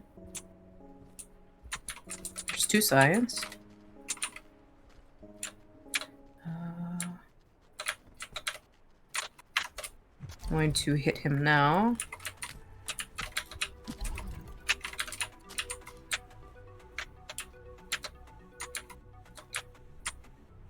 Okay, I have to go down here actually. Ooh.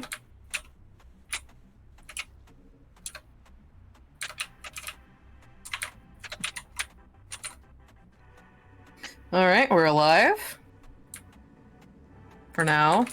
We still have to go up the wall here. But it is okay. We do not need to eat, actually. We do need to avoid that lizard.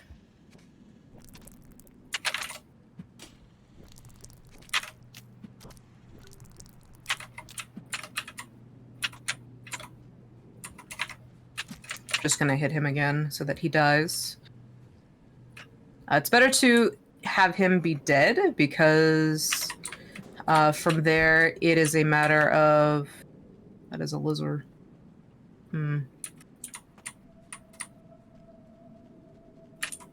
He's going to go this way.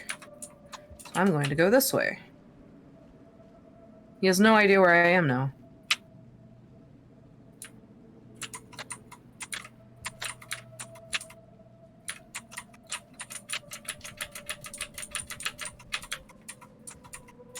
So with the grapple worm, you can usually grapple across the area here, but we don't have that, so we're going to go normally.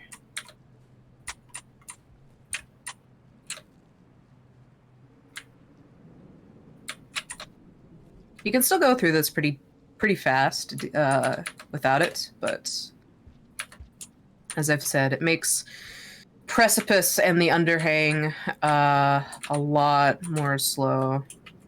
Okay, we need to go this way. There's also a dropwig there. Not sure how I'm going to get past him.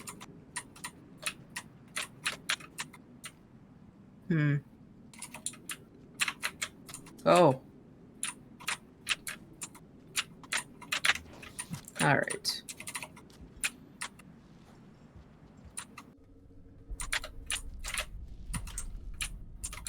Something I haven't considered is there's going to be some interesting routing when it comes to Looks to the Moon. So a lot of what you do for Looks to the Moon requires the grapple, so we're gonna have to go on a little adventure here. I don't usually do this without the grapple, so...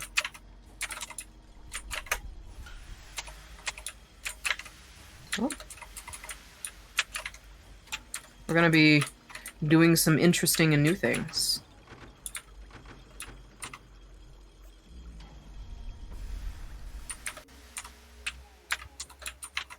But not without saving, because I am not going to trust that this will be normal.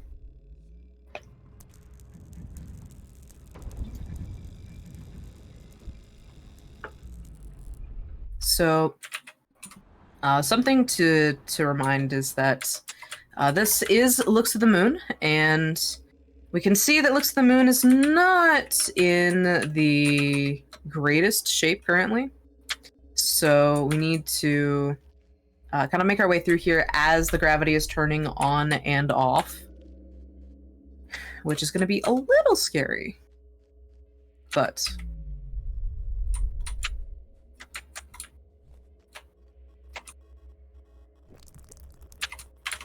we are Spearmaster, and we can kind of make our own routing here.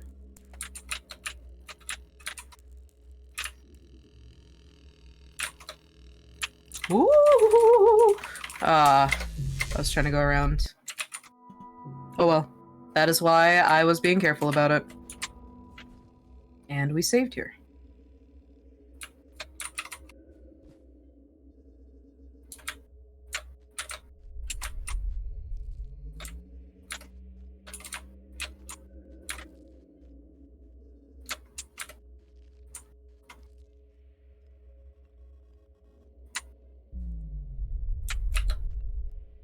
Okay, with the gravity being off, that's probably the best case scenario here, because we can just jump up through here and continue on.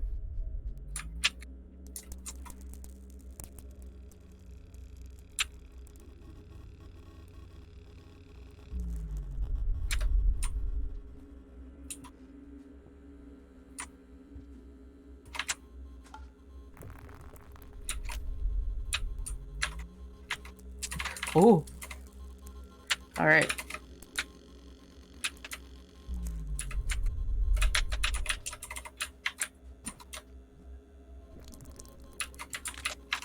So we're going to use our spears to kind of create a ladder here. From this direction, we're going to be okay if the gravity turns off again, because we can just kind of throw upwards here. And then there is all of these pipes that we can grab. And then if the gravity turns off, we can just kind of run. There we go.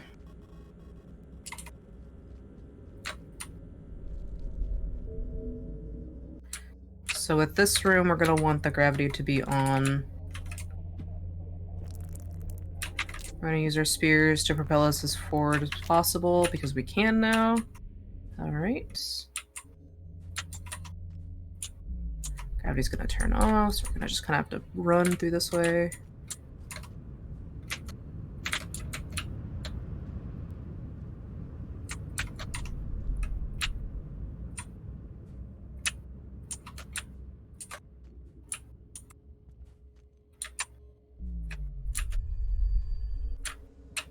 Alright, this is where it can get a little dicey, because there are several little death traps here.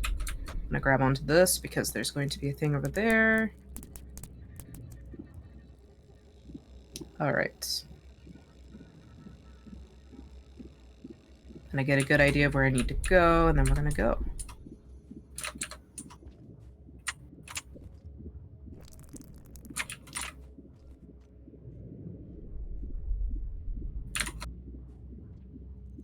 So once we get through here, we're pretty much safe from the evil bug zappers, which are kind of one of the only, you know, harmful things through here. So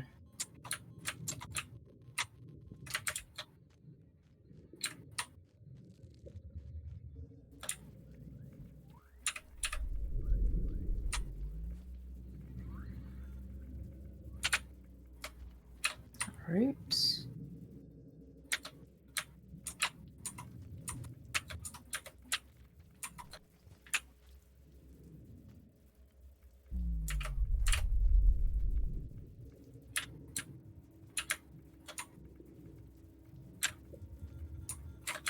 I think the most interesting part about this is without the grapple worm, you get to see little bits and bobs that typically you wouldn't think about. As in, there are certain jumps that I typically wouldn't take, but I'm having to take because I don't have the movement capability. But they're actually turning out to be decently fast. In theory, better than the grapple.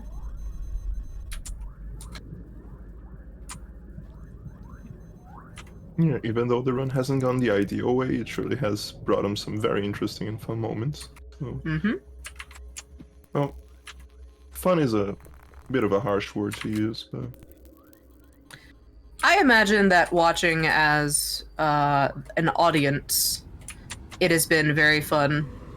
yeah, most likely.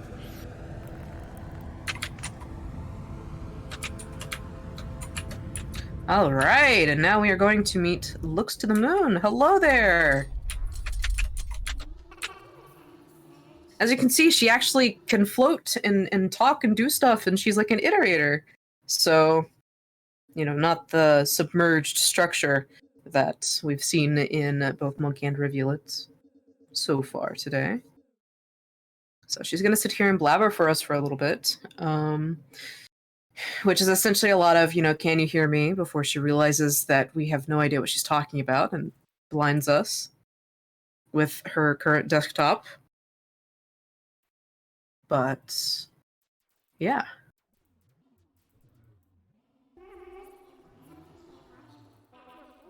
This is one of the longer cutscenes, so I will say, if you are listening, make sure to stretch your hands, get a drink, you know, get up and stretch a little bit. We have been here for a little while, and just kind of relax, you know, untense all of the muscles and just get some rest for a second. So we're going to be here.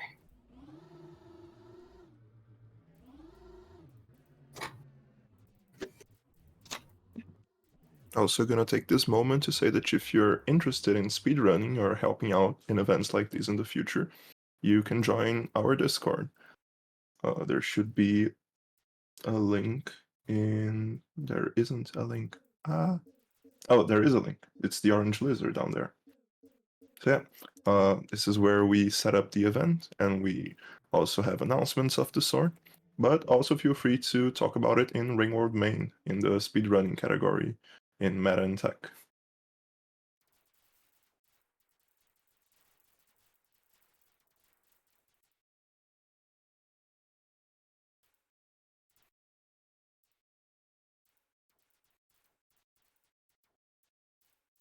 All right.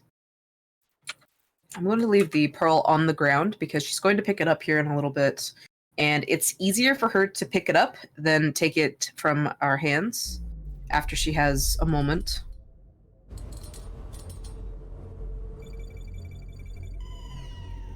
I'm sure she's fine.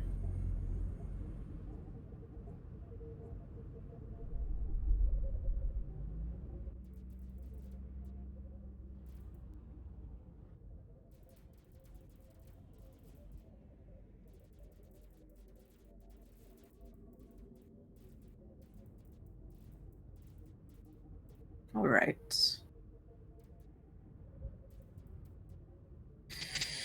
I'm trying to consider what to do here. We have about 12-ish minutes before my run estimate is up. And I'm trying to think of where we should stop. But I'm curious to see if I can get at least somewhat through Precipice.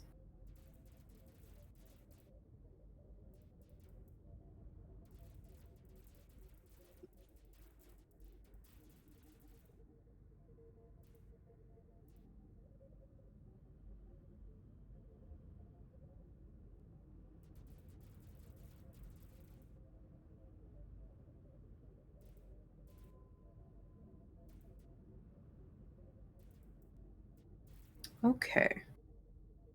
So the next portion of this is essentially she's going to take this pearl, put a message on it, and she's going to give us a task to take it to the communications array over in Sky Islands. So we're gonna have to do our best to take it there. We will take it as far as we possibly can and see how that works out. But she has to drop it first. So she's gonna ramble on just a little bit longer. This is a very long cutscene, and I often take a small break through it. Because it's so long, you can actually get a few things done.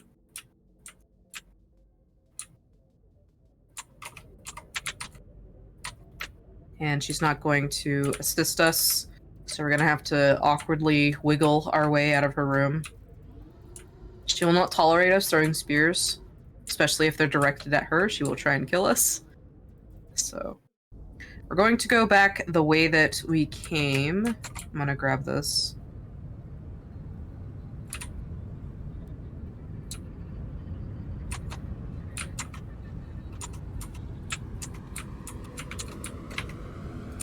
Accidentally throw the pearl. No, come back.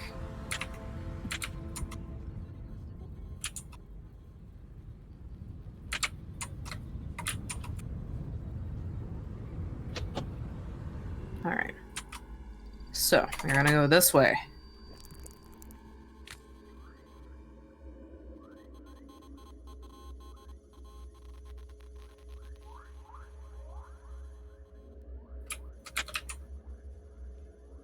So essentially what we're going to do is we're going to go back the way that we came.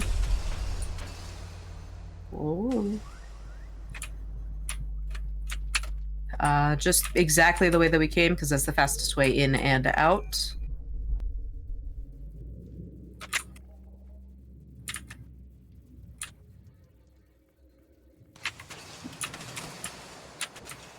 Though, like I said, a little unorthodox because of the lack of grapple worm.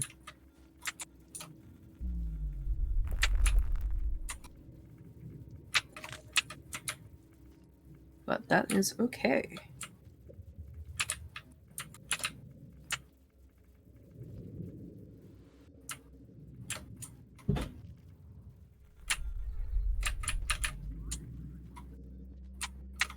So we're gonna go over to the left here and hopefully make it through.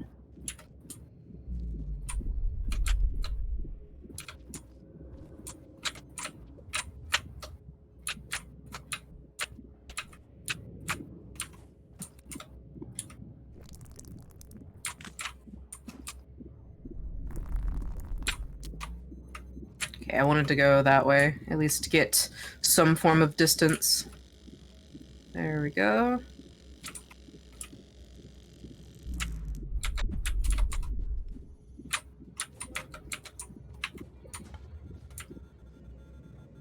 So we're gonna go this way because there's a small opening right here.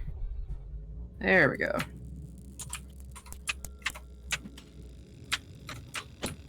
Just want to say that we booped up the run estimate a few minutes since we're close to the end of the run. Okay, we thank can you. probably try to finish it. All right. Sounds good to me.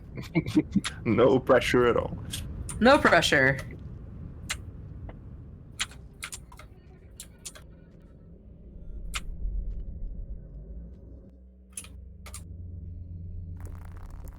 This room always makes me feel insanely tiny in comparison.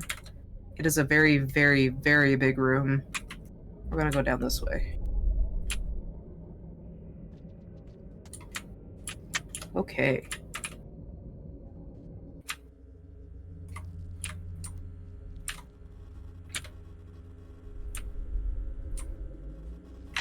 No, no, no, no, no, no. Okay.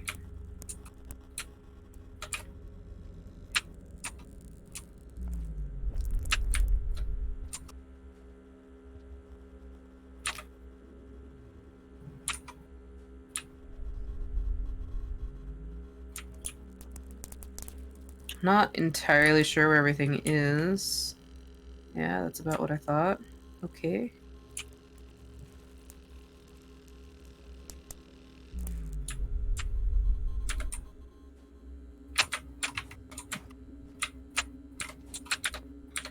I'm gonna go over here. All right. Let's see, how's the cycle? The cycle is over, so actually I can live in some slight peace. Once the cycle is over, the gravity is permanently turned off, and the nothing gets turned on at all, so we can kind of continue on without worry.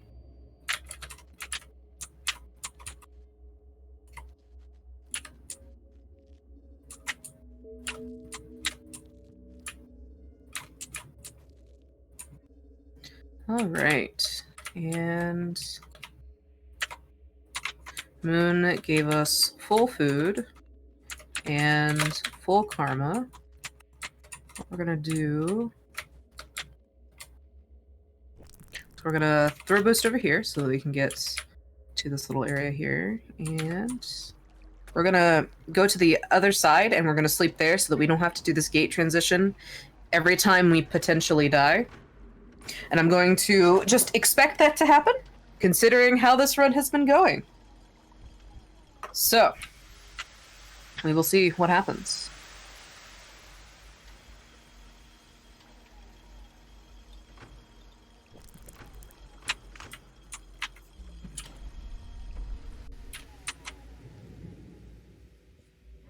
All right.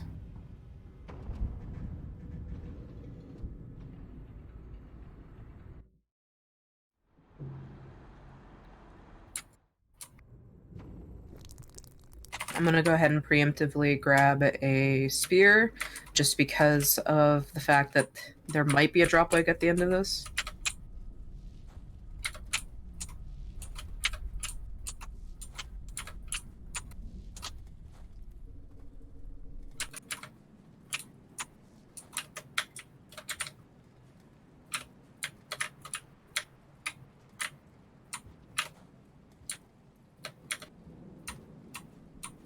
All right, so we're essentially going to go back the way that we came.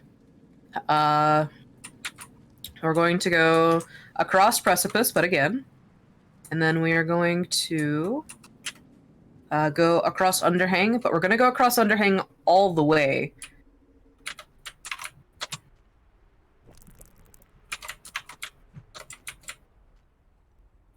So we're going to get another grapple friend along the way, which is good for us.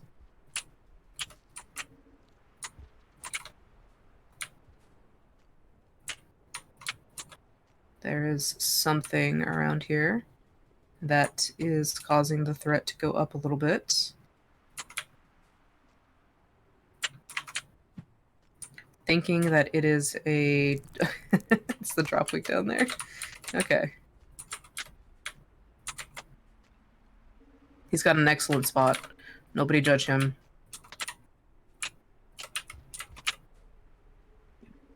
I love when the drop pigs are completely impossible to hit anything places.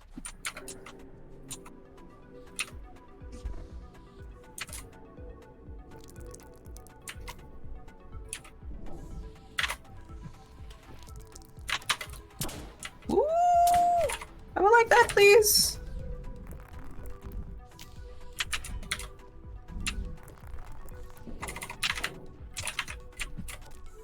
Go away.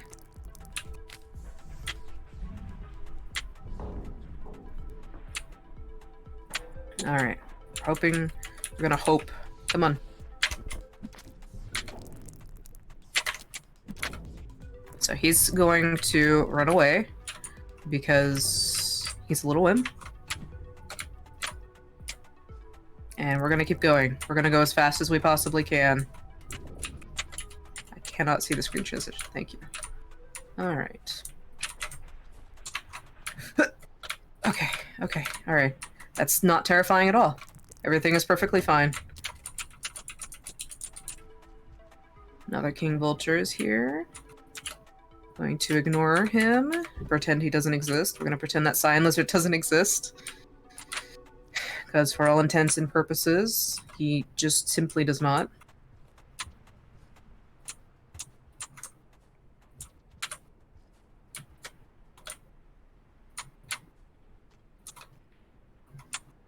Getting some minor lag spikes here and there, but it's okay.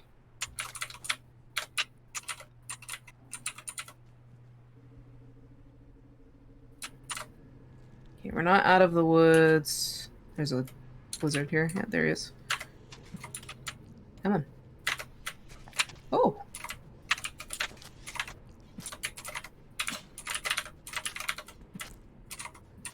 Okay. So we have enough food. We're gonna sleep here in Underhang. Once we can. Just going to murder everything in our path because you never know when they're gonna just kind of flip. Or just suddenly start advancing towards you. You can never be too careful.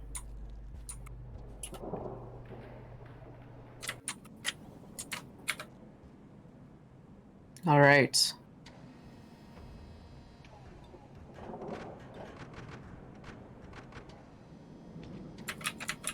I believe that this run can be somewhat finished.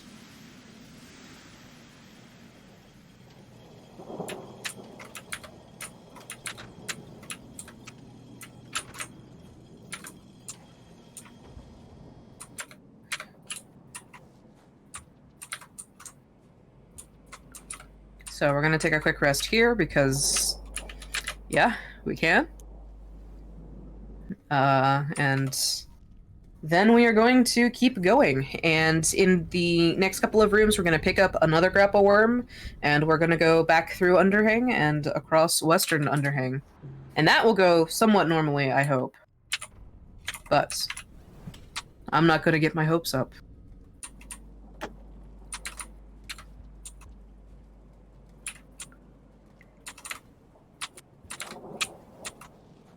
So, because of the nature of how this run's going, I'm going to keep on guard. I'm going to get a spear out. Because what we need to do is essentially come over this way and grab a grapple worm. Alright. Now we are back in business.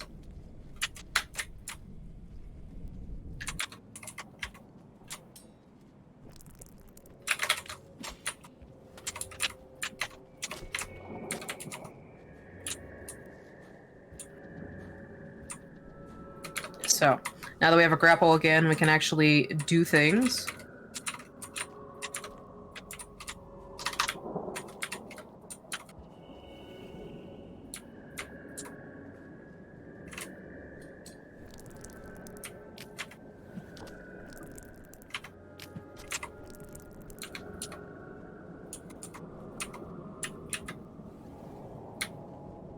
Okay, we're gonna bait that blue lizard through here, and we're gonna just move on without him.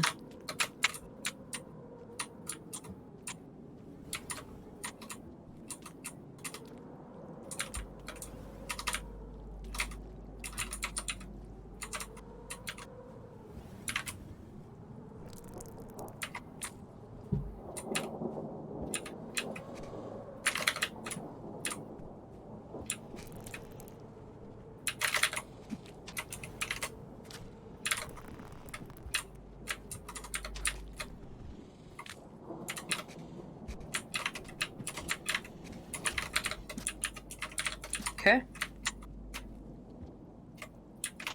My pearl is up top. There it is. He took the pearl out of my hand. It's right there. Okay.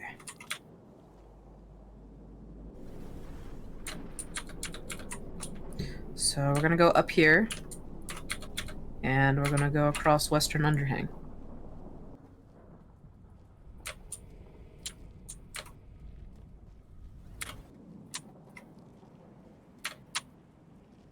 I need to keep an ear out for a spitter spider and a cyan lizard that can be found through here. I don't think they are, though. Oh, there he is. We're gonna just pass him. He doesn't know anything.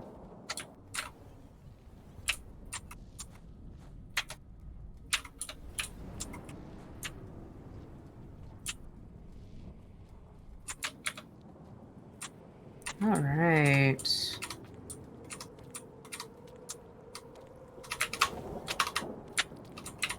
Okay. A little unorthodox. I was trying to grab that pole, but I did not.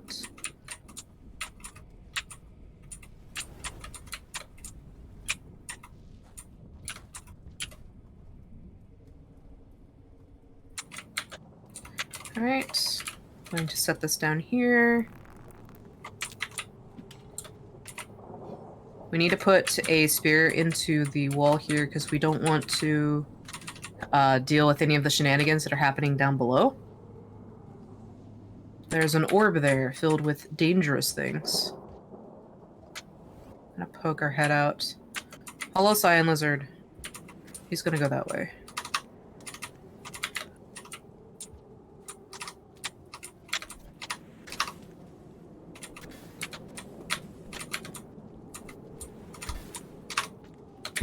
We're erasing everyone. Goodbye.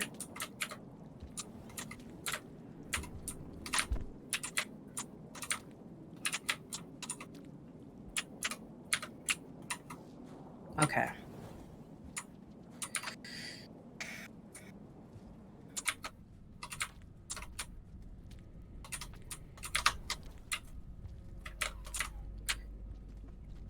Yeah, that was something I was afraid of.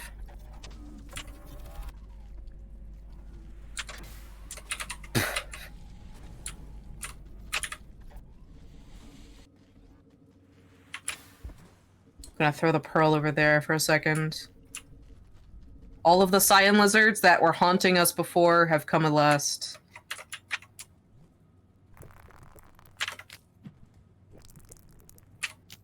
So we have to deal with them before we can keep going forward.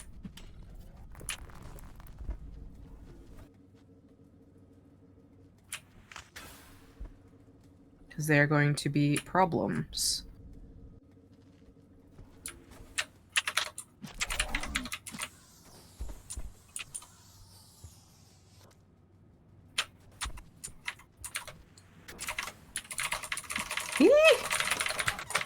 Okay. I grabbed everything but a spear. It's okay. There's tons of cyan lizards in front of us.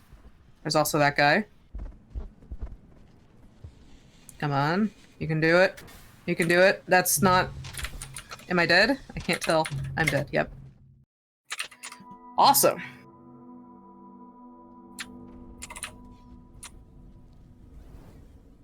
So, we're gonna try and do that one more time and at least get back to the wall.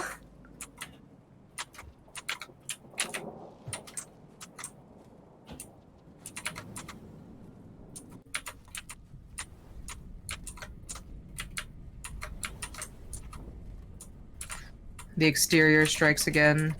Come on. It's hiding.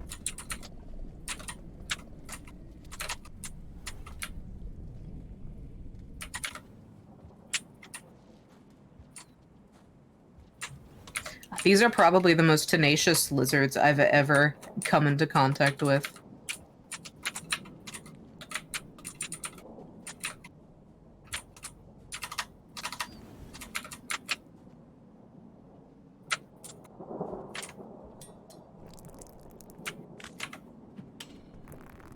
Come on, buddy. Thank you. Turn around, please.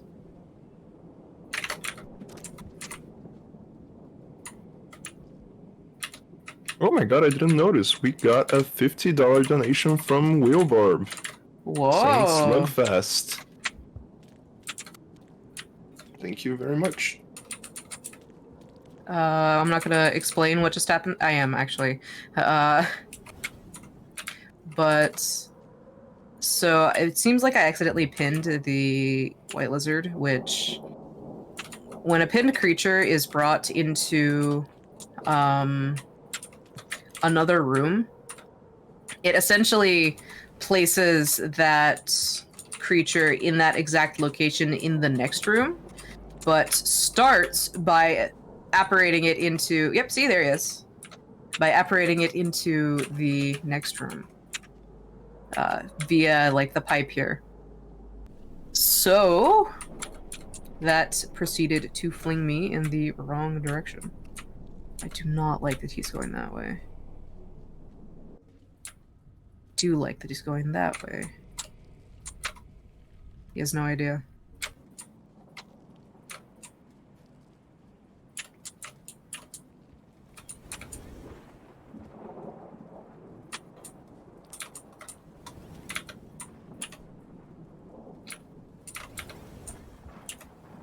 Okay. We can do this.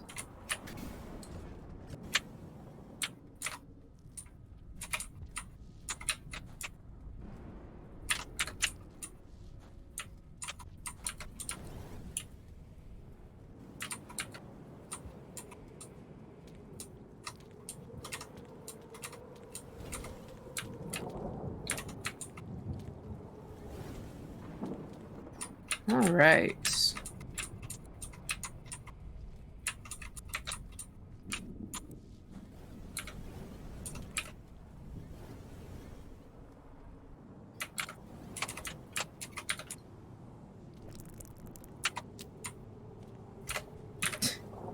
Okay.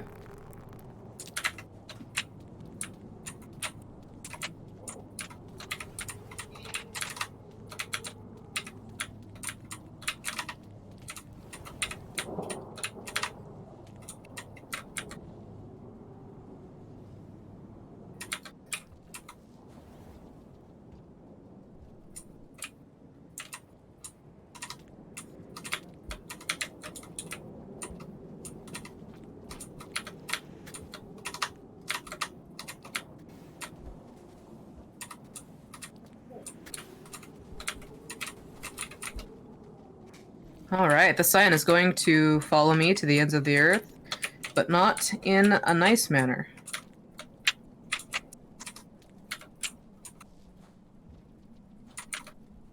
So we're gonna just run as fast as we possibly can.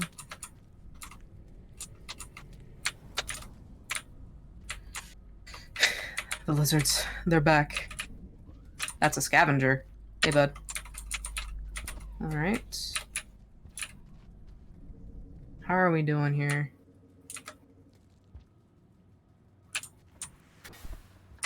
I was wondering how a karma flower got here.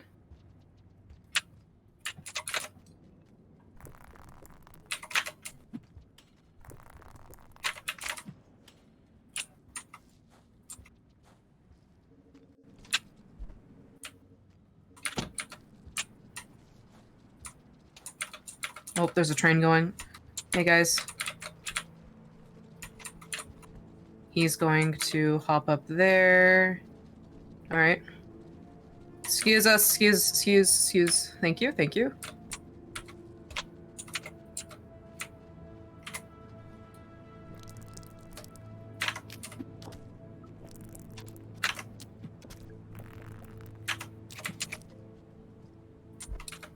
And considering that we are at the hour 40 mark...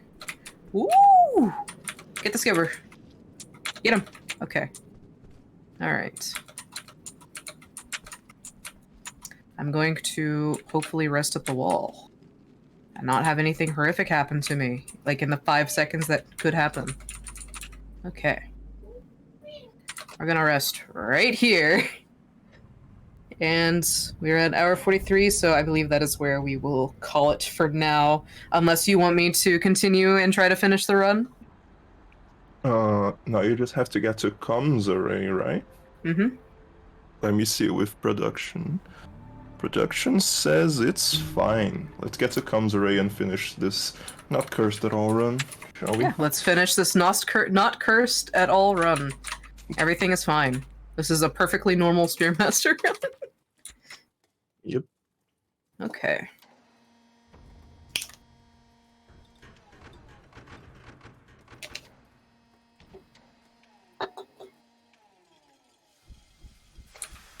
I am actually amazed at how this run has gone. It has... The bite RNG is actually insane. Yeah, it has been. Not only that, but the science, just like grouping up and being in weird places. All of the scions, all of the lizards have been in just really odd places.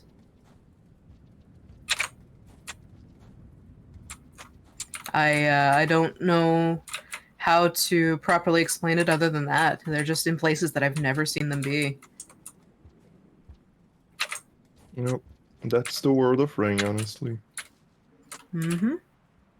It's When it also the comes marathon to- curse, because in a regular run, like, it'll probably be a reset, and then the next run, Mhm. everything will be fine and dandy, surely. But given Yeah. that you can't stop for anything in the marathon. The marathon continues. Yeah.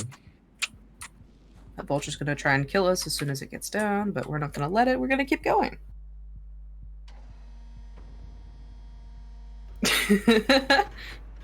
Look over, run estimate, yes. I didn't notice that.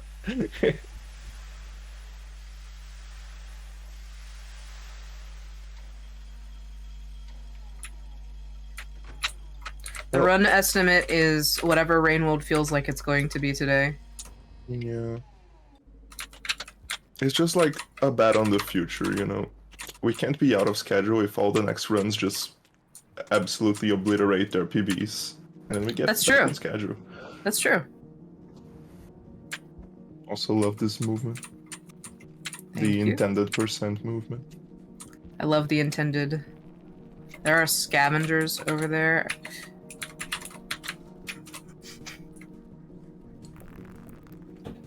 They're trying to hit Iggy, but they're doing it the wrong way. Wow.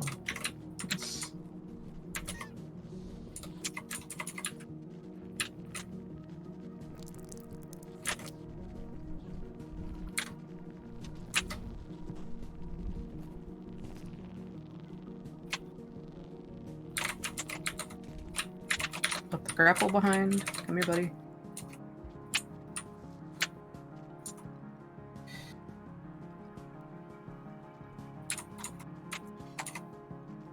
Okay. He just kind of wanted a spear, and then he's going to try and kill Iggy over me. That's actually fantastic. And then we're going to run away.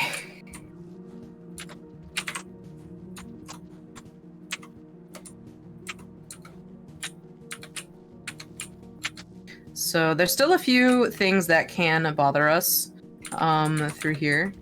We're gonna try and not hit them, but there's a cyan lizard, and then there's some white lizards, as well as king vultures and regular vultures that can spawn through here. So we're gonna have to keep all of those in mind. Because all of those like to travel across Sky Islands.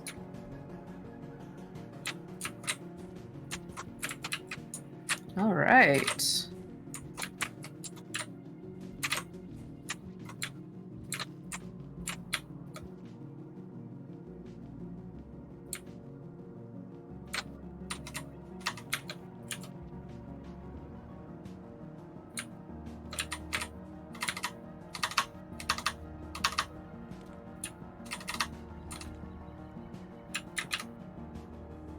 There's a king vulture here that is wanting to end my life.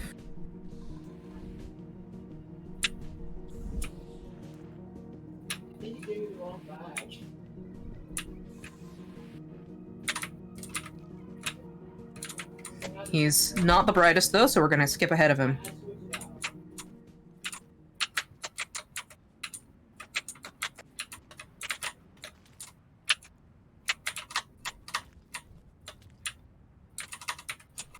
Okay, final boss. This broadcast. We're gonna have to get skirt around him, and then time. Hour 46. Yippee! Oh my goodness. So now we have successfully GG's. delivered the pearl. That was rough. But we made it. And that's all we can hope for. Very tough run indeed. Very challenging run, requires a lot of patience, but we got there in the end. Yep, we did it for the rainforest. For the rainforest.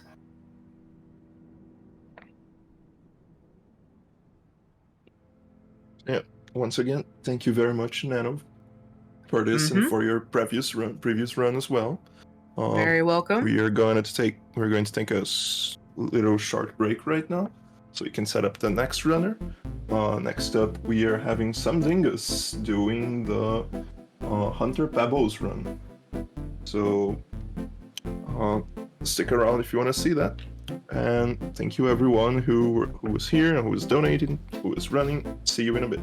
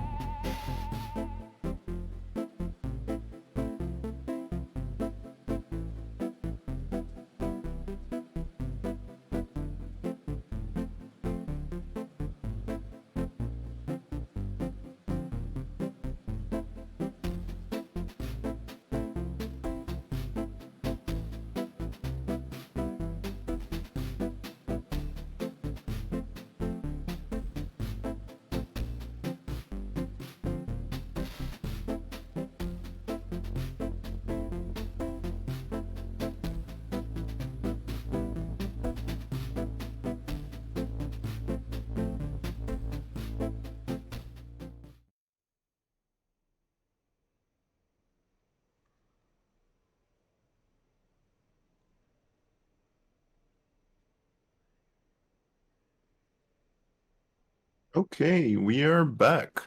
Now we're here with Some Dingus, current world record for this category, which is Hunter, Pebbles percent. Hello, Some Dingus. Hello, happy to be here to show this run off.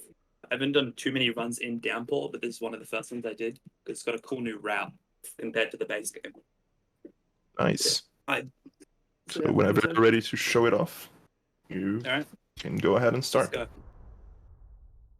Yeah, so this run is pretty simple. We're just trying to ascend Hunter while also visiting Pebbles.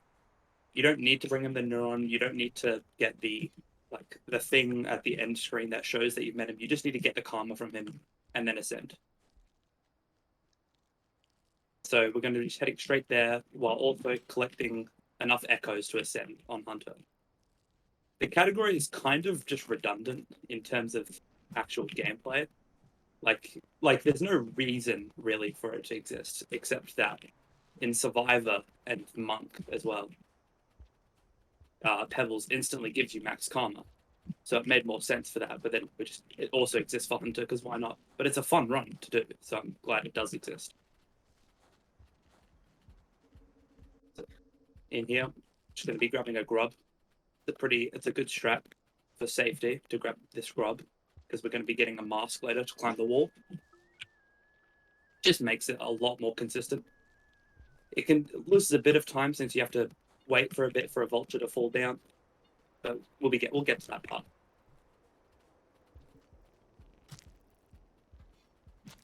Yeah, sit on. I was hoping to eat that centipede. Yeah, so we're just going to be heading up to Sky Islands, trying to get a bit of food if we can, just so that because we're going to be resting and then also probably starving, so that we have enough karma for the echo.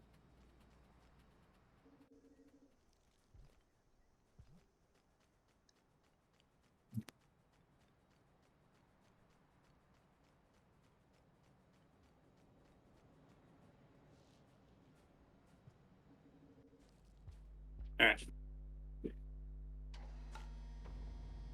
I'm going to put the grub in my mouth so that we don't have to hold it while going through Sky Islands. Just, nice to have more room for things in your hands.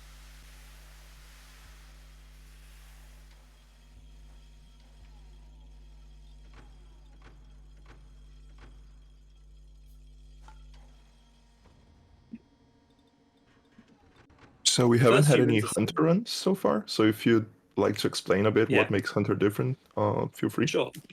Yeah, okay. So the main gimmick of Hunter, really, is that you have a cycle limit. After 20 cycles, you enter a permadeath mode, which, well, when you die, obviously, it's just the run is dead. So you have that much time to ascend and do everything. Meeting Pebbles does increase it. You get, I think, 5 extra cycles. But once you're able to move through fast enough efficiently without dying too much, so you don't have to rest a lot for karma, it's plenty of time to make it through the whole thing. But on initial runs, it can be quite brutal. Even it's like on the first time trying to beat Hunter, you'll usually have a few resets, just like running out of karma, getting stuck in regions because the spawns were much more difficult than in say Survivor and Monk. There's a lot more lizards. There's cyan lizards. There's red lizards and centipedes in some areas.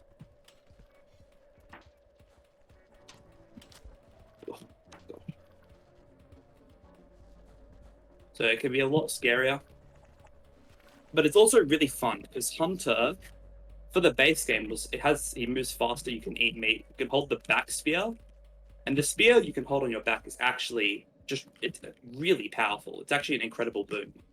Because if you can get grabbed by like lizards, if you don't get insta killed, you can use it to dislodge yourself from them, which you can do with holding spears normally. But having that extra spear on the back, while also being able to hold another spear and even say like a rock or another throwable, is good. It's just really great to hold 3 things, and especially when you play not Hunter, you realize how much of it, like how powerful it is. So here we're going to be resting, and then we're going to starve to get to 5 karma for the first echo. You used to karma cache here so that we didn't have to do starve movement through this next area, but Caching is a bit slower now in Downpour in 1.9, and the gate opens immediately if you don't quit out, so it's fine to just go and do the movement. A strat that I often do is I'll bring a newt egg into that shelter so that if I have enough food beforehand, I can eat the baby newts and just rest there. So I get the fast shelter opening and I don't have to do staff movement because obviously I can't do fast pole climbing. You can't jump a lot, otherwise you get like stunned.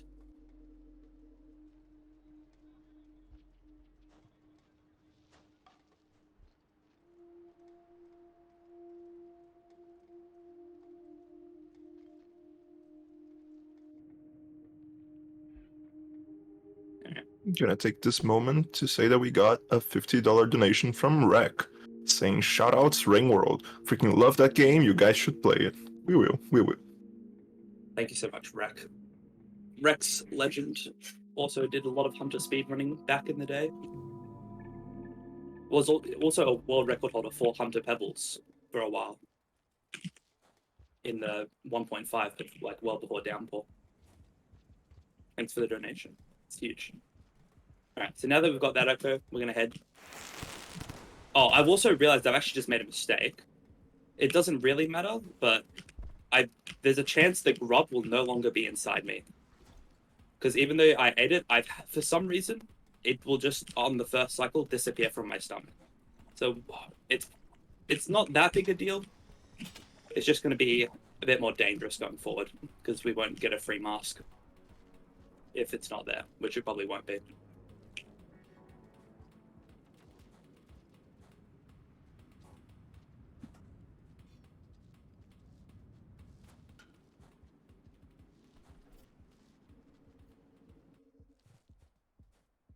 All right.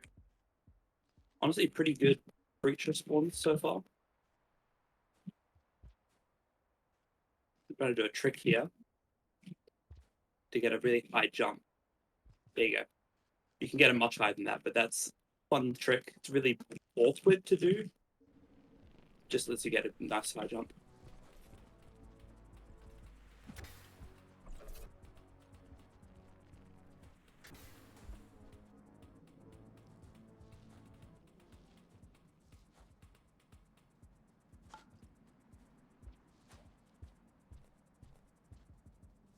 The lists have been pretty nice so far, honestly. They're all kind of out of the way, pretty chill. Although I will say, actually, I'm probably going to have to take a bit of a slightly slower route because I've gotten kind of, actually, they've been too far out of the way and I now have not eaten food.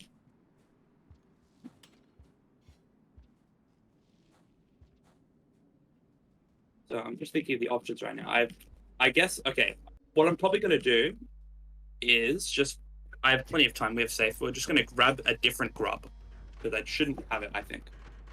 Yeah, don't have the grub. So we're going to grab a different one. It's a bit slower, but it'll solve the food problem. We'll get a mask. And because the echo's in the area, we should be pretty safe. Because the echo kind of despawns most creatures. They won't generally appear. And they'll get pacified if they are walking nearby. So we're just going to take a slight detour.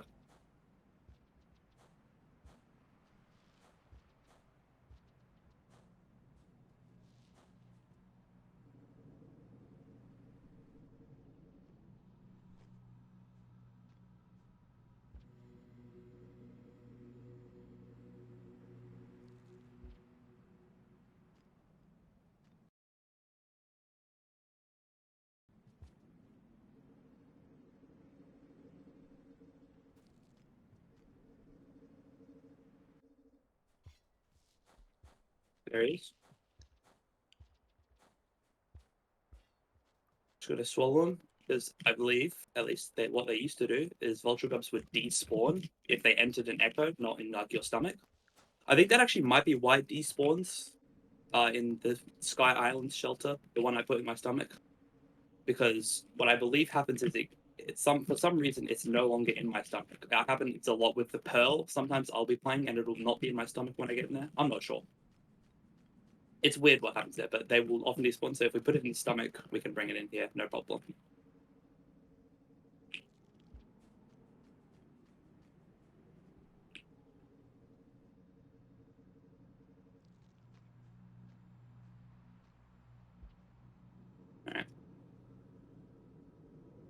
So this is the vulture glitch.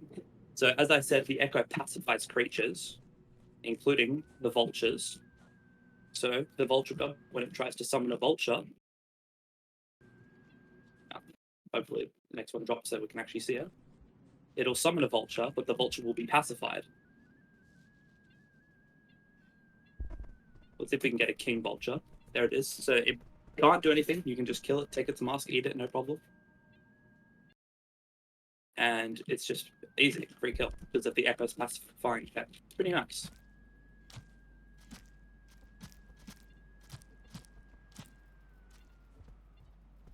So we get free food, we get a mask to help scare off lizards. We can rest, and then we'll get the echo here before moving onto the wall.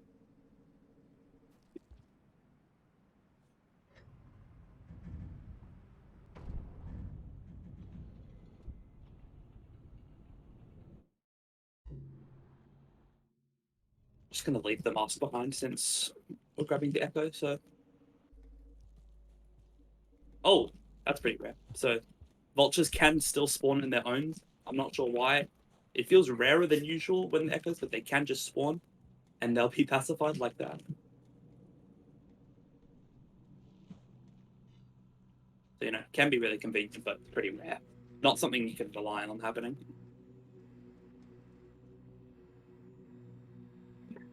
Correct me if I'm wrong, but I think one of the really good runs back then was because they had one of these vultures just fall down and they didn't need to cheese it. Or maybe it wasn't even allowed to cheese it. I don't think it's ever not been allowed, but yeah, I wouldn't be surprised if happened. I think one of my older runs, I had a vulture attack me just early in the run out of nowhere, and I fought it and got the mask. So what I often do in my runs, I don't do this cheese because it can be quite slow, and also because the grub's kind of weird. So I would just wing it because it's kind of like a risk reward sort of thing.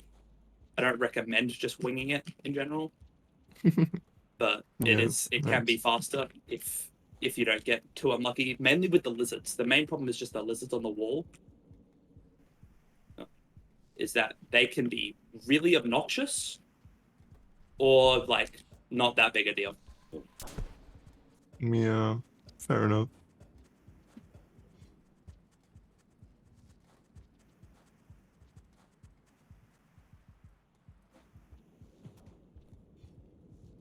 Oh, that's actually just tragic. I just dropped it by accident. Alright, well, we're winging it, I guess, now, because I dropped the mask. That's a bit unfortunate, but if we die from winging it, we'll just get the mask back, so it's not that big a deal.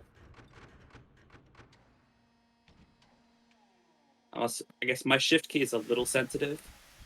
Must have accidentally held it while doing that jump.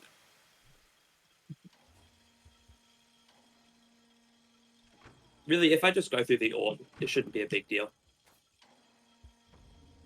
As long as the white lizards aren't in just atrocious places, not having a mask is fine. It's just dangerous.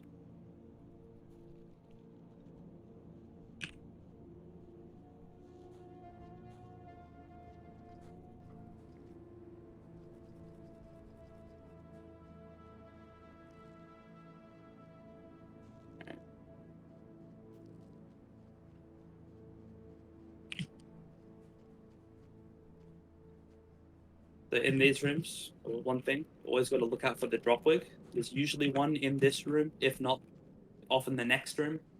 One spot is right in that spot. He's actually not in here. There's 2 more spots on this screen he can be in, but he's not. So there he is. Top left of there. There he is. Not in the way at all. Usually not a problem. There's not many bad spots for him. It's just something to always look out for. You've got to make sure you know where drop wigs can be. Alright. So I think a sign lizard, or maybe even multiple, went down the pipe I just came up. So hopefully there's not too many in the way, but still going to go over through here. It's just safer than trying to skip it all over to the right if I don't know what's going on. There actually doesn't seem to be any nearby. Oh, there's one to the right, I think. I can hear.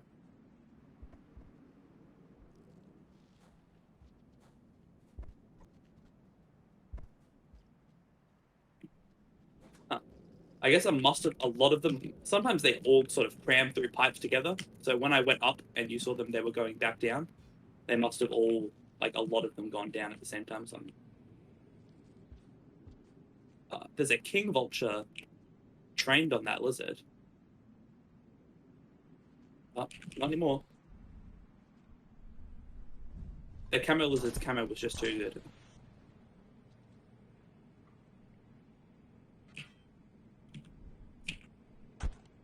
Yeah.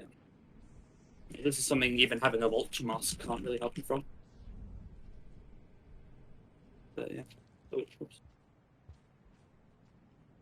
Oh, he got a lizard. Okay, we're good. Alright. Now we're gonna have to deal with the white lizards.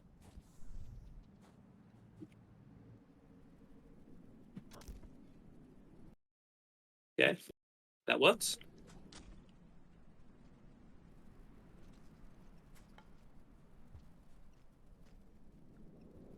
Yeah. For the next few years, we'll just have to keep the eyes peeled. Hopefully they're not on any like screen transitions.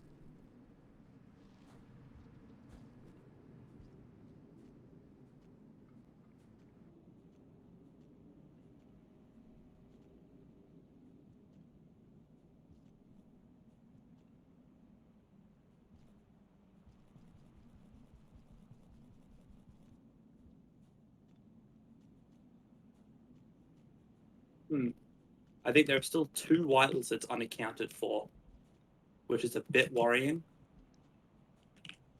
Because they can sometimes be in here, in this like tunnel. I don't see them though. Yeah, okay.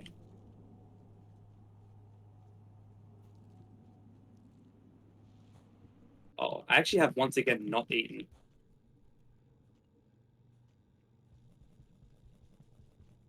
It's actually just not. There's a few things going on, but that's fine. I need to think for a moment now. All right, we're just gonna have to take a slightly slower route through this next area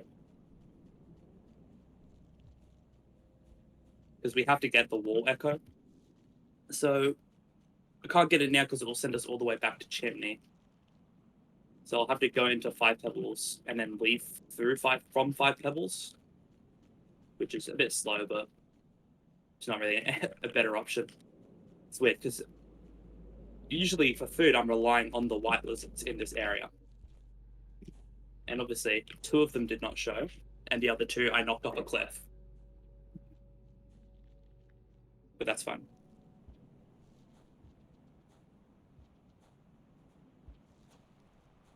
Just gonna do some movement.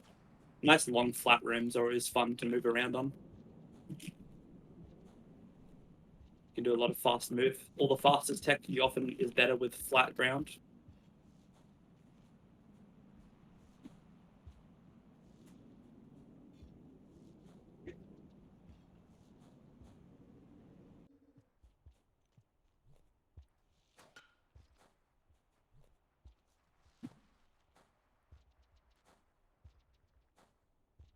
Yeah, I'm entering 5 Pebbles.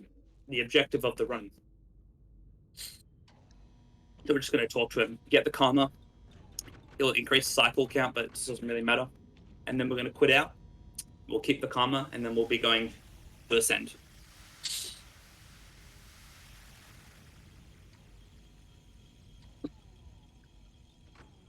So, Jay, if only there were scabs to eat, I think I'd still rather there not be scabs in general here.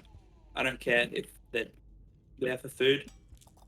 I'm grateful that there are not scabs on the wall here as Hunter. Because as other slug cats, when there are scabs on the wall, it's not fun.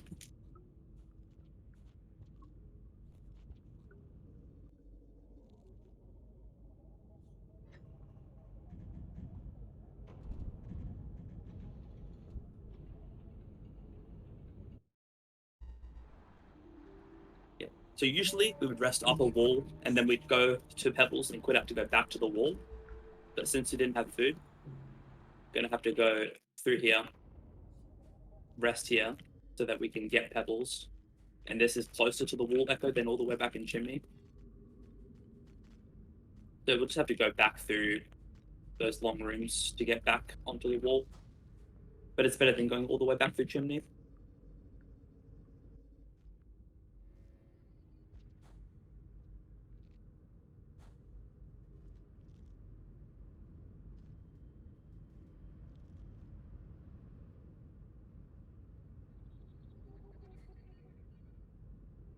Ugh.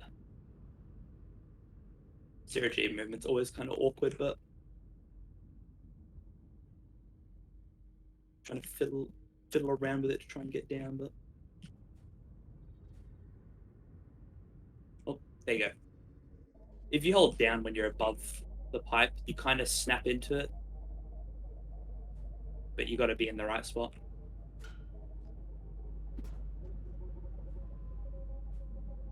Oh, no.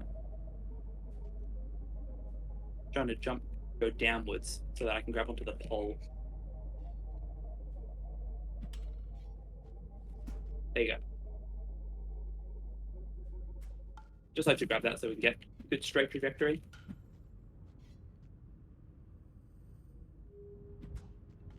And now we're at pebbles. But this is just a cutscene now, unfortunately. As Hunter, we do have to wait for Pebbles to yabber about whatever before he gives us the karma.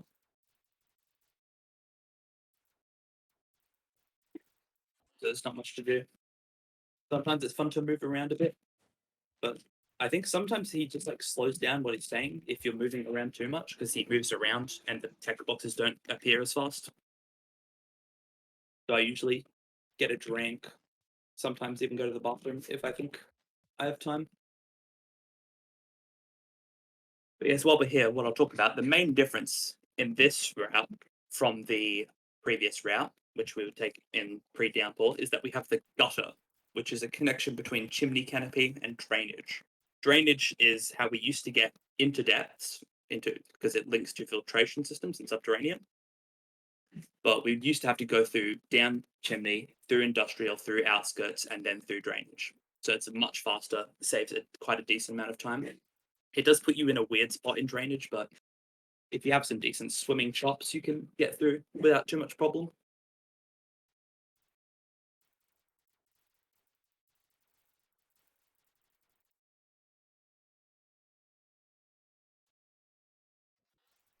There we go.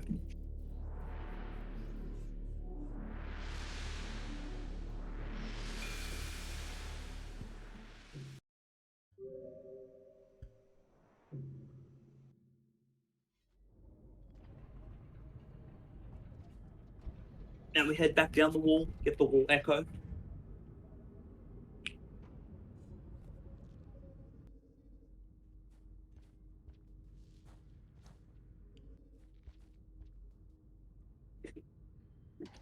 Having no mask might be an issue in chimney, but it's only for like the first bit of chimney there's many lizards, and then it transitions to the gutter, and it's pretty relaxed for the most part. Honestly, the biggest threat remaining that could potentially appear is scavengers in chimney. If you see scavengers in chimney, they'll often be an elite scavenger with them, which is just not really fightable as anything other than arty or artificer.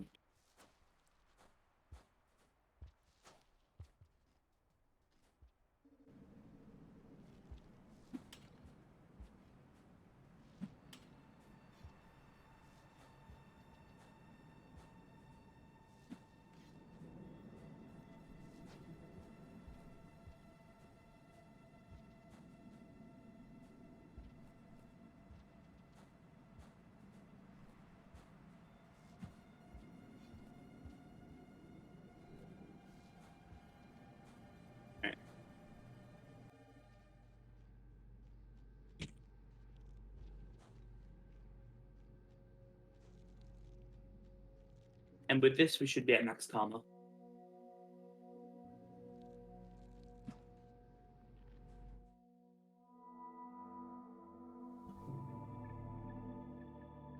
Yep, there you go.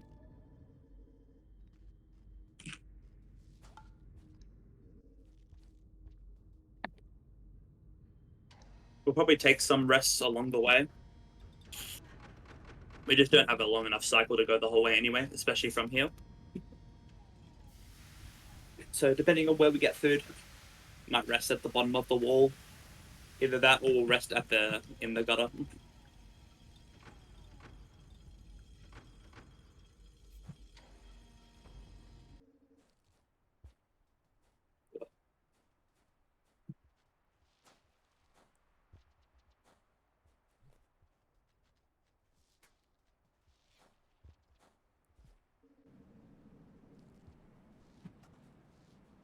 Ugh.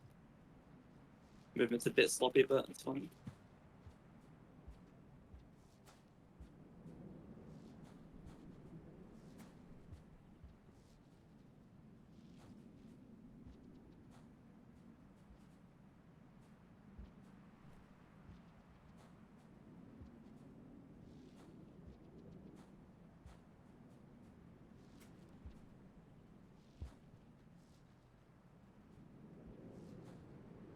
Alright. So depending on where white lizards are, we might just be killing one of them for food.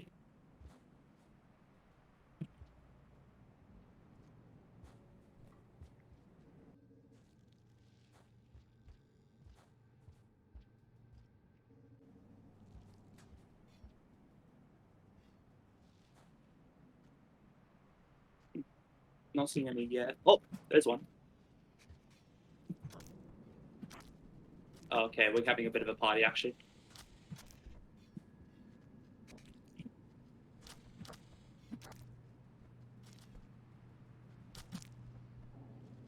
Threw away the rock, that might be bad.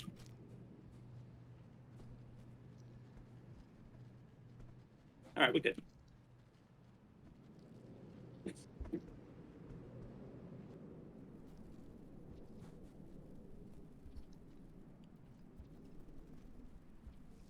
So what I'm going to do, I'm going to rest at the bottom of the wall. Just because I don't want to have to do the movement back from 5 pebbles again in case we meet like scavengers.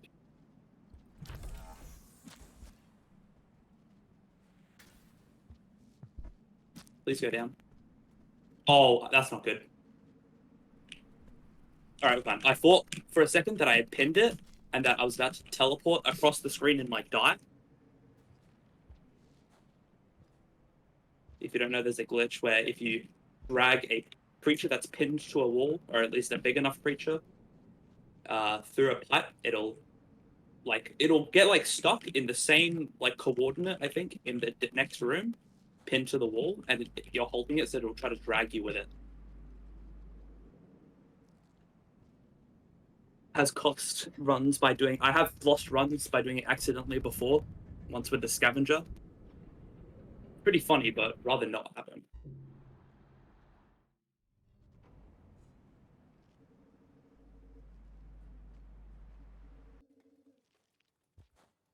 Honestly, taking rests like that feels so much better now with the fast shelter openings.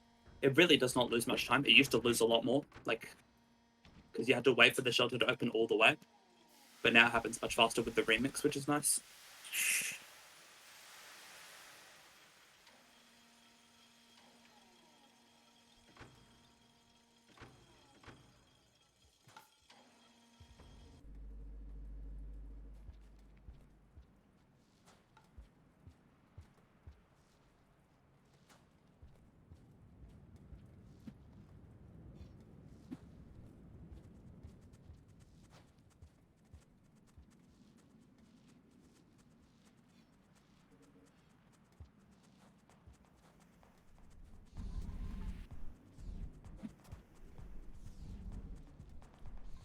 A little bit scary, but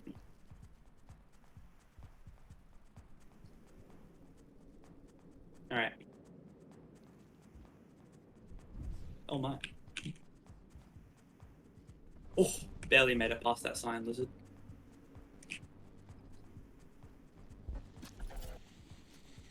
Okay, kind of messed up there, but luckily they just stabbed it. No problem. So now we're going here, not just to get a grub, but to actually, this is the fastest way, I believe, to the gutter.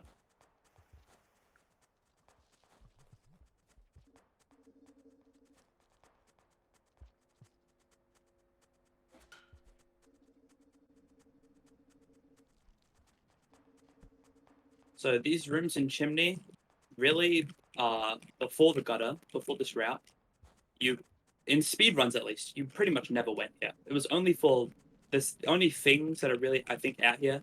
If you want, there's a grapple worm somewhere out here in Chimney, and I think there might be a colored pearl if you're trying to collect those. But really, for most speedruns, this area used to be completely meaningless. There was no reason to ever go here. It's just kind of out of the way. It doesn't go anywhere. But now, it does go somewhere.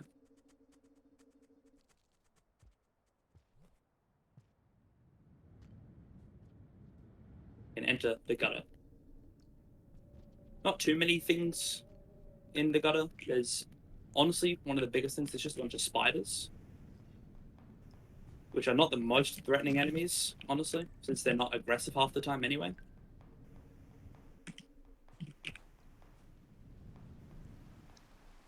There's also that guy, the eel lizard. But those guys aren't very scary.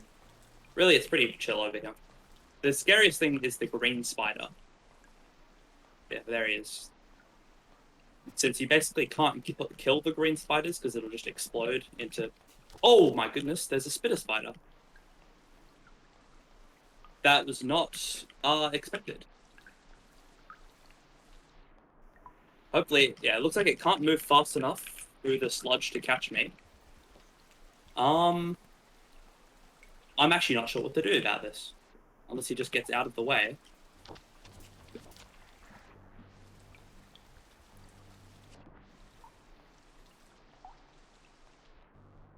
So I'm just swim under this guy.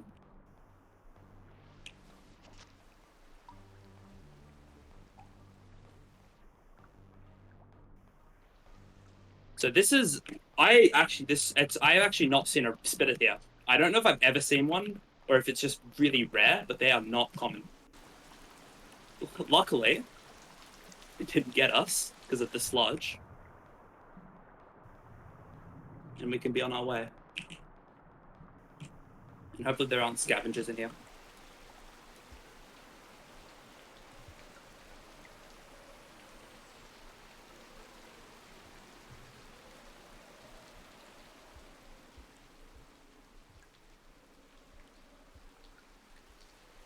Go and eat some baby centipedes and rest.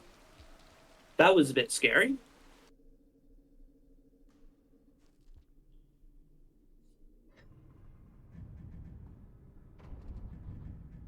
There you go, that's the gutter. Usually not scary, but it can be.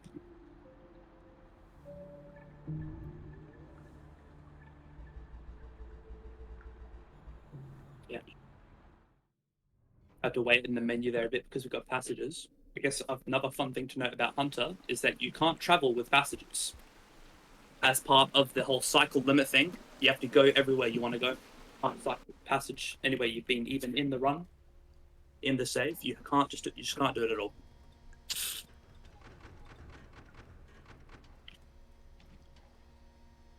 Especially since passages usually, if you go to places even that you haven't visited before in that save, as Hunter, they didn't want that to be a thing. They wanted you to actually travel through the whole world because of the cycle limit. So no passage.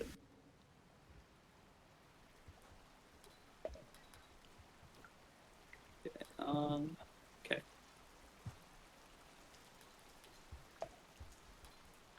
Okay, we got pretty lucky with the dropwoods. I was a bit worried to use my only spear for that jump, because not having any weapons for the dropwoods can be a bit scary, but they weren't a problem.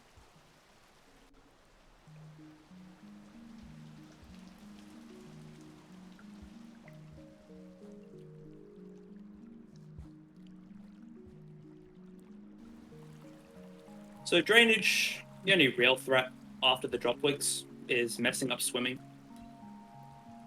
And the swims aren't too bad. But we are going to be going through the lower area to get the fastest towards subterranean.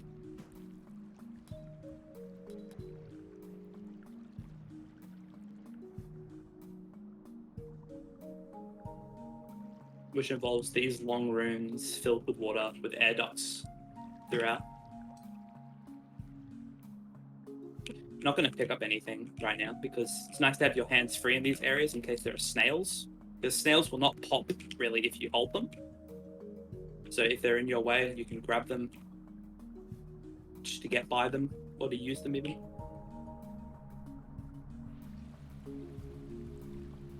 Snails can be useful for getting rid of leeches.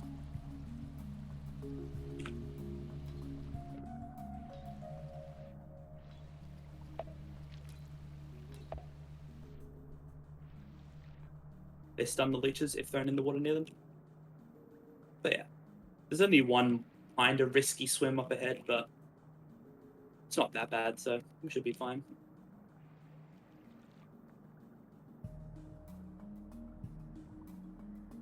The music is also really nice, which is a bonus of being here.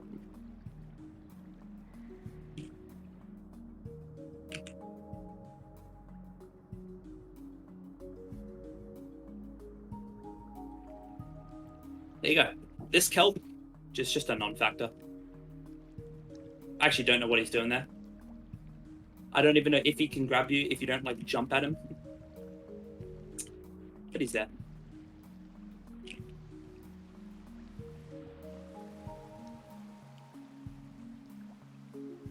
So, yeah. There you go, we're done with the swimming part of the run.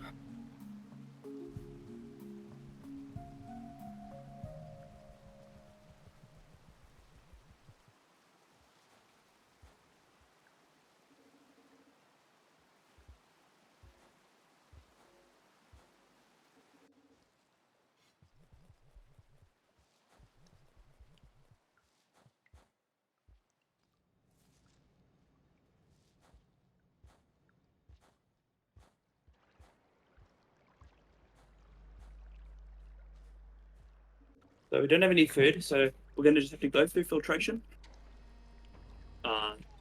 Probably take time, just take a safe route through, hopefully. Shouldn't be a problem. Filtration, it often, if you play like kind of safe, it's usually fine. If you know where the lizards are, if you know where you can go, the ways around it, it's fine. What really is just annoying is that you can get slowed down quite a lot if they are blocking pipes you want to go into, for example. I don't know if that's spear. Oh, there's another one. Always good to just have a spear on hand.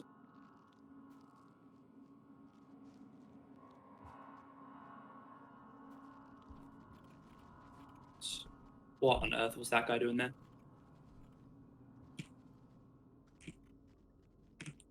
That was a interesting place for him to be.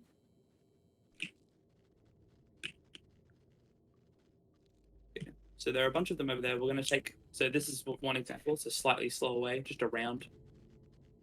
Oh, I meant to throw the rock there to try and ping the lizards, but yeah. You can just go over here, around them, if they're coming through. And then go down here. And then these rooms are actually pretty open. There's a lot of room to maneuver around the lizards. So, rarely problems in here.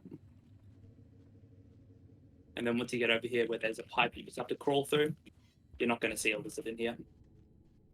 At least you shouldn't.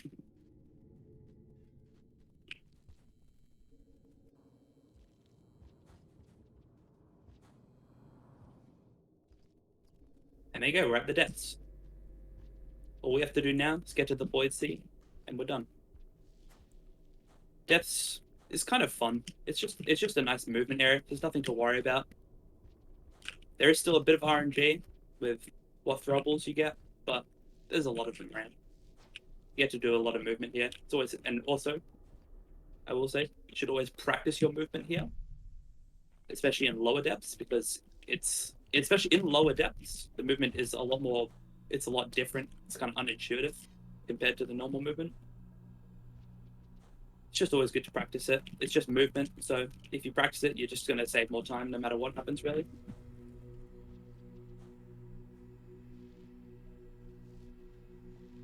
Especially in shorter categories, like any percent category, depths is a significant part of the run.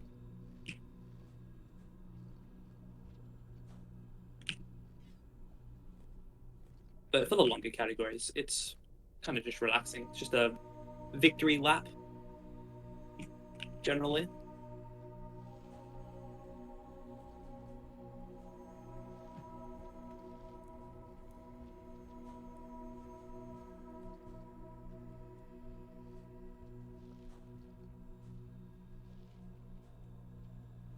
Telling everyone to practice, but my adept movement is not that good right now.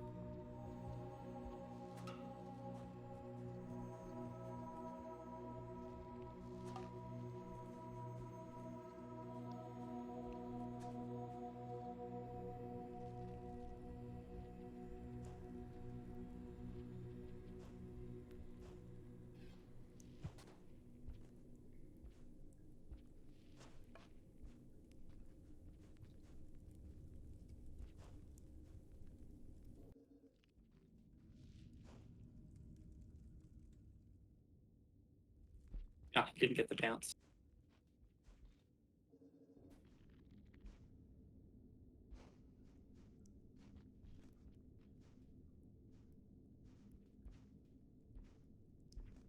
Yeah.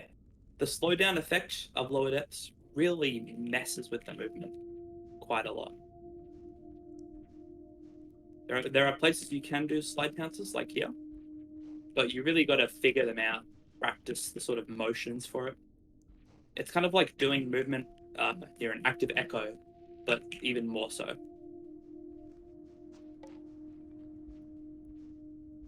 But you can still do all the different movement tricks. You can even do easier ones that are easier, but often I think a lot of movement is easier in this sort of slowed down. It's just you need to practice it and get used to it because it's so different.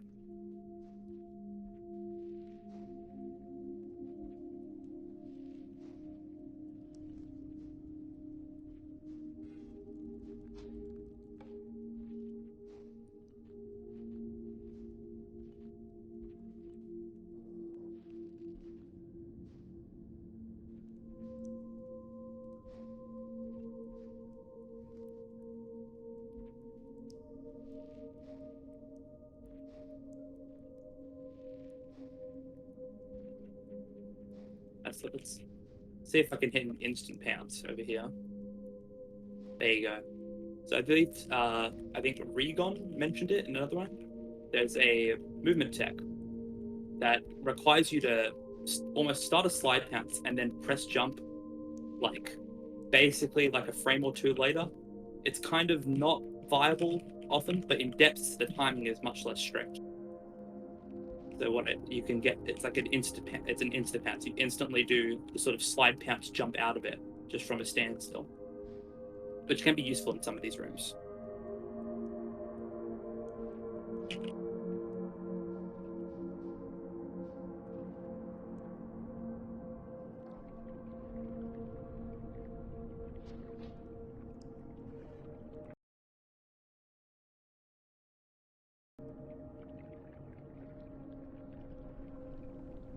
Nice.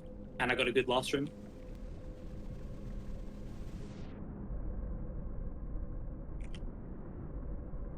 And that, everybody, is time.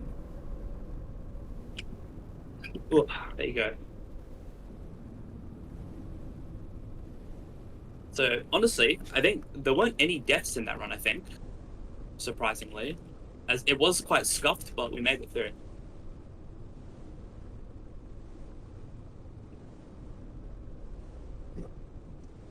Nice. GG's.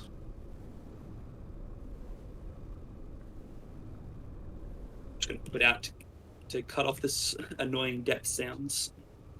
Hmm. There you go.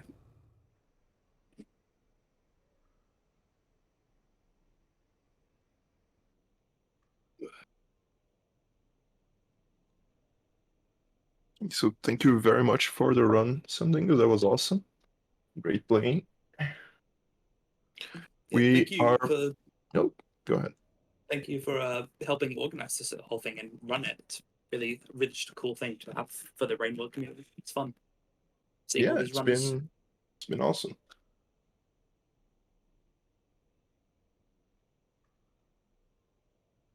we are going to have right now, our next segment is a glitch showcase by Habarb. And we're gonna be having a short break, and that will be on in a few minutes. So keep up, stay around if you want to watch that. Remember that we have an incentive going for the Saint Run on Sunday, so we can also help out the rainforest. And yeah, I'll probably also no longer be the host from now on. So thank you all for everyone that was here and contributed with the stream one way or another. And we'll be seeing each other later.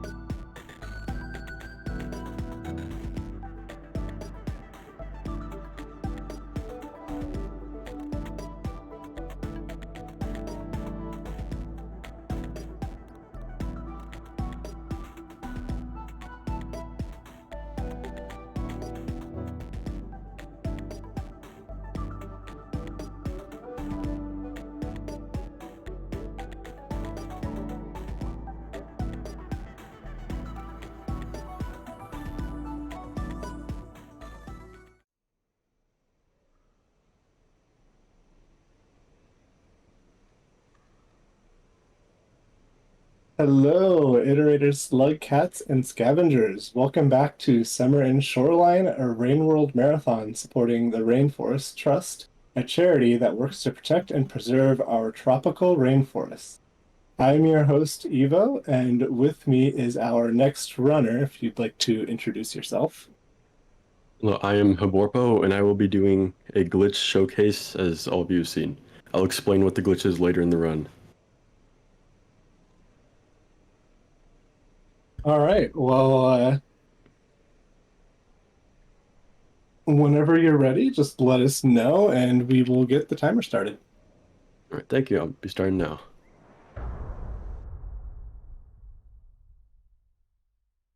So what I'm going to be doing is I'm going to be entering the Bitter Eyrie as Survivor. If you don't know where the Bitter Eyrie is, it's the place you end up in the Rivulet run after you place the heart in its place. And it's only normally accessible with the Rivulet and the Saint. So you're going to be seeing me do some very interesting things later on in the run. But for now, it's just going to be some pretty normal gameplay of me getting to Shoreline as fast as possible.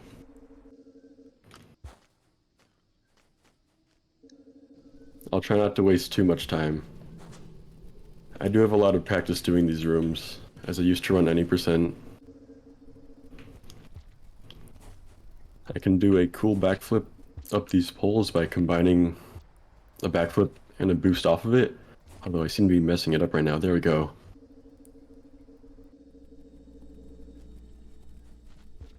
And I want to have enough food so that next cycle I can sleep right away. I should be able to get this route up here if I can get the timing right. There we go. Hopefully this green lizard doesn't cause too many problems. Okay, it's going for me.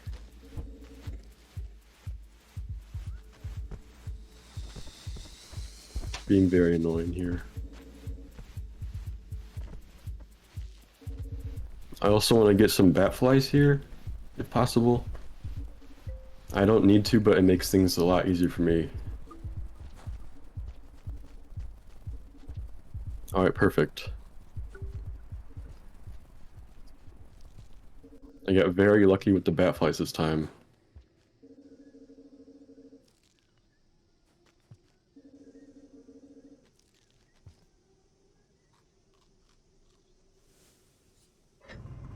First save of the run.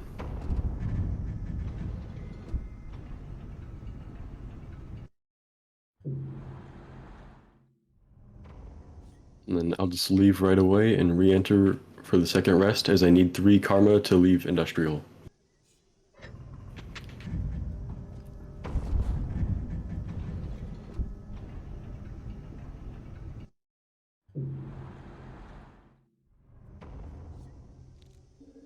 There we go. We got a pretty short cycle. However, it shouldn't be a problem as long as we don't get abysmal creature RNG.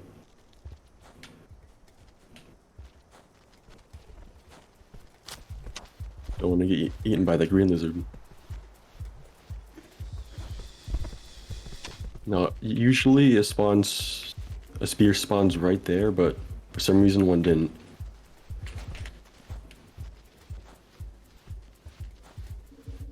I'll be using that spear, like, I could have used that spear later in about, like, a minute to get the popcorn plant, but I'll just have to find one. And I can climb up the pole very fast by using fast pole climbing.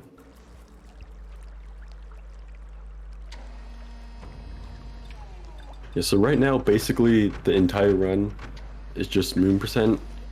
I'd say up until right when I enter Shoreline. But for now, you can just see me go through the regions very, very quickly.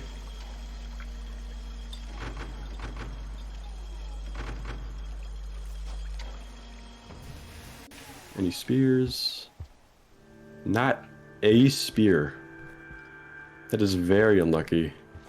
I'll just have to get some fruits on the way. Usually spears spawn down by that shelter, but I guess not this time.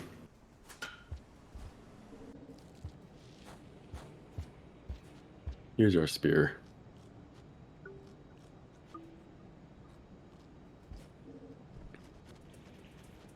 Lizards in this next room can be pretty annoying, but luckily the pink left earlier.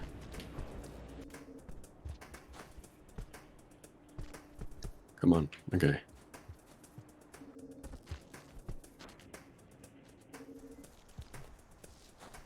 This seems like a very clean industrial right now. No crazy vultures or scabs. Oh, that almost changed it. And I can use a spear to just skip going through that tunnel down there.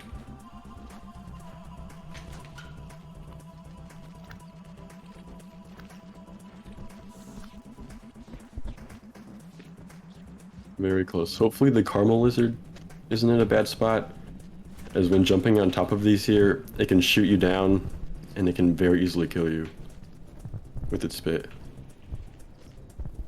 I do want to get some bat flies, as I didn't manage to... Oh, that caramel lizard just ate a slug pup. Oh goodness. Dang. That was very unfortunate. It's just the cycle of life, okay? I couldn't have saved the slug pup anyways. Karma? No. See, that's what I mean with the spit. It can very easily knock you down. It's very hard to kill as well. I'm just gonna get out of here as fast as possible. I can get some more food later.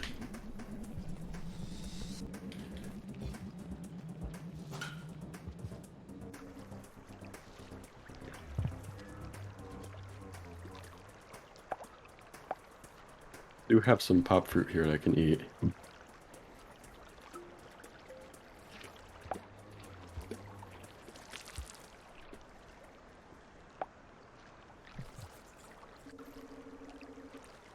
And into Shoreline, with not too many problems.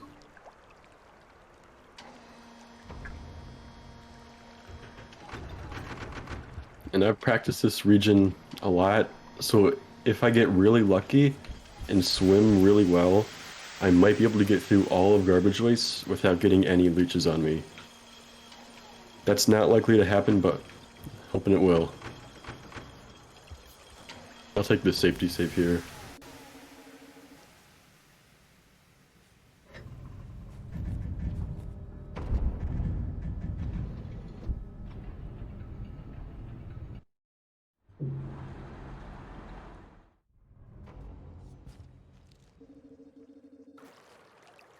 One of the reasons that I may have an easier time getting through Garbage Waste very quickly is because I play on controller, and you can get a lot more precise movements through the water than if you were playing on keyboard. I also want to take this vulture grub for later. It doesn't matter for the glitch I'm going to be doing for getting into the bitter area, but I do want to show something cool about that region. It'll be a little surprise.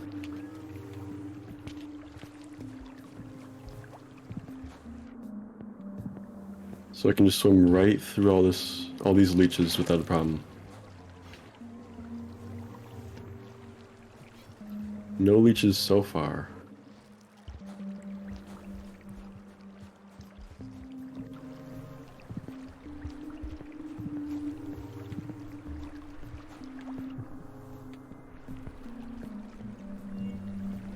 I do want to keep this spear, as vultures can be very annoying later, but yep, there it goes.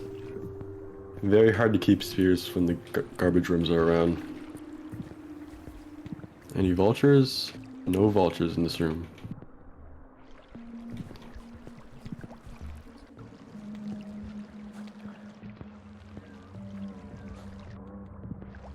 And I can pounce on the very shallow water there as the game detects the ground before I actually start swimming. There we go, not a single leech. I could still get one later at the end of the region, but if I do, it wouldn't matter at all because I'll have a squid cata by then.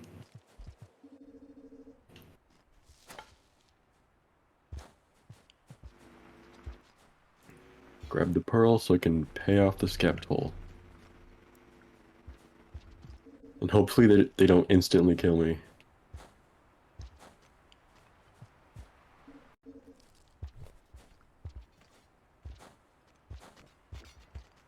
Slowly crawling in.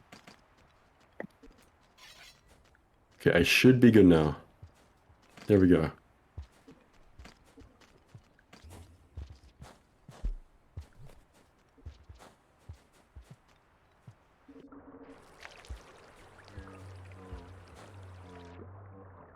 I'd say the normal part of this run is just about over.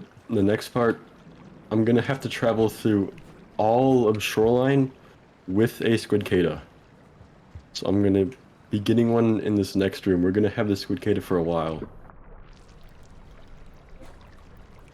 I also need a white one as they're stronger than the other ones.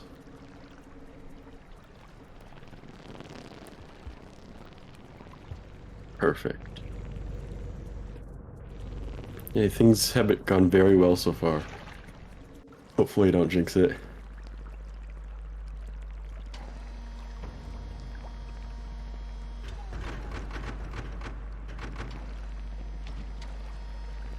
So this Squidcada is important for many glitches at the end of Shoreline. I think there's 2 major ones I'm showing off, which you'll get to see later.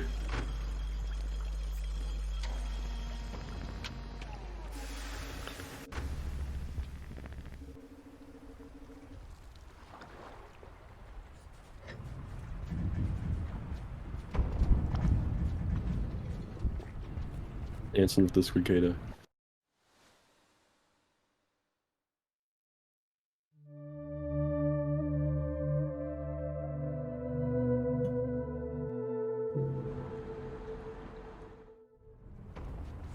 Now, one of the challenges of going through Shoreline with a Squidcada is that they can't go underwater when they're flying. And as you can see right now, that's a bit of a problem. But if you knock it out, it'll float right down and I can swim through these water sections with it. If it doesn't run away, that is. So there's a little bit of brain damage just to get through the water. There we go. And I'm gonna be eating some more food.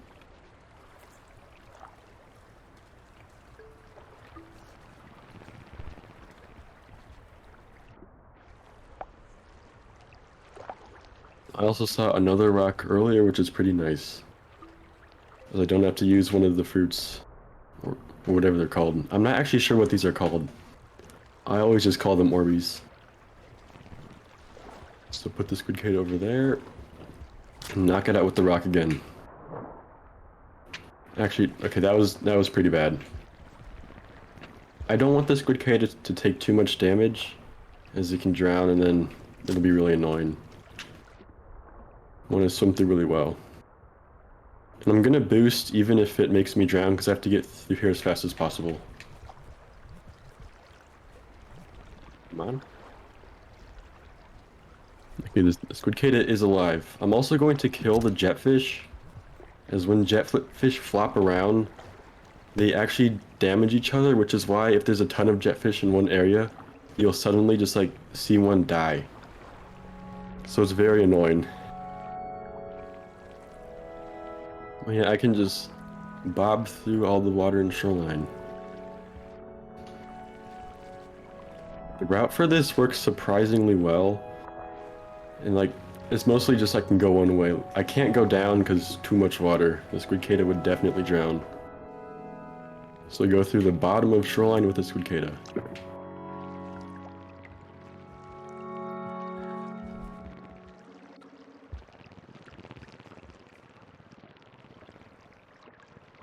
I think it's also perfect that this marathon is called Summer in Shoreline, and most of the run is spent in Shoreline. So it's pretty fitting. Hopefully this jetfish doesn't bonk into me. I want to get by it pretty quickly. Do we have a moment? We do, yes. We have a $5 donation from White Paws saying Slugcat. Lugcat indeed. Also, in that little wall over there earlier, I was able to build up enough momentum by jumping down that I was able to swim under it with the Squidcada, so I didn't actually need to knock it out there. That was very nice for routing.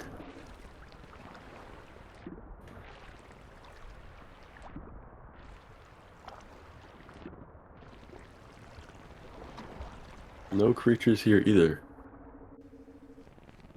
Pretty much the worst parts of this run are done. There's a few more bad spots, like this room. If there's 2 jetfish, they can be pretty... No, not this room. It's in the later room.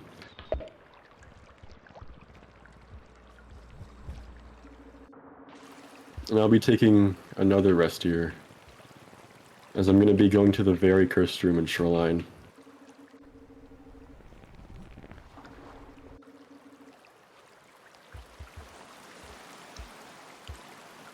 Stock up on some food as well.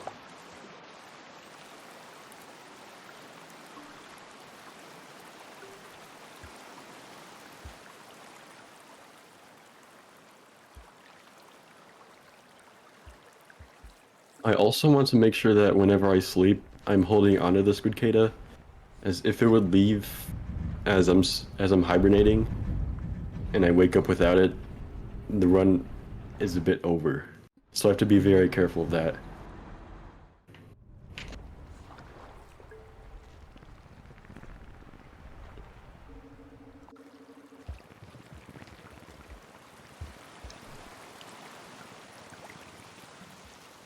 I'm going to be entering what many people consider to be the most cursed room in Shoreline because it is a massive swim, so that usually when you get to the top, you are drowning, and vultures and white lizards like to hang out there. But luckily, the squidcada's flying effect works while you're underwater, so it's not a problem. Also not sure why there was threat music.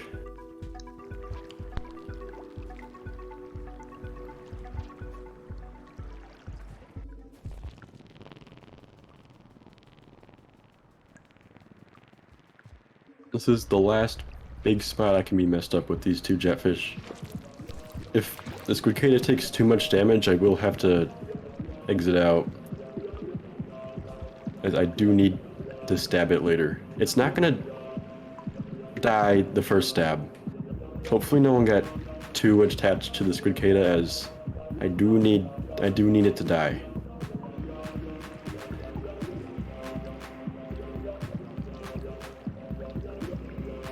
Amazing song, by the way.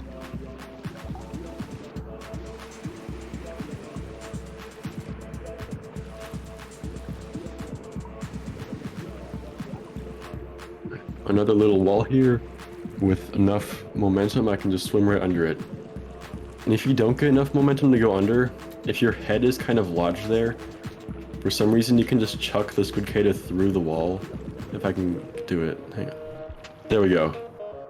I was on the other side of the wall, but my head was kind of under it, and so the squidcada went right through. And it won't leave that little area because it's got water by it. It can't go here because of the water, and it won't enter the pipe because of the water. I do want to find an item if possible. There we go.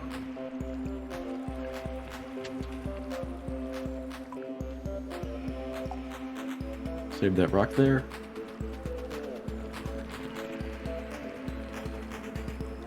And one more safety rest with the squidcada.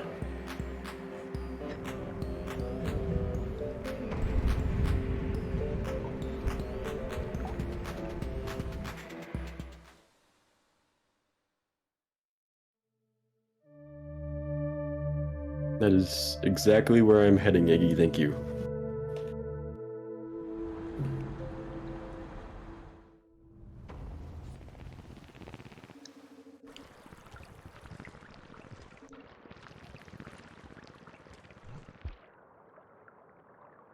And these 3 berries are the last amount of food that I'm going to need for this run.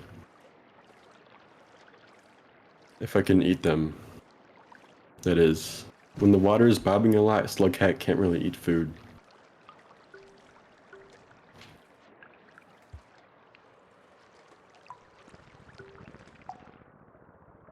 There we go. And I can go back for the rock I got earlier to knock this squidcada out.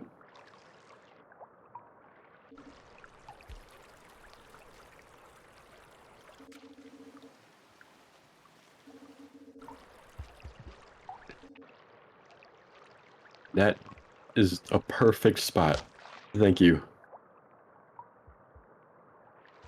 And it'll swim, and it shouldn't be dead. It takes a while for it to drown. It should be good. There we go.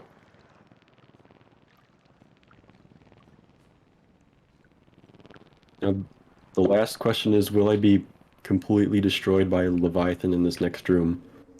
That catches me right as the screen transitions.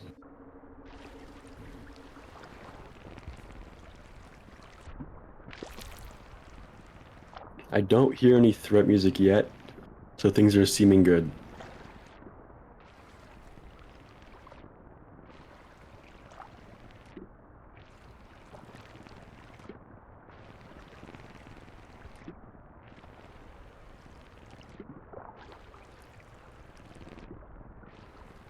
This has got to be the calmest shoreline I have ever gotten in any run I've ever done for this game. Not a single vulture or lizard or leviathan or anything.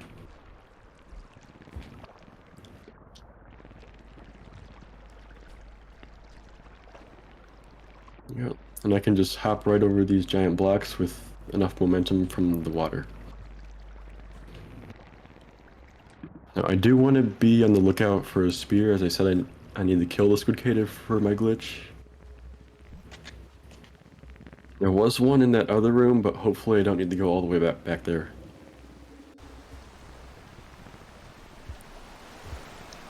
There's also one right there. Do we have time for another donation? Yeah.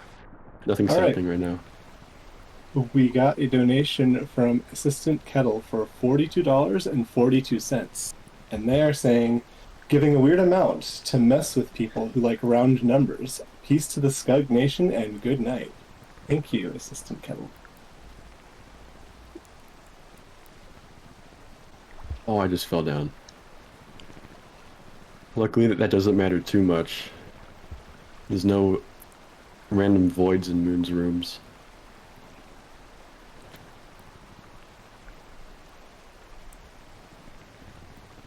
And I can get those spears to the left down there as well.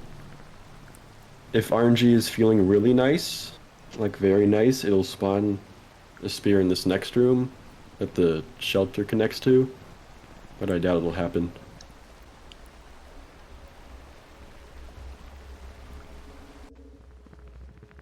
Yep, no spears. The squid cata should stay in the shelter, and even if it does escape, it doesn't get very far through here.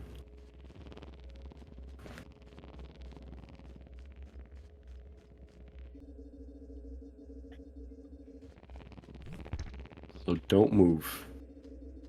It already seems to be leaving. Hopefully it doesn't.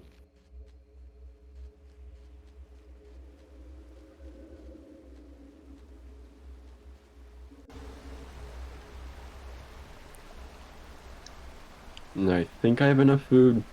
Yes, I do. The next glitch also involves starving. Someone in chat already had an idea of one of the glitches I'll be doing, but I didn't want to spoil things.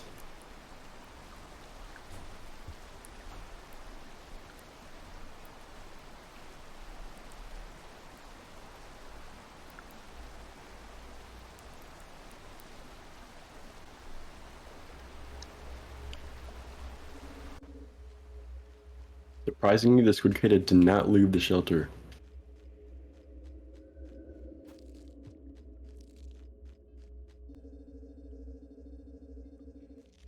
And hold on to it so it doesn't leave.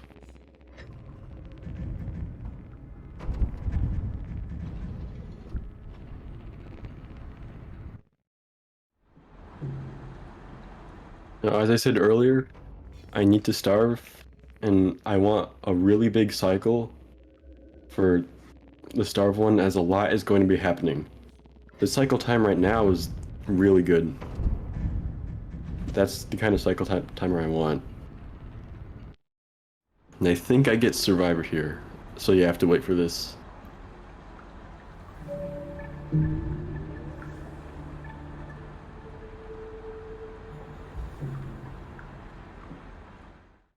big cycle time. That'll work. Alright, so first thing I'm gonna do is stab the Squidcada. Now it doesn't die because I'm starving and you deal less damage. The reason I do this is because you can't hold a Squidcada and an item at the same time. But I need the Squidcada and the spear. So it should wake right back up. It should. There we go. It was starting to scare me. I've had times in practice where it's taken too much damage from Jetfish and it doesn't wake back up. Now, hello moon. Hi. Now the way to get to the Bitter Eerie Gate, I need to get to that secret pipe up there. And you just can't get to it by normal means. You either have to stick a bunch of spears into the wall, which you can't really do, or have a grapple worm. But one interesting thing is when you are starving and have a white Squidcada, if you initiate a backflip, you can actually control how the Squidcada flies. So I can go up here if I want. It's just by holding A. If you hold A, the Squidcada will fly up, which is very, very nice. And it stopped for some reason. Now I can just do it again. There we go.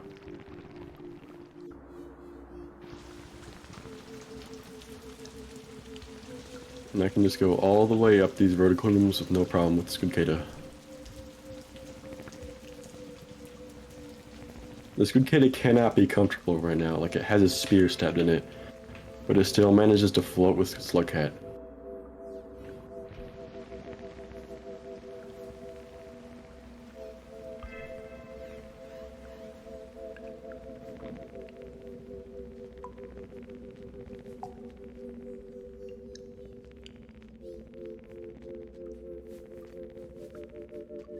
I go right to the pipe at the top of this room. It's not a problem because I can just wall jump up. And this pipe, I really have to make sure I enter head first, is if I don't, the Squidcada can get stuck in the corners, and then I can't get it through. It seems to be stuck right now though. Come on. There we go. You can make a very, very slow progress, but it does work.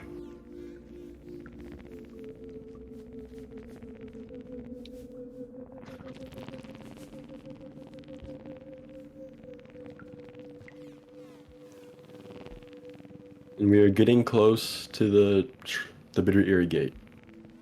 So right now I'm in areas that you can get to as other Slugcats, but you shouldn't be able to very easily.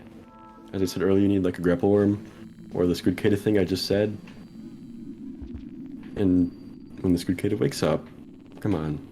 This is the gate to the Bitter Eerie. On this side of the gate, it cannot be triggered whatsoever. You need like a Moon Citizen ID card, I think lore-wise, which isn't in the game.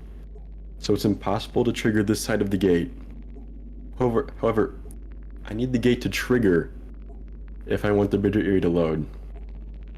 Now what happens next? I'm not even going to say anything. I just want you to watch what I do. And I'm going to kill the Squidcada. But yeah, just watch what I do and try and put it together. I'll explain it after.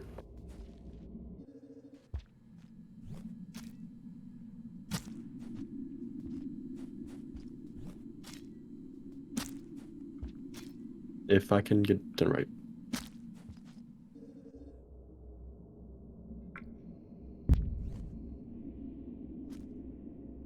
So I am now out of bounds, and when you are out of bounds, you can very, very, very slowly crawl. And when I said you need to trigger the gate for the next region to load, it doesn't matter which side you trigger. So I'm going to be triggering the right side of the gate. And the triggers extend all the way up and down vertically, so I can load the next region. As to what the heck you just saw, so I killed the Squidcada, and I pinned it to the wall. And when you pin a creature to the wall, the game kind of saves those coordinates that it's pinned at, so that it can't really move. But I brought it through the pipe, and so those coordinates still applied, and those coordinates happened to be all the way to the right, like 5 screens out of bounds. So the Squeakator was pulled to that position, and I was holding onto it, and so was I, and so I was pulled straight through the walls. And then the game goes, it's looking at my position, and it goes, what the heck, why is Slugcat 5 screens out of bounds to the right?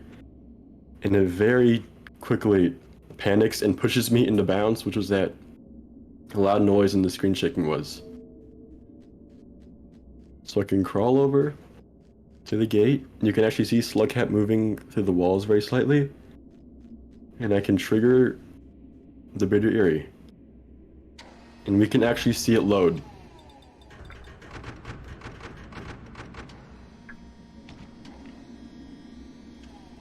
I am now somewhere the devs have never intended me to be.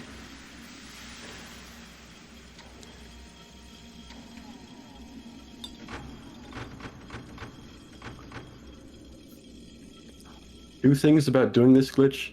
You do have to be starving, as when you are starving, you are lighter. If you're not starving and you do this glitch, you'll just slam into the gate wall and get stunned for a while. And you also need to have vanilla glitches turned on in the remix settings, as the creature pin thing was patched out. So in just a bit, I should be in the Bitter Eerie. Well, I am in the Bitter Eerie, but I can enter it. It is done. Bitter Eerie at the bottom left. Now the run is done, but there is one more interesting thing about this region that I would like to show everyone. This popcorn plant being here is also very convenient.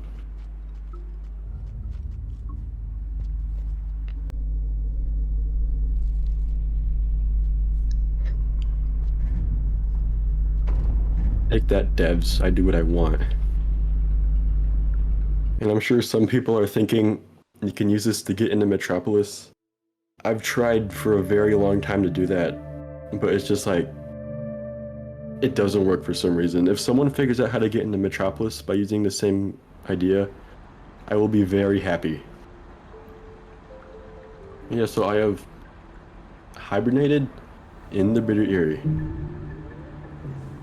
And I'll show you some differences in the region from the other Slugcats from Rivulet and Saint, because I'm not supposed to be here at all. So one difference is there is no snow whatsoever, which does make sense lore-wise, but I don't know if the devs actually intended that to be, because Rivulet and Saint appear, well, in the timeline they are the last 2 Slugcats, and by that time it starts snowing through the whole region, through every region.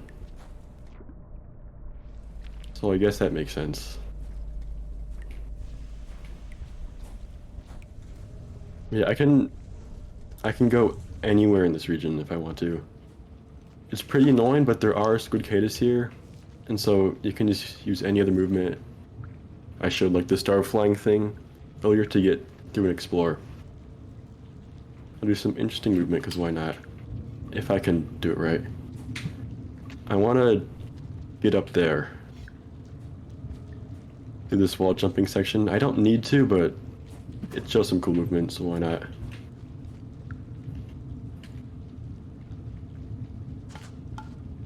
Actually, I think I messed it up with the spear placement. It's fine. Actually, no, there's another spear. Thank you, RNG. That should do it. I don't actually need to be in this specific area to show what I want to show, but it's cool movement, that's why I want to do it.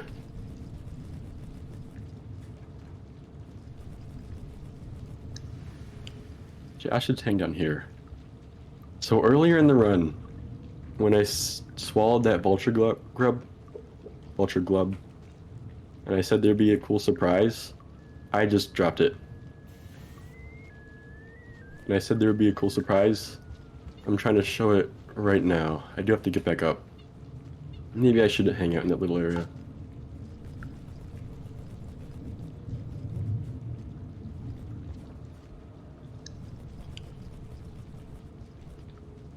So there are 4 vultures in this region. And hopefully, if I'm lucky... What? They must all be in different rooms right now. There we go. There are 4 vultures in this region. And I don't want to die. I'll just show it in a different room. That's not necessary. I do want to keep it a surprise. I think some people might be catching on to what I'm trying to show. I mean, I have plenty of time. I think I really overestimated with this run, and I also got really lucky with RNG. This room should actually be better.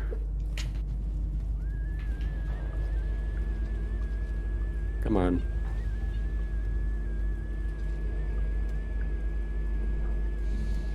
Oh, there it is. The Bitter Eyrie is the only region in the game where you can guaranteed summon an albino vulture. So I thought that was really interesting, and I wanted to show everyone. There are 3 normal vultures and 1 guaranteed albino. The Bitter Eyrie is a subregion of the submerged superstructure, but the only open rooms they have, you can't summon vultures in them with vulture grubs. And it's very rare for vultures to show up there, which is why I say this is the only guaranteed spot. So if you ever really want to see an albino vulture, you'll have to bring a cicada all the way through Shoreline and then do some crazy glitch in the Bitter Eyrie. And then you get one. But yeah, that's pretty much all I've wanted to show. As I get eaten by the albino vulture. Well, that's how you get into the Bitter Eyrie. Shall we call it time? Yes. All right. Coming in just a few minutes under estimate. Well, that was a pretty awesome showcase, and everything looked to go super smoothly.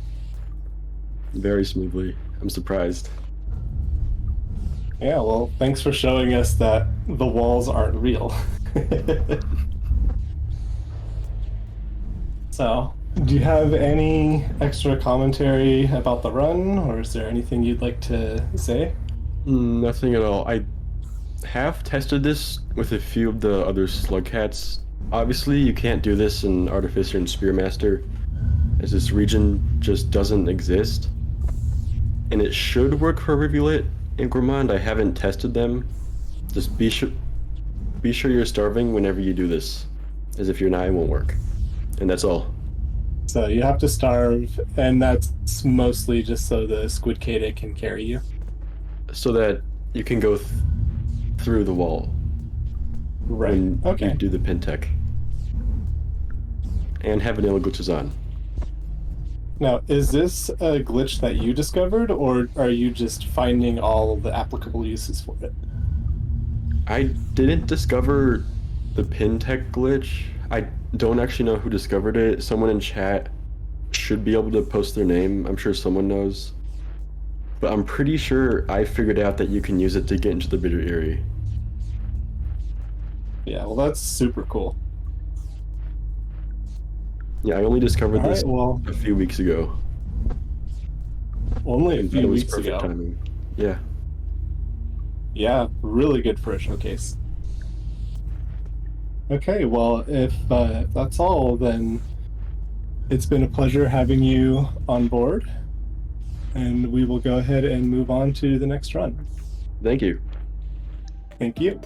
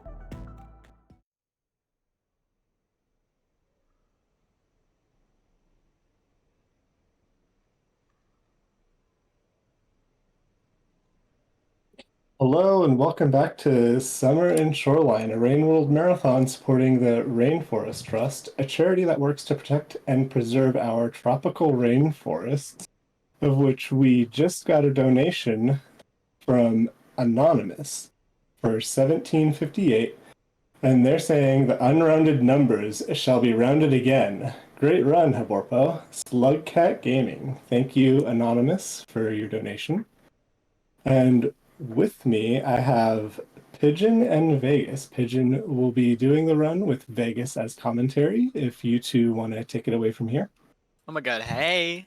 Hi, I'm doing a Rivulet to Moon. It's not actually an ending percent run. It's just getting from where Rivulet spawns to in Shoreline where Moon is. That's about it. I mean, ooh. Yep. All right. Well, whenever you're ready to start, let me know and I will get our timer started. I'm ready to go. All right. Good luck. Got this, Captain.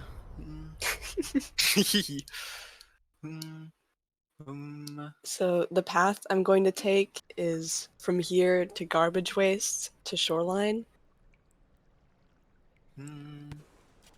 I think I only need to shelter 2 times total. Yeah, because there's the... Yep, there's one at the gate, and then there's one later. Yeah. Hopefully you can get past the... Everything should go well as long as you can get past that centipede. Yeah. Centipede, yeah. My nemesis.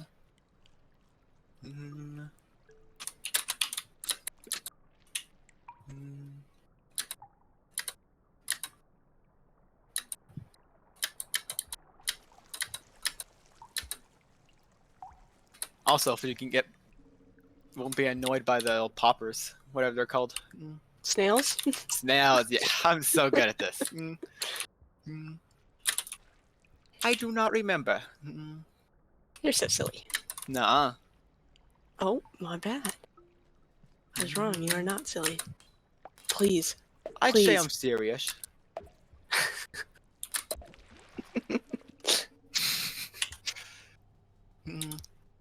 Yeah, speaking of. That's, yep. Unfortunate. Next, not the next one, but you should be close No, to the next one has snails. Hooray! I love snails! Snails, snails! Snails, snails, snails! Okay, please. Here we go. The tunnel.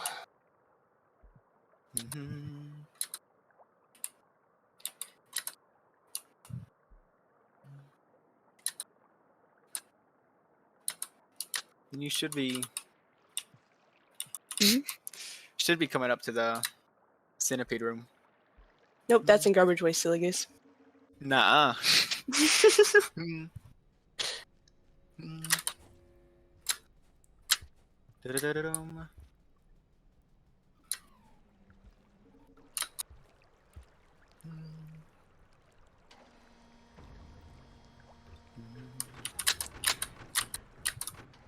Then I just got to avoid. Just gotta the garbage waste rooms. Those are the. Please, can we get the The centipedes out of scariest. the drainage? Please. Please, someone get them out. I do not Alright. want them there. Who has not been contacting the exterminator? Sorry. Sorry. You're so silly. I don't like phone calls. Do I have a moment for a donation? Of course. So we got a donation for Jovism for $6.42. Rounded unrounded numbers shall be unrounded again. Thanks, Jovism, for the donation, and thank you for stirring the pot and causing more chaos. Oh, this is. Hooray! Oh. Please. Oh, let go, little bro. Oh, there he is. Here's bro. Come on, someone, get him out of here. No. Oh. Okay. Well, one more try. I see. I see. He grabbed me right as I left. No! I thought he was going through the pipe. I was like, oh, I'm gonna be able to escape. I could not. Nuh-uh. Nuh-uh. I was deceived.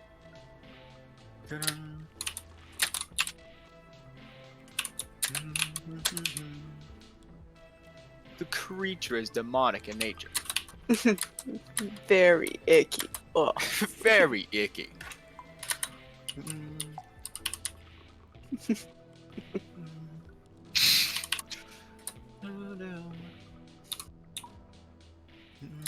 You could just use the spiders as bait. Oh, those spiders were dead, Vegas. Yeah. If they happen to They live. they were gone the moment that Rizard Nom, nom, saw nom, them. nom, nom. Or not Rizard. Rentipede. Nom nom nom nom nom.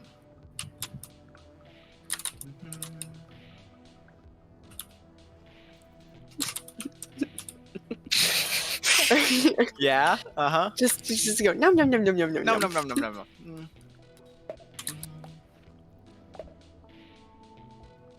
The snails, please leave us alone.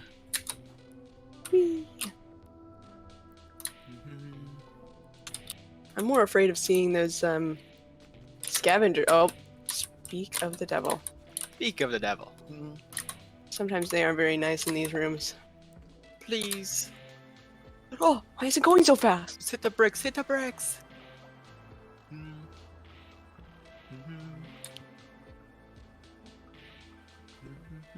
Oh, come on, guys. Not cool, dude. Come on. I'm being drowned in it. This is such an okay.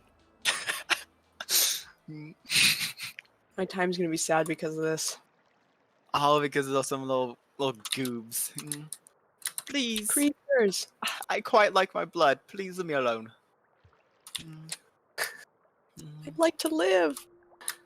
Please. I beg of you. Please. Please. They do Okay, not want to we're let go of free. you.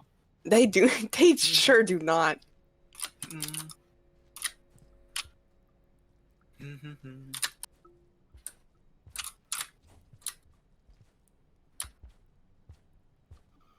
Num num num num. Sick Filipio. Sorry. No, that's hilarious. Back to my mortal enemy. You got this. You got this.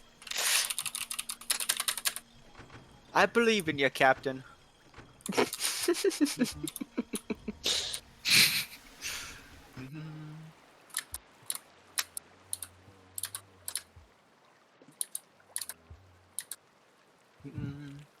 There's a little goob.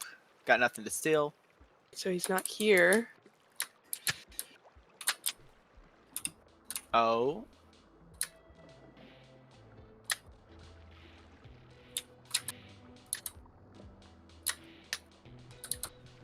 These centerpiece Oh. these leeches. Num num num.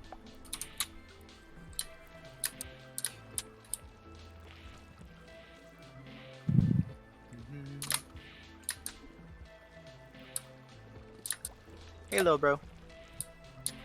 Please don't be here, bro. Oh, he's not here. Just go home, bro. Just go home. Oh my. Oh my god, please. You got this. Oh my. Please, I beg. I beg of you. Oh, here he is.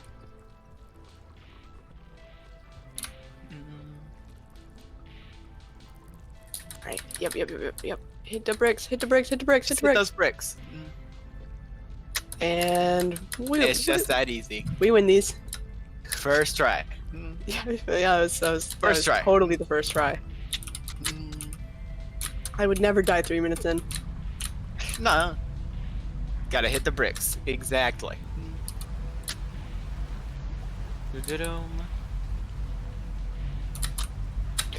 Oh.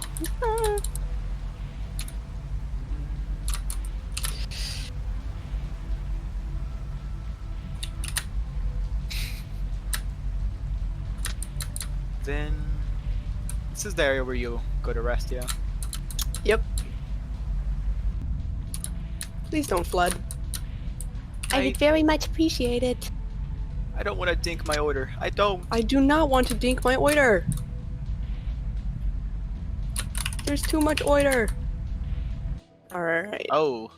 Hello, Yeah, bro. here we go. We made it. First try.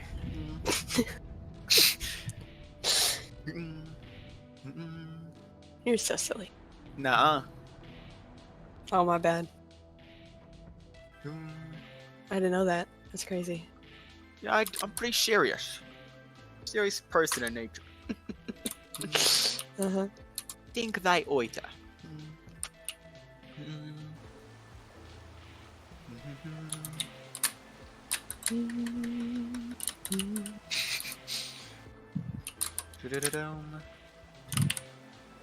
Hopefully you can get past without the Leviathan. Just cousin little bitch. Oh, my Excuse next you. enemy. Yeah. Just not.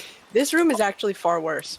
I have failed, like, multiple this is times the in one with these the annoying jumps. Jump? Yeah. Not even just the annoying jumps. Sometimes the snails are up there.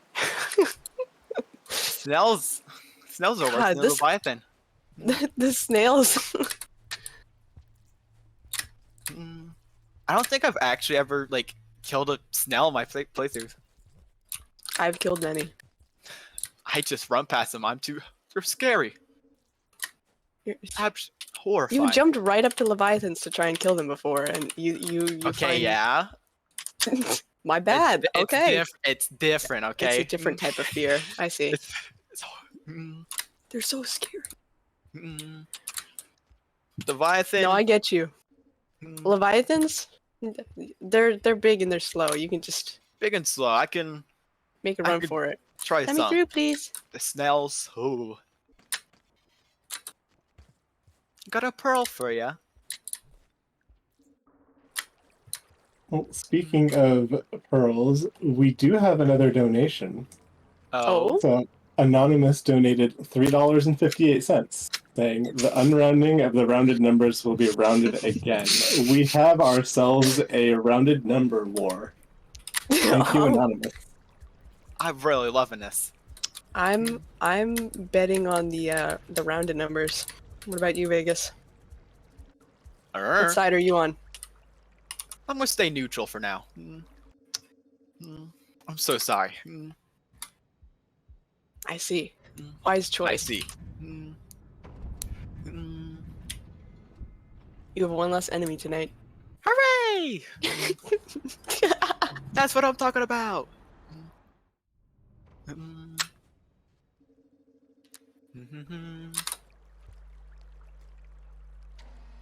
Speaking of Voider, let me I'm think finally mine. through garbage waste. Let's go!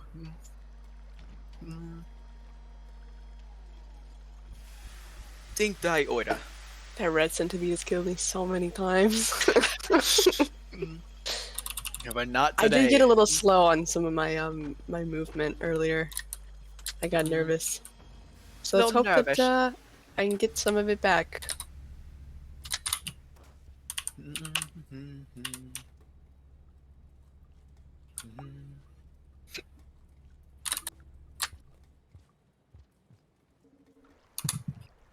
This is the what's in my other area? It's all the water, right? Yep, shoreline. Yeah. I love this area. I love this area. I get stuck at it every single time. Yeah, you do get stuck in the pipes. Nah. It's so funny. Nah. It's Nah. so funny. Listen, I'm not the brightest. What can I say? Ah, controller players, am I right? Nah.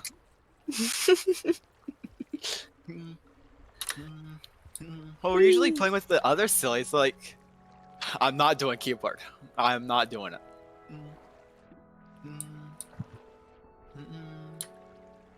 That's true. Oh my god, guys, relax, guys, relax. I beg. I beg you. Please, I beg of you.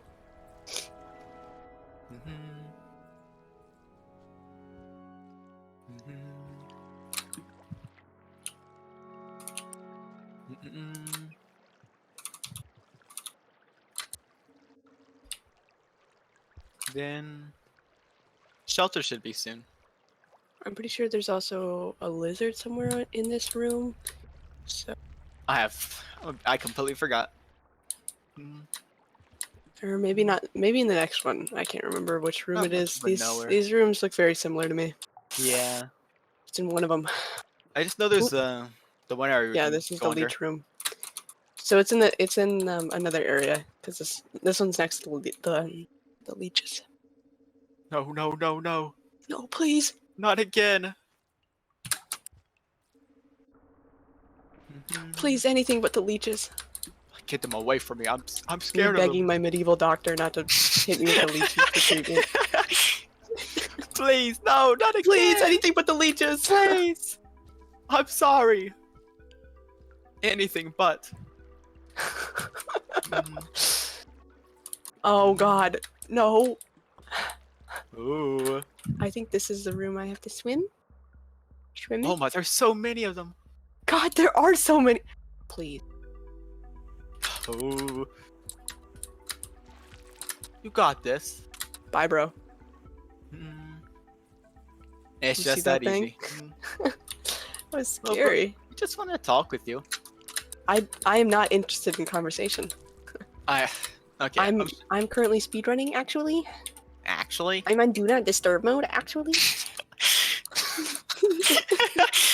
Don't laugh. Don't laugh. Yeah, I'm laughing at you. Oh. Na. God, you are just like Rivulet for real. They're so silly. I love them. Oh, this is the yep. Find a way to get past him. Yeah, there he is. Bro's so majestic. Spargetti and Michos. Barbetti. All right, bro. Excuse me. I'll be hitting the bricks. Don't mind me. Hit those bricks.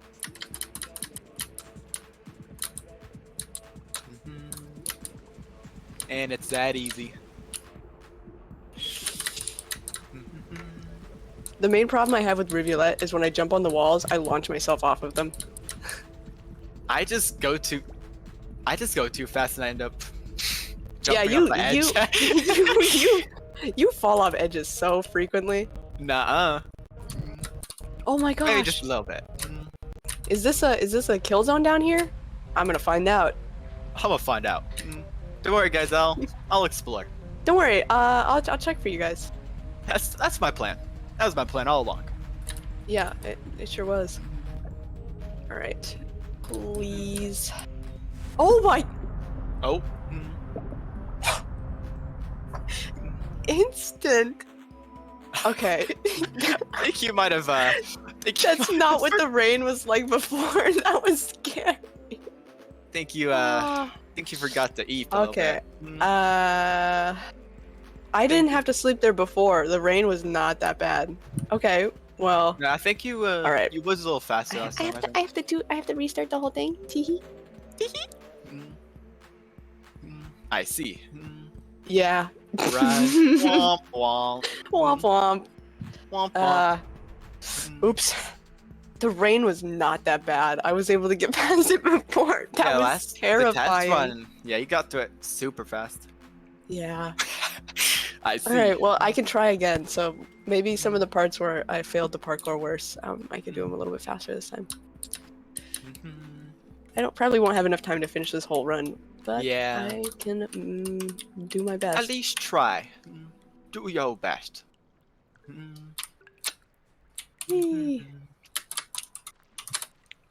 Stop throwing the fruit in the water. Hey, I can do whatever I want. Oh, I'm sorry. My bad. I understand. Oh, I see. No, I'm sorry. Sorry for telling you what to do. My bad. It's still going.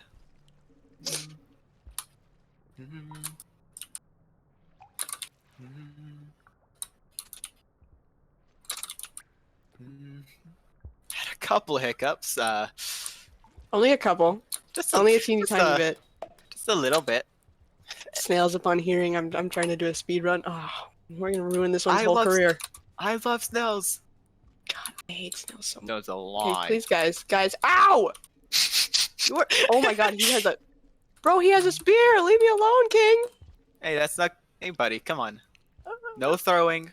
Guys, Be polite. I just trying to get my little fruit. Yeah, hopefully I can do this part faster. So I can go up here. Yeah, there we go. No leeches. It's just that easy. Now, if I was good at swimming. The leeches definitely did slow you Oh, down. they did so much. That is, Ooh, that has never happened to me that badly before. Yeah, last time the test run, you didn't mess with you. I didn't even get grabbed by one. Now they're getting serious.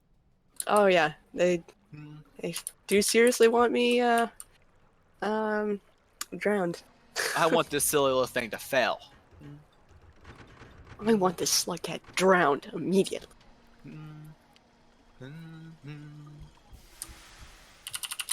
Whee! Whee! Hooray! Hooray! Hooray! Hooray! I guess I could shelter that area just in case the rain is too bad. Unless I get there super fast, which I might. I think you can make it to the next shelter. Oh God! Just gotta. Rentipede. Oh. I forgot I have to see him God. again. It's not over. It's not over until I win. Yeah, I Oh. think next shelter you can. Oh, come Not on, guys. It's not after full. the gate, cause Yeah. Don't mind me, bro. I'm a little hungry. Just throw a rock at him. Why did I see red? Oh God. Yeah, I might have. It's so rude. Oh my God. Uh-oh. Oh. Ow, the little snail. Hold on. Did you see that? It launched me. Oh yeah, I just like. Thanks, though, bro. He's so kind. Oh my.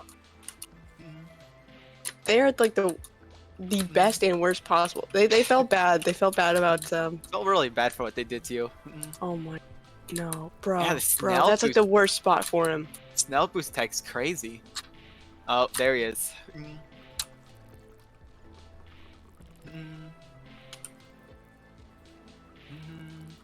Please, please, please come this on, way. just- Either come don't- this way or don't. Don't be weird, little dude. Come on.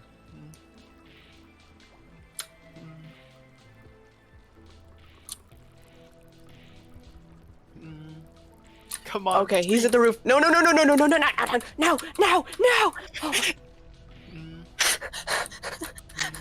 Oh, there he. Oh, it's so scary. Yeah, it's, That it's was not, so not even scary. close. Not even close. Not even, guys. It's not even. Don't worry. Don't worry, guys. Not even close. First try, guys. Garbage. This is Oh, first try.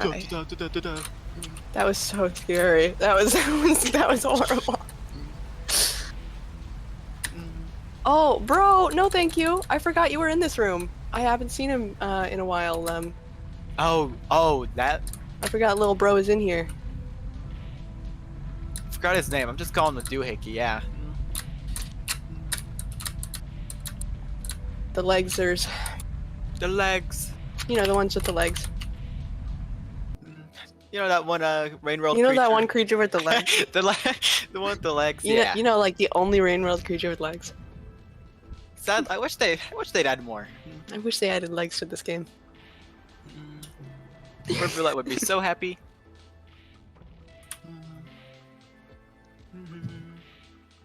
Like even though slugcats do have legs, they're so hard to see sometimes. It's like almost like they don't. All right, little friend. Yeah, in this not room. miss leg day once. Sure didn't. See the way he's leaping off walls? Bro invented leg day. Bro does not miss it. I love this. This is my favorite time of the day. Oh God, it's this room. All right, hit the Uh-oh. bricks, hit the bricks, hit the bricks. Hopefully there's no snails up ahead. Oh, first try. Come on. It's that easy. It sure is. Do we have time for another donation? Of course. Absolutely. All right, we got a $4 donation from Kinko Kitty saying, "Love this game, love these runs, love this community, heart." Love you too, Kinko Kitty. Thank you for the donation. Such a good message. What an You're incredible a real person. one. You're an incredible person for real. Take the pearl. Get me out of here. Bro, why are you throwing stuff at... Bro, I gave you a pearl. Take the little pearl, bro. Come on. Bro, he was aiming that spear at me. Please don't. Sir? I didn't do anything to you. Please do not the cat. Please do not the cat. They only do this when they're about to explode. Rivulet seems like the kind of like cat that would explode. Oh, there's You too know much what I mean? going on. I'm about to kabooey. Hey guys, watch this. Explodes.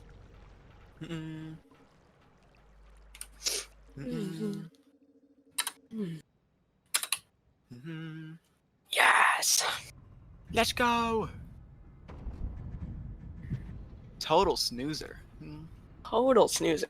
Hopefully the rain doesn't get you next time. Oh god, that was horrible. Before, it didn't like immediately do that. I was able to get to the next shelter that was pretty close by without like having that problem at all. But it just, you know what? This time I'm gonna strike this cat down specifically. I hate this silly little cat. It's too happy. There's too much joy in Whimsy. You're a Open little up too the silly. skies. No, Let no, the no, rain. no, no. Rain is coming. The rain is coming. Brother, the rain's coming. You can't escape it. Now you just gotta get past the Leviathan. So true.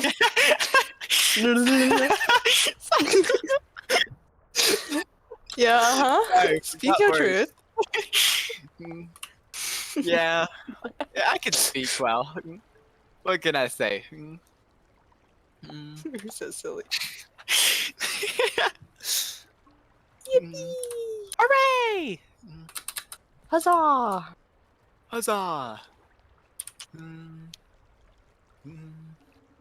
I don't have good memories of the pipes. Of the the pipes you Yeah. get stuck in. Yeah.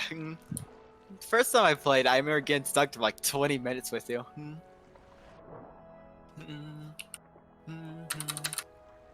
Okay, so I can't jump that. I have to go down. Unfortunate. Unfortunately.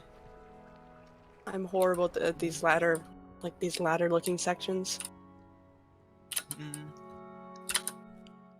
Oh, I've never gotten used to those. The pipes. The pipes.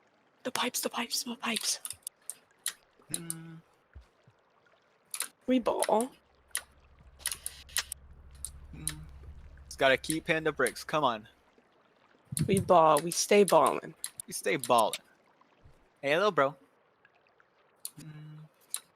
Oh, leech room. Leech room. I love Hooray, leeches. Leech party. Leeches are my favorite. I love the leeches so much.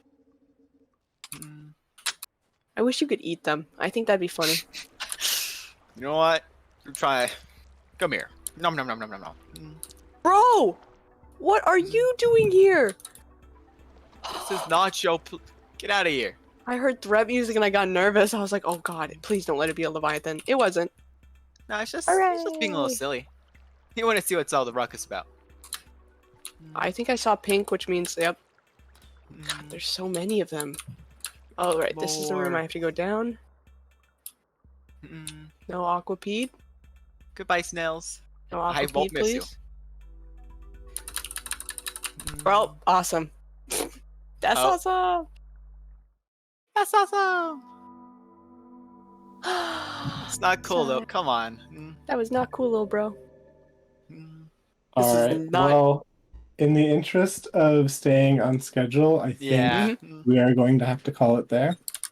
Okay. Sounds And good. it is an unfortunate run, but thank you for being present. And it just goes to show how quickly things can go wrong in a Rain World speedrun. Oh That yeah. That was fun. I had so much fun. I'm glad that I got to Mhm. participate in this event. Yeah, of course. It was great to have you on, and very unlucky with the red centipede in that first attempt. And that yeah. rain was just brutal. The instant death. It was instant death. Didn't even get a chance. Said, "Oh hey, you're doing this for a run. You're streaming it now. Oh, I got well, something to say about that. I got something to Yeah, say about this." and that's just how marathons are sometimes. Just always expect it to go very bad. And when it doesn't, it's great. But there's the old GDQ saying, that's never happened to me before. Surely nothing will go wrong. Surely. Well, thank you for having us. It's very fun. Very fun. Ooh. A little nervous, Yeah. but it was fun. Yeah. All right. Well, if you have nothing more to say, then we'll go ahead and move on. Nope. Thank you so much for watching, and for donating to the rainforest donation. Yes. Yeah.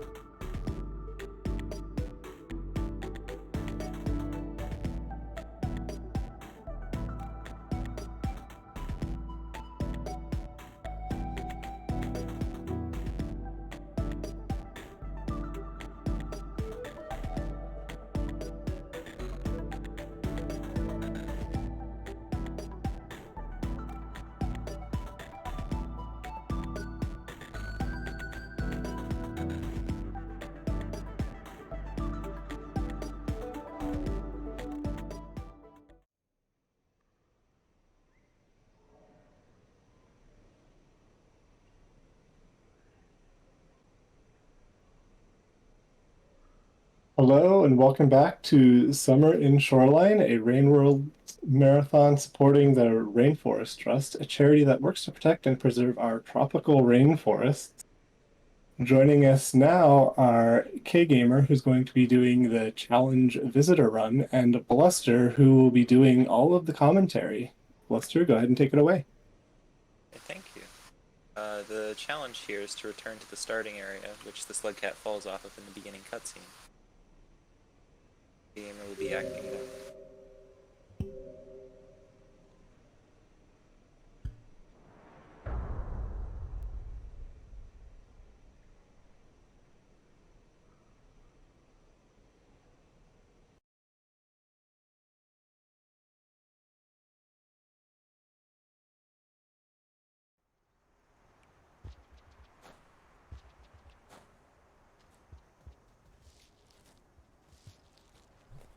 Off the bat, you'll notice the slug cat is moving relatively peculiarly. It's due to the runner using rolls, roll pounces, and slides to move more efficiently.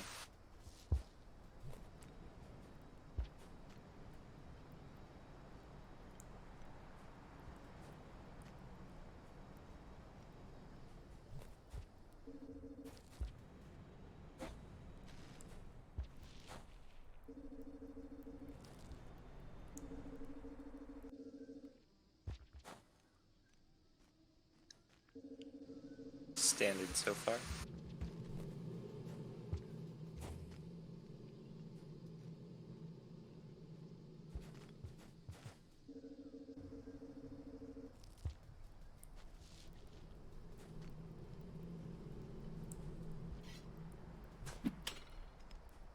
The runner is currently making their way to the location housing the berries, which will be useful for later.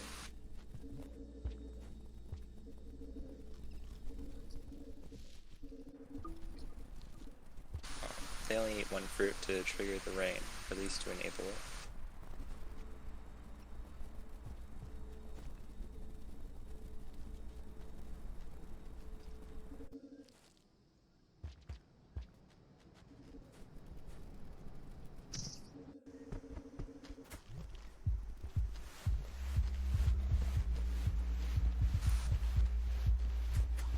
The runner is headed to the west towards the farm arrays and drainage system gates, and that's because they need something from this area of the outskirts.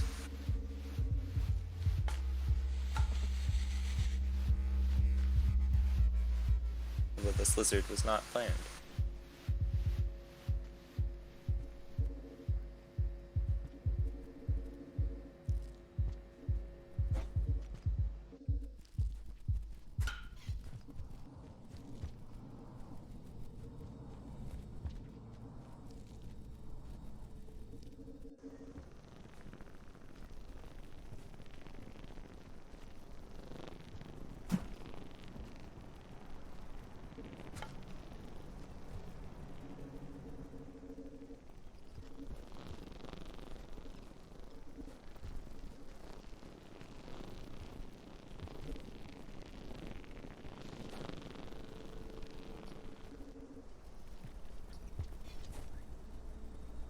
So our runner has approached the room where squidcados spawn, although hasn't grabbed any because they're looking for a white one. And there is one.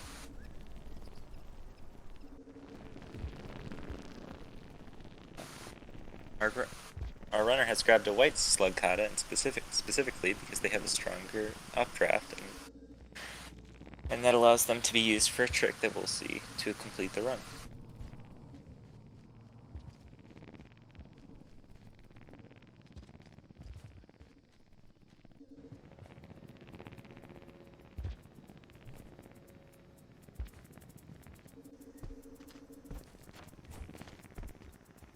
Our runner is slowly making their way back from where they came.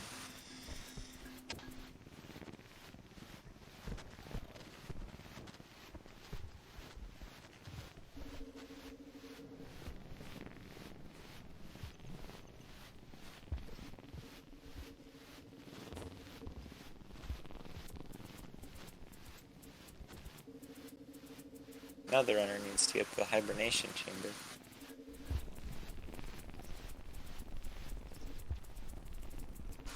For purposes of losing weight, anyway.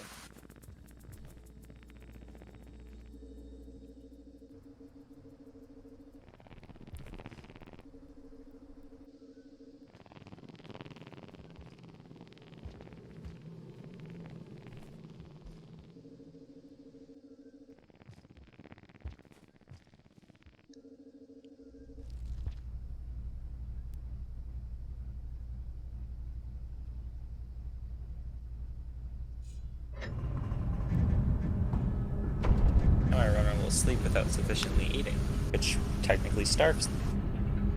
The result of doing this is that the slug cat loses weight to a point where it can be lifted up indefinitely by the slug kata.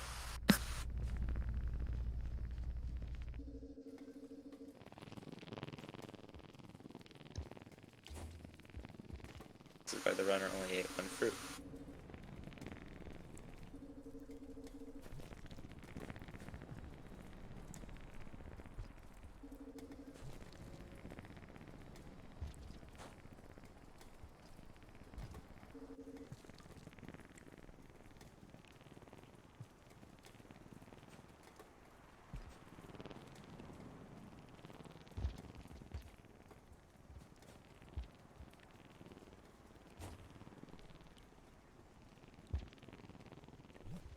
Now the runner returns to the starting platform you fall off in the intro, thus completing the challenge.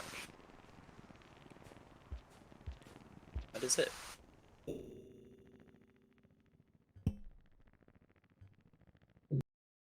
Shall we call it time there? Indeed. All right. Well, that was quick and to the point. Looks like it went off without any hitches. Congratulations. GG.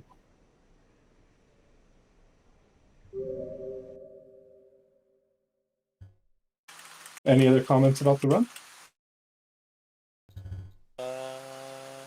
Gamer?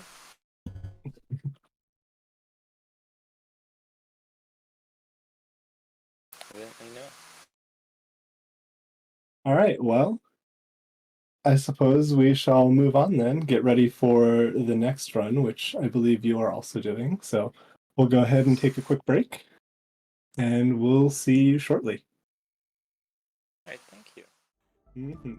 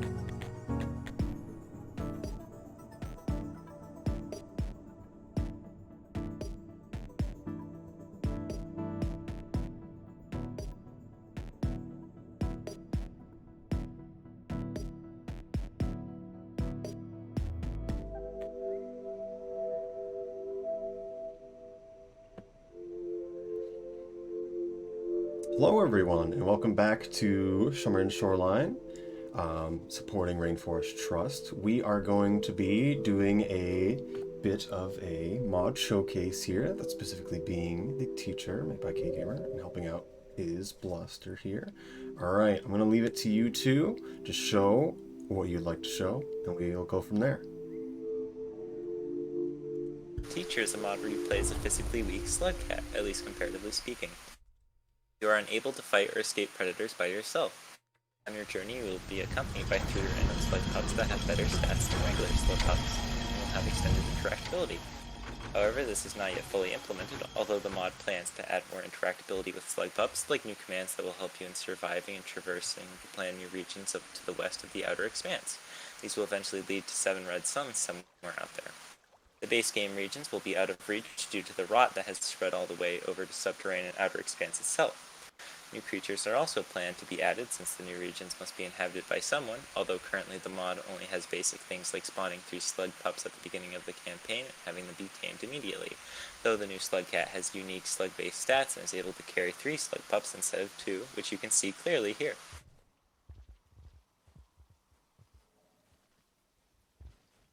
Each slug pup, just like any other creature in the game, has its own personality, although, unlike most creatures, the slug pup's personality doesn't only alter their behavior, but also what food they enjoy. One slug pup may hate dangle fruit so much they'll be stunned in disgust, while the other may love it so much that so much as holding one will make the slug pup jump around happily. Although they're much weaker than the average slug cat, despite having less mobility than any player's slug cat and having the spear throw as weak as monks, most slug pups are still skilled fighters, able to hunt lizards if they can overcome their fear or if the player is in danger.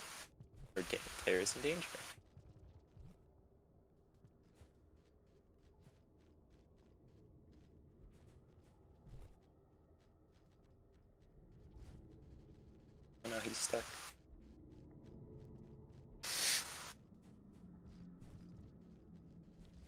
Children are becoming unruly.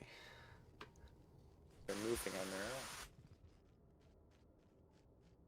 Oh, there they go.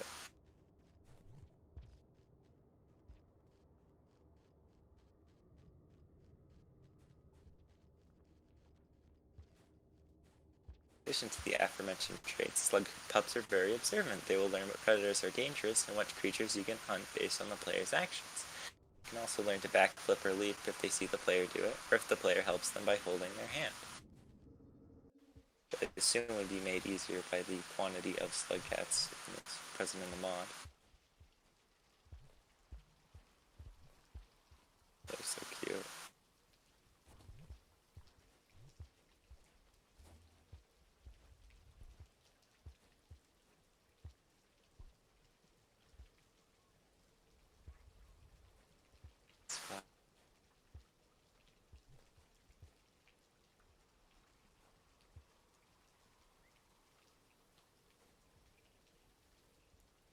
Slug pups interact with the player differently based on their personality as well.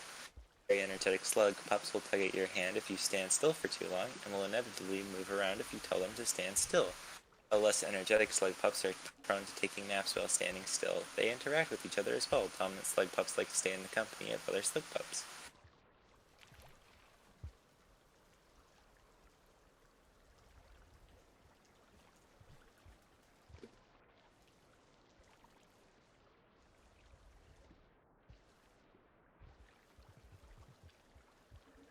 Also worth noting for more entertaining slug cat facts, I guess. Although more of a joke, due to the Rubicorn's guaranteed slug pup spawn rate, despite its inability to actually spawn slug pups, developers of the game had said that all slug pups go to hell. You may interpret this as you choose.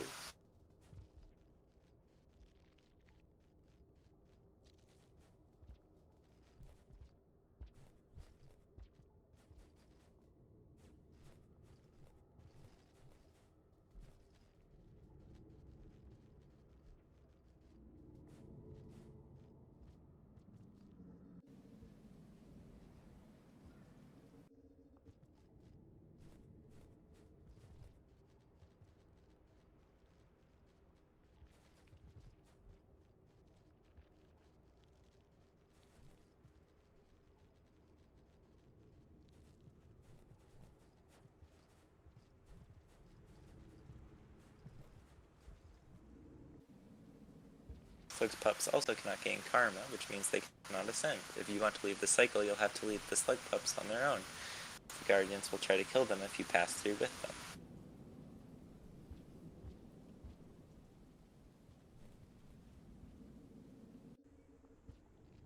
Evidently, K-Gamer is mildly strong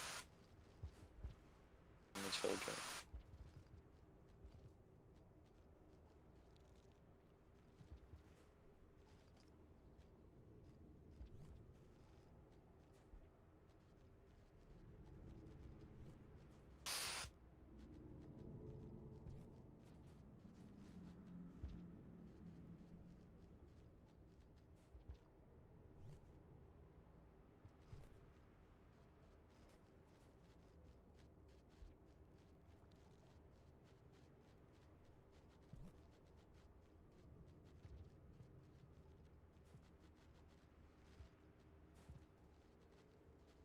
There you go. Big stuff.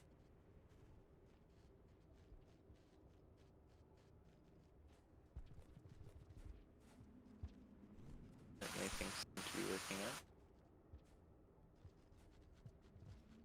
Oh, he's coming.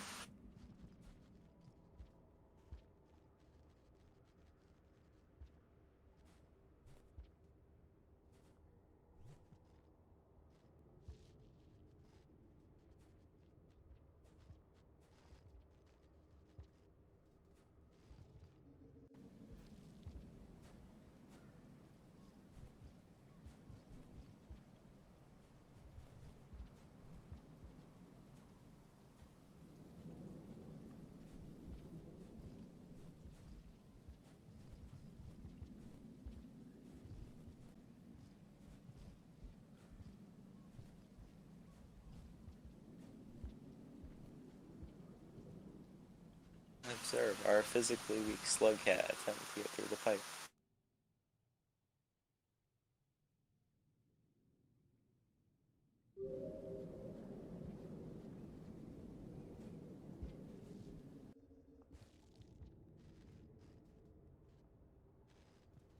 And he's given up.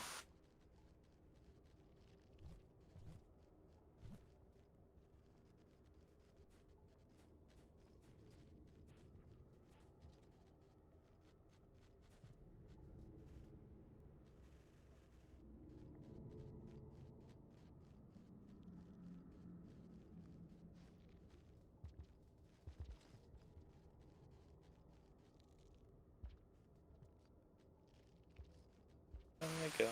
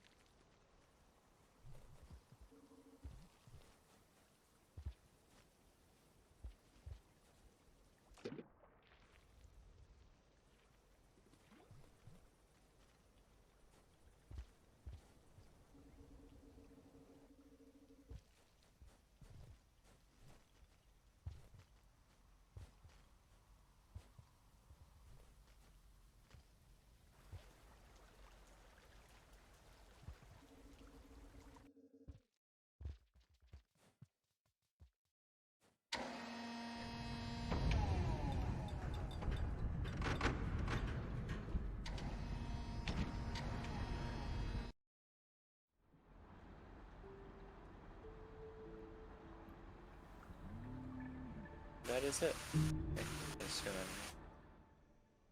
All right. Well, thank you guys for showing us at the start of this mod. Yes, thank you guys for submitting.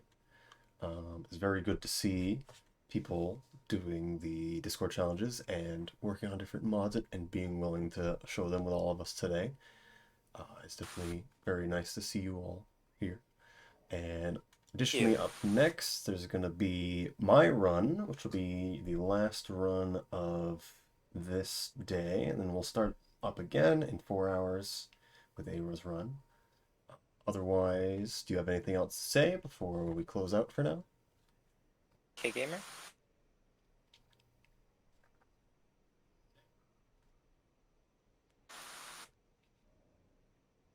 evidently no. All right. Yeah.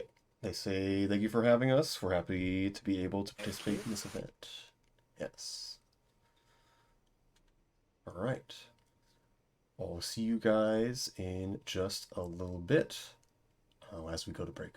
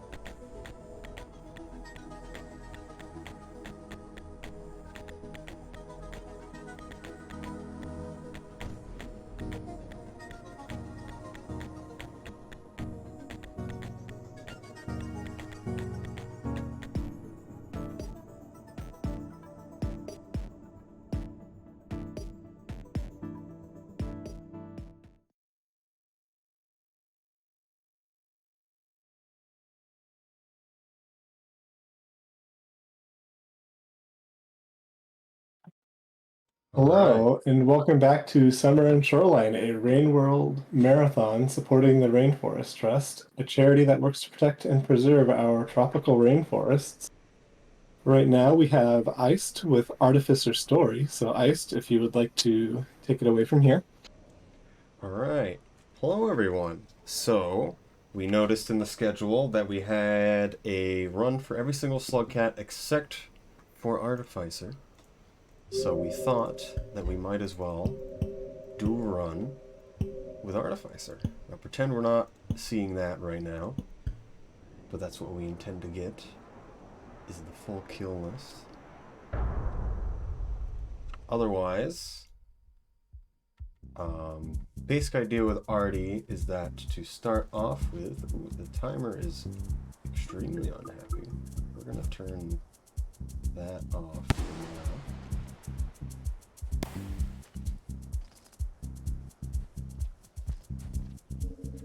So this whole beginning is just a cutscene, at which point, the moment we start getting control, we're immediately going to quit out. This is going to keep the same in-game timer and will keep us on the left, and more importantly, it's going to allow us to start moving at the beginning of the cycle instead of slightly into the cycle, which makes it so we can start moving before any of the scavengers can actually get to that toll. And so the basic idea of what the Artie run is going to be is carrying bodies. That is what we're going to be doing. This is unfortunate. Just take it slow for now. The scavenger body we got wasn't very good as it was. I kind of want to see if I can get one of these guys. We need Karma 4 whenever we can get it.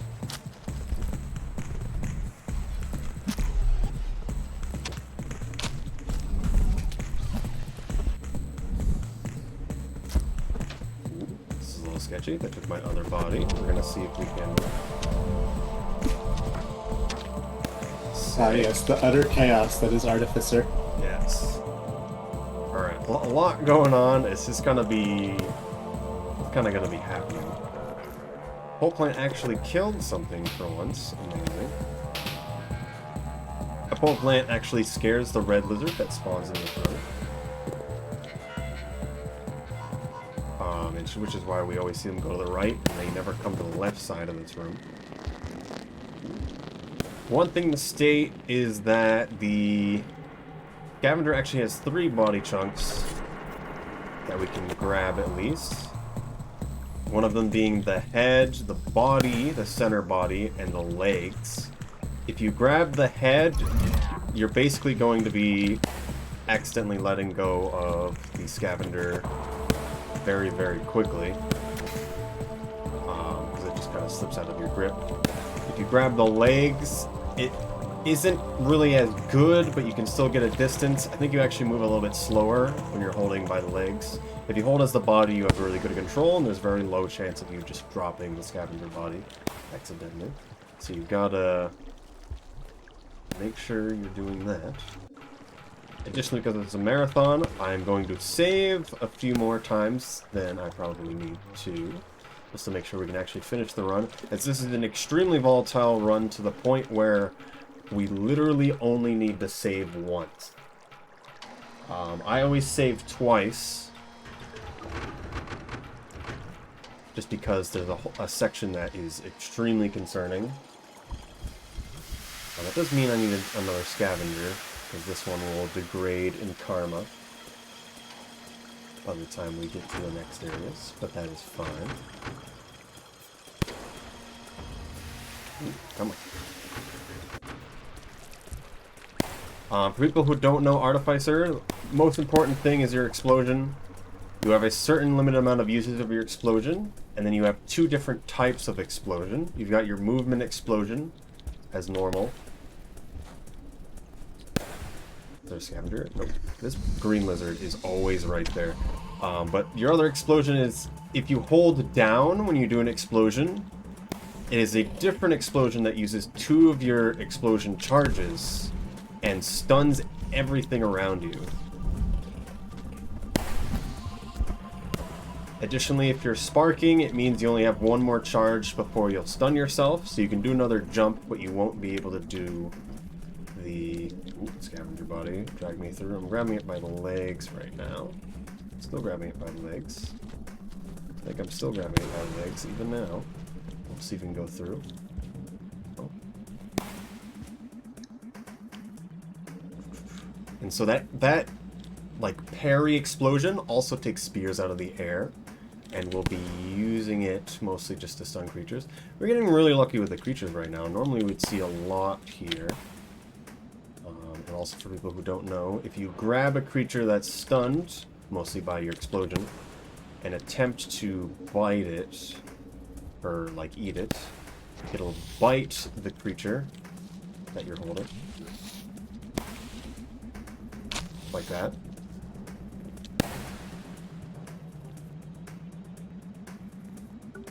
And if you bite the head of whatever creature you're biting, it will die instantly. So this is mostly relevant for scavengers, but I also did it to that drop wig there. I actually didn't know you could do that.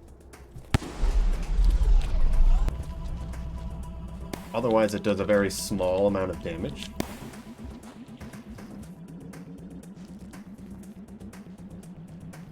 Alright, what's going well so far? I'm thinking we might save here. Might be preferable, just for marathon. Maybe I should just keep going. Yeah, I think I'm gonna keep going. Actually, this is going too well.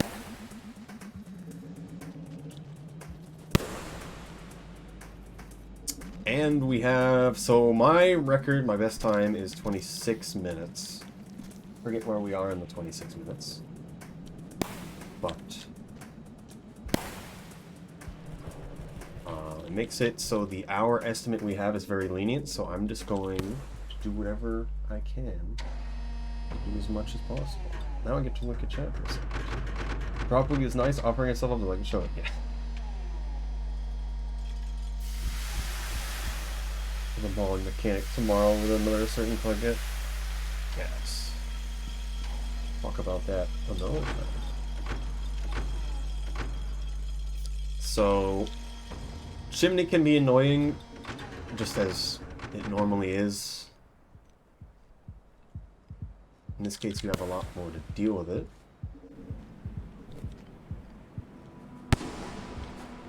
Because you can explode, but you need to carry this body. So you can go faster, but it's annoying.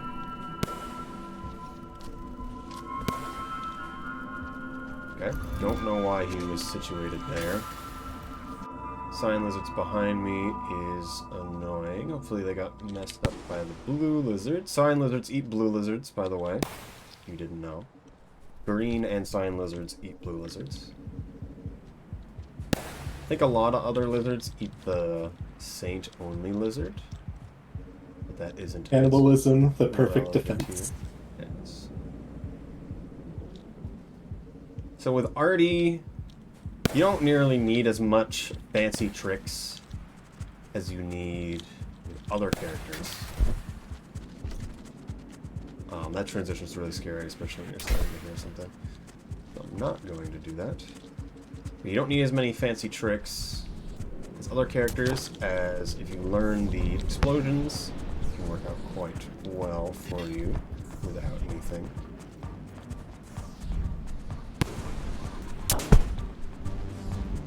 Wait a second.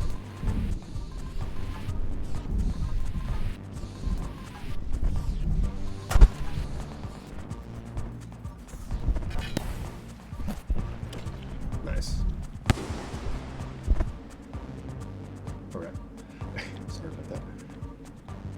But a lot of movement. If you're just good at explosions, if you're good at combat, and ready to learn what is basically a fighting game at this point, you'll do just fine.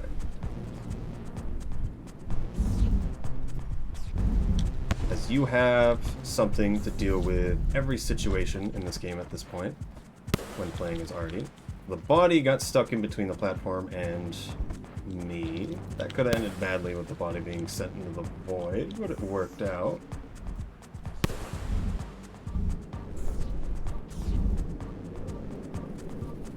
I'm gonna take this safe because I'm holding the legs right now.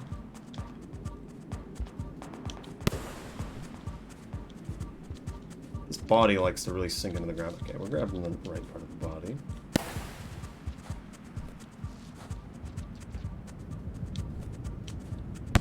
Really just trying to make sure I don't mess this up, but we're all good.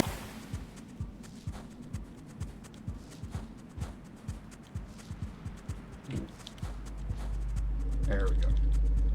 Alright, so the only reason why we even have to save as Artie is because it's literally faster. And in that case, it's because we need to see Pebbles, and then we need to go to the actual Metropolis itself. And because that requires backtracking and going through another gate, we instead just quit out the moment we see Pebbles. And then we go back to the shelter that we're going to save in, which is the one at the top of the wall.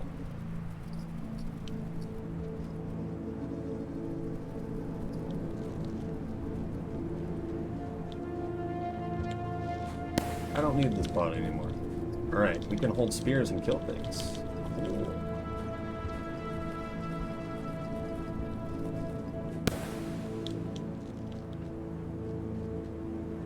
There goes the blue lizard. So I stated earlier, if any of you guys were here in earlier runs, that if a lizard, like a cyan or a blue lizard, comes in from above, the fastest pathing from them is to literally